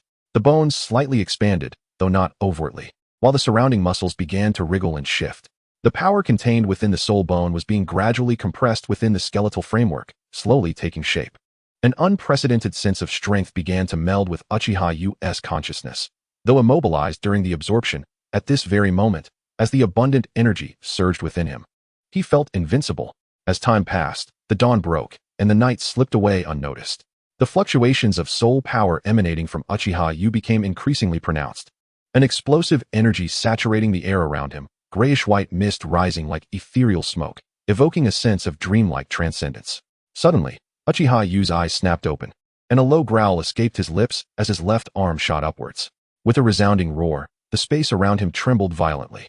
In that instant, the very fabric of space seemed to warp, resembling ripples, only to abruptly vanish the next moment.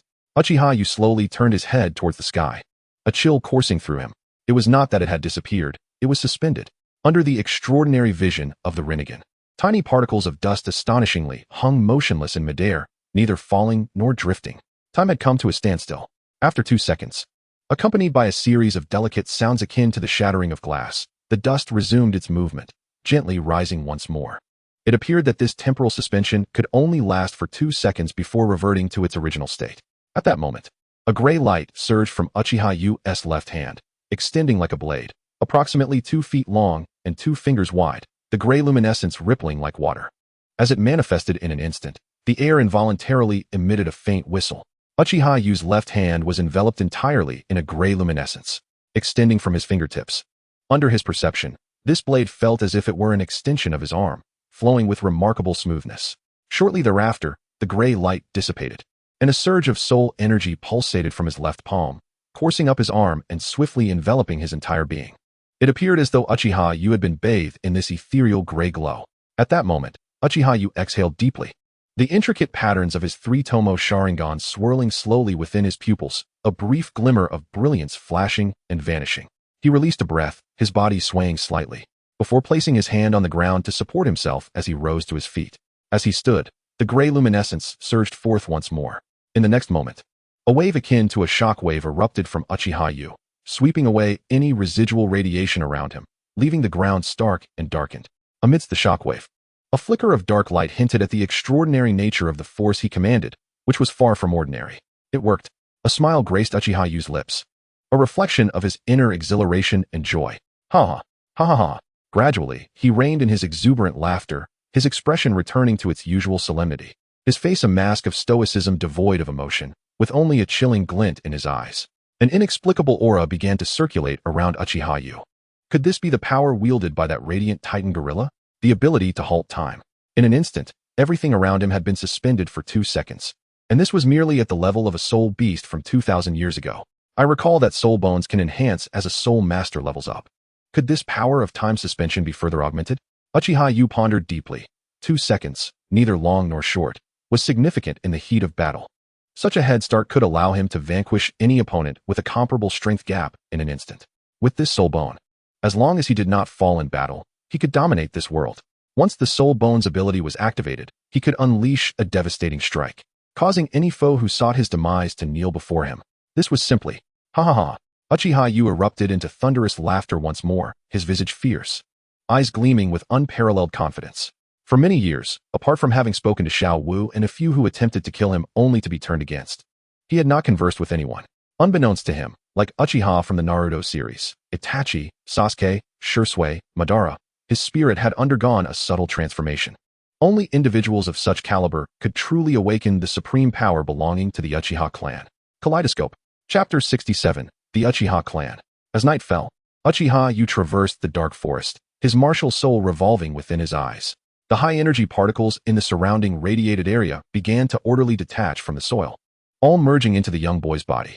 The moonlight cascades serenely, enveloping the forest in tranquil silence. Through the interstices of the leaves, one can behold the luminous orb suspended in the night sky. A solitary youth traverses the woods, where darkness reigns, devoid of life or spirit beasts. This is the very cradle of radiation. Apart from the formidable radiant Titan gorilla, no creature dares to inhabit this desolate realm, unless it is a being of even greater might. Yet, such a notion is implausible. Had there existed a more fearsome entity, it would have encountered him long ago. eager to rend him asunder and consume him whole. Presently, he harbors no trepidation towards any radiation spirit beasts. Rather, he anticipates with a measure of eagerness that these mindless creatures will voluntarily offer their energy, alleviating his quest for it. As he continues on his path, streams of radiation energy converge like bifurcated rivers merging into a singular, gray current, emanating from the soil, the air, the flora, and the rocks, spontaneously coursing into the essence of Uchiha Uranus. The once arid earth gradually awakens, revealing hues beyond mere black, and while the plants may not revive, there shall come a day when this land, blessed by radiation, will witness the resurgence of life anew. The radius of Uchiha Uranus's radiation domain measures a mere 100 meters. A trivial expanse in the context of this vast radiated territory. Despite his swiftness in cleansing the vegetation, the sheer scope of the area proves daunting. The radiation he currently absorbs does not augment his soul power. However, within him lies the dormant essence of a 20,000-year-old radiant titan gorilla, patiently awaiting its fate of assimilation amidst the shroud of black mist. At this juncture, Uchiha Uranus estimates his level to be around 42. Although he has yet to undergo a formal assessment of his soul power and cannot ascertain his true strength, he senses that the energy he once wielded in battle has vanished, presumably absorbed entirely into his being. As he continues to assimilate the essence of the radiant titan gorilla, he anticipates a potential elevation in his level, though the specifics remain uncertain.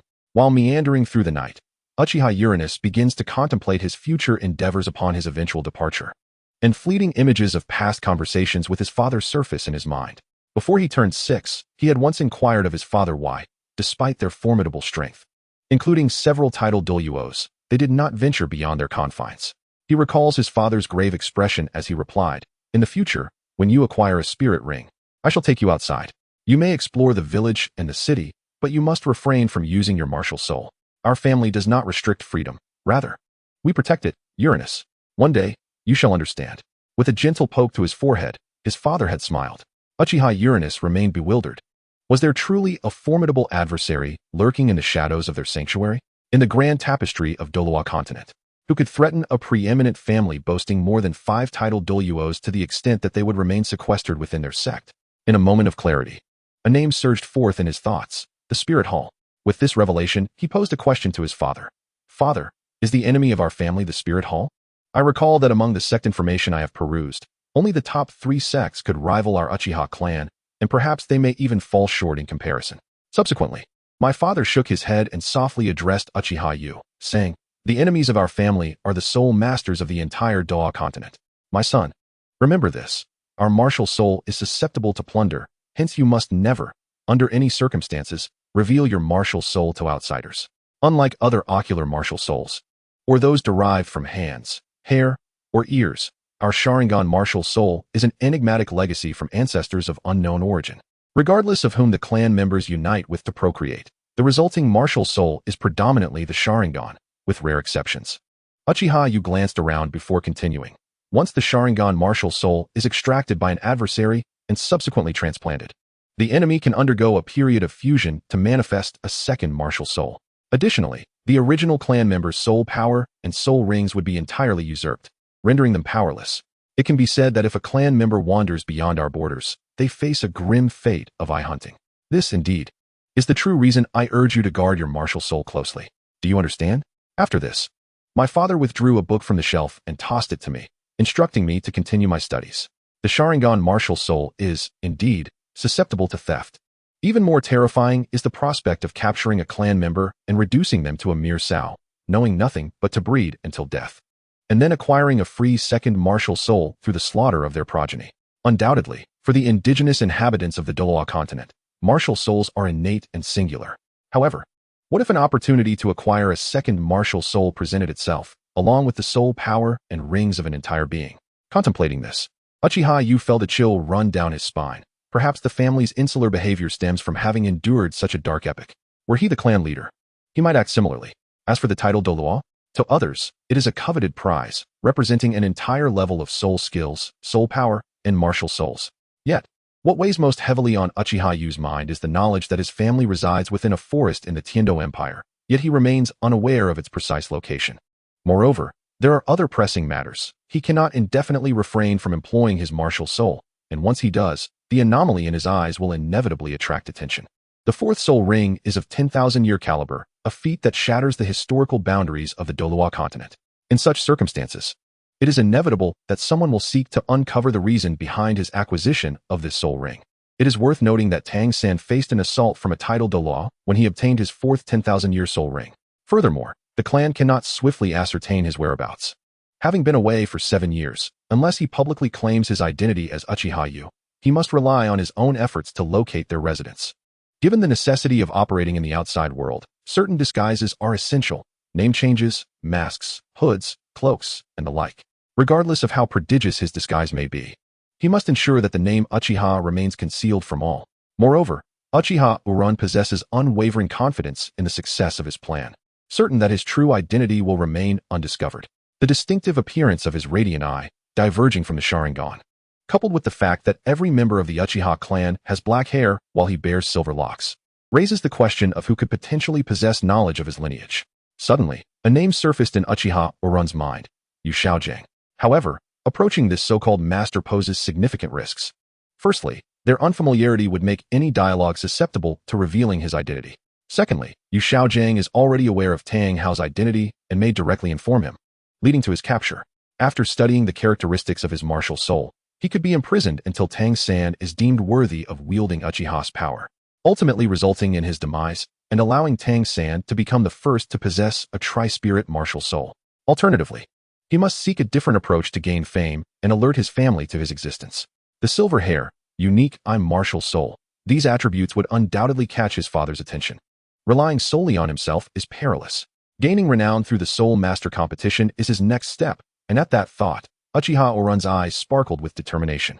Chapter 68. The Star Luo Empire. The Star Luo Empire, particularly the Marzaha Duchy, is situated in the town of Tekrajuo, on the border between the Stardo Forest and the Star Luo Empire, merely a few hundred kilometers from Longxing City. Though termed a duchy, it has evolved from a provincial territory, encompassing an area comparable to Taiwan in Urun's previous life. It is one of 6 duchies within the Star Luo Empire, currently ruled by a king of the Dai surname. While it appears to be an independent entity, its true autonomy is shrouded in mystery.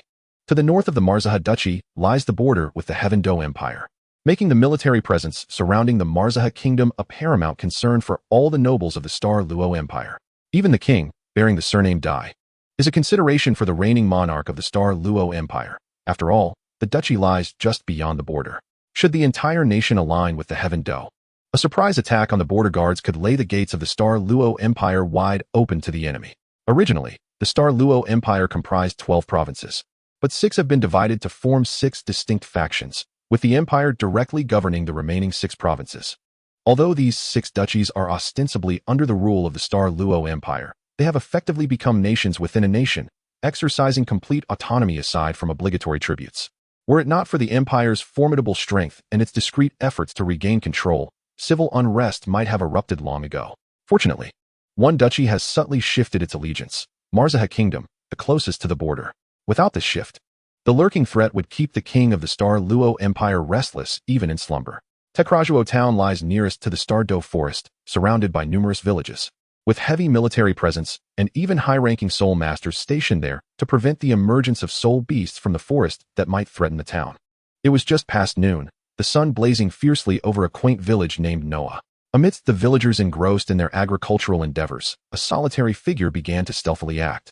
"This won't do. It's too large. My physique cannot accommodate it. This one, goodness, it reeks." Within a humble abode, a shadowy figure rummaged through the villagers' garments, selecting and discarding as if playing the role of a thief of undergarments, an act most contemptible. From the shadows, the figure produced a series of rustling sounds, and soon after, he donned his chosen attire and stepped outside, revealing his countenance, Uchiha Uranus. It was only after meandering for over a month and exiting the forest that he discovered the existence of a village nearby. This was quite the revelation, prompting him to act swiftly and pilfer clothing, leading to the scene before us. "No, I'm donning someone else's trousers. This is rather unjust. What should I offer in compensation?" Suddenly, a thought struck Uchiha Uranus. Before him lay the Stardo Forest. If he could procure some meat from a soul beast, it would surely be deemed a bountiful prize by the ordinary villagers, or at the very least, something of considerable value, far surpassing the worth of the garments he had taken. With this resolve, Uchiha Uranus sprang into action.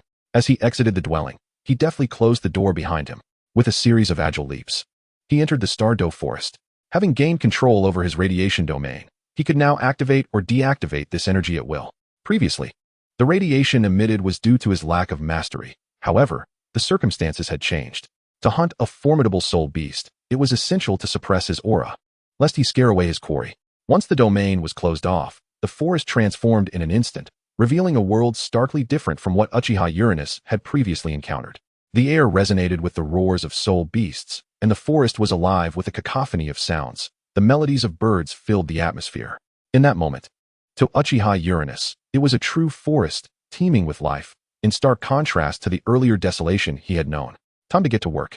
Uchiha Uranus rubbed his hands together, activating his radiation martial spirit. He leapt onto a tree, surveying the vibrant landscape around him, colorful flowers, lush leaves, and verdant grass. This was a wholly different sensation. While numerous soul beasts populated the area, they were predominantly those of a mere tenure or even lesser grade. Uchiha Uranus sought not these. He aimed for beasts of at least 100 years, for such creatures held true value in his eyes. In the next moment, he was in motion, a phantom amidst the trees, darting and leaping like a wraith, advancing deeper into the forest. This time, he was not evading his own shortcomings, but was driven by aspirations for the future. Before long, he had captured a 100-year-old spiked porcupine, holding it aloft as he made his way outward. Now, only soul beasts over 10,000 years posed a threat to him. The augmentation of the 3-Tomo Sharingan was far from simple. Each increase in Tomo conferred a significant enhancement to his physique, strength, and speed, along with an ability distinct from any soul skill. Whether it be the superior high-speed dynamic vision, the power to sway the hearts of men, or an unparalleled mastery over one's own body, each of these attributes serves to distinctly separate the Uchiha from other soul masters. Neither the Haotian hammer of the Haotian sect nor the dragon transformation of the blue lightning tyrant dragon sect can rival the Uchiha, let alone the Uchiha's supreme power. The Manjiki Sharingan, along with an array of secret techniques and ocular arts. At present, despite possessing only the soul power of level 40, the augmentation from his nuclear cells, the triple Tomo, and the millennia-old soul rings and bones renders his physical prowess beyond that of an ordinary soul sage, particularly among those of the same rank. Shortly thereafter, having placed the corpse of the soul beast at the entrance and inscribed a few words with a charcoal pencil, Uchiha Yu swiftly departed from the location to avoid encountering its previous owner. Should they refuse to accept the circumstances and insist on claiming his attire, it would indeed place him in an awkward predicament. Following the pebble-strewn path, Uchiha Yu directed his course, his soul power emanating as he accelerated away. His finances were scant. He would never touch the meager savings of common villagers. The mere possession of this garment had already caused him immense embarrassment. Had it not been for the elusive millennium soul beast venturing deeper into the wilderness, he would not have settled for this 700-year-old spiny porcupine. Chapter 69, The Malevolent Soul Master. The journey was long, and the heat was oppressive. Uchiha Yu had lost count of how many times he had wiped the sweat from his brow. While he could control the radiation of light, he could not dictate the temperature. Mastery over energy does not equate to mastery overall. Under the current circumstances, this principle was proving rather ineffective, much to his irritation. "I loathe summer," he muttered inwardly, refocusing his gaze on the path ahead. The blazing sun caused the ground to shimmer, and the air was rife with distorted rays of light. Surrounded by roads, with the forest appearing quite distant, it seemed evident that this path had been deliberately constructed, with surrounding trees felled and stones laid down, creating a makeshift thoroughfare. For Uchiha Yu, this was a novel concept. To achieve prosperity, one must first develop infrastructure. The people of this nation demonstrated a modicum of ingenuity. Although the roadway was rudimentary, executing such a venture was far more complex than it appeared. Having lived in a past life as a Chinese individual, he understood well that a well-established road facilitates the flow of information. Were he to ascend to the throne, he would undoubtedly continue to develop transit stations and initiate the circulation of newspapers funded by the empire, which would publish daily praises of the emperor and laud his benevolence towards the people. Such a system would ensure timely delivery of news regarding the emperor's good deeds to various villages and towns, thereby stabilizing the hearts of the empire's citizens. He envisioned even more, recognizing that true power lies in the emperor's ability to unite the populace. Unlike the narrative of the original text, where the Tiando and Star Luo regions squandered their advantageous positions, resulting in a fragmented empire, he drew parallels with the historical context of Europe, noting the wisdom in such reflections. Yet, when considering the expanse of Huaxia, one could not help but perceive the inadequacies of its rulers. Suddenly, a faint scent of blood wafted through the gentle breeze, catching Uchiha Yu's attention. Unlike the sanguine scent of soul beasts, this sudden aroma carried a subtle hint of sweetness, momentarily leaving him in a state of bewilderment. What was happening? Uchiha Uran halted his frantic pace, directing his gaze towards a nearby fork in the stony path. Where he could vaguely discern a cluster of houses, it appeared to be a village. Should he venture over to investigate? It was midday, an opportune moment to procure something to eat. After a brief hesitation, Uchiha Uran resolved to proceed, for he was a soul master capable of capturing soul beasts as collateral. He had no fear of going hungry. Though he was devoid of money, it did not imply a lack of ability to acquire wealth.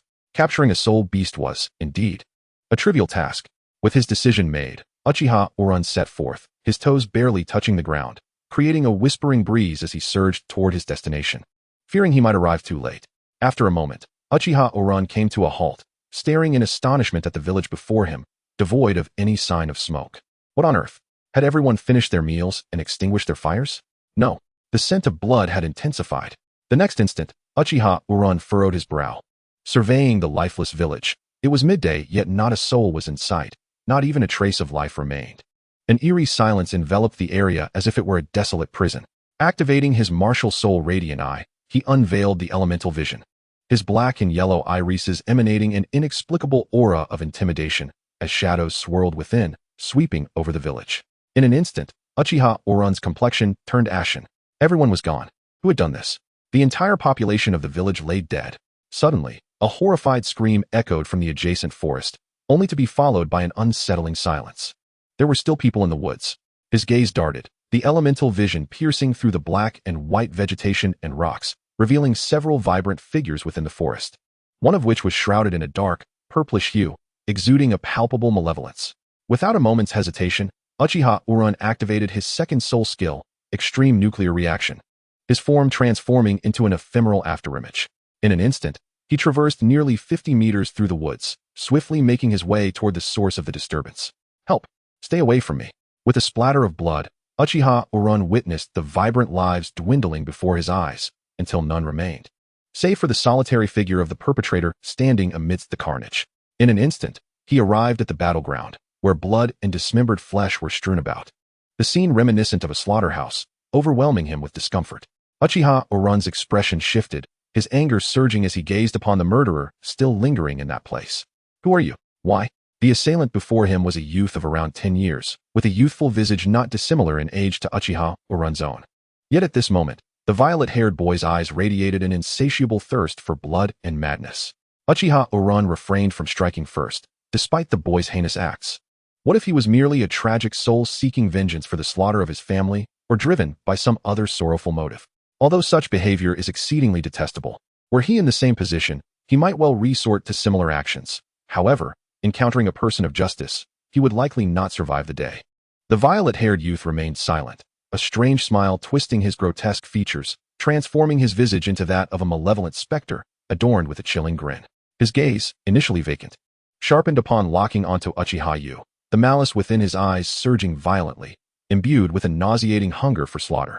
In the next instant, without uttering a word, the violet-haired youth abruptly vanished, leaving behind only an ephemeral shadow that flickered before Uchiha Yu's eyes. The swiftness of his movement took you by surprise, only to be followed by a claw-like silhouette descending menacingly towards him. In an instant, Uchiha Yu reacted with even greater speed, reappearing at a distance. Brow furrowed as he regarded the boy standing where he had been, adorned with a yellow and 3 purple soul rings. For a moment, he found himself momentarily dazed. Such youth, yet possessing 4 rings?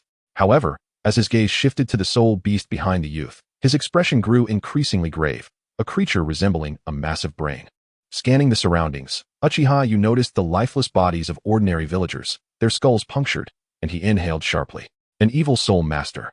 A nefarious soul master who cultivates through the life of others. Without hesitation or discourse, Uchiha Yu unleashed his martial soul, the 4 soul rings, 1 yellow, 2 purple, and 1 black, radiating brilliance as a grayish-white aura enveloped him. Subsequently, he transformed his hand into a blade, leaping forth to cleave towards this malevolent soul master. For one who slaughters for power, especially one who has set their sights upon him, he would spare none, and he intended to eliminate this threat decisively. Perish. As his palm sliced through the air, it struck an exceedingly hard substance, producing a series of delicate chimes, and Uchiha Yu felt a jolt of pain in his hand. Unbeknownst to him, The violet-haired soul master had transformed his arm into a gleaming silver appendage, exuding a chilling aura, reminiscent of stainless steel, clearly possessing formidable defensive capabilities.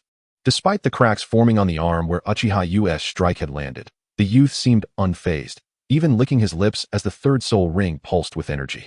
In the next moment, Uchiha Yu nimbly leapt aside, evading the sudden onslaught of sharp, explosive spikes that erupted from the soul master's hand.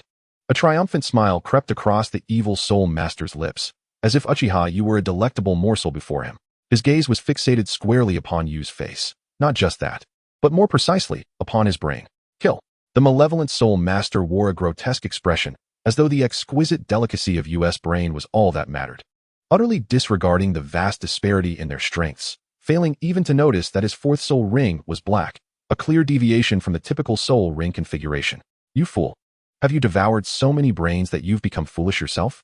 Uchiha Yu gazed incredulously at the audacity of the approaching figure, astonished and enraged that someone would dare to charge at him, seemingly inviting their own demise. Was this truly an evil soul master? He had no time to engage in dialogue with such a being. Thoughts of the villagers who had met tragic ends ignited a fierce blaze within him. An evil soul master, indeed. How could he encounter such a malevolent entity? As the purple-haired soul master closed in, Uchiha Yu sprang into action, moving with the swiftness of teleportation. He suddenly materialized beside the fiend, deftly evading a powerful punch. Observing the flickering soul rings upon the adversary's form, he unleashed a fierce kick with his left leg, sending the villain sprawling over 10 meters away. In that instant, the soul master's abilities manifested, emitting countless streams of purple light that pierced the surroundings with a potent corrosive force. The stones struck by this energy were enveloped in a faint lavender hue, emanating an unclean luminescence. What malevolent tricks did these soul master skills possess? Uchiha Yu furrowed his brow. He had never directly battled an evil soul master before. Yet he understood the treacherous nature of such abilities. A single misstep could lead to dire consequences. Though he had not extensively watched Douluo, he was aware that evil soul masters were often despised within that narrative, just as he himself had become a target of disdain. Yet, before him stood this malevolent figure, still possessing a fourth-ring soul skill, yet unutilized. If it were to be a sudden activation, he could find himself at a disadvantage.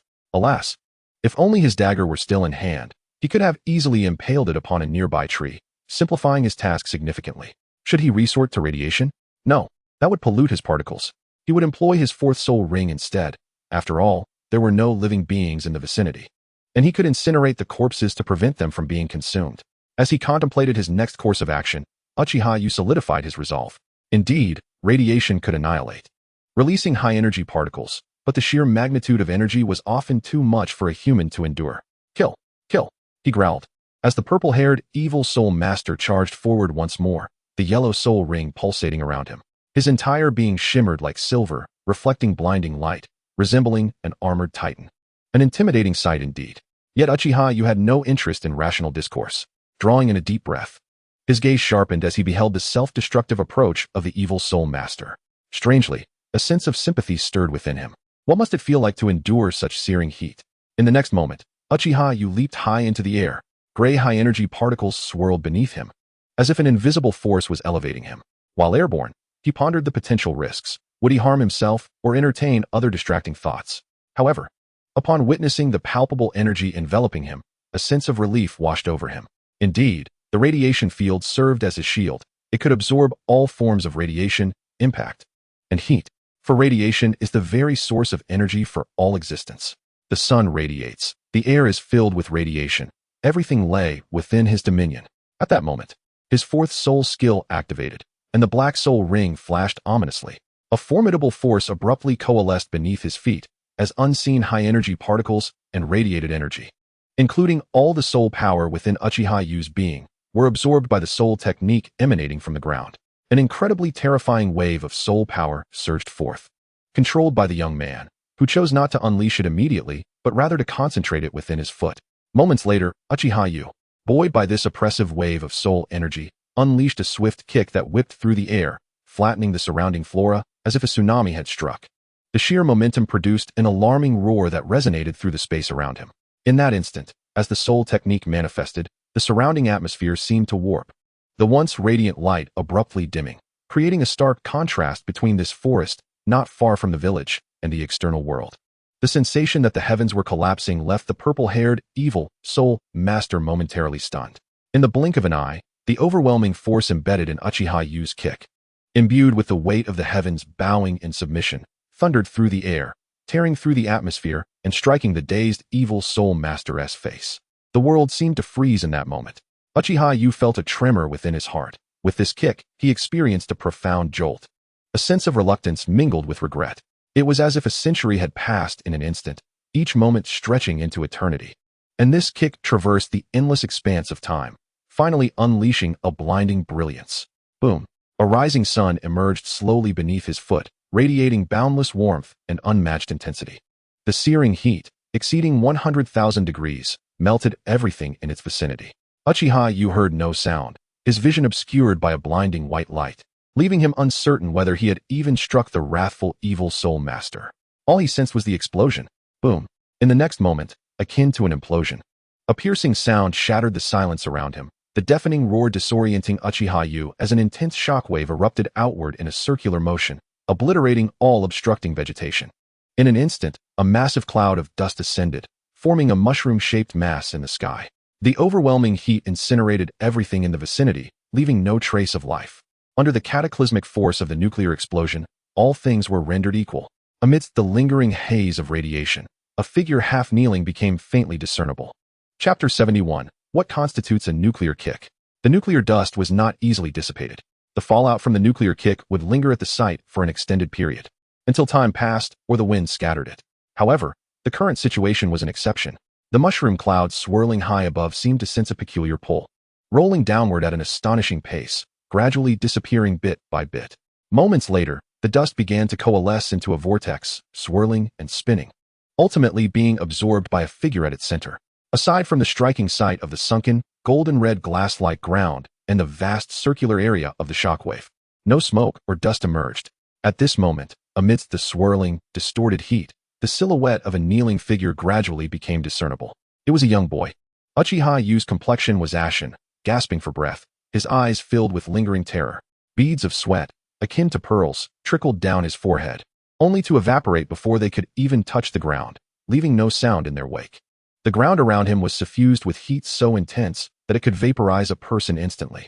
At this moment, the place where Uchiha Yu stood was more terrifying than hell itself, more searing than the fiery abyss. The temperature here exceeded 100,000 degrees.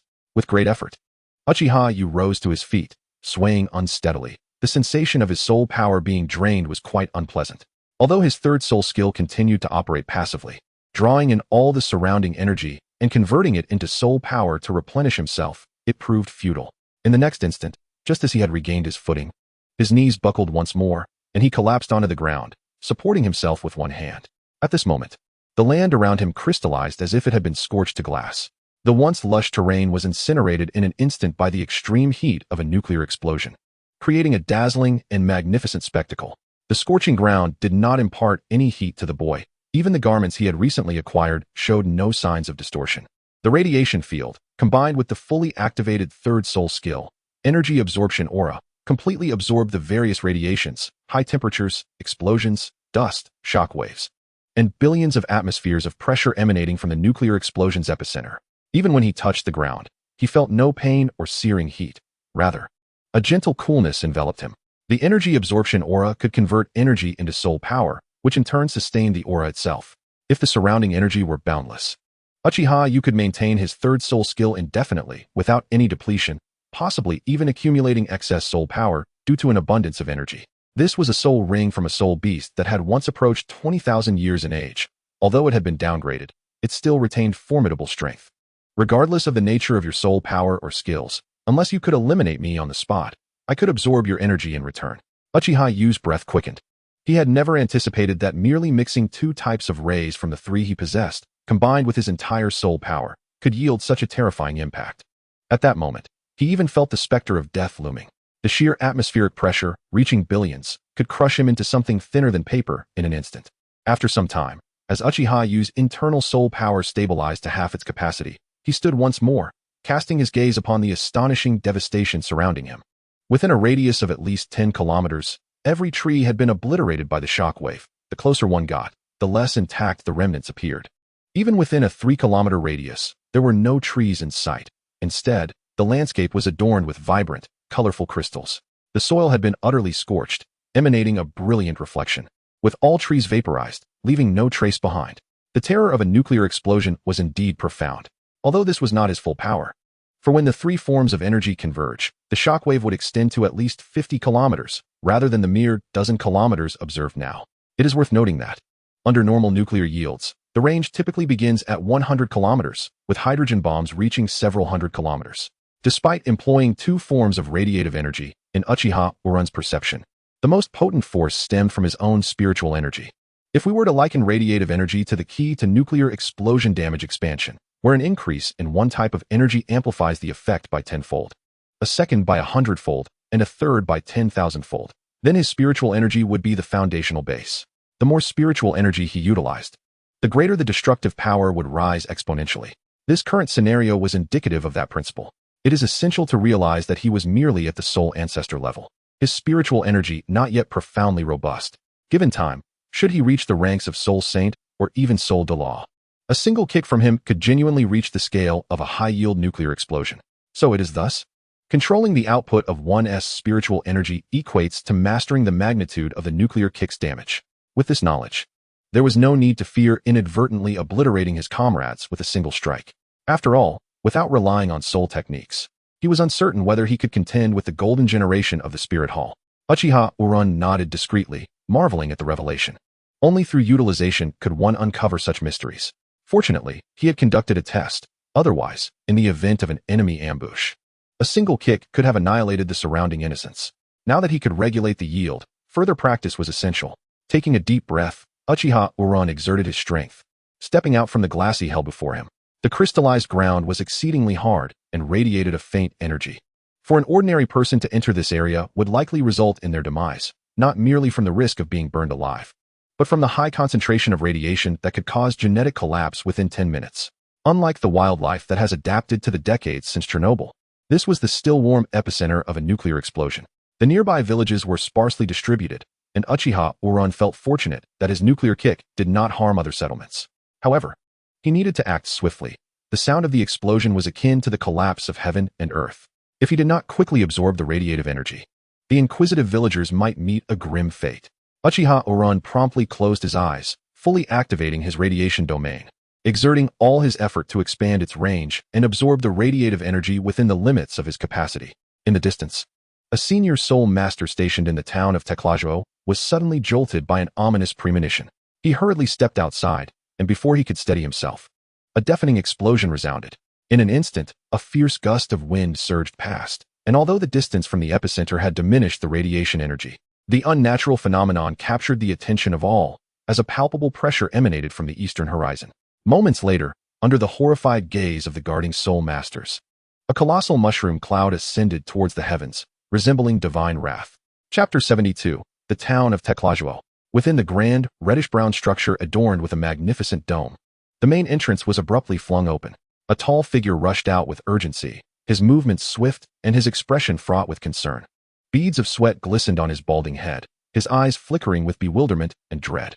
He had sensed the recent surge of soul power, a terrifying force. Although his appearance might suggest a rather portly and unremarkable man, the fluctuations of soul energy radiating from the town mayor were volatile and formidable. Even in the absence of visible soul rings, the intense aura he exuded momentarily immobilized those around him, leaving them bewildered and parched. A soul master of the emperor level pointed towards a specific direction, unmistakably indicating the source of the harrowing soul power surge. Meanwhile, the towering mushroom cloud remained undispersed, and a powerful wind carried debris that shattered glass windows into fine powder. The might of a nuclear explosion was astonishing, leaving onlookers awestruck. This town, situated near the empire's borders, was heavily fortified, and it was expected that the mayor would be a highly skilled soul master. Even if he lacked the title of Douluo, he would at least be a soul sage. After all, how could one handle an assassination attempt without sufficient soul power? At this moment, Kazakh, possessing the strength of a level 76 soul sage, was a notable figure throughout the Douluo continent. Yet, he felt an overwhelming sense of unease. For the recent surge in soul power was formidable, rivaling that of a Douluo he had encountered in the past.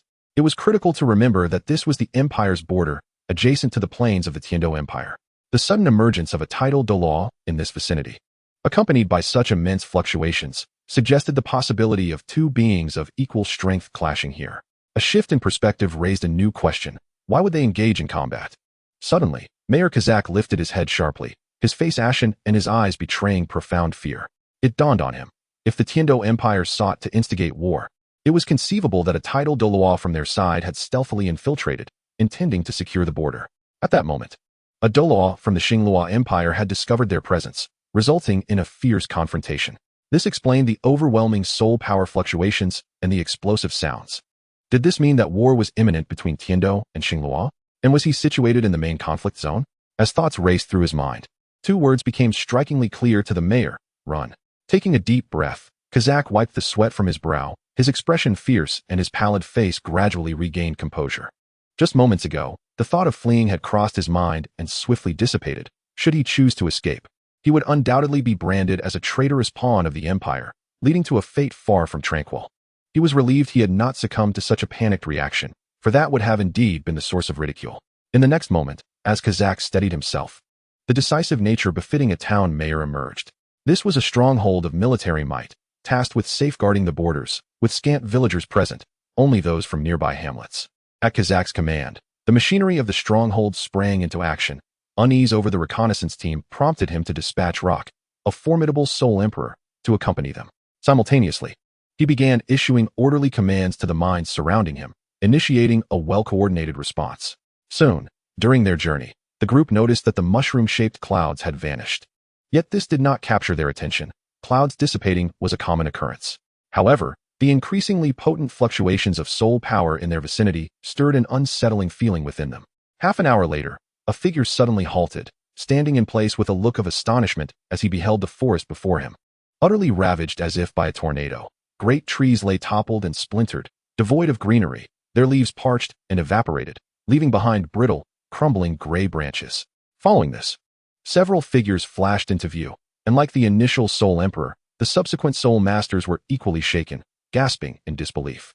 The oppressive heat enveloped them, striking their faces with an overwhelming force, deterring any advance.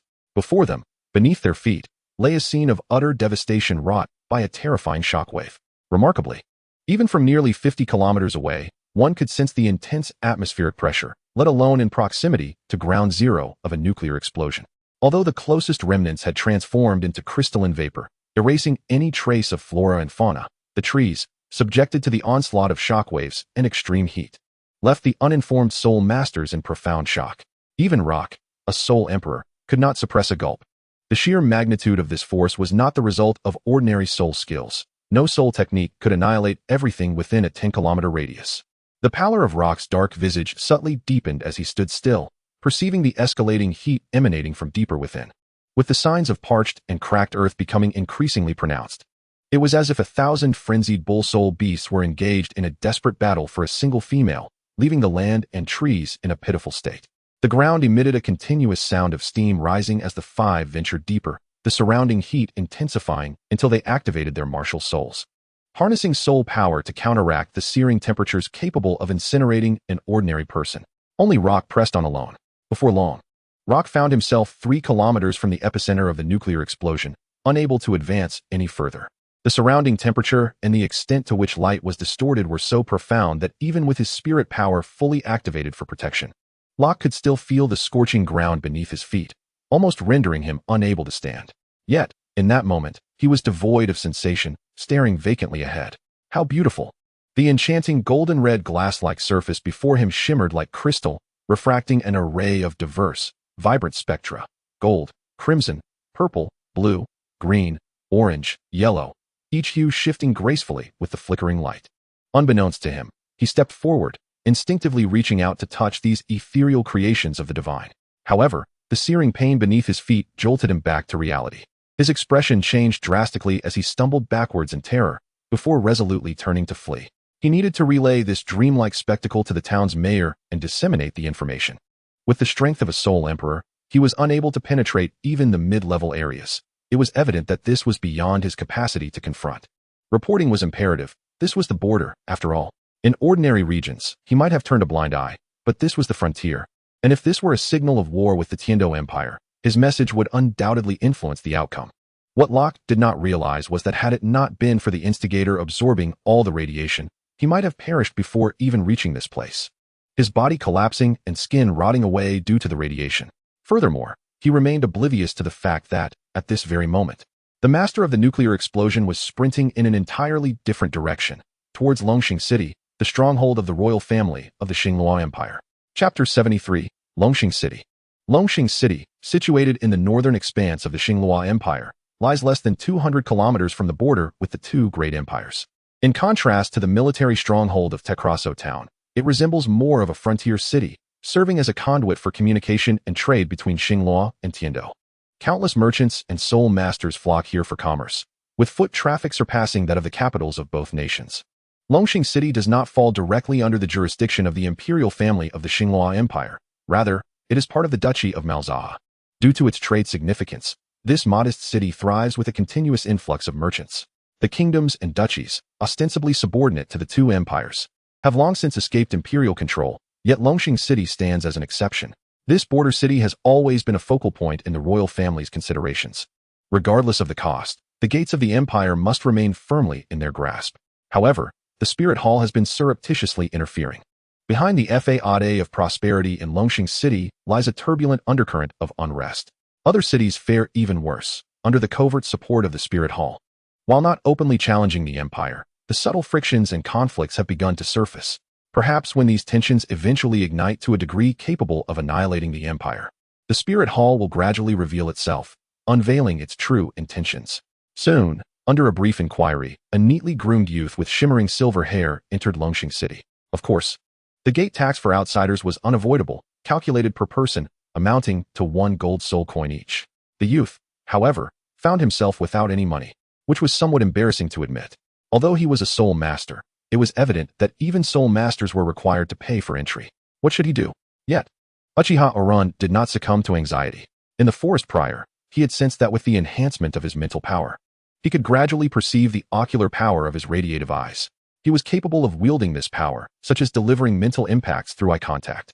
This was precisely why, before his battle with the radiative titan gorilla, he had engaged in a gaze with a bird-like soul beast during a skirmish, causing it to suddenly weaken. Upon reaching the realm of the three Tomo, he awakened the ability of illusion techniques. Presently, he could effortlessly and effectively control any living being, rendering them oblivious to their manipulation unless jolted awake by an external force. Despite lacking systematic training or any cultivation related to controlling ocular power, Uchiha's inherent illusion techniques functioned akin to a beginner's tutorial.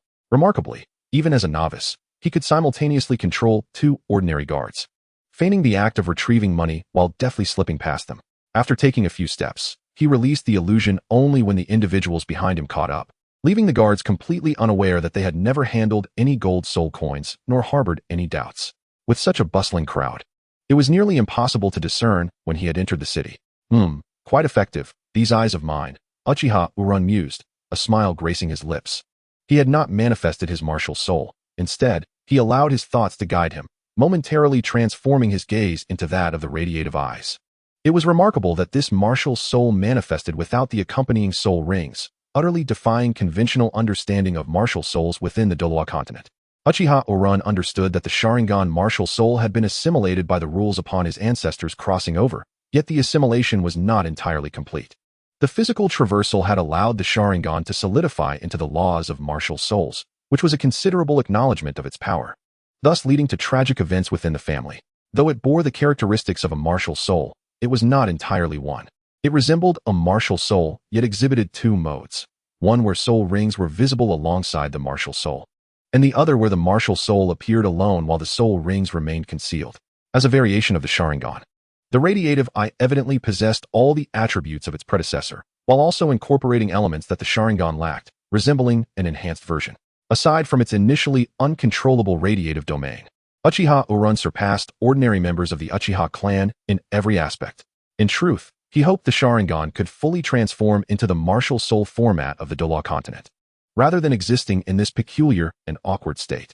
Uchiha Yu finds himself harboring but a singular hope: to irrevocably transform the bloodline of his clan within his lifetime, to fully integrate their martial spirit into their lineage, thereby eliminating the vulnerability that renders them powerless should their eyes be taken. He aspires to magnify the illustrious name of the Uchiha, propelling it to echo across the continent, rather than languishing in obscurity and desperation as it currently does. Perhaps attaining divinity would enable such a feat? Could a deity intervene in the family's legacy? Lost in contemplation, Uchiha Yu stands in the middle of the road, pondering the path forward for the Uchiha clan. Unbeknownst to him, perhaps it was the awakening of his radiative domain, or perhaps a latent talent he possessed since childhood. But he has developed the ability to contemplate the road ahead from a vantage point above all others, much like Uchiha Itachi, transcending the confines of his clan. This represents a mindset akin to that of a shadow. Hey, get out of the way. Don't block the road. Suddenly, a furious voice jolts Uchiha Yu from his reverie, interrupting his analysis of the current situation and the family's future. A hot breath wafts against the nape of his neck, carrying the scent of horse sweat and saliva.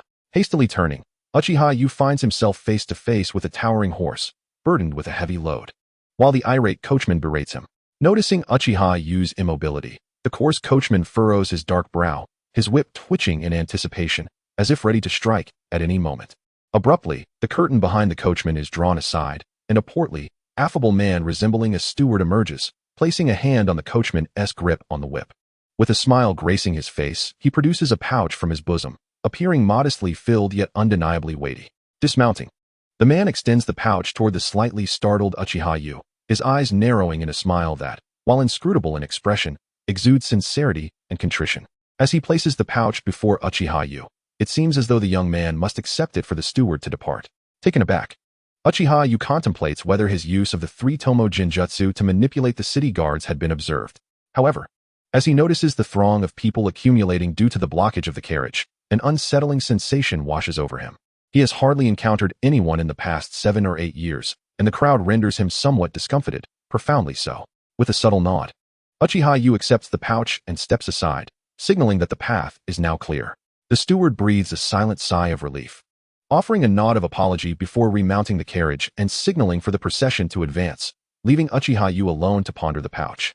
Bewildered by the unexpected generosity encountered on his path, vaguely, he perceives the steward's reprimand echoing in his mind. Fool, I have instructed you countless times that harmony is paramount. A solitary figure on the road is clearly a sole master. Did you truly intend to strike? Had I not intervened judiciously, we both might have met a dire fate.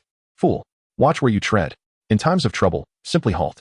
Soon, as the sounds of the convoy gradually faded into the distance, Longxing City returned to its usual state of normalcy. Uchiha Orun found himself stifling a laugh, only for his expression to once again grow solemn. Is this truly the way of existence for ordinary people? Regardless of the circumstances, the first instinct is to apologize, lest one be met with fatal consequences. Alas. Chapter 74. The graceful figures in the convoy at this moment. Orun meandered through the bustling streets of Longxing City, a cacophony of voices surrounding him. The vibrant life of the city was a stark contrast to the vast and tranquil starry forest. The myriad of vendors and the colorful array of people almost overwhelmed his senses. Indeed, upon entering Longxing City, Orun resolved to adopt a pseudonym, temporarily shedding the easily recognizable Uchiha surname, opting instead for the singular name Orun. Even within the illustrious ranks of the Spirit Hall's golden generation, Yin was known by a single name. Why could he not do the same? He had no desire to assume an entirely different identity, as he lacked any sense of connection to other names. After years of being known as Uchiha Orun, adjusting to a new name would be no simple task. A singular name, Orun, was straightforward and clear. Should he achieve fame, it would facilitate the recognition of his true identity by his family. To be candid, Orun had little inclination to linger in this bustling environment. The noise was overwhelming. Initially, there was a sense of novelty upon entering the city, a desire to find a place to rest and enjoy a good meal. However, at this moment, the throngs of people and the incessant calls of vendors were incessantly distracting, the din growing more intense as the afternoon progressed, more irritating than the summer cicadas. He preferred the serene solitude of the forest. Upon his arrival, he spotted a shop selling simple maps of the city. The prices were modest, suitable for the ephemeral needs of visitors, and even outsiders could become familiar with most areas after a brief stroll. It must be said, the middle-aged man resembling a steward had been quite generous, handing over 10 gold soul coins, which lay quietly before him, their gleaming surfaces reflecting a soft golden hue in the light, resembling exquisite artifacts rather than mere currency. The map itself was reasonably priced at 5 silver soul coins. Although the purchasing power of silver soul coins was notably high, 1 gold soul coin could sustain an average family for a month. This was a border city between 2 great empires. where even the entry tax was a gold coin per person. In such a precious locale, was 5 silver soul coins for a map truly exorbitant? The shop was a general store, offering a selection of finely crafted items of excellent quality. Among these, the run procured several necessities, including an elegant cloak, a sleeping bag, a water pouch, a backpack, and a white undershirt accompanied by a black, wave-patterned mask, featuring 2 cutout holes reminiscent of the one used by Uchiha Obito in his final battle, strikingly similar. Otherwise, given the vast expanse of the Limai Plains, he could easily become utterly lost without guidance, a thought that was quite daunting. Moments later, a chorus of shouts echoed through the city. Hiring guards! Hiring guards! To the capital of the Heaveno Empire, Heaveno City, there is an urgent necessity for 5 Grand Soul Masters. A deposit of 50 gold soul coins is required, with an additional 100 gold soul coins upon arrival. For soul sages, further discussions are needed. The call for recruitment has commenced. As I surveyed the bustling crowd, my gaze fell upon the source of the shouts.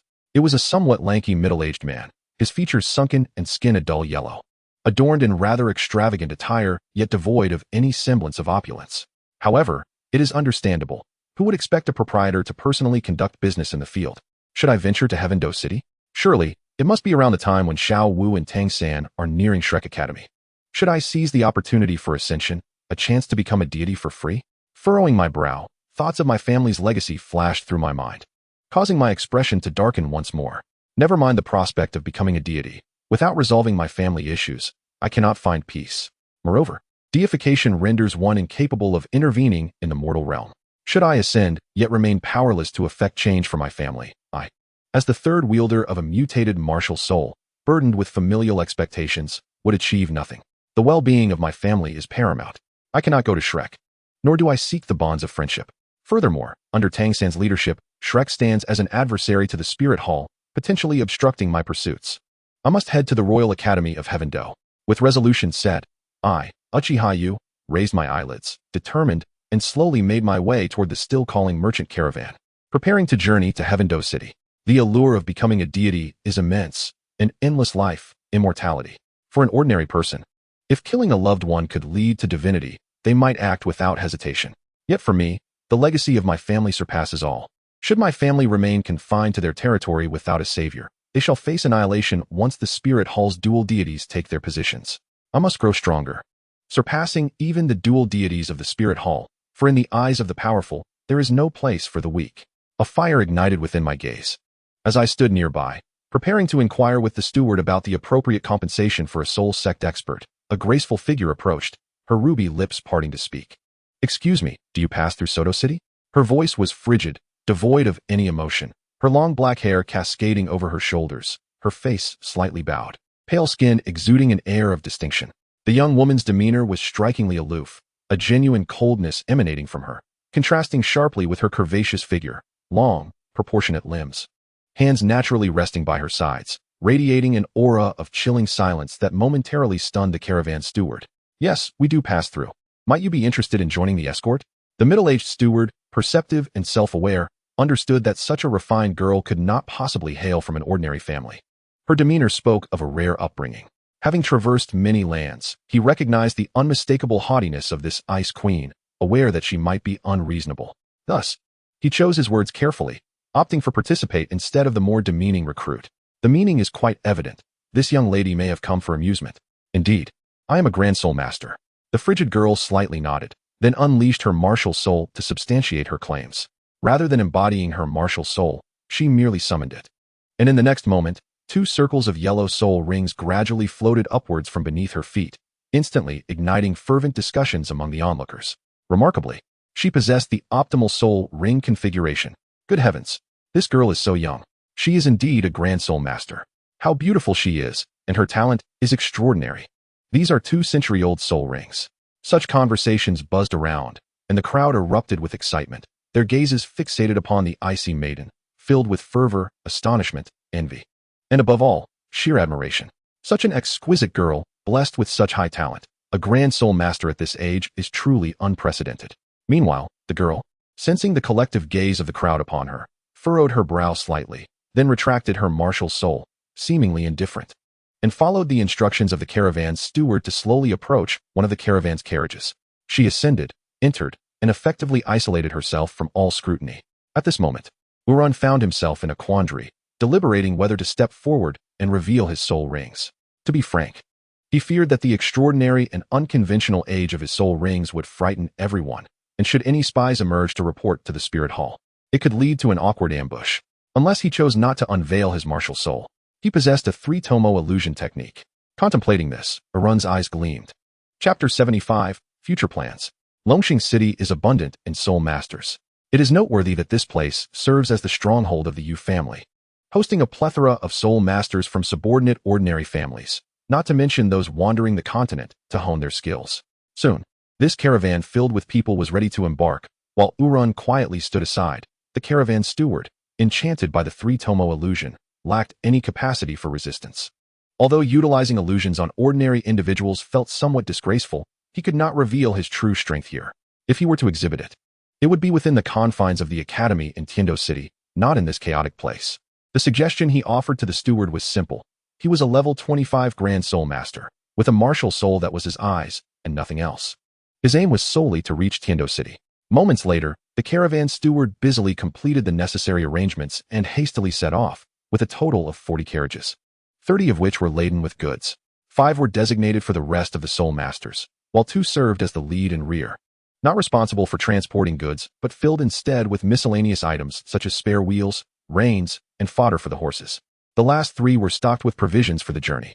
The caravan slowly departed the city gates, heading in a direction different from the one Urun had come from, along a specially constructed road, embarking at a leisurely pace.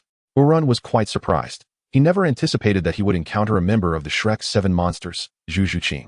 Yet, considering that this is the Star Luo Empire, and that the timeline may align reasonably, it seems quite rational for Zhu Zhuqing to embark on a journey to find Dai Mubai, who is hiding in Heaveno.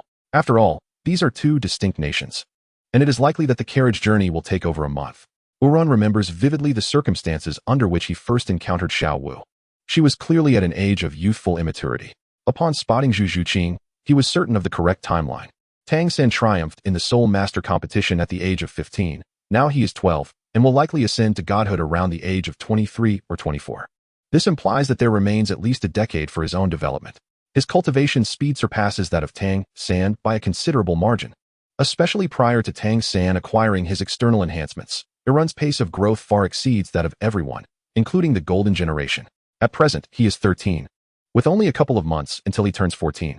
Although he has not definitively confirmed his exact rank, he is undoubtedly at least level 42. Moreover, he possesses the ability to absorb radiation from soul beasts to enhance his soul power. This means that, should he resolve to do so, he could find a location densely populated with high-level soul beasts, emit radiation, and transform them all into radiation soul beasts, ultimately reaping the rewards himself. Urun is certain he would take such action. These are not 10,000-year soul beasts, nor do they possess sentience. Is there truly any wrongdoing in a soul master slaying soul beasts? However, the divine inheritance granted to Tang San has provided him with numerous advantages. Not to mention the 2 enhancements from the Spirit Hall, dual martial souls and God-given martial souls. If Urun wishes to catch up, he must act swiftly. The crisp sound of hooves echoed continuously, while the rhythmic motion of the wheeling carriage created a gentle undulation. Leaning against the soft cushion behind him, Urun found himself deep in thought within this confined space, contemplating the path that lay ahead.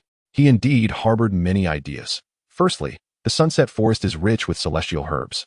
Yet apart from having read the original work, he possesses no skills in herb gathering, nor does he know which herbs would be suitable for him.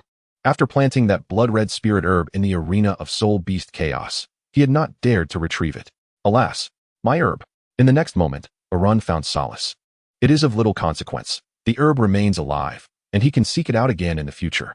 It is worth noting that during the awakening battle, he was entirely engulfed in flames, and even his spatial soul guide was incinerated. Had he been carrying it at that moment, it would have been reduced to ash. If he were to retrieve it, on what grounds could he do so? Douluo is a titled Douluo. He is but a mere soul master. Unless he is already reunited with his family, who could dispatch several titled Douluos to overpower Douluo. It would be utterly impossible to breach his defenses and harvest from his herb garden.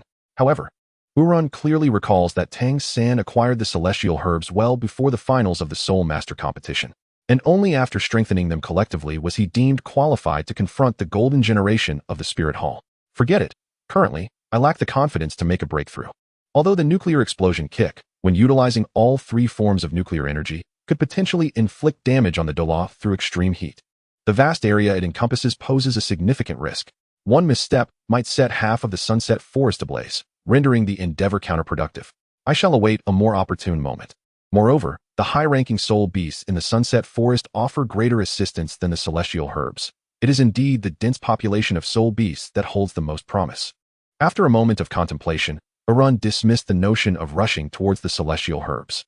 He was uncertain about defeating a tidal Douluo. After all, it has been stated that destruction is often easier to achieve than attaining what one desires. In the original narrative, there were not many celestial herbs that suited him. It seems that only the Iluwa tulip, the autumn water vision, and the 8-petal xianlan are of potential relevance. The 8-petal xianlan simply enhances cultivation speed and soul power. He firmly believes that as his soul power increases, so too will his soul skills. Presently, his nuclear explosion kick already possesses formidable combat capabilities. Thus, achieving the 8th or 9th ring should not be overly challenging, likely allowing him to rival beings of divine status. The autumn water vision is also quite comprehensible. As a martial soul based on vision, albeit mutated from a radiation eye, it should still possess certain merits. As for the Iluwa tulip, he recalls that the original text describes it as absorbing the essence of heaven and earth, as well as the brilliance of the sun and moon. However, Urun's radiation eye is capable of absorbing surrounding radiative energy. What exactly constitutes the essence of the sun and moon? In modern terms, it refers to the radiant energy emitted by the sun, the refracted light from the moon, the various energies perpetually in motion within the air, and the chaotic array of electromagnetic waves and radiation. In light of this, it seems the Iluwa tulip could provide him with the most substantial benefits, potentially enhancing the capabilities of his radiation eye, and the likelihood of success is considerable. The convoy moved forward at a steady pace. Urun paused his musings. He had numerous thoughts on augmenting his power, yet it ultimately requires a solid foundation of strength. Although soul bones may have the potential for advancement, the demands for evolution are stringent, which is another factor he must consider. By the way, should the need arise to reveal his soul bone during the Soul Master competition, what name would be appropriate? Should I simply call it the left arm bone of time stasis? That feels rather too explicit, as others would immediately discern the specific capabilities of the soul bone. Let me ponder. It would be best if the term related to time stasis were obscure to others. Furrowing his brow, a multitude of terms flashed through his mind, yet none were satisfactory. Suddenly, inspiration struck. A term emerged in Arun's thoughts, accompanied by a vivid sense of presence, and his eyes gradually brightened. Let it be named the left arm bone of the world. Chapter 76, Journey Across the Plains. The convoy traveled at a moderate pace. However, the radiation surrounding Longxing City was extensive. After half a day of travel, Arun noticed, with a slight tremor, that they had finally exited the confines of Longxing City. The gravel path began to dwindle, and as they approached the border, a series of patrol units clad in full iron armor, wielding long spears, and marching in disciplined formation, crossed their path. 100 steel warriors advanced steadily, exuding an aura of solemnity. From time to time, the convoy would come to a gentle halt, subjecting itself to the sporadic inspections of patrolling soldiers, checking for armaments and verifying the consistency of the convoy's numbers. However, Urun's keen eyes caught a fleeting glimmer of gold from the leading steward's hand as he conversed with the commanding officer of the patrol. Subsequently, the officer would exchange a few courteous words with those behind him, followed by a cursory inspection around the carriage, showing no inclination to lift the tarpaulin covering the cargo. Finally, they would pass each other without any meaningful dialogue. To Urun, this scene unfolded simultaneously in another realm, brazenly extorting passing merchants without any semblance of genuine patrol, as if it were merely a side hustle, a lucrative position rife with opportunity. It was no wonder that the merchant he recently encountered was so eager to offer money. Profusely apologizing, he was evidently accustomed to such dealings.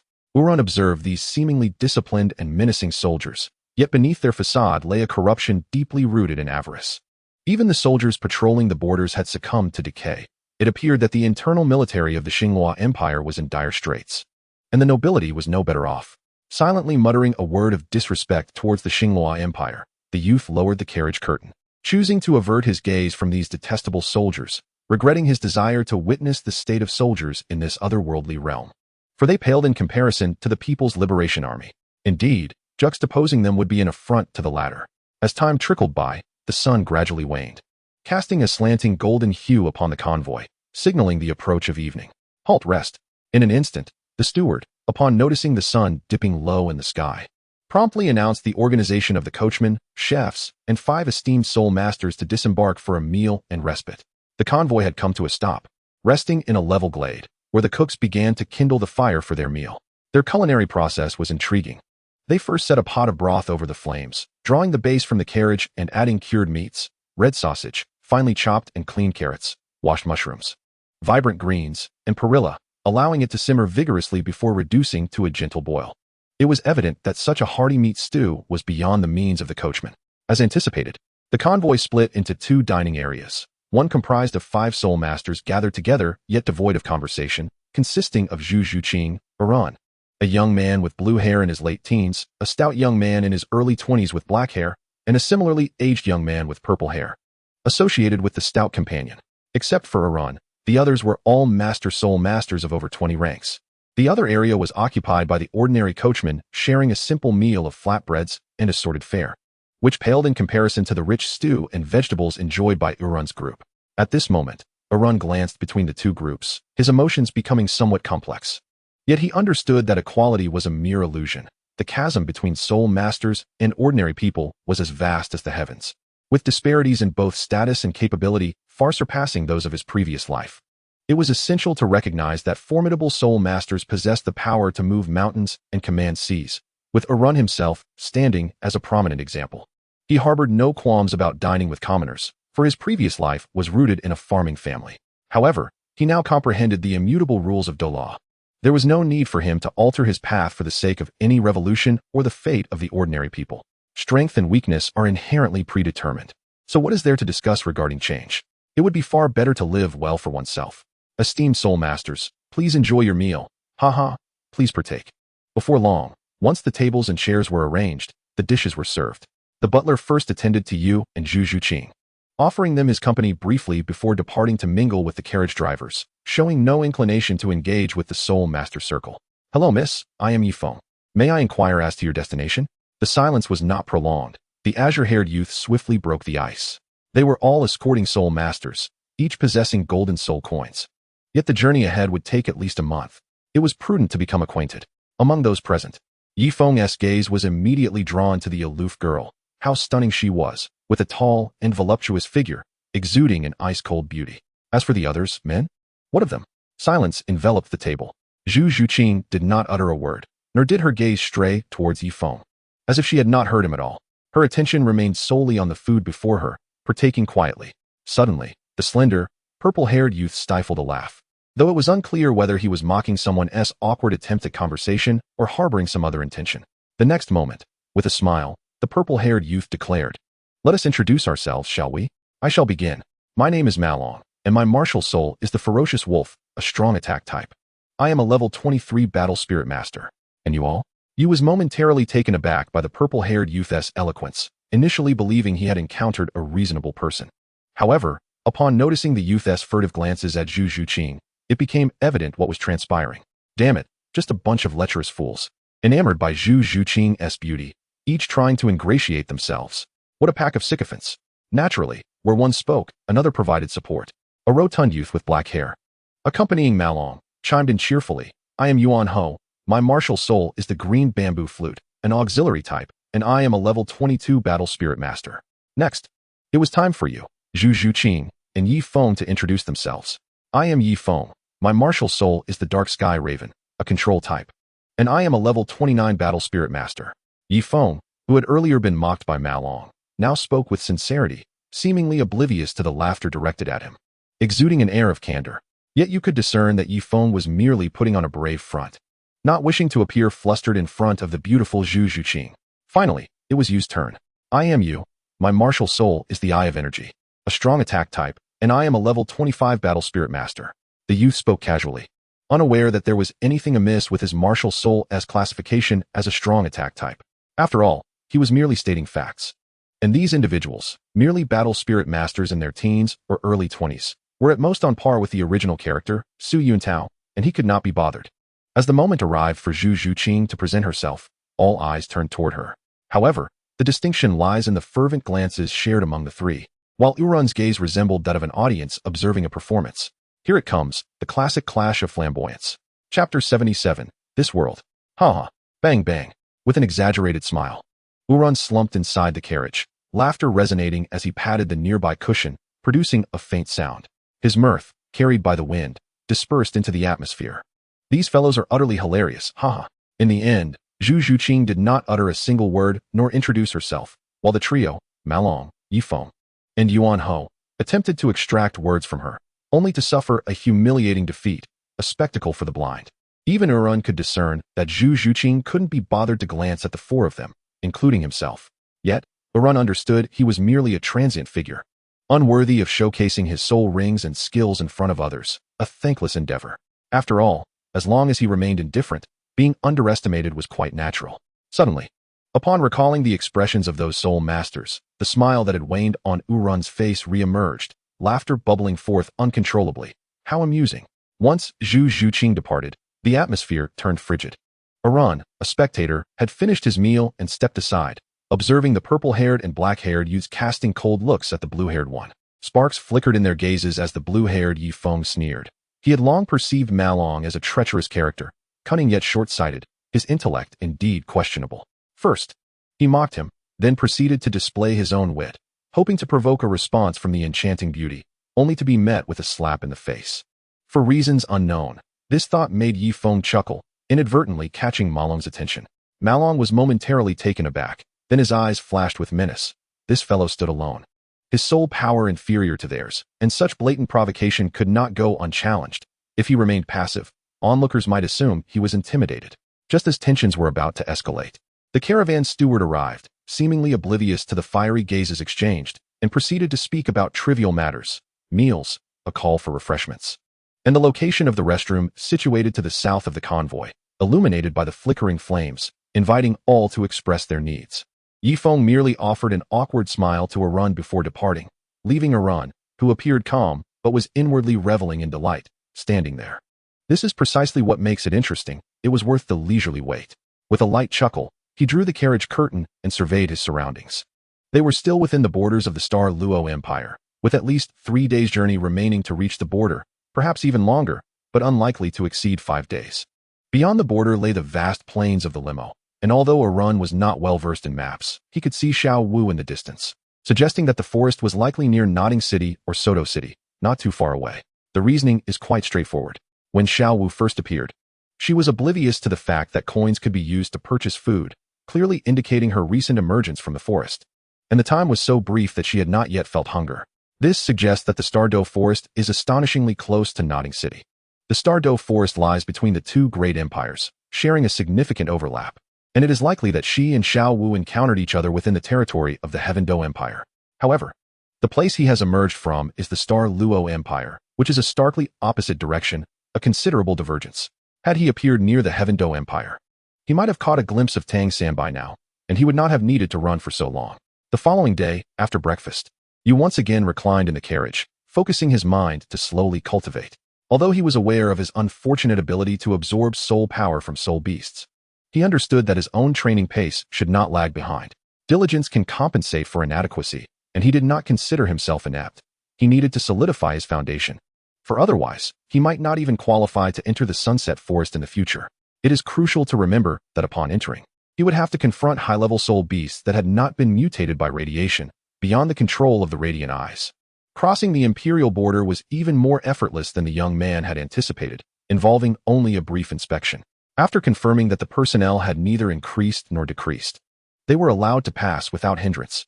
Although there seemed to be some activity between the Star Luo Empire and the Heaveno Empire, in reality, both empires were entangled in their internal disputes, with the various duchies and kingdoms causing considerable headaches for the two emperors, making it improbable for them to seek trouble with other empires. Once they departed from the imperial boundary, they had completely entered the vast expanse of the Lima Plain. The intertwining of brown soil and verdant vegetation stretched endlessly, with a horizon of grayish-black forming at the edge of sight. The azure sky was adorned with endless drifting clouds, and at that moment, Yu found himself wholly immersed in the embrace of nature. He could not help but step out, gazing upward and taking in the surroundings. Out of the corner of his eye, Yu noticed Zhu Zhuqing had also emerged, standing there with her fair face now unclouded, a gentle smile gracing her lips as she closed her eyes to savor the gentle breeze wafting from the horizon. Since her fiancé had abandoned her and fled to Soto City, she had completely shut herself off, using coldness as a shield and indifference to maintain the world's judgment. Yet, deep within, She remained a young girl yearning for stability and beauty. In order to avoid being crushed by the harshness of reality, she had reluctantly donned the mask of icy detachment. However, at this moment, she could no longer restrain herself. The cold reality was filled with cruelty towards her. Her elder sister was approaching the age mandated by their family, and if she did not resist soon, she might truly perish at the hands of the sister who had once been very close to her in childhood. Thus, she set forth on her journey to find that coward, Dai Mubai. Perhaps he would extend a helping hand, for she was not aspiring to be the icy beauty. But rather, the harshness of reality compelled her to yield. This girl was rather pitiable, while Dai Mubai embraced the affections of countless admirers. Zhu Zhuqing endured torment within the confines of the Star Luo Empire. Had the weight of her burdens not been so great, she might have already resigned herself to a fate of waiting for death, much like Dai Mubai, who wished only to indulge in pleasures before his demise. Zhu Zhuqing harbored a desire to fight for a chance at something greater. Yet, in his eyes, Dai Mubai appeared rather unworthy. Had it not been for Zhu Zhuqing's striking beauty, he might not have even considered her at all. Perhaps in the future, he could offer some assistance. This was not a journey of leisure, it was a mission of protection. This indicated that, barring unforeseen circumstances, they would likely remain within the confines of the carriage to rest, camping at night, and embarking on their travels by day, unless ambushed by soul beasts. However, soul beasts were scarce in the Lima Plains. In the grand scheme of things, this territory was expected to be a battlefield for the future, with both sides intentionally or inadvertently stationing soul masters to scour the plains for soul beasts, simultaneously ensuring the safety of the merchant convoy. As for ordinary wild animals or herbivorous creatures, they fell outside the purview of the soul masters' hunts. After all, the meat of soul beasts was a substantial boon for ordinary folk and, once sold, fetched a handsome price. The so-called sweep was more akin to a periodic harvest. These insights regarding the Lima Plains were gleaned by Uran during a conversation with the coachman. What an intriguing world this was, far more formidable than the Stardow Forest. With a smile, Uran settled into a meditative posture and began his cultivation. The journey ahead was still quite long. Chapter 78. Visitors from Longxing City. The convoy set forth once again. The cargo was heavy and abundant, wrapped in oilcloth, which concealed all contents from view. Uran noticed the deep impressions left by the wheels. According to the convoy steward, this journey was to be divided into 3 segments. Transporting nearly 40 individuals along with provisions for over 30 days would require far more than just 2 carts. A greater quantity of food would only inflate the costs, necessitating more carriages for transport. Viewed in this light, it seemed rather impractical. Yet, within the Lima Plains, there existed an official road, constructed collaboratively by the Tiando Empire, the Star Luo Empire, and the merchants in between. Approximately every 100 to 200 miles, there stood a supply station, spearheaded by the Empire and built in unison by major merchants, primarily for the purpose of resupplying merchant convoys and providing services such as healing for soul masters, renting horses, and temporary storage for goods. These supply stations were exceptionally convenient and greatly beneficial, as merchant convoys often encountered urgent matters, such as will bursts, startled horses scattering, or casualties within the convoy, during which the importance of these stations became apparent.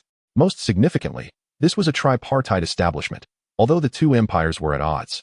This mutually beneficial trade route bore a resemblance to the Silk Road of Uran's past life, holding a distinctly different significance for the Douluo continent.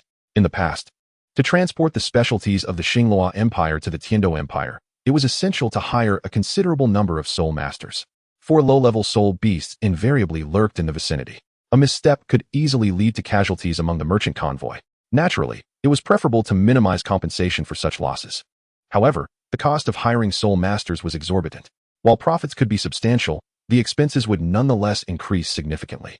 Yet, with the 2 great empires delineating territories and conducting regular purges, the soul beasts had been eradicated, allowing ordinary merchant convoys to forego the need to employ numerous soul masters for safety, thereby greatly reducing costs. Furthermore, with the advent of supply stations, merchants no longer needed to add nearly 10 wagons to carry a month's worth of provisions.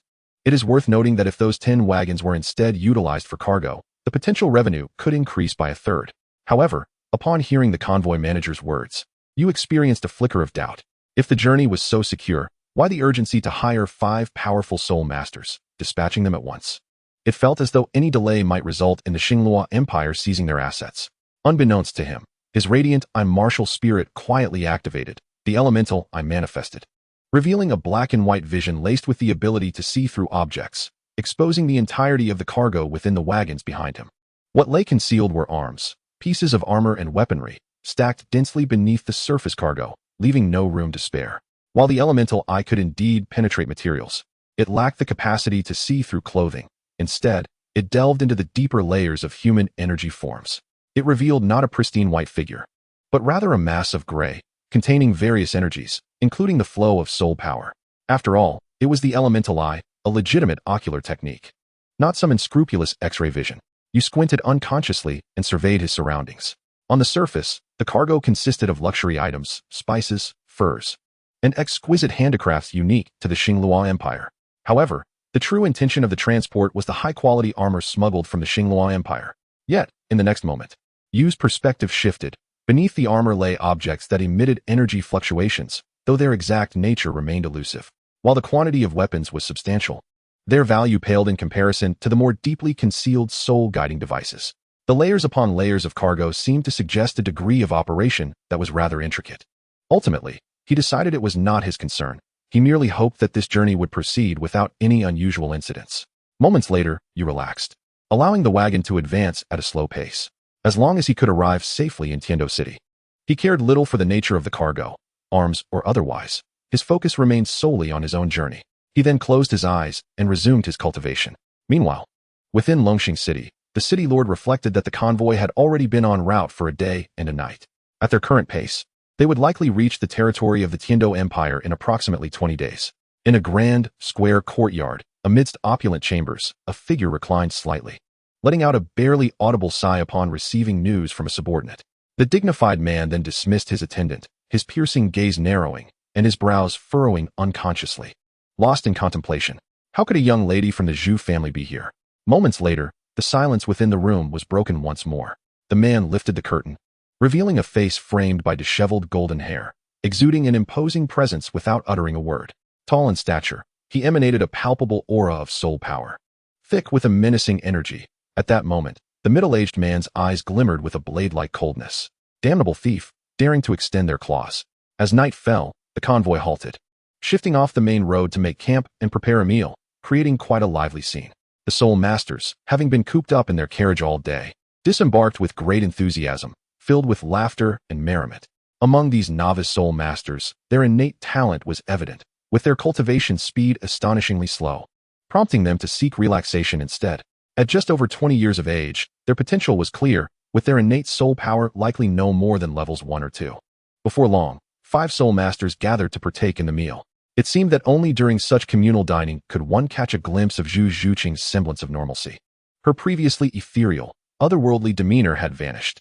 However, Urun was not a lecher, nor did he gawk at her beauty out of infatuation. He merely appreciated the aesthetics, devoid of any romantic sentiments. After all, why would he divert his gaze from a beautiful woman to observe the handful of men present? In this regard, Urun's thoughts mirrored those of several infatuated individuals from the previous night. In truth, these young soul masters beside him, despite their low soul power levels, held themselves in high regard, making every effort to court Zhu Zhuqing with feigned concern and flattering remarks, while harboring ulterior motives. Urun couldn't help but think, for pity's sake, she is merely an 11-year-old girl, her soul power on par with yours. With such meager talent, how could they possess the audacity? Yet, he refrained from voicing his thoughts. For young men must endure their share of trials with ice queens before realizing that sycophants seldom meet a good end. More tragic still, the goddess they idolized, Zhu Zhuqing, regarded them not as admirers but rather as bothersome flies. As Urun savored the scene before him, a shadow slipped silently out of the city, its soul power radiating as it rapidly advanced along the main road, vanishing in the blink of an eye over 100 meters.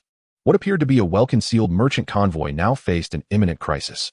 A recommendation for a friend's book. Since I'm so afraid of bad luck, I invested all my fortune. Zhang Xianxing. I can no longer endure the nightly assaults from my senior sisters. Chapter 79. The time for sparring approaches. As expected, under Urun's eager gaze, these grand soul masters indeed provided him with a performance to remember. After finishing his meal, the violet-haired youth noticed that Zhu Zhuqing had not yet completed hers. Eagerly, he turned to the ebony-haired youth beside him and inquired, Yuan, how about we practice together during the break? It would be a good opportunity to reinforce our combat skills. At that moment, as if in perfect synchrony, the previously antagonistic Yifeng also chimed in, count me in. You two have undoubtedly trained together numerous times and are quite familiar with one another. With that, Yifeng's gaze shifted to the onlooker, Uranium, his eyes glimmering as if he had something to convey. Fool, Uranium muttered under his breath, but with no choice. He rose to his feet, his expression stern, and replied, all right then. Given that he was masquerading as a level 20 soul master, it was only reasonable that he was regarded as an equal opponent by the group. The four of them then turned their attention back to Zhu Zhuqing. Uranium pondered the peculiar situation. Yesterday was an introduction, and today was a sparring session. Just as he assumed Zhu Zhuqing would finish her meal and depart, treating them as fools, he keenly sensed something amiss in her gaze. Aren't you uninterested in these misfits? With a clatter, Zhu Zhuqing set down her utensils, her demeanor cool and her expression serene. The striking contrast between her fiery physique and icy temperament appealed to many, embodying a charm that belied her youth. Count me in. The girl spoke, her lips parting slightly. Her cold, rigid tone paired with her stunning beauty offered a captivating experience, almost overwhelming to those who beheld her. Yet, Uranium remained indifferent to her allure. Beauty was trivial to him. He was focused on strength. She was here to grow stronger. After all, her sister was 7 years her senior. And at the age of 11, she had merely 7 years until her 25. She had learned that Dai Mubai had gone to the Heaveno Empire. But the news was not promising. He had fallen into disarray, lost amidst women, and had given up entirely. Thus, she embarked on her journey to seek him out. Though she felt anger at his lack of ambition, their families had long planned an alliance since childhood.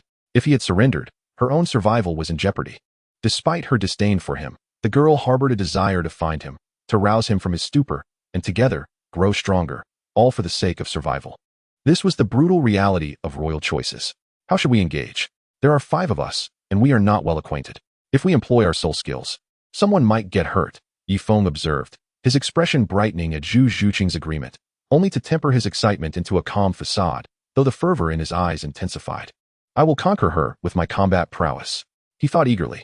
He envisioned the battles ahead, defeating each opponent in turn, and ultimately facing Zhu Zhuqing, imagining the moments where he might steal a glance at her flushed cheeks during their sparring. It seems that the impending battle is akin to a decisive struggle that will determine whether one can ultimately have numerous offspring. Oran had never anticipated that the azure-haired youth, Yifeng, would have already envisioned names for his future children upon first laying eyes on Zhu Zhuqing. Likewise, the others shared similar sentiments. How about we take turns sparring? Suggested Malong, the violet-haired youth, after a moment of contemplation. This way, everyone can engage with different opponents. However, I recommend refraining from using soul skills, as we are not yet familiar with one another. A careless move could lead to unfortunate injuries. Although this proposal appeared beneficial for all, Uran discerned that Malong harbored ulterior motives. The absence of soul skills would place emphasis on soul power in their battles, and at present, Malong possessed the highest soul power among them, second only to Uran. He inherently held an advantage, particularly since Zhu Zhuqing's combat prowess relied on soul skills. Although she was swift, without her soul skills, she was merely fast. All right, this seems fair to everyone, the ebony-haired youth chimed in, echoing Malong's sentiments like a sycophant, affirming whatever he proposed. Agreed. Zhu Zhuqing did not hesitate to endorse the rules, and Uran, being there merely for entertainment, acquiesced as well.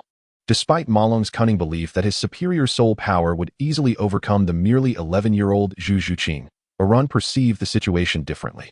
One must consider the configuration of the girl's soul rings, 200-year soul rings, which is indeed an optimal configuration. In contrast, what were the configurations of the 3 before her? Merely 1 white and 1 yellow. The physical enhancements granted by soul rings varied significantly, and in Uran's eyes, Malong's confidence in their advantage was merely a figment of his own imagination. Shall we commence now, or wait a while to digest? Yifeng inquired, his expression gentle, and his demeanor courteous, reminiscent of a refined gentleman. What do you think, miss? Malong's eyes gleamed with delight. Although to outsiders, the 3 appeared as sycophants circling the icy beauty. Was it truly shameful to act so for the sake of a lady? After all, how many female soul masters existed in their realm? Not even a fraction. And considering the striking presence of the current Ice Queen, with her exceptional demeanor and remarkable talent, even if he lacked innate prowess, it did not preclude the possibility of courting such a prosperous young woman. Malong silently reassured himself. Being a sycophant is not disgraceful, truly. Then, shall we begin? I'll take the lead. Upon noticing the young lady's agreement, Yifeng's expression faltered slightly, realizing he had overindulged. However, since the decision had been made, naturally, the first to display formidable combat strength would easily leave a lasting impression on the lady. This logic was understood by all 3. Malong and Yuan Ho exchanged glances, discerning each other's thoughts. Yuan Ho then chuckled heartily. Brother Yifeng, let us spar first. Malong, smiling, turned to the young lady not far away. Miss, may I spar with you? Yi Feng was left speechless. Laozi initially thought you sought to showcase your prowess in front of beautiful women. Yet your intention appears to be to whisk them away instead. After a brief moment, have you made your decision? Uranus, whose expression remained inscrutable beneath the flickering night lights, unexpectedly stepped forward. Oblivious to his surroundings, the youth found himself alone in the forest. As if there were no one else to witness his demeanor, was he to display expressions for the air alone? Just moments ago, the violet-haired youth, Malin, exchanged a mere glance with his companion, Yuan Ho, and instantly comprehended each other's intentions to hold back their adversaries. Although Yuan Ho was a support-type soul master, his soul power was not significantly inferior to that of the azure-haired youth, Yi Feng, with only a 2-level difference. While he certainly could not overpower him, he was unlikely to be defeated in an instant. Thus, he could at least buy some time. At this juncture, it was reasonable to assume that such time would suffice for this 29th level battle soul master to secure victory. Then let it begin. Come forth, Yi Feng. Yuan Ho smiled, feeling the pulsations of his soul power coursing within him. Though not overwhelmingly potent, it imbued the seemingly simple-minded, portly figure with a sense of steadfastness. A radiant white glow emanated from Yi Feng, and the atmosphere around him began to shift, infused with an undeniable tension emanating from his battle spirit. Although it was merely a sparring session, if someone truly regarded it as such, there lay a genuine problem. To put it succinctly, it was all about pride. Yuan Ho and Yi Feng moved aside, with Yi Feng clasping his hands together, loosening his wrists. The unsettling sound of cracking bones resounded, amplifying the invisible pressure in the air. He was determined to win. Strangely, as Yuan Ho faced Yi Feng, a thought flickered in his mind, followed by a wave of wariness. Yi Feng might be exceptionally serious, and caution was warranted. With a soft exhale, in the next instant, he erupted into a burst of speed, his right hand forming a claw-like shape, akin to a sharp bird's talon. A glint of cold light flashed through the air, accompanied by a faint sound of slicing through space, as he launched an attack towards Yuan Ho's face. With rapid footwork, he executed his moves boldly, unabashedly revealing his intent to strike. Yuan Ho's expression turned frosty, and without uttering a word, he swiftly stepped forward. His right fist clasped at his chest while his left hand rose. His own soul power ignited, and with a firm shout, he did not evade but instead counterattacked Yi Feng directly. In the very first moment of contact, Yi Feng's fingers, resembling a bird's beak, jabbed into Yuan Ho's arm, rendering him momentarily weak and powerless. Had it not been for Yi Feng's urgency, fearing a shift in the tide, one more heavy punch would have left Yuan Ho not merely retreating but sprawled on the ground, unable to rise. Though no visible injury was apparent, Yuan Ho would have preferred to endure some superficial pain rather than experience the current debilitating soreness in his arm, making it exceedingly difficult to lift. Yi Feng smirked, about to utter a derisive remark, yet the words caught in his throat. Instead, he opted for a different expression. Brother Yuan Ho, are you all right? As he spoke, his hands continued their movements, striking a poised stance.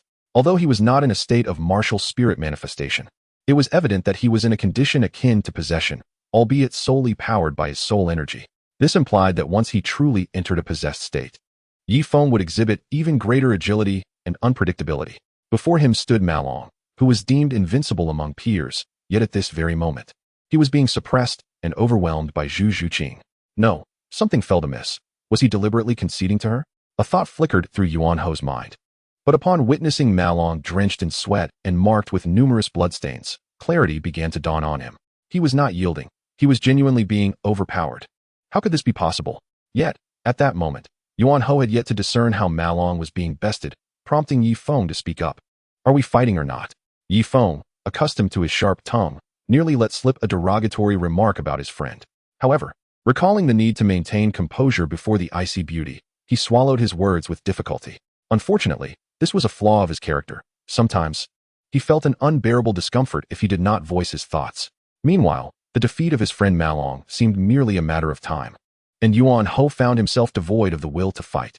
Outmatched, he pondered it better to avoid further disgrace. Taking a deep breath, Yuan Ho puffed out his chest, his gaze flickering as he cast aside thoughts of surrender. Even if he were to lose, he resolved it would not be without a fight, rather than yielding at the first sign of trouble. In the next instant, he charged forward once more, his substantial frame propelled by tremendous kinetic energy, akin to a wall crashing down, exuding the aura of a boulder. With hands poised to strike, his soul energy surged forth, though he had not summoned his martial spirit. Yuan Ho was indeed engaged in a fierce battle. Come on. Yi Feng felt a surge of excitement rather than apprehension. He swiftly moved forward, his wrist flicking as he effortlessly countered Yuan Ho's close-range assault. As a control-type battle soul master, he would typically aim to gradually wear down his opponent's strategy. However, the current combat circumstances limited his soul skills, and his opponent happened to be a hefty individual, making his family's close combat technique, originally designed for defense, suitable for practical use in this scenario. This technique was a family heirloom, passed down from his father and grandfather, both of whom were avian soul beasts. While he possessed some aerial capabilities within his soul skills, he still prioritized this ancestral method of attack in close combat. Given Yuan Ho's size and momentum, Yifeng refrained from engaging him head-on, opting instead for a more evasive approach, ensuring he could retreat swiftly and avoid being countered. As they exchanged blows, the intensity of their battle escalated, with time slipping away. Suddenly, a dull thud echoed as a body hit the ground, shattering the tension. Cough, cough. So powerful, so fast. Her figure was as elusive as a wraith, although her speed was further enhanced by the absence of a martial soul. What she displayed in that moment was already astonishing for a soul master of level 20. Just moments ago, Zhu Zhuqing, who had been overpowering Ma Long, seized upon a flaw in his stance, tripping him and sending him crashing to the ground. The outcome was clear. Chapter 81, The Night Assault. The battle had yielded its verdict. Aside from Uran, who had not been able to intervene due to an uneven distribution of roles, the other two duels had concluded with clear victors, Zhu Zhuqing and Yifeng. Uran felt no surprise at their victories. It was rather expected. Zhu Zhuqing possessed 200-year soul rings, whereas Ma Long had only one, and that was a mere 10-year ring. It was evident that the enhancement provided by soul rings to physical prowess was substantial. Though Ma Long's soul power surpassed that of Zhu Zhuqing at this moment, his soul power had not been transformed into soul skills and instead had been exploited by Zhu Zhuqing's keen perception of his weaknesses, resulting in a decisive defeat. Quite impressive. Indeed, Ma Long forced a smile, feeling utterly diminished. How could he possibly pursue her when he could not even best her in combat? The young woman merely nodded with indifference, as if acknowledging that her sparring partner was indeed commendable, before shifting her gaze to Uran, who had yet to engage with anyone. She sensed that this seemingly carefree youth with silver hair and black eyes remained unfazed, even after witnessing her swift defeat of an opponent with 29 levels of soul power. As if he were certain of her victory, there was something intriguing about him. Before Zhu Zhuqing could finish her thoughts, Uran interjected, "Since we have completed our sparring, I believe it prudent for everyone to take a moment to rest. Perhaps we could resume tomorrow. I find myself rather eager to continue." Upon hearing this, the purple-haired youth Ma Long and Yuan Ho nodded vigorously in agreement, looking at Ma Long, who bore minor injuries, though nothing serious. As he would recover overnight, it was evident that he was somewhat dazed by the defeat. How could he, at a level so much lower than hers, have been bested so thoroughly? Where had he gone wrong? Very well, the young woman replied with a slight nod. After a brief moment of tidying herself, she turned to leave, disregarding the others who remained behind. Her presence had merely been for the purpose of sparring and refining her combat skills. "Wow, you really went hard on him, brother," Yuan Ho exclaimed, his facade of toughness crumbling as he gasped in pain upon witnessing the young woman's departure. "I shall take my leave then," Uran remarked with a smile, choosing not to linger with the others and departing on his own. The game had concluded. There was little left to observe. Gradually, the last remnants of light from the outside world faded from the expansive plain, enveloping the surroundings in tranquility. In the early morning hours, the steward of the merchant caravan slowly closed his eyes, reclining against a cushion. He was acutely aware of everything occurring outside, including the sparring sessions of the hired soul masters and other activities. Yet, he understood all too well that he was merely an ordinary person, wholly unqualified to manage the esteemed soul masters. What one can do is merely limited to subtle hints, much like a previous incident. At this hour, the steward should have long been asleep, yet an inexplicable unease gnawed at his heart, thoughts racing through his mind. This ominous premonition intensified, leaving the steward of the caravan bewildered, for such a feeling had never arisen before. At this moment, the sensation of impending doom pierced his heart like a needle, momentarily halting his breath. Suddenly, the steward's expression shifted dramatically as he recalled the smooth departure from the city earlier that day, devoid of any watchful presence, and the valuable soul guiding device worth 300,000 gold soul coins within the carriage. A startling realization struck him. Could it be? In the next instant, the lights within the carriage flickered and extinguished. A warm liquid erupted inside, accompanied by a rounded object that slowly descended onto the carpet with a soft thud, rolling slightly before coming to rest in the corner, its face forward, revealing lifeless eyes that would never close. Shock, disbelief, and profound terror enveloped him. Dark clouds gathered, veiling the moonlight in a shroud. The night deepened, and around him, Countless shadows seemed to dance, like phantoms, as if endless, shadowy arms emerged from beyond the carriages. Overlapping and dense, exuding a palpable aura of dread. Unbeknownst to him, a faint, metallic scent of blood permeated the air. Something was amiss. Suddenly, he opened his eyes wide. A glimmer of clarity piercing the darkness.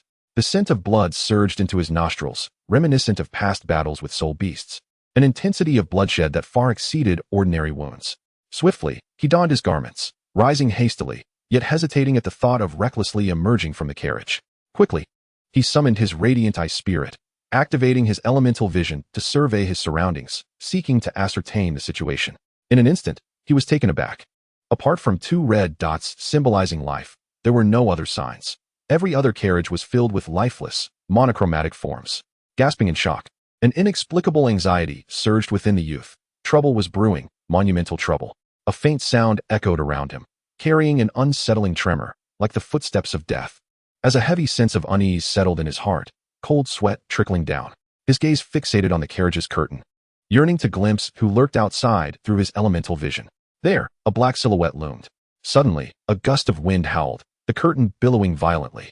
A chilling glimmer infused with the essence of death surged into the carriage, akin to the bite of a venomous serpent. A fleeting shadow streaked through the air, darting towards the youth within the carriage. I can see it. Time stood still. In that fleeting moment, space began to oscillate violently, akin to a distortion of dimensions. The carriage and the attack abruptly reversed with chaotic intensity, suspended in midair, rendering all individuals incapable of any action. Except for Iran. Moments later, the youth vanished within the carriage. A resounding explosion ensued. Flames burst forth, scattering wildly, as the carriage, once occupied by the boy, detonated. Illuminated by the blaze, a gray silhouette emerged, alongside a quietly standing youth outside the carriage, his eyes exhibiting an unusual gleam. Quite remarkable. The gray shadow gradually faded, revealing a gaunt middle-aged man. His form withered, eyes resembling inverted triangles, skin a sickly yellow, evoking a sense of dread. He smiled, his vulture-like eyes glinting with a chilling light. Fixating on the youth before him, his lips curling into a cruel, sinister smile, a rough, bluish tongue licking his darkened teeth. I take great pleasure in exterminating talents like you. In the next instant, without a word, the 6th black soul ring beneath him erupted in brilliant light, only to dim once more. Under Uran's watchful gaze, the man's figure instantaneously dissolved into the shadows of the night, like ink dispersing. A pitch-black silhouette swiftly merging with the surrounding darkness, leaving no trace of his presence. Yet, an intangible pressure surged from all directions, causing the youth to frown. Why would you kill me without any enmity? Chapter 82. I await radiation. What do you await? The youth surveyed the dim surroundings, where a murky, viscous fog swirled like black mire, devoid of any malice, merely meandering erratically. However, through the lens of Iran's elemental eyes, these seemingly innocuous mists unmistakably took the form of human faces. In an instant, a chilling shiver coursed through Iran. Racing up from his spine to the crown of his head, cold sweat trickling down, hair standing on end, an inexplicable sense of tension flooding his heart. Faced with this fog shaped by human visages, he found himself momentarily at a loss. If it were merely the faces of soul beasts, Iran would feel no tremors of fear. Yet, humans were different. Similar to the uncanny valley effect, the soul emperor before him exuded an ineffable strangeness. As if the more lives he had claimed, the greater the sense of oppression became. He had never encountered such an adversary. Unbeknownst to him, the night breeze had ceased to blow. The youth clenched his palms, his body spinning as he sought to catch sight of the soul emperor's whereabouts. Yet, to his horror, within his perception, the entirety of his surroundings resonated with the peculiar fluctuations of that soul master's power. A purple-black hue, laden with a pungent stench. Distinct from the odor of decay, it was an insidious essence, akin to a mental poison, sending shivers down one's spine at merely a glance. Instinctively, Iran exhaled softly, then refocused, remaining vigilant of his surroundings, immersing his consciousness into the realm of his martial soul. Radiation domain, activate. A hum reverberated as an invisible rhythm coursed through him, akin to circular ripples, embodying the essence of inhalation and exhalation, yet in the next moment, it vanished without a trace. It was as if it had never existed. Yet, the surrounding environment abruptly transformed with the emergence of the domain. The air churned like tumultuous waves, akin to fluctuations in space, as a dense, dark mist began to undergo incomprehensible changes, oscillating between shadows and light, revealing specks of luminescence. High-energy particle streams began to assault everything around the youth, filtering through the surroundings like a sieve, while the terror-stricken visage of the boy contorted with the advent of the radiative field, as if burdened by immense suffering. His once normal features began to dehumanize. "Why do you not kill me?" The inexplicable changes around him seemed to have gone unnoticed by the enigmatic Soul Emperor, whose millennia-old soul ring appeared devoid of purpose, his form entirely shrouded in darkness. Or perhaps it was the swirling, mud-like head that surrounded him. What was its function? Invincibility? With a subtle shift of his left foot and a bend of his knee, the boy's figure darted forward. Before his eyes, a blank space materialized. Under the influence of the Soul Emperor's millennial soul technique, the longer he remained, the more his heart raced with unease. An ominous premonition stirred within him, stemming from this peculiar soul skill that even the Eye of Elements could not decipher. A faint rumble echoed. In the next moment, the boy was propelled backward with tremendous force. Having just moved at great speed, he was now sent flying at double that pace, crashing to the ground, tumbling several times. Stars dancing before his eyes, his entire being surging with pain. In the seemingly void space before him, a barrier akin to a copper wall emerged. The boy had only felt as if he were hastening forward, yet he collided directly with a thick, transparent wall. The immense recoil sent him soaring, only to crash heavily back to the ground. Wouldn't it be better to simply await your demise? Fear not, for upon your death, your soul will become a part of my soul ring, forever and ever. In mere moments, you will be absorbed entirely within the Black Soul prison. A mere teenager. A battle spirit master. What a genius you are. Alas, you have crossed paths with me, leaning against a collapsed cart. Shiryu's sixth soul ring emitted a dazzling black luminescence. His gaunt, yellowed face was etched with cruelty and a perverse grin, his inverted triangular eyes glimmering with malice. The sight of the boy, oblivious to his impending doom, filled him with immense satisfaction. The Black Soul Prison's soul technique possessed a unique effect. Should a soul master perish within its confines, he could consume a portion of their soul power, rendering this sixth soul skill even more terrifying and potent. Though a battle spirit master would yield little, such an opportunity to drain a genius was a rare occurrence. It was merely unfortunate that the city lord forbade him from targeting that young lady from the Zhu family. Otherwise, he could have reveled in double the delight. Just 10 meters away from him, he was enveloped by countless black souls swirling around him. Under Shiryu's gaze, he could even perceive dark energy gradually being extracted from Yu's facial features, only to be slowly absorbed back into the grotesque visage, accompanied by sounds resembling wails and moans. It had been a long time since he had relished such a sadistic pleasure. Alas, this talented youth was unfortunate enough to cross paths with him, and surprisingly, no one was there to protect him. Very well, I am eager to see the manner of your demise. I am truly curious about what thoughts occupy your mind at this moment. Are you in despair, awaiting death? Initially, you lay prostrate on the ground. But upon hearing Shiryu's voice, he suddenly opened his eyes wide, exerting force with his arms to lift himself up, staring at the terrifying spectral head that was continually battered by the radiation field. When he noticed that this Soul Emperor had no intention of rushing in to eliminate him, he could not help but breathe a sigh of relief. In the next moment, he steadied himself, manifesting a wave of soul power that enveloped his body, preparing for any potential treachery or sudden attack from the opponent. If he did not wish to come in and finish him off, then let the wait continue. I await the radiation to claim your life. What are you waiting for? To die? Inside the carriage, Zhu Zhuqing, deeply engrossed in her cultivation, suddenly felt a tremor in her brows, as a pungent scent of blood wafted towards her nostrils. What had occurred? Zhu Zhuqing paused, feeling an inexplicable sense of dread rising from within her as the camp fell eerily silent. The nauseating stench intensified, flooding her with a profound unease. Startled, she sprang to her feet, lifting the curtain to peer around in search of the other 4 soul masters. Yet, to her dismay, she found the surroundings eerily devoid of any presence, a chilling silence prevailing. Ignoring the imminent danger, Zhu Zhuqing immediately summoned her martial spirit and dashed towards the other soul master's carriage. Upon activation, her eyes transformed, the left a deep emerald, the right a clear azure. Her long hair cascading naturally down her back, leaving a faint illusion in her wake that made it difficult to pinpoint her exact location. Suddenly, a deafening explosion erupted, drawing Zhu Zhuqing's full attention. Chapter 83, The Sun in the Night. The Black Soul Prison continued unabated, as if it would not cease until it had thoroughly drained you. With the passage of time, the cruel smile on Shiryu's face grew increasingly exaggerated, his brow raised, and a malicious light shone brilliantly in his eyes. At that moment, Shiryu felt an unusual sensation within his body. His skin was somewhat heated, and an uncomfortable feeling stirred deep inside, as if protesting. Unbeknownst to Shiryu, various rays were constantly pulsating within him, and without realizing it, His body began to absorb a significant amount of radiation energy, electronic streams, helium nuclei, and electromagnetic waves, along with the radioactive substances emanating from nuclear energy. Within a 20-meter radius around you, all was encompassed by the radiation field. Shuriwe was very close to you, merely a little over 10 meters away.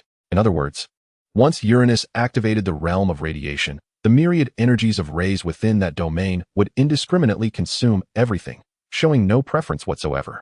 How could this be? How could you endure for so long within the Black Soul prison? This is impossible.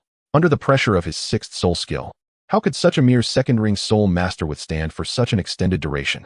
Other second-ring soul masters had disintegrated within a minute, their flesh and blood consumed, their souls devoured. Oh, have you realized it? Uranus smiled gently, and in the next moment, his eyes sparkled with brilliance. The terrifying phantoms swirling around him suddenly erupted with a thunderous sound, dissipating the black mist in an instant. An inaudible scream resonated like ripples, as the sixth soul skill of Shuriwe was forcefully shattered by the youth. Following this, Uranus shifted from his seated position. With a clap of his left hand against the ground, he propelled himself upwards, executing a half-turn in midair, as if leveraging the dark energy beneath him to spring high into the sky. For a moment, the moonlight seemed to be obscured as a figure ascended slowly. Under Shuriwe's astonished gaze, he met the cold, indifferent gaze of the youth, whose eyes were adorned with swirling jade patterns. You. Impossible. Before Shuriwe could employ another soul skill to counterattack, abruptly, a haze enveloped his mind. A dreamlike sensation washed over him, causing his steps to falter, as if he had entirely forgotten he was in the midst of battle. Yet, in the next instant, excruciating pain jolted Shuriwe awake. An unending torment surged from within. Akin to torture, every inch of his skin, every fiber of his flesh screamed in agony. Ah! Thud! Kneeling on both knees, Shuriwe covered his face with his hands. Dark blood gushed forth from his mouth. Despite his efforts to stifle it, blood still seeped out, while his skin had turned an unnatural crimson. As if scorched by the sun for 3 days, the cells beneath his skin were utterly damaged. Even more terrifying was the sight that unfolded before Shuriwe's fearful eyes. His skin began to crack and rot, visibly transforming at an alarming rate. You.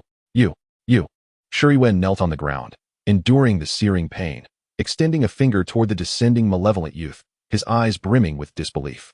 How could this be? He was a soul emperor. How could he possibly be reduced to kneeling like a dog on the ground? Do you find this hard to believe? Uranus approached slowly, his expression devoid of any compassion. The fact that this individual had survived for a quarter of an hour under his radiation realm was surprising enough. Now, witnessing the instantaneous eruption of power, he was somewhat taken aback. However, this battle had made him realize that radiation was not a weapon that gradually weakened its target, but rather a nuclear bomb that detonated instantaneously. The reasoning is simple. Soul masters are not ordinary individuals, while common people would be effortlessly slain without any chance of resistance. Soul masters possess the ability to withstand temporarily without side effects. Yet, once the resistance fails, the decay of their bodies will shatter their combat while in the blink of an eye. Though the realm of radiation may seem feeble and of little consequence, bear in mind that soul masters cannot contend with it. They merely possess slightly higher soul power, prolonging their demise for a fleeting moment. Do you suspect I have poisoned you? Humph. Rather than allow you to perish in confusion, it is far better for you to comprehend the reasons behind your defeat. In the next instant, the spirit of uranium manifested, accompanied by 4 soul rings, 1 yellow, 2 purple, and 1 black.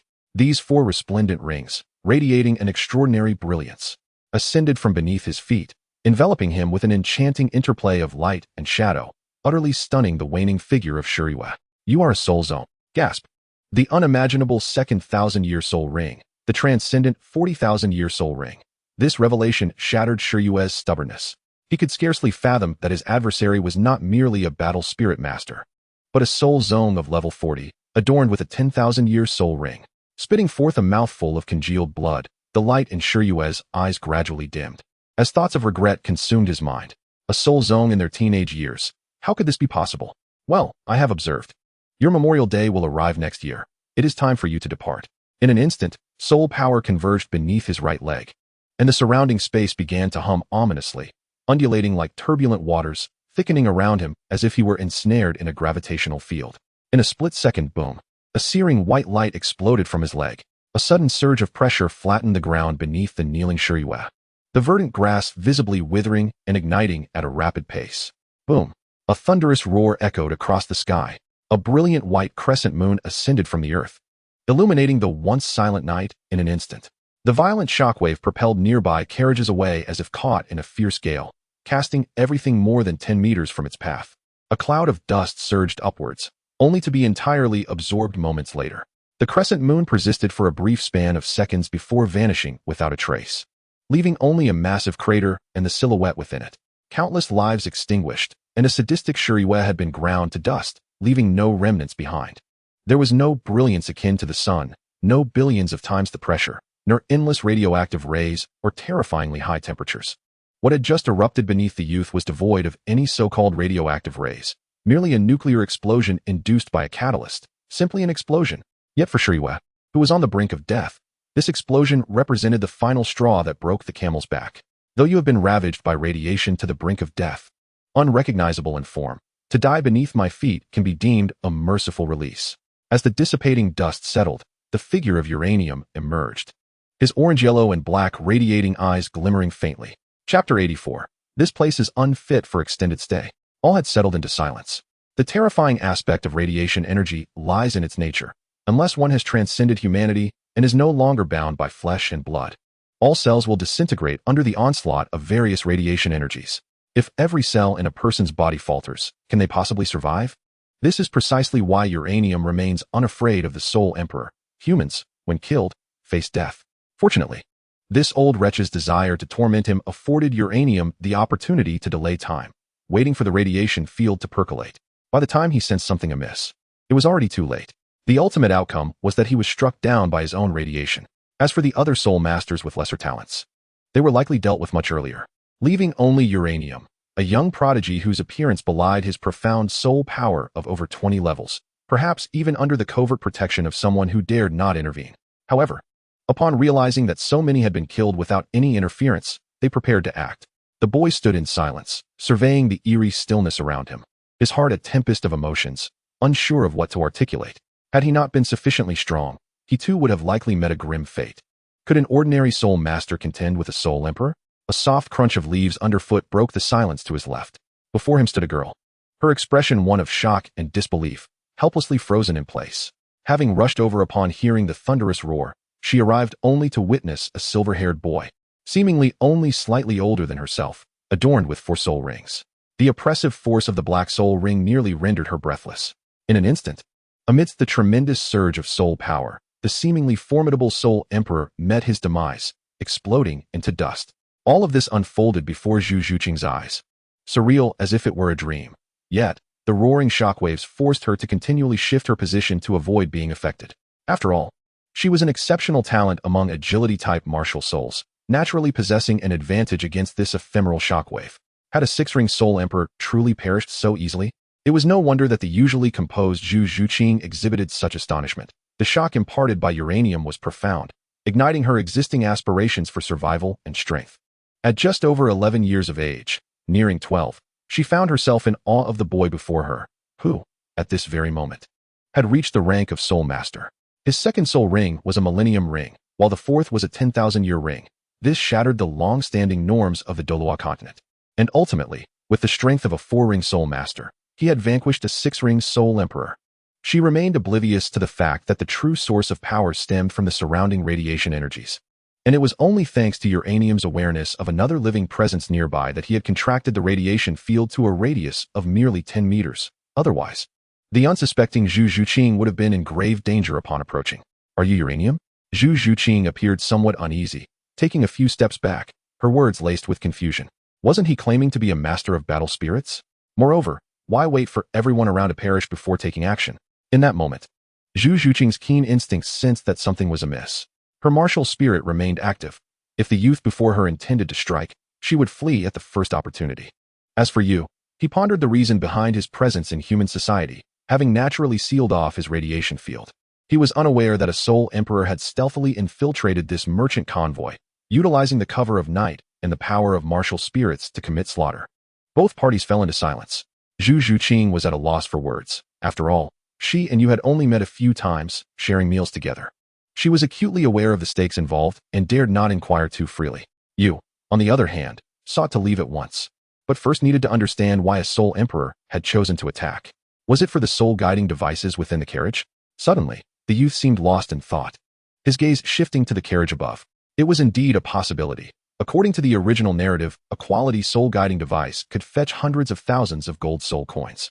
Even if it were not of the highest caliber, it would still be worth several tens of thousands, compounded by other exquisite armors and luxuries. If this convoy liquidated all its assets, they could exceed 200,000 gold soul coins. For a moment, the youth felt a pang of desire. Yet, it quickly faded. He lacked a space soul-guiding device, and even if he received gold soul coins, he could hardly transport much. Should he attempt to seize it? As the youth hesitated, Zhu Zhuqing sensed his inner turmoil, growing anxious. What was he contemplating? Was he considering silencing her? It must be noted that, at that moment, the thought of eliminating witnesses did cross Yu's mind. However, it was swiftly dismissed. His strength would inevitably be revealed. As long as he kept the secret of being from the Uchiha Yu clan hidden, everything else regarding his talent could be negotiated. As for killing a soul emperor, Tang Sen had slain a soul saint at level 40. After all, he was not one to engage in indiscriminate slaughter, especially considering that Zhu Zhuqing was a pivotal member of the Shrek 7 monsters, someone he held in high regard. Although she ranked lowest in age among the group and her talent was modest, her diligence was commendable. She had earned the right to transform effort into power. Seeing the young woman remain motionless, Yu shrugged and proceeded towards the carriage that emanated the strongest energy fluctuations he had sensed earlier. He had no time for a game of statues with Zhu Zhuqing, standing in silence and exchanging glances. Though her figure was undeniably alluring, he had more pressing matters at hand. He needed to ascertain the nature of the soul-guiding device. If it proved valuable, perhaps he could commandeer a carriage and escape under the cover of darkness. After all, the demise of the merchant convoy held little consequence for him in reaching Heaveno City. Perhaps it may be somewhat harsh to articulate, yet at present, within the caravan, there exists not a single individual whom he holds dear. All are but strangers. His presence in this caravan is merely a means to facilitate his journey to Heaveno City. Furthermore, with the assailant having been dealt with, is it truly necessary to linger in reminiscence of the past, to lament the intricacies of life and death? Let us not be absurd. He bears the weight of his family's future, and time is a luxury he cannot afford. The following pertains to a fair vote, with each individual permitted but a single ballot. Night enveloped the surroundings in silence, punctuated only by the incessant clattering of goods being tossed about. Luxurious items cascaded to the ground, shattering with a resounding clink, as Uranus relentlessly yanked items from their places and cast them aside. Accompanied by the thud of heavy objects hitting the earth, Zhu Zhuqing approached from behind, her gaze shifting to the cart before her. Soon enough, a look of astonishment crossed her features. A meticulously crafted, gleaming silver half-armor had fallen to the ground, glinting with a blinding reflection under the pale moonlight, momentarily rendering her entranced. She, a scion of the royal family of the Douluo Empire, which has historically engaged in dynastic unions, understood well the profound significance of armor and weaponry. This was indicative of arms smuggling. It is crucial to recognize that even such resplendent full-body armor could only be donned by those of a certain rank, with the minimum requirement being that of a soul master. This implies that such armor is typically found within the ranks of soul master troops or among mid-level military officers. Unless one has earned merit, it is nearly impossible for an ordinary person to acquire such prestigious items. Yet here, within Longxing City, arms smuggling was manifestly rampant. As she surveyed her surroundings, she noted an abundance of carts, inevitably concealing a vast cache of weaponry. The implications were clear. The depths of this situation were profound, potentially implicating high-ranking officials from both empires. Such a vast network could not possibly exist without significant backing. Zhu Zhuqing observed the young man before her as he continued to assemble the armor, carelessly discarding a hodgepodge of miscellaneous items. She remained silent. She was not one for excessive conversation, and the current atmosphere hardly warranted dialogue. Through the elemental eye of Uranus, he detected an increasingly pronounced fluctuation of soul power beneath the cart. As he delved deeper, the bottommost item, a black-green square box, began to emerge, having been buried quite deeply and proving cumbersome to extract. It would require the removal of all other items before it could be lifted. A moment later, Uranus stood, cradling a black-green box approximately 3 feet long and 1 foot wide. The box was not heavy, yet its surface was adorned with intricate green grooves, resembling a pattern that stood out against the black backdrop, offering a peculiar visual effect. It appeared more akin to the soul-guiding devices from the renowned Tang sect of Douluo continent, rather than anything contemporary. Beneath the gentle caress of uranium, the slightly dust-laden square box released a delicate plume of dust that danced and dispersed into the air. As the dust settled, the previously dim black surface began to emit a faint glimmer, harmonizing with the turquoise grooves that adorned it. The intricate patterns, resembling the veins of a leaf, gradually illuminated the surroundings, as if breathing life into the object. What is this? A box? Why is there no switch? The youth lifted the box from his line of sight, cradling it beneath the moonlight, eager to unravel the mysteries contained within. The fluctuations of soul power became increasingly palpable, as this seemingly epic-making soul guide device exuded an aura of technology alien to this world, igniting within the boy an overwhelming curiosity. In an instant, the brilliance abruptly faded, and the cold metallic lines dulled. Soon after, a more blinding radiance erupted from the green patterns, accompanied by a series of mechanical sounds. A cacophony of metallic clangs erupted from within the box, only to quickly subside. With a soft hiss, as the sounds ceased, a faint jet of air escaped from the four corners of the box, revealing a subtle crack within the grooves. The surface of the dark green metallic box began to rise rapidly, unveiling its true form before the astonished gaze of Uranium. At this moment, Zhu Zhuqing instinctively drew closer. Standing beside the boy, their eyes fixed upon the interior of the box.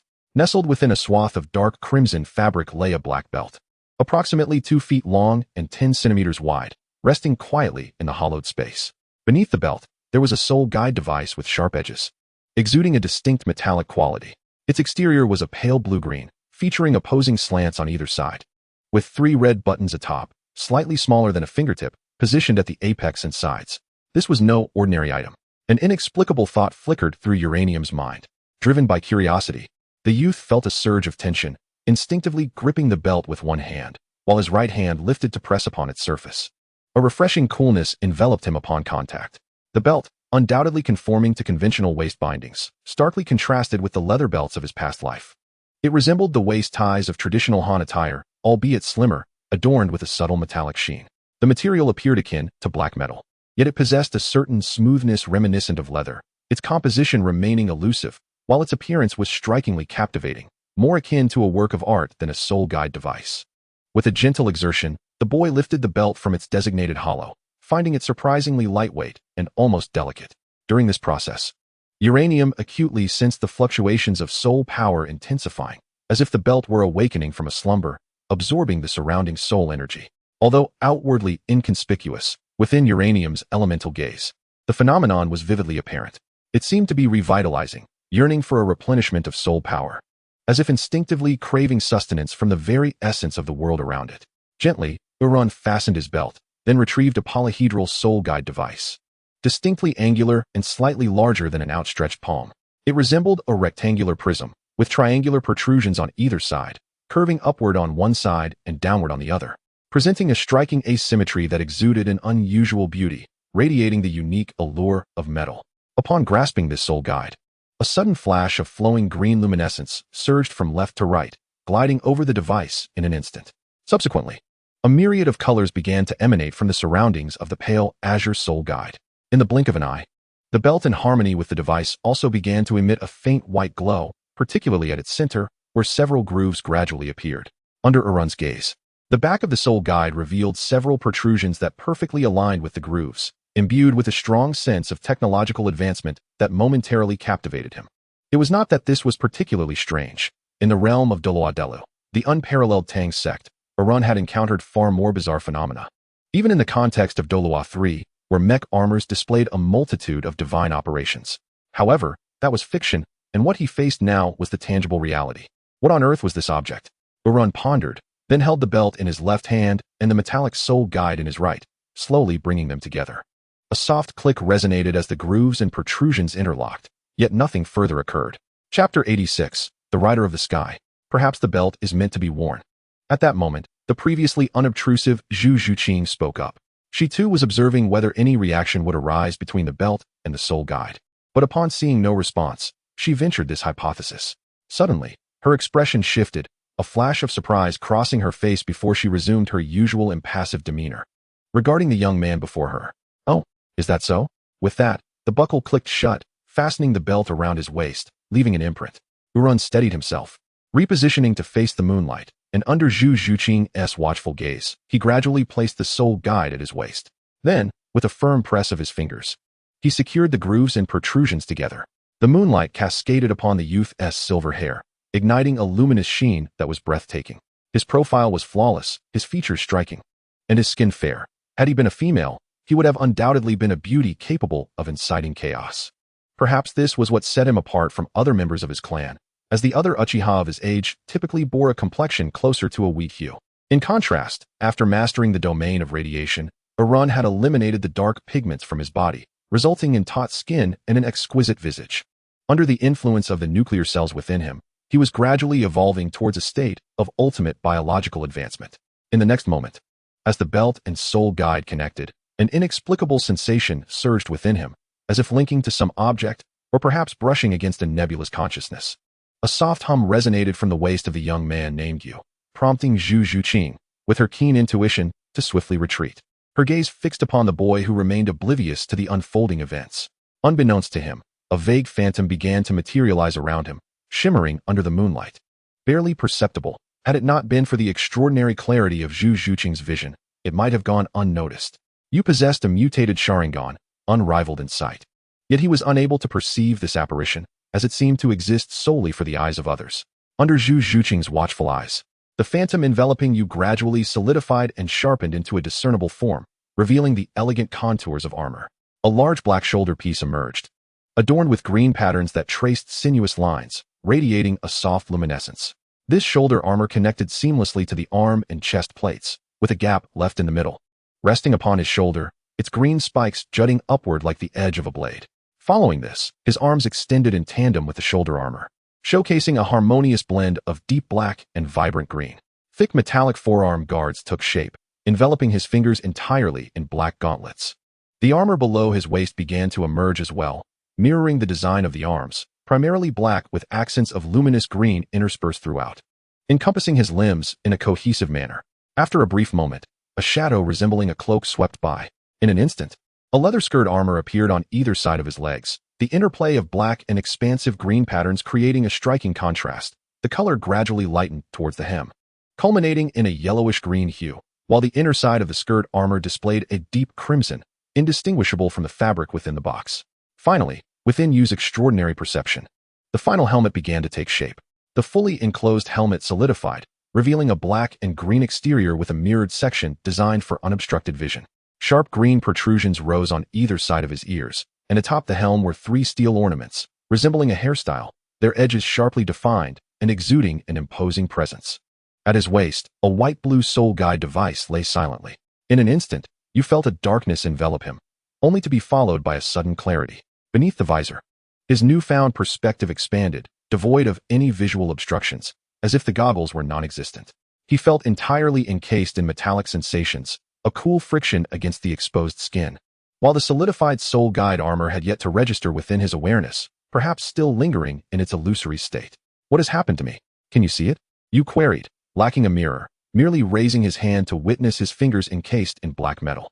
However, he remained uncertain about the situation, akin to having summoned a soul guide armor that had forcibly attached itself to him. Yes, you are adorned with a suit of soul guide armor, conjured by the fusion of your belt and the soul guide device. Did you not see the phantom of the armor manifest around you moments ago? Zhu Zhuqing replied calmly, her words succinct and devoid of superfluous elaboration. Is that so? Since it is armor, you no longer harbored any apprehension. In fact, he felt compelled to analyze it further. It was evident that neither the belt nor the soul guide device could independently contain the armor. This suggested that at least one of the two possessed the capability of a spatial soul guide, and their combination must have issued an automatic command for the armor's release, resulting in the current scene. Although merely a conjecture, the reality was not far from the youth's thoughts. This armor, whose colors and design he could not discern, evoked memories of certain anime from his childhood, such as the Xingtian armor and the Wind Eagle armor. With a slight movement, he realized that the armor did not hinder him in any way. On the contrary, it endowed him with an inexplicable strength, akin to a power amplification that reduced his exertion while bestowing tremendous kinetic energy with each motion, causing the air around him to whistle. Who? Zhu Zhuqing, keep your distance. As the girl nodded, she swiftly retreated, covering nearly 100 meters in mere breaths, her speed ghostly. What is he trying to do? The girl's confusion was short-lived. After a brief pause, you gradually rotated his body, standing on one leg.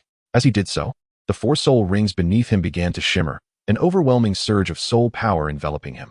It seemed that this soul guide armor also amplified soul power. Although he was unsure of the extent, he felt at least a third more power than his previous self. Amplified soul power, reduced consumption. and enhanced strength. Within less than a quarter of an hour, you had already discerned 3 potential augmentative effects. Is this what Soul Guide armor is like? It's astonishingly powerful, the youth thought, then swiftly executed a side kick in midair, without employing any soul skills, yet producing a sound akin to an explosion. In that moment, he felt that the armor's enhancement to his legs was perhaps even greater than that of his arms, as if they were extensions of his own limbs, without a hint of inconvenience. While you continued to experiment with his limbs, Zhu Zhuqing suddenly furrowed her brow, her gaze sparkling with intrigue, as the boy's earlier words echoed in her mind. Her name, Zhu Zhuqing. Unbeknownst to her, she had previously revealed her name to these individuals, yet just moments ago, you had uttered it directly. How did he know? Just say it outright. Concealment is not my nature, she thought, and as you ceased his rotation, she turned to him, arms subtly crossed over her chest, accentuating her fair complexion, and softly inquired, how did you know my name? HM. Ah, it appears so. I haven't heard her say it. I merely recalled it from memory. Oh no, I need to come up with a clever response. The boy's mind raced.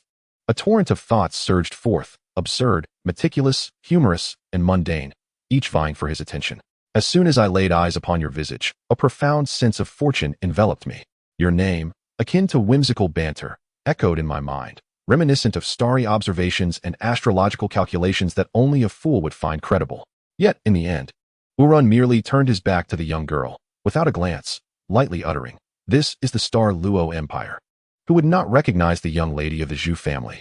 After speaking, he could not suppress the urge to applaud himself. Though years spent in the forest had rendered him somewhat isolated, he now found himself able to converse without stuttering, the creative faculties of his mind still intact, evoking a sense of indescribable excitement within him. Humans are inherently social beings, despite his aversion to bustling environments.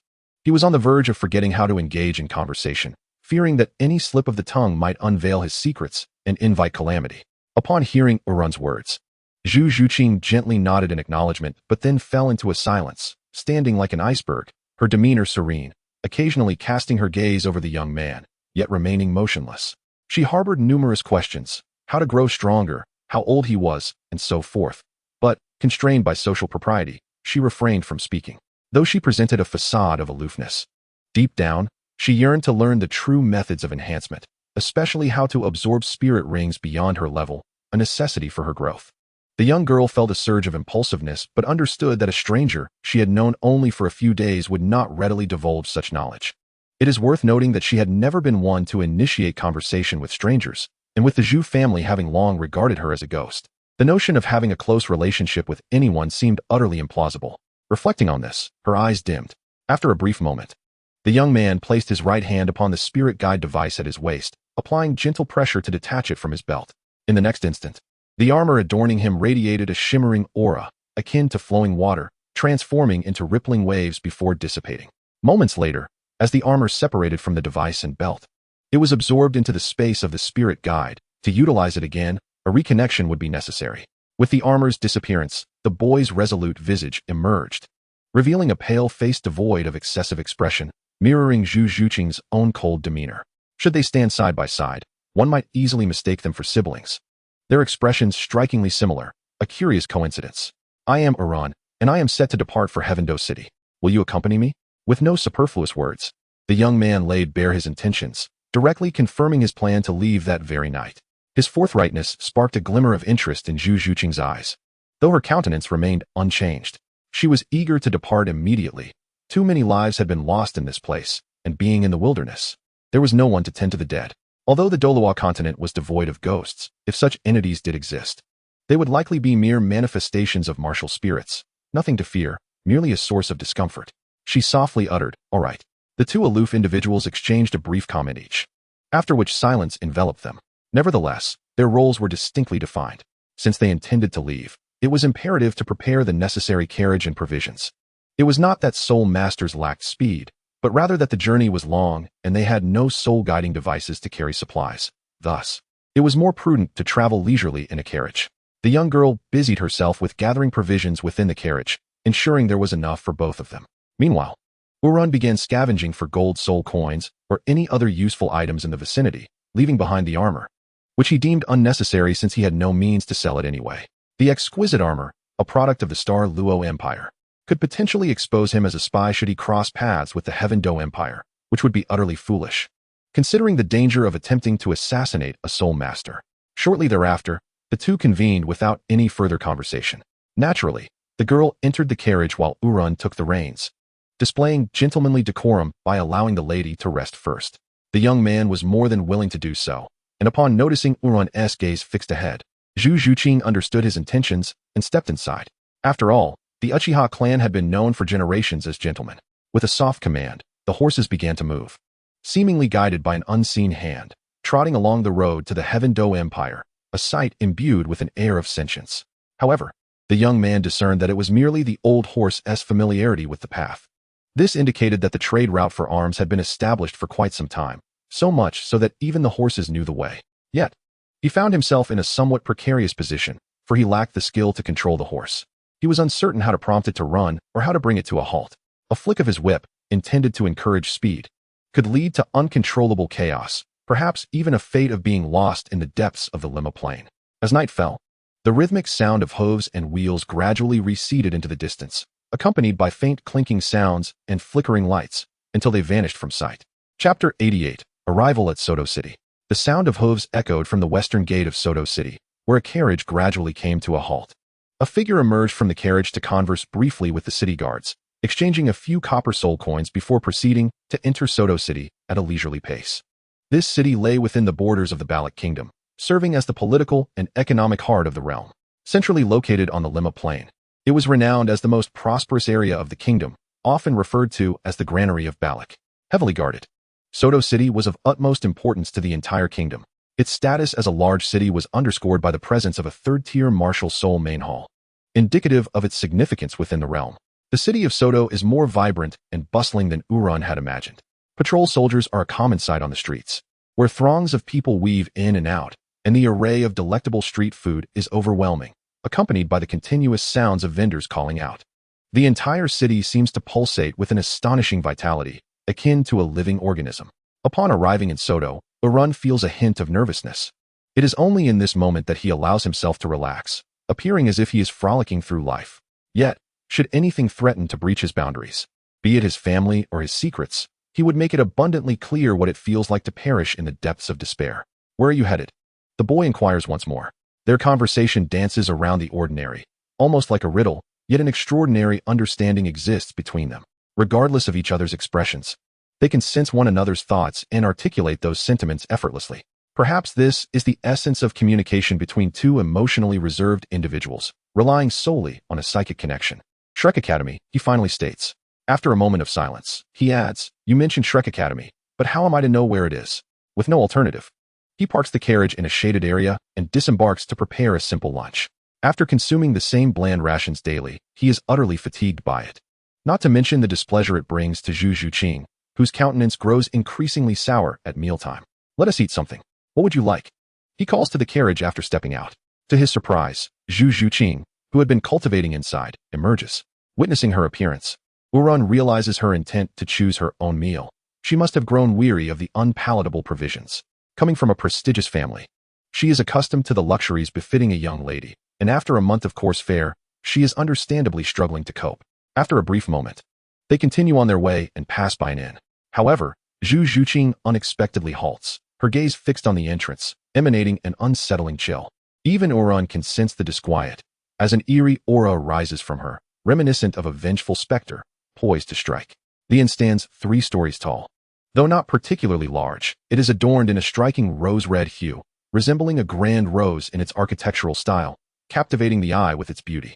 Urun observes that Zhu Zhuqing is not focused on the inn itself, but rather on 3 figures approaching the entrance, 2 girls and a boy. From their silhouettes, the girls appear flamboyantly dressed, their faces obscured, yet their slim figures, delicate ankles, and modest curves suggest they are youthful, likely around 17 or 18.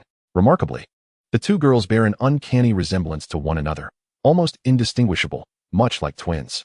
However, Urun did not pay attention to the 2 alluring beauties. Instead, he discerned that Zhu Zhuqing's unwavering gaze was fixated on a tall, broad-shouldered man with flowing golden hair, who was embracing both enchanting figures as he strolled through the center. The man appeared to stand around 6 feet tall, towering over Urun by nearly half a head. His long hair cascaded down his back, nearly reaching his waist, and it hung straight and smooth, rather than curled.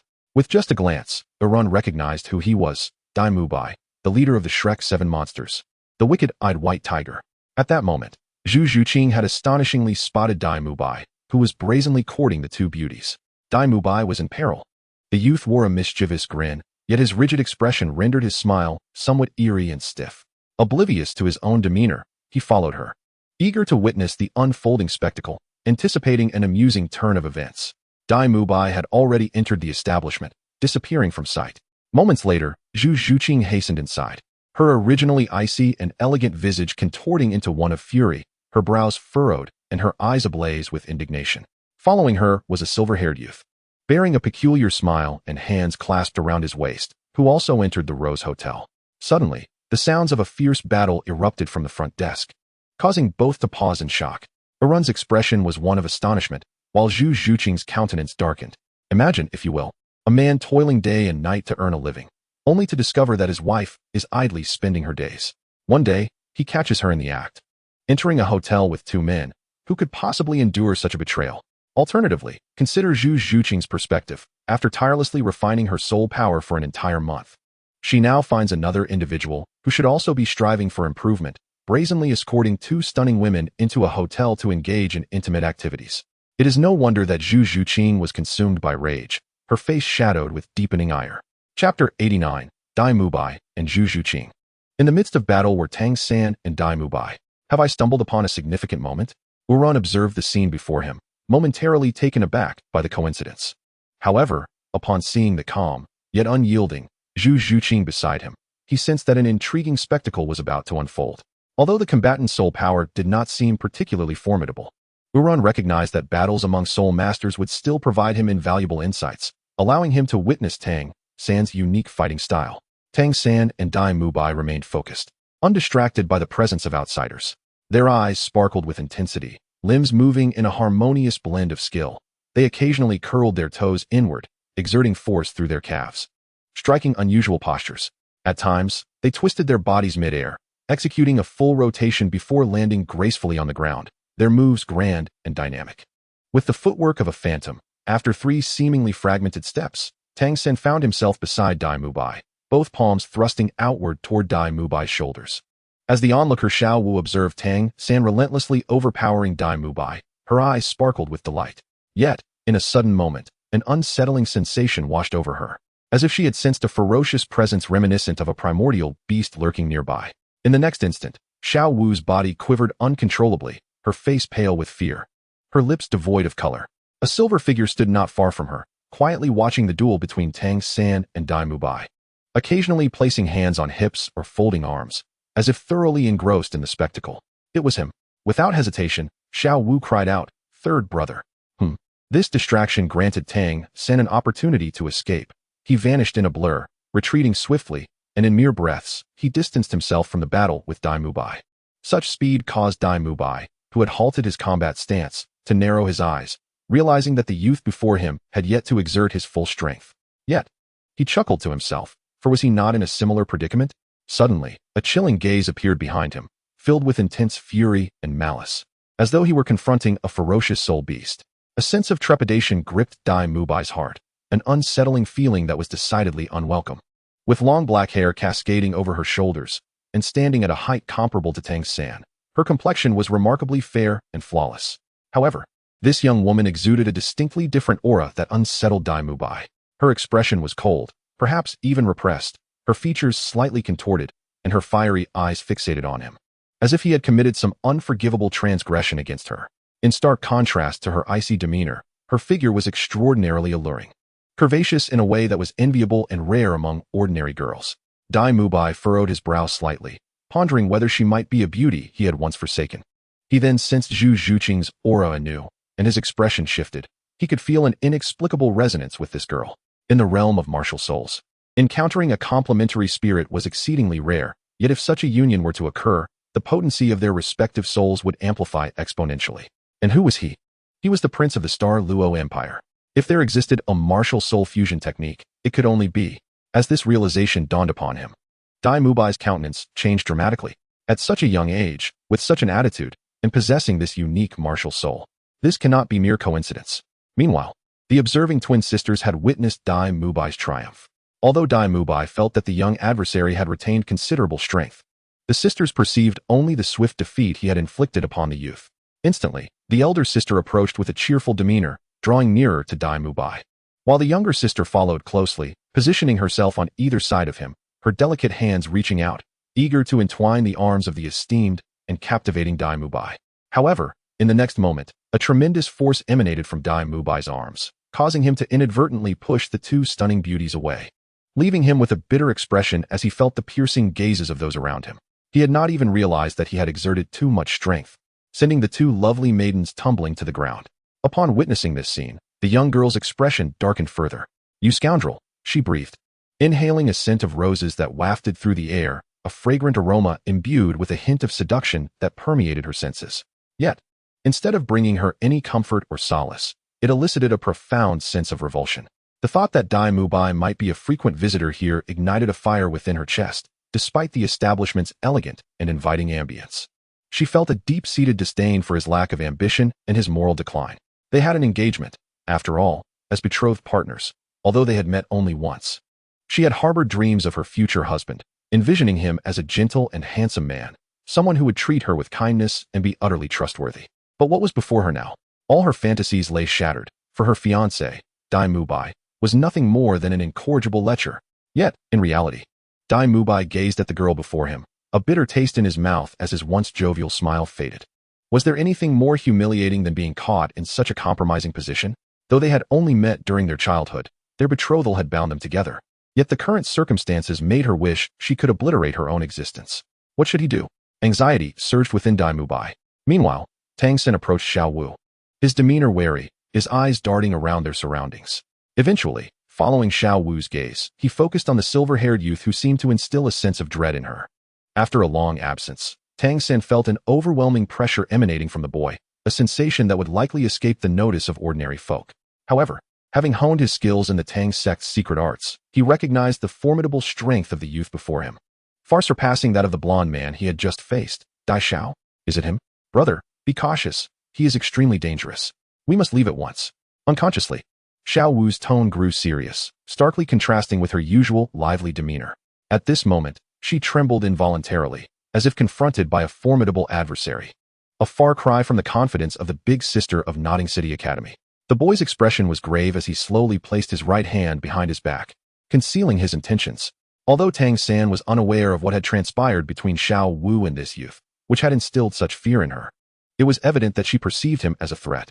But who was Tang San? Xiao Wu was his sister, and he would never allow her to be overshadowed.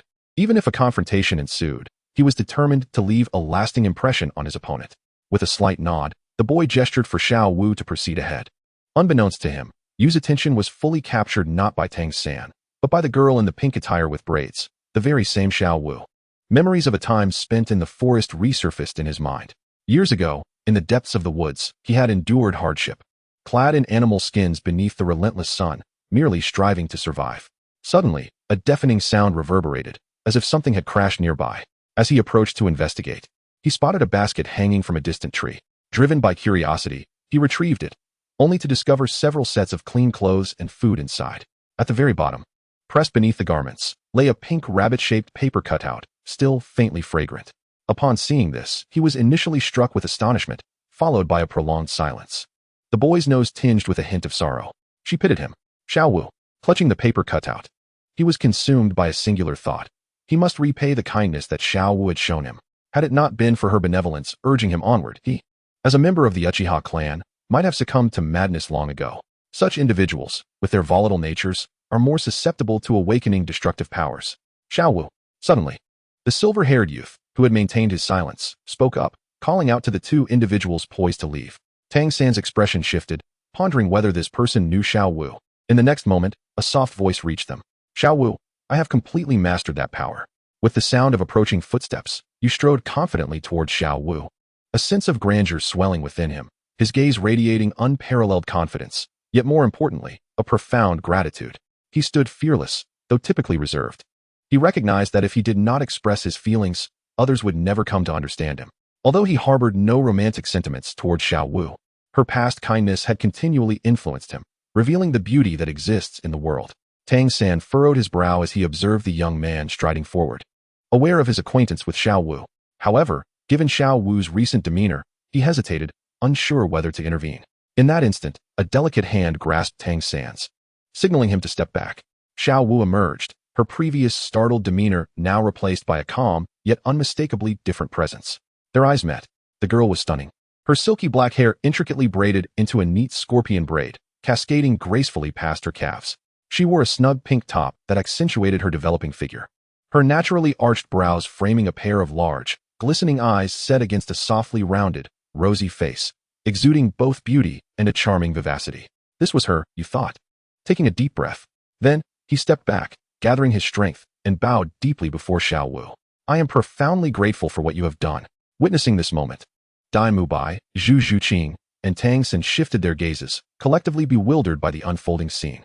This was the first time he had felt such gratitude towards another since arriving on Douluo continent. The individuals he had encountered in the forest had relentlessly pursued him, only to meet their demise at his hands. Yet Xiao Wu was different. She was truly exceptional, radiating kindness unlike any he had ever known. A mere bow is insufficient. Yu does not believe that his gratitude can be expressed through a single gesture. He recalls vividly that, in the original tale, Xiao Wu had perished. A flicker of complex emotion crossed the youth's eyes. Indeed, Xiao Wu's sacrifice bestowed upon Tang San a soul ring of 100,000 years, and there existed a possibility of her resurrection. However, had he been present, perhaps such a tragic fate could have been averted. Straightening his posture before Xiao Wu, with wide eyes and a look of astonishment, could react, he took a few steps back, an expression of apology adorning her face. I apologize for startling you earlier. You've noticed, I am no longer the same. Yu offered a smile, his typically rigid visage softened, revealing a warmth beneath the icy exterior. I am Yu. May I ask your names? Hello, I am Tang San, the dark-haired boy responded with a gentle smile, extending his hand, feeling a sense of relief as he realized that they were friends. I am Xiao Wu, with her thoughts finally in order. The previously dazed Xiao Wu raised her brows and relaxed her features, speaking softly. At this moment, Xiao Wu's understanding of the boy before her lingered in the memories of 2 months prior, a time when she had been utterly astonished. That monster, which Air Ming had encountered before, was a member of Air Ming's kin, tragically mutated into a grotesque aberration. The term monster was employed because even De Ming and Air Ming did not regard it as a soul beast. Air Ming had refrained from pursuing it further, for the land itself dissuaded him from venturing deeper, leaving him devoid of any desire to continue. Later, De Ming had informed her that the beast that engaged Air Ming was far from ordinary. Had Air Ming not been exceptionally powerful, capable of incapacitating it with a single blow, even a soul beast of 50,000 years would likely have met its demise against this creature. Remarkably, after being brought to the brink of death by Air Ming, this beast had astonishingly restored itself to full strength within mere seconds, akin to an endless cycle of regeneration, capable of outlasting any adversary. Although it was no match for Air Ming, its formidable nature was evident. Thus, Xiao Wu was profoundly astonished that you had vanquished such a creature. De Ming had mentioned that if the beast were of the 100,000-year caliber, both she and Air Ming combined would face a fate of being devoured. Chapter 91, Tang San and Yu. Sensing the unease in Xiao Wu's heart, fearing that he might inadvertently reveal his frequent visits to the Star Doe forest, Yu chose to gloss over past events, shifting his gaze instead to Tang San. This man, worthy of Xiao Wu's lifelong trust, Tang San. Yu harbored a unique sentiment towards Tang San. On one hand, while Tang San's future appeared bright, possessing charm, strength, and devotion, he was not yet formidable enough. On the other hand, he felt a tinge of envy towards Tang San, whose illustrious lineage and dual divine heritage granted him immediate access to the divine realm as a supreme deity, a status undeniably impressive. After exchanging glances, Xiao Wu gradually eased her demeanor. Although the earlier encounter had indeed been terrifying, in her memory, an existence of such destructive potential had drawn so near to her. It was worth noting that even De Ming and Air Ming had refrained from gazing upon that dreadful place, let alone approaching it as she had. In that fleeting moment, she was overwhelmed by a multitude of thoughts. The notion of allowing the mistress to flee burst forth one after another, for she was too close to the situation. However, upon Urun's utterance of that particular phrase, Xiao Wu finally emerged from her chaotic musings, suddenly recalling that she should have sensed the intangible pressure, yet at that moment, she felt nothing. This realization brought her a measure of relief. To grow alongside such a fiancé, one who indulges in debauchery by day and engages in countless nocturnal escapades, the young girl felt it would be better to embrace death. Despite being several years her senior, his soul power was not particularly high. and his combat skills were insufficient to surpass even a mid-20s soul master, revealing that he had scarcely trained since arriving in the Heaveno Empire. Faced with a fiancé who thought with his lower instincts, lacking drive and resolve, and merely awaiting his demise, the young girl found herself devoid of any hope of overcoming her sister. Had she not caught him in the act, perhaps her perception of Dai Mubai would not have been so dismal. Yet, by sheer coincidence, she witnessed him entering a hotel with two beautiful women, engaging in a brawl over a trivial disagreement. Strikingly, as a 30-plus level assault-type soul sovereign with a top-tier beast martial soul and a prince of the Star Luo Empire, he could not even prevail against a 20-something control-type soul master wielding the blue-silver grass. This was the true source of Zhu Zhuqing's disappointment. He simply lacked strength. "I wish to leave now, Iran," the young girl softly addressed the motionless Iran, her demeanor resolute as she swiftly exited the hotel, making her way toward the outside world. In that moment, she had shed her usual proud posture reminiscent of the evil white tiger, appearing almost as if she had committed a grave misdeed, hastily departing and leaving behind her two innocent companions, who were blissfully unaware of the unfolding events, thus devoid of any semblance of majesty or grace. Uran offered a remorseful smile towards Tang San before hastily pursuing her. Along the way, his expression transformed back to its icy demeanor, the unnatural smile he had shared with Xiao Wu dissipating in an instant. He was not one to smile, nor did he understand how to do so in a manner that would provide comfort to others. Tang San and Xiao Wu exchanged glances, each discerning the other's thoughts. Without hesitation, Xiao Wu sighed, and in her mind began to weave a tapestry of half-truths and genuine accounts, for aside from the depths of the Stardow forest, everything else could be deemed true. With an air of composure, Xiao Wu recounted the reasons for her earlier departure. It was not that she intended to deceive Tang San. Rather, he was not yet ready to know that throughout these 6 years, only he had been permitted to comb her hair. Perhaps in the future he might learn. But for now, it was simply not feasible. He was pitiable, as crowds had once assailed him due to his peculiar ability, which caused illness to all around him and withered the surrounding flora, leading to his exile to a nearby forest where he survived daily without food or water. Xiao Wu believed these truths to be genuine, thus felt no need for concealment. Looking into Tang San's eyes, she continued, "One day, I encountered him. Although I feared his strange ability, I found him to be quite pitiful, so I brought him some clothing. He, brother, I apologize. I never intended to keep this from you." As Xiao Wu concluded her words, she playfully blinked and tilted her head to gaze at Tang San, her lips curving into a gentle smile as she rested her head on his shoulder, softly whispering in his ear, "Brother, you aren't upset with me, are you?" A warm breath, tinged with a subtle fragrance, wafted towards Tang San's face, momentarily rendering him somewhat embarrassed. He had indeed inquired about Xiao Wu's fear. Should they be confronted by an enemy who meant her harm, he would not hesitate to act, regardless of the adversary's formidable strength. Even if it meant sacrificing himself, he would do everything in his power to shield her from injury. Was this not precisely what Tang San had once professed? To act on one's words was a testament to his dignity and pride. How could I be? Tang San chuckled lightly, choosing to dismiss the matter from his mind, instead turning his attention to the surroundings. Right, about the recent altercation. Suddenly, he recalled a pressing issue. The individual known as Dai Xiao had fled, leaving behind a hotel now marred by the chaos of their skirmish, with the decor showing evident signs of damage, all of which was undoubtedly costly. It seemed he would have to foot the bill. Surveying the disarray of the lobby, Tang San wryly asked, "Manager, how much will it cost to repair this?" Manager Wang hesitated momentarily, unsure of how to respond. Although Dai Xiao was a valued guest, the youth before him, clearly of a respectable background, had proven himself equally formidable. It was vital not to underestimate him, and rather essential to cultivate a good relationship. Resolving himself, Manager Wang shook his head decisively, saying, No, this is not your concern. It is entirely due to my inadequate hospitality that this has happened, and I shall take full responsibility." He continued, "I sincerely apologize for the inconvenience caused and the potential harm to you both. I have decided to waive 3 days of your room charges. Should your stay not exceed that duration, there will be no fees." As he spoke, he retrieved a gleaming golden key from beneath the counter and extended it towards Tang San with a conciliatory smile. Tang San was momentarily taken aback. The damages were clearly a result of his and Dai Xiao's actions, while Dai Xiao was likely to cover some costs. It felt inappropriate for Manager Wang to shoulder it all himself. It seemed rather presumptuous to expect a gesture of goodwill after causing such havoc. "No, we ought to compensate for the damages," he insisted. Manager Wang quickly shook his head, exclaiming, "That cannot be. We have already caused you significant trouble. In the future, your patronage would be the greatest assistance to us. Your rooms are on the top floor, marked with the red ocean." Resigned, Tang San nodded, expressing his gratitude. Thank you very much. He glanced at Xiao Wu, holding up the key in a silent exchange. However, she shook her head and suggested, Brother, why don't we gather outside for a moment? It's a rare opportunity to meet again, and I have some questions for him. Very well, it is still daylight. Tang San agreed, and with Manager Wang accompanying them, they exited the hotel, making their way towards a trio engaged in conversation not far off. Chapter 92. What does it mean to give up? From a distance, Tang San could already hear the voice of Dai Xiao, the very individual he had just clashed with.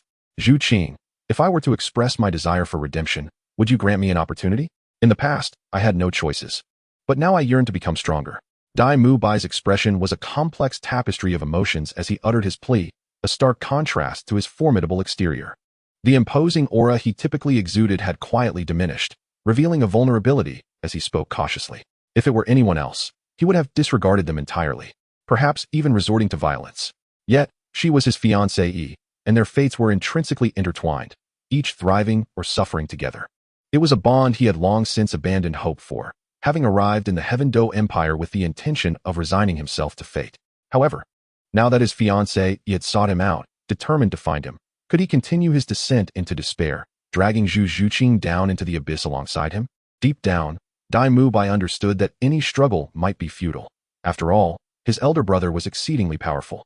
The family's investment in him was largely due to his dual-colored eyes and the unique transformation of his martial spirit into the evil eye-white tiger, intended to exert pressure on his brother and prevent complacency. The notion of victory had never seriously crossed his mind. Reflecting on this, a flicker of hesitation crossed Dai Mu Bai's features, his gaze wavering as he contemplated whether to engage in this seemingly pointless struggle. Yet, in the next moment, he regained his composure, his eyes sharpening with resolve. With Zhu Zhuqing having distanced herself from her family to come to Heaveno, what did he have left to fear? Zhu Zhuqing lifted her head, her icy gaze observing the transition of Dai Mu Bai's demeanor from steadfastness to uncertainty, and finally back to determination. A flicker of emotion stirred within her. Yet the image of him cheerfully embracing two exquisite beauties as they entered the hotel shattered any inclination she had to reassess her perception of him. After witnessing his companion, Yu, obliterate a soul emperor with a mere kick, she couldn't help but draw comparisons between them. It wasn't that she harbored any affection for the silver-haired youth. In truth, Zhu Zhuqing felt no affection for anyone, be it family, her betrothed, or even Yu, with whom she had shared a mere month of travel and fewer than 100 exchanged words. Though they had developed a seamless rapport during their journey, it was merely a matter of understanding rather than any semblance of love or affection. Zhu Zhuqing was acutely aware of her identity as a member of the Zhu family. If she were to marry, it could only be Dai Mu Bai. Yet, having witnessed such formidable power, she instinctively began to compare the two. How did Dai Mu Bai measure up to you? At that moment, she unconsciously shook her head. There was no comparison to be made. In an instant, Dai Mu Bai's face drained of color. Why? Yet, upon seeing Zhu Zhuqing's unwavering demeanor, he faltered, taking a step back to steady himself. His tall frame seemed to wane, and he could scarcely believe that even his fiancée harbored doubts about him. Yet, upon reflecting on his actions and placing himself in Zhu Zhuqing's perspective, Dai Mu Bai could not help but feel a wave of revulsion towards himself. Although he understood Zhu Zhuqing, the pride within him began to ignite. His family did not believe in him, his elder brother sought to take his life, and even he himself harbored doubts about his worth. At this moment, his future wife also seemed to lack faith in him. Am I truly so despicable? Dai Mu Bai voiced his thoughts, his piercing gaze fixated on Zhu Zhuqing's countenance, desperately searching for even the slightest sign of wavering on her face. However, Zhu Zhuqing merely nodded indifferently. Boom. The golden-haired youth stood in stunned silence. As a bolt of lightning flashed through his mind, seemingly obliterating the remnants of his pride, leaving him feeling cold and trembling, compelled to lower his head, his shoulders shaking involuntarily. Observing this, Zhu Zhuqing turned and walked away, her expression icy, showing no inclination to linger. She had initially believed that her fiancé, who left Xinglua at the tender age of 12 to come to Tiando, would be a man of formidable presence, only to discover that the past 3 years had been spent wallowing in debauchery and indulgence among women. Indeed, as a mutated spirit, possessing innate soul power of either level 8 or 9, his rate of improvement was rather disheartening. It is crucial to recognize that every year until the age of 20 is of paramount importance. Yet, before Zhu Zhuqing could venture far, the once trembling Dai Mu Bai's voice echoed from nearby, halting her in her tracks. Stop. The girl turned her head slightly, her icy demeanor unchanged. Her eyes cold as she regarded Dai Mu Bai, who had straightened his posture, and displayed a renewed sense of determination, leaving her uncertain of what he intended to say next. I do not seek your forgiveness, but I wish to declare that I am Dai Mubai. I shall prove myself through my actions. I am not worthless. I will grow stronger. Until I defeat my brother, do you dare to bear witness? It was as if a new soul had taken residence within him. The once wounded golden-haired youth stood tall once more, his former ambitions reignited, his voice increasingly fervent, as if his chest were filled with an overwhelming spirit capable of shaking the heavens and the earth. His eyes gleamed with an intense light, and such an aura even stirred the long hair cascading down to his waist, as if celebrating Dai Mubai's emergence from his inner turmoil, exuding confidence. Tang San and Xiao Wu, witnessing this scene, were momentarily taken aback. In Xiao Wu's eyes, Dai Mubai had previously seemed a man of fickle nature, powerful yet lacking in character. However, at this moment, the individual deemed doomed by all had risen anew after enduring the disapproval of his fiancée, showcasing unparalleled dominance. He is Dai Mubai? Yet, Xiao Wu could not help but scoff, turning her head away to avoid being seen. It was clear to her that he was not a good person. Tang San. Even when we reach Shrek Academy, let us avoid any dealings with him. Tang San smiled faintly, observing Dai Mubai's current state. Why? He sensed that Dai Mubai was genuinely seeking redemption. Though his exterior might be cold, he possessed the capacity for change, demonstrating a commendable spirit of resilience. Xiao Wu remarked with evident annoyance.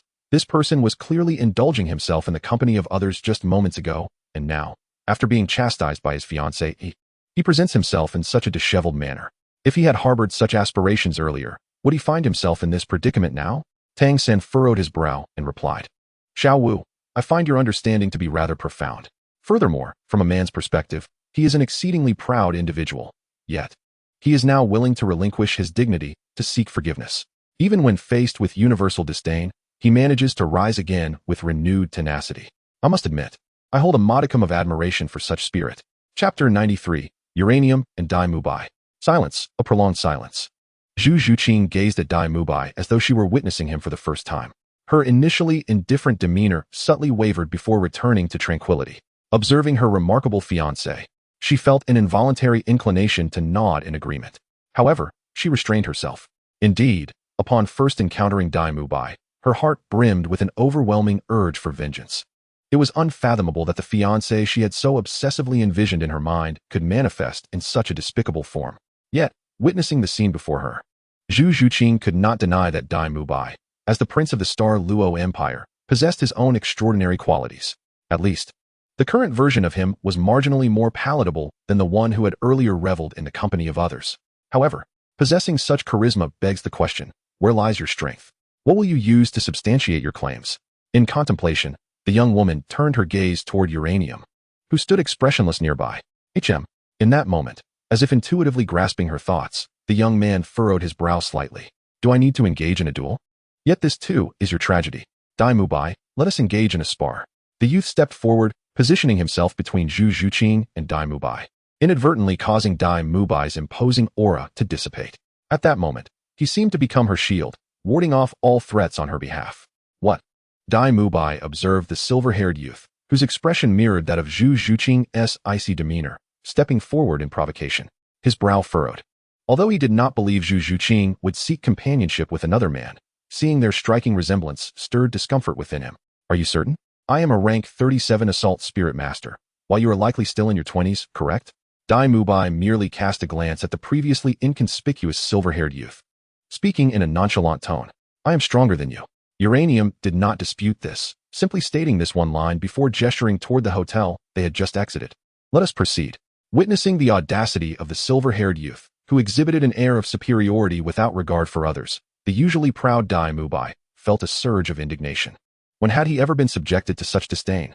However, with Zhu Zhuqing present, he was compelled to exercise restraint, lest he be perceived as overly irritable.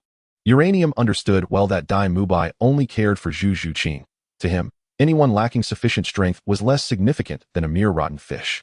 Had it not been for Tang San's capabilities, he might have pursued Xiao Wu instead, not even casting a glance in Tang San's direction. Yet, Uranium was a formidable opponent, not one to be underestimated. Alas, is this about to escalate into a confrontation? As Xiao Wu observed the two men, their tension palpable. Approached the hotel, a surge of excitement coursed through her. She tugged at the reluctant Tang San and, along with Zhu Zhuqing, re-entered the establishment. Inside, Manager Wang had just been instructing his subordinates to clear away the scattered stone decorations when he was momentarily taken aback by the menacing figure of Dai Mubai re-entering. However, a smile soon graced his face as he approached. Yet, before he could utter a word, Dai Mubai waved his hand, a fierce glint flashing in his eyes, and declared, "Manager Wang, have these people stand down. I wish to stretch my muscles." "Dai Xiao, please," Manager Wang implored, his face etched with concern. "We've only just tidied up. Why must we do this again?" With a cold snort, Dai Mubai retorted, "Enough nonsense. I'll take responsibility for any damages." He stepped forward steadily. "Are we ready?" A wicked light flickered in Dai Mubai's eyes as he suddenly raised his right fist, lunging forward with a single, straightforward motion aimed directly at the chest of the approaching figure. His movements were devoid of any embellishment. In that moment of attack, his momentum surged to its peak.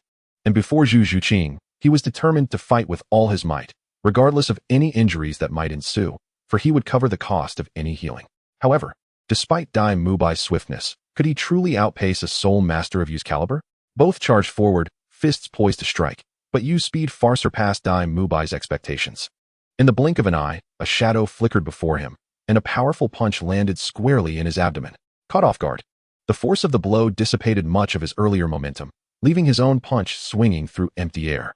The stark contrast of failure nearly caused Dai Mubai to choke on his own frustration. With a dull thud, to the observers, Dai Mubai's forward momentum abruptly halted, while Yu, following the strike, deftly pivoted and appeared behind him, his palms slightly tensed in a blade-like form. In the next instant, a fierce hand strike descended upon Dai Mubai. Tang San and the others were astounded. Such speed was extraordinary.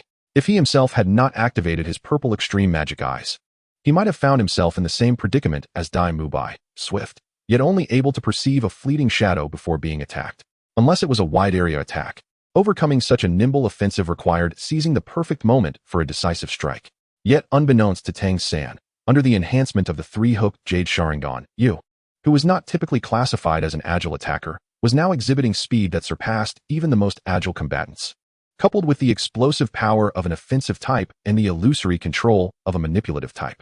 If one were to redefine classifications, you would embody the essence of an all-encompassing type. Though he was swift, Dai Mubai was still a soul scholar. Even as he lost sight of his opponent momentarily, the fierce wind whistling behind him could not be mistaken. Even while being attacked, he was confident that his counterstrike would inflict greater discomfort upon you. With a sharp shout, Dai Mubai abruptly raised his right hand, driven by instinct, and delivered a powerful elbow strike aimed backward. If he were to charge in recklessly, he would surely face the brunt of this formidable elbow strike, for he was a top-tier beast martial soul. And no ordinary soul scholar would dare to take such an attack head-on. But in the next moment, a resounding clash echoed forth. Notably, the two sounds were entirely distinct. One was a cacophonous noise that sent shivers through the teeth, while the other resembled a subtle yet firm thud, akin to colliding with steel. Although the skirmish between the two lasted merely a few seconds, Tang San discerned the peril lurking within. The speed of Yu was astonishing, and what transpired next caused a slight change in his expression. The formidable adversary, Dai Xiao, who had previously appeared to be a formidable challenge in the eyes of Tang San and Xiao Wu, was unexpectedly overpowered and sent flying. A single palm and an elbow, and it was actually Dai Mubai who faced defeat.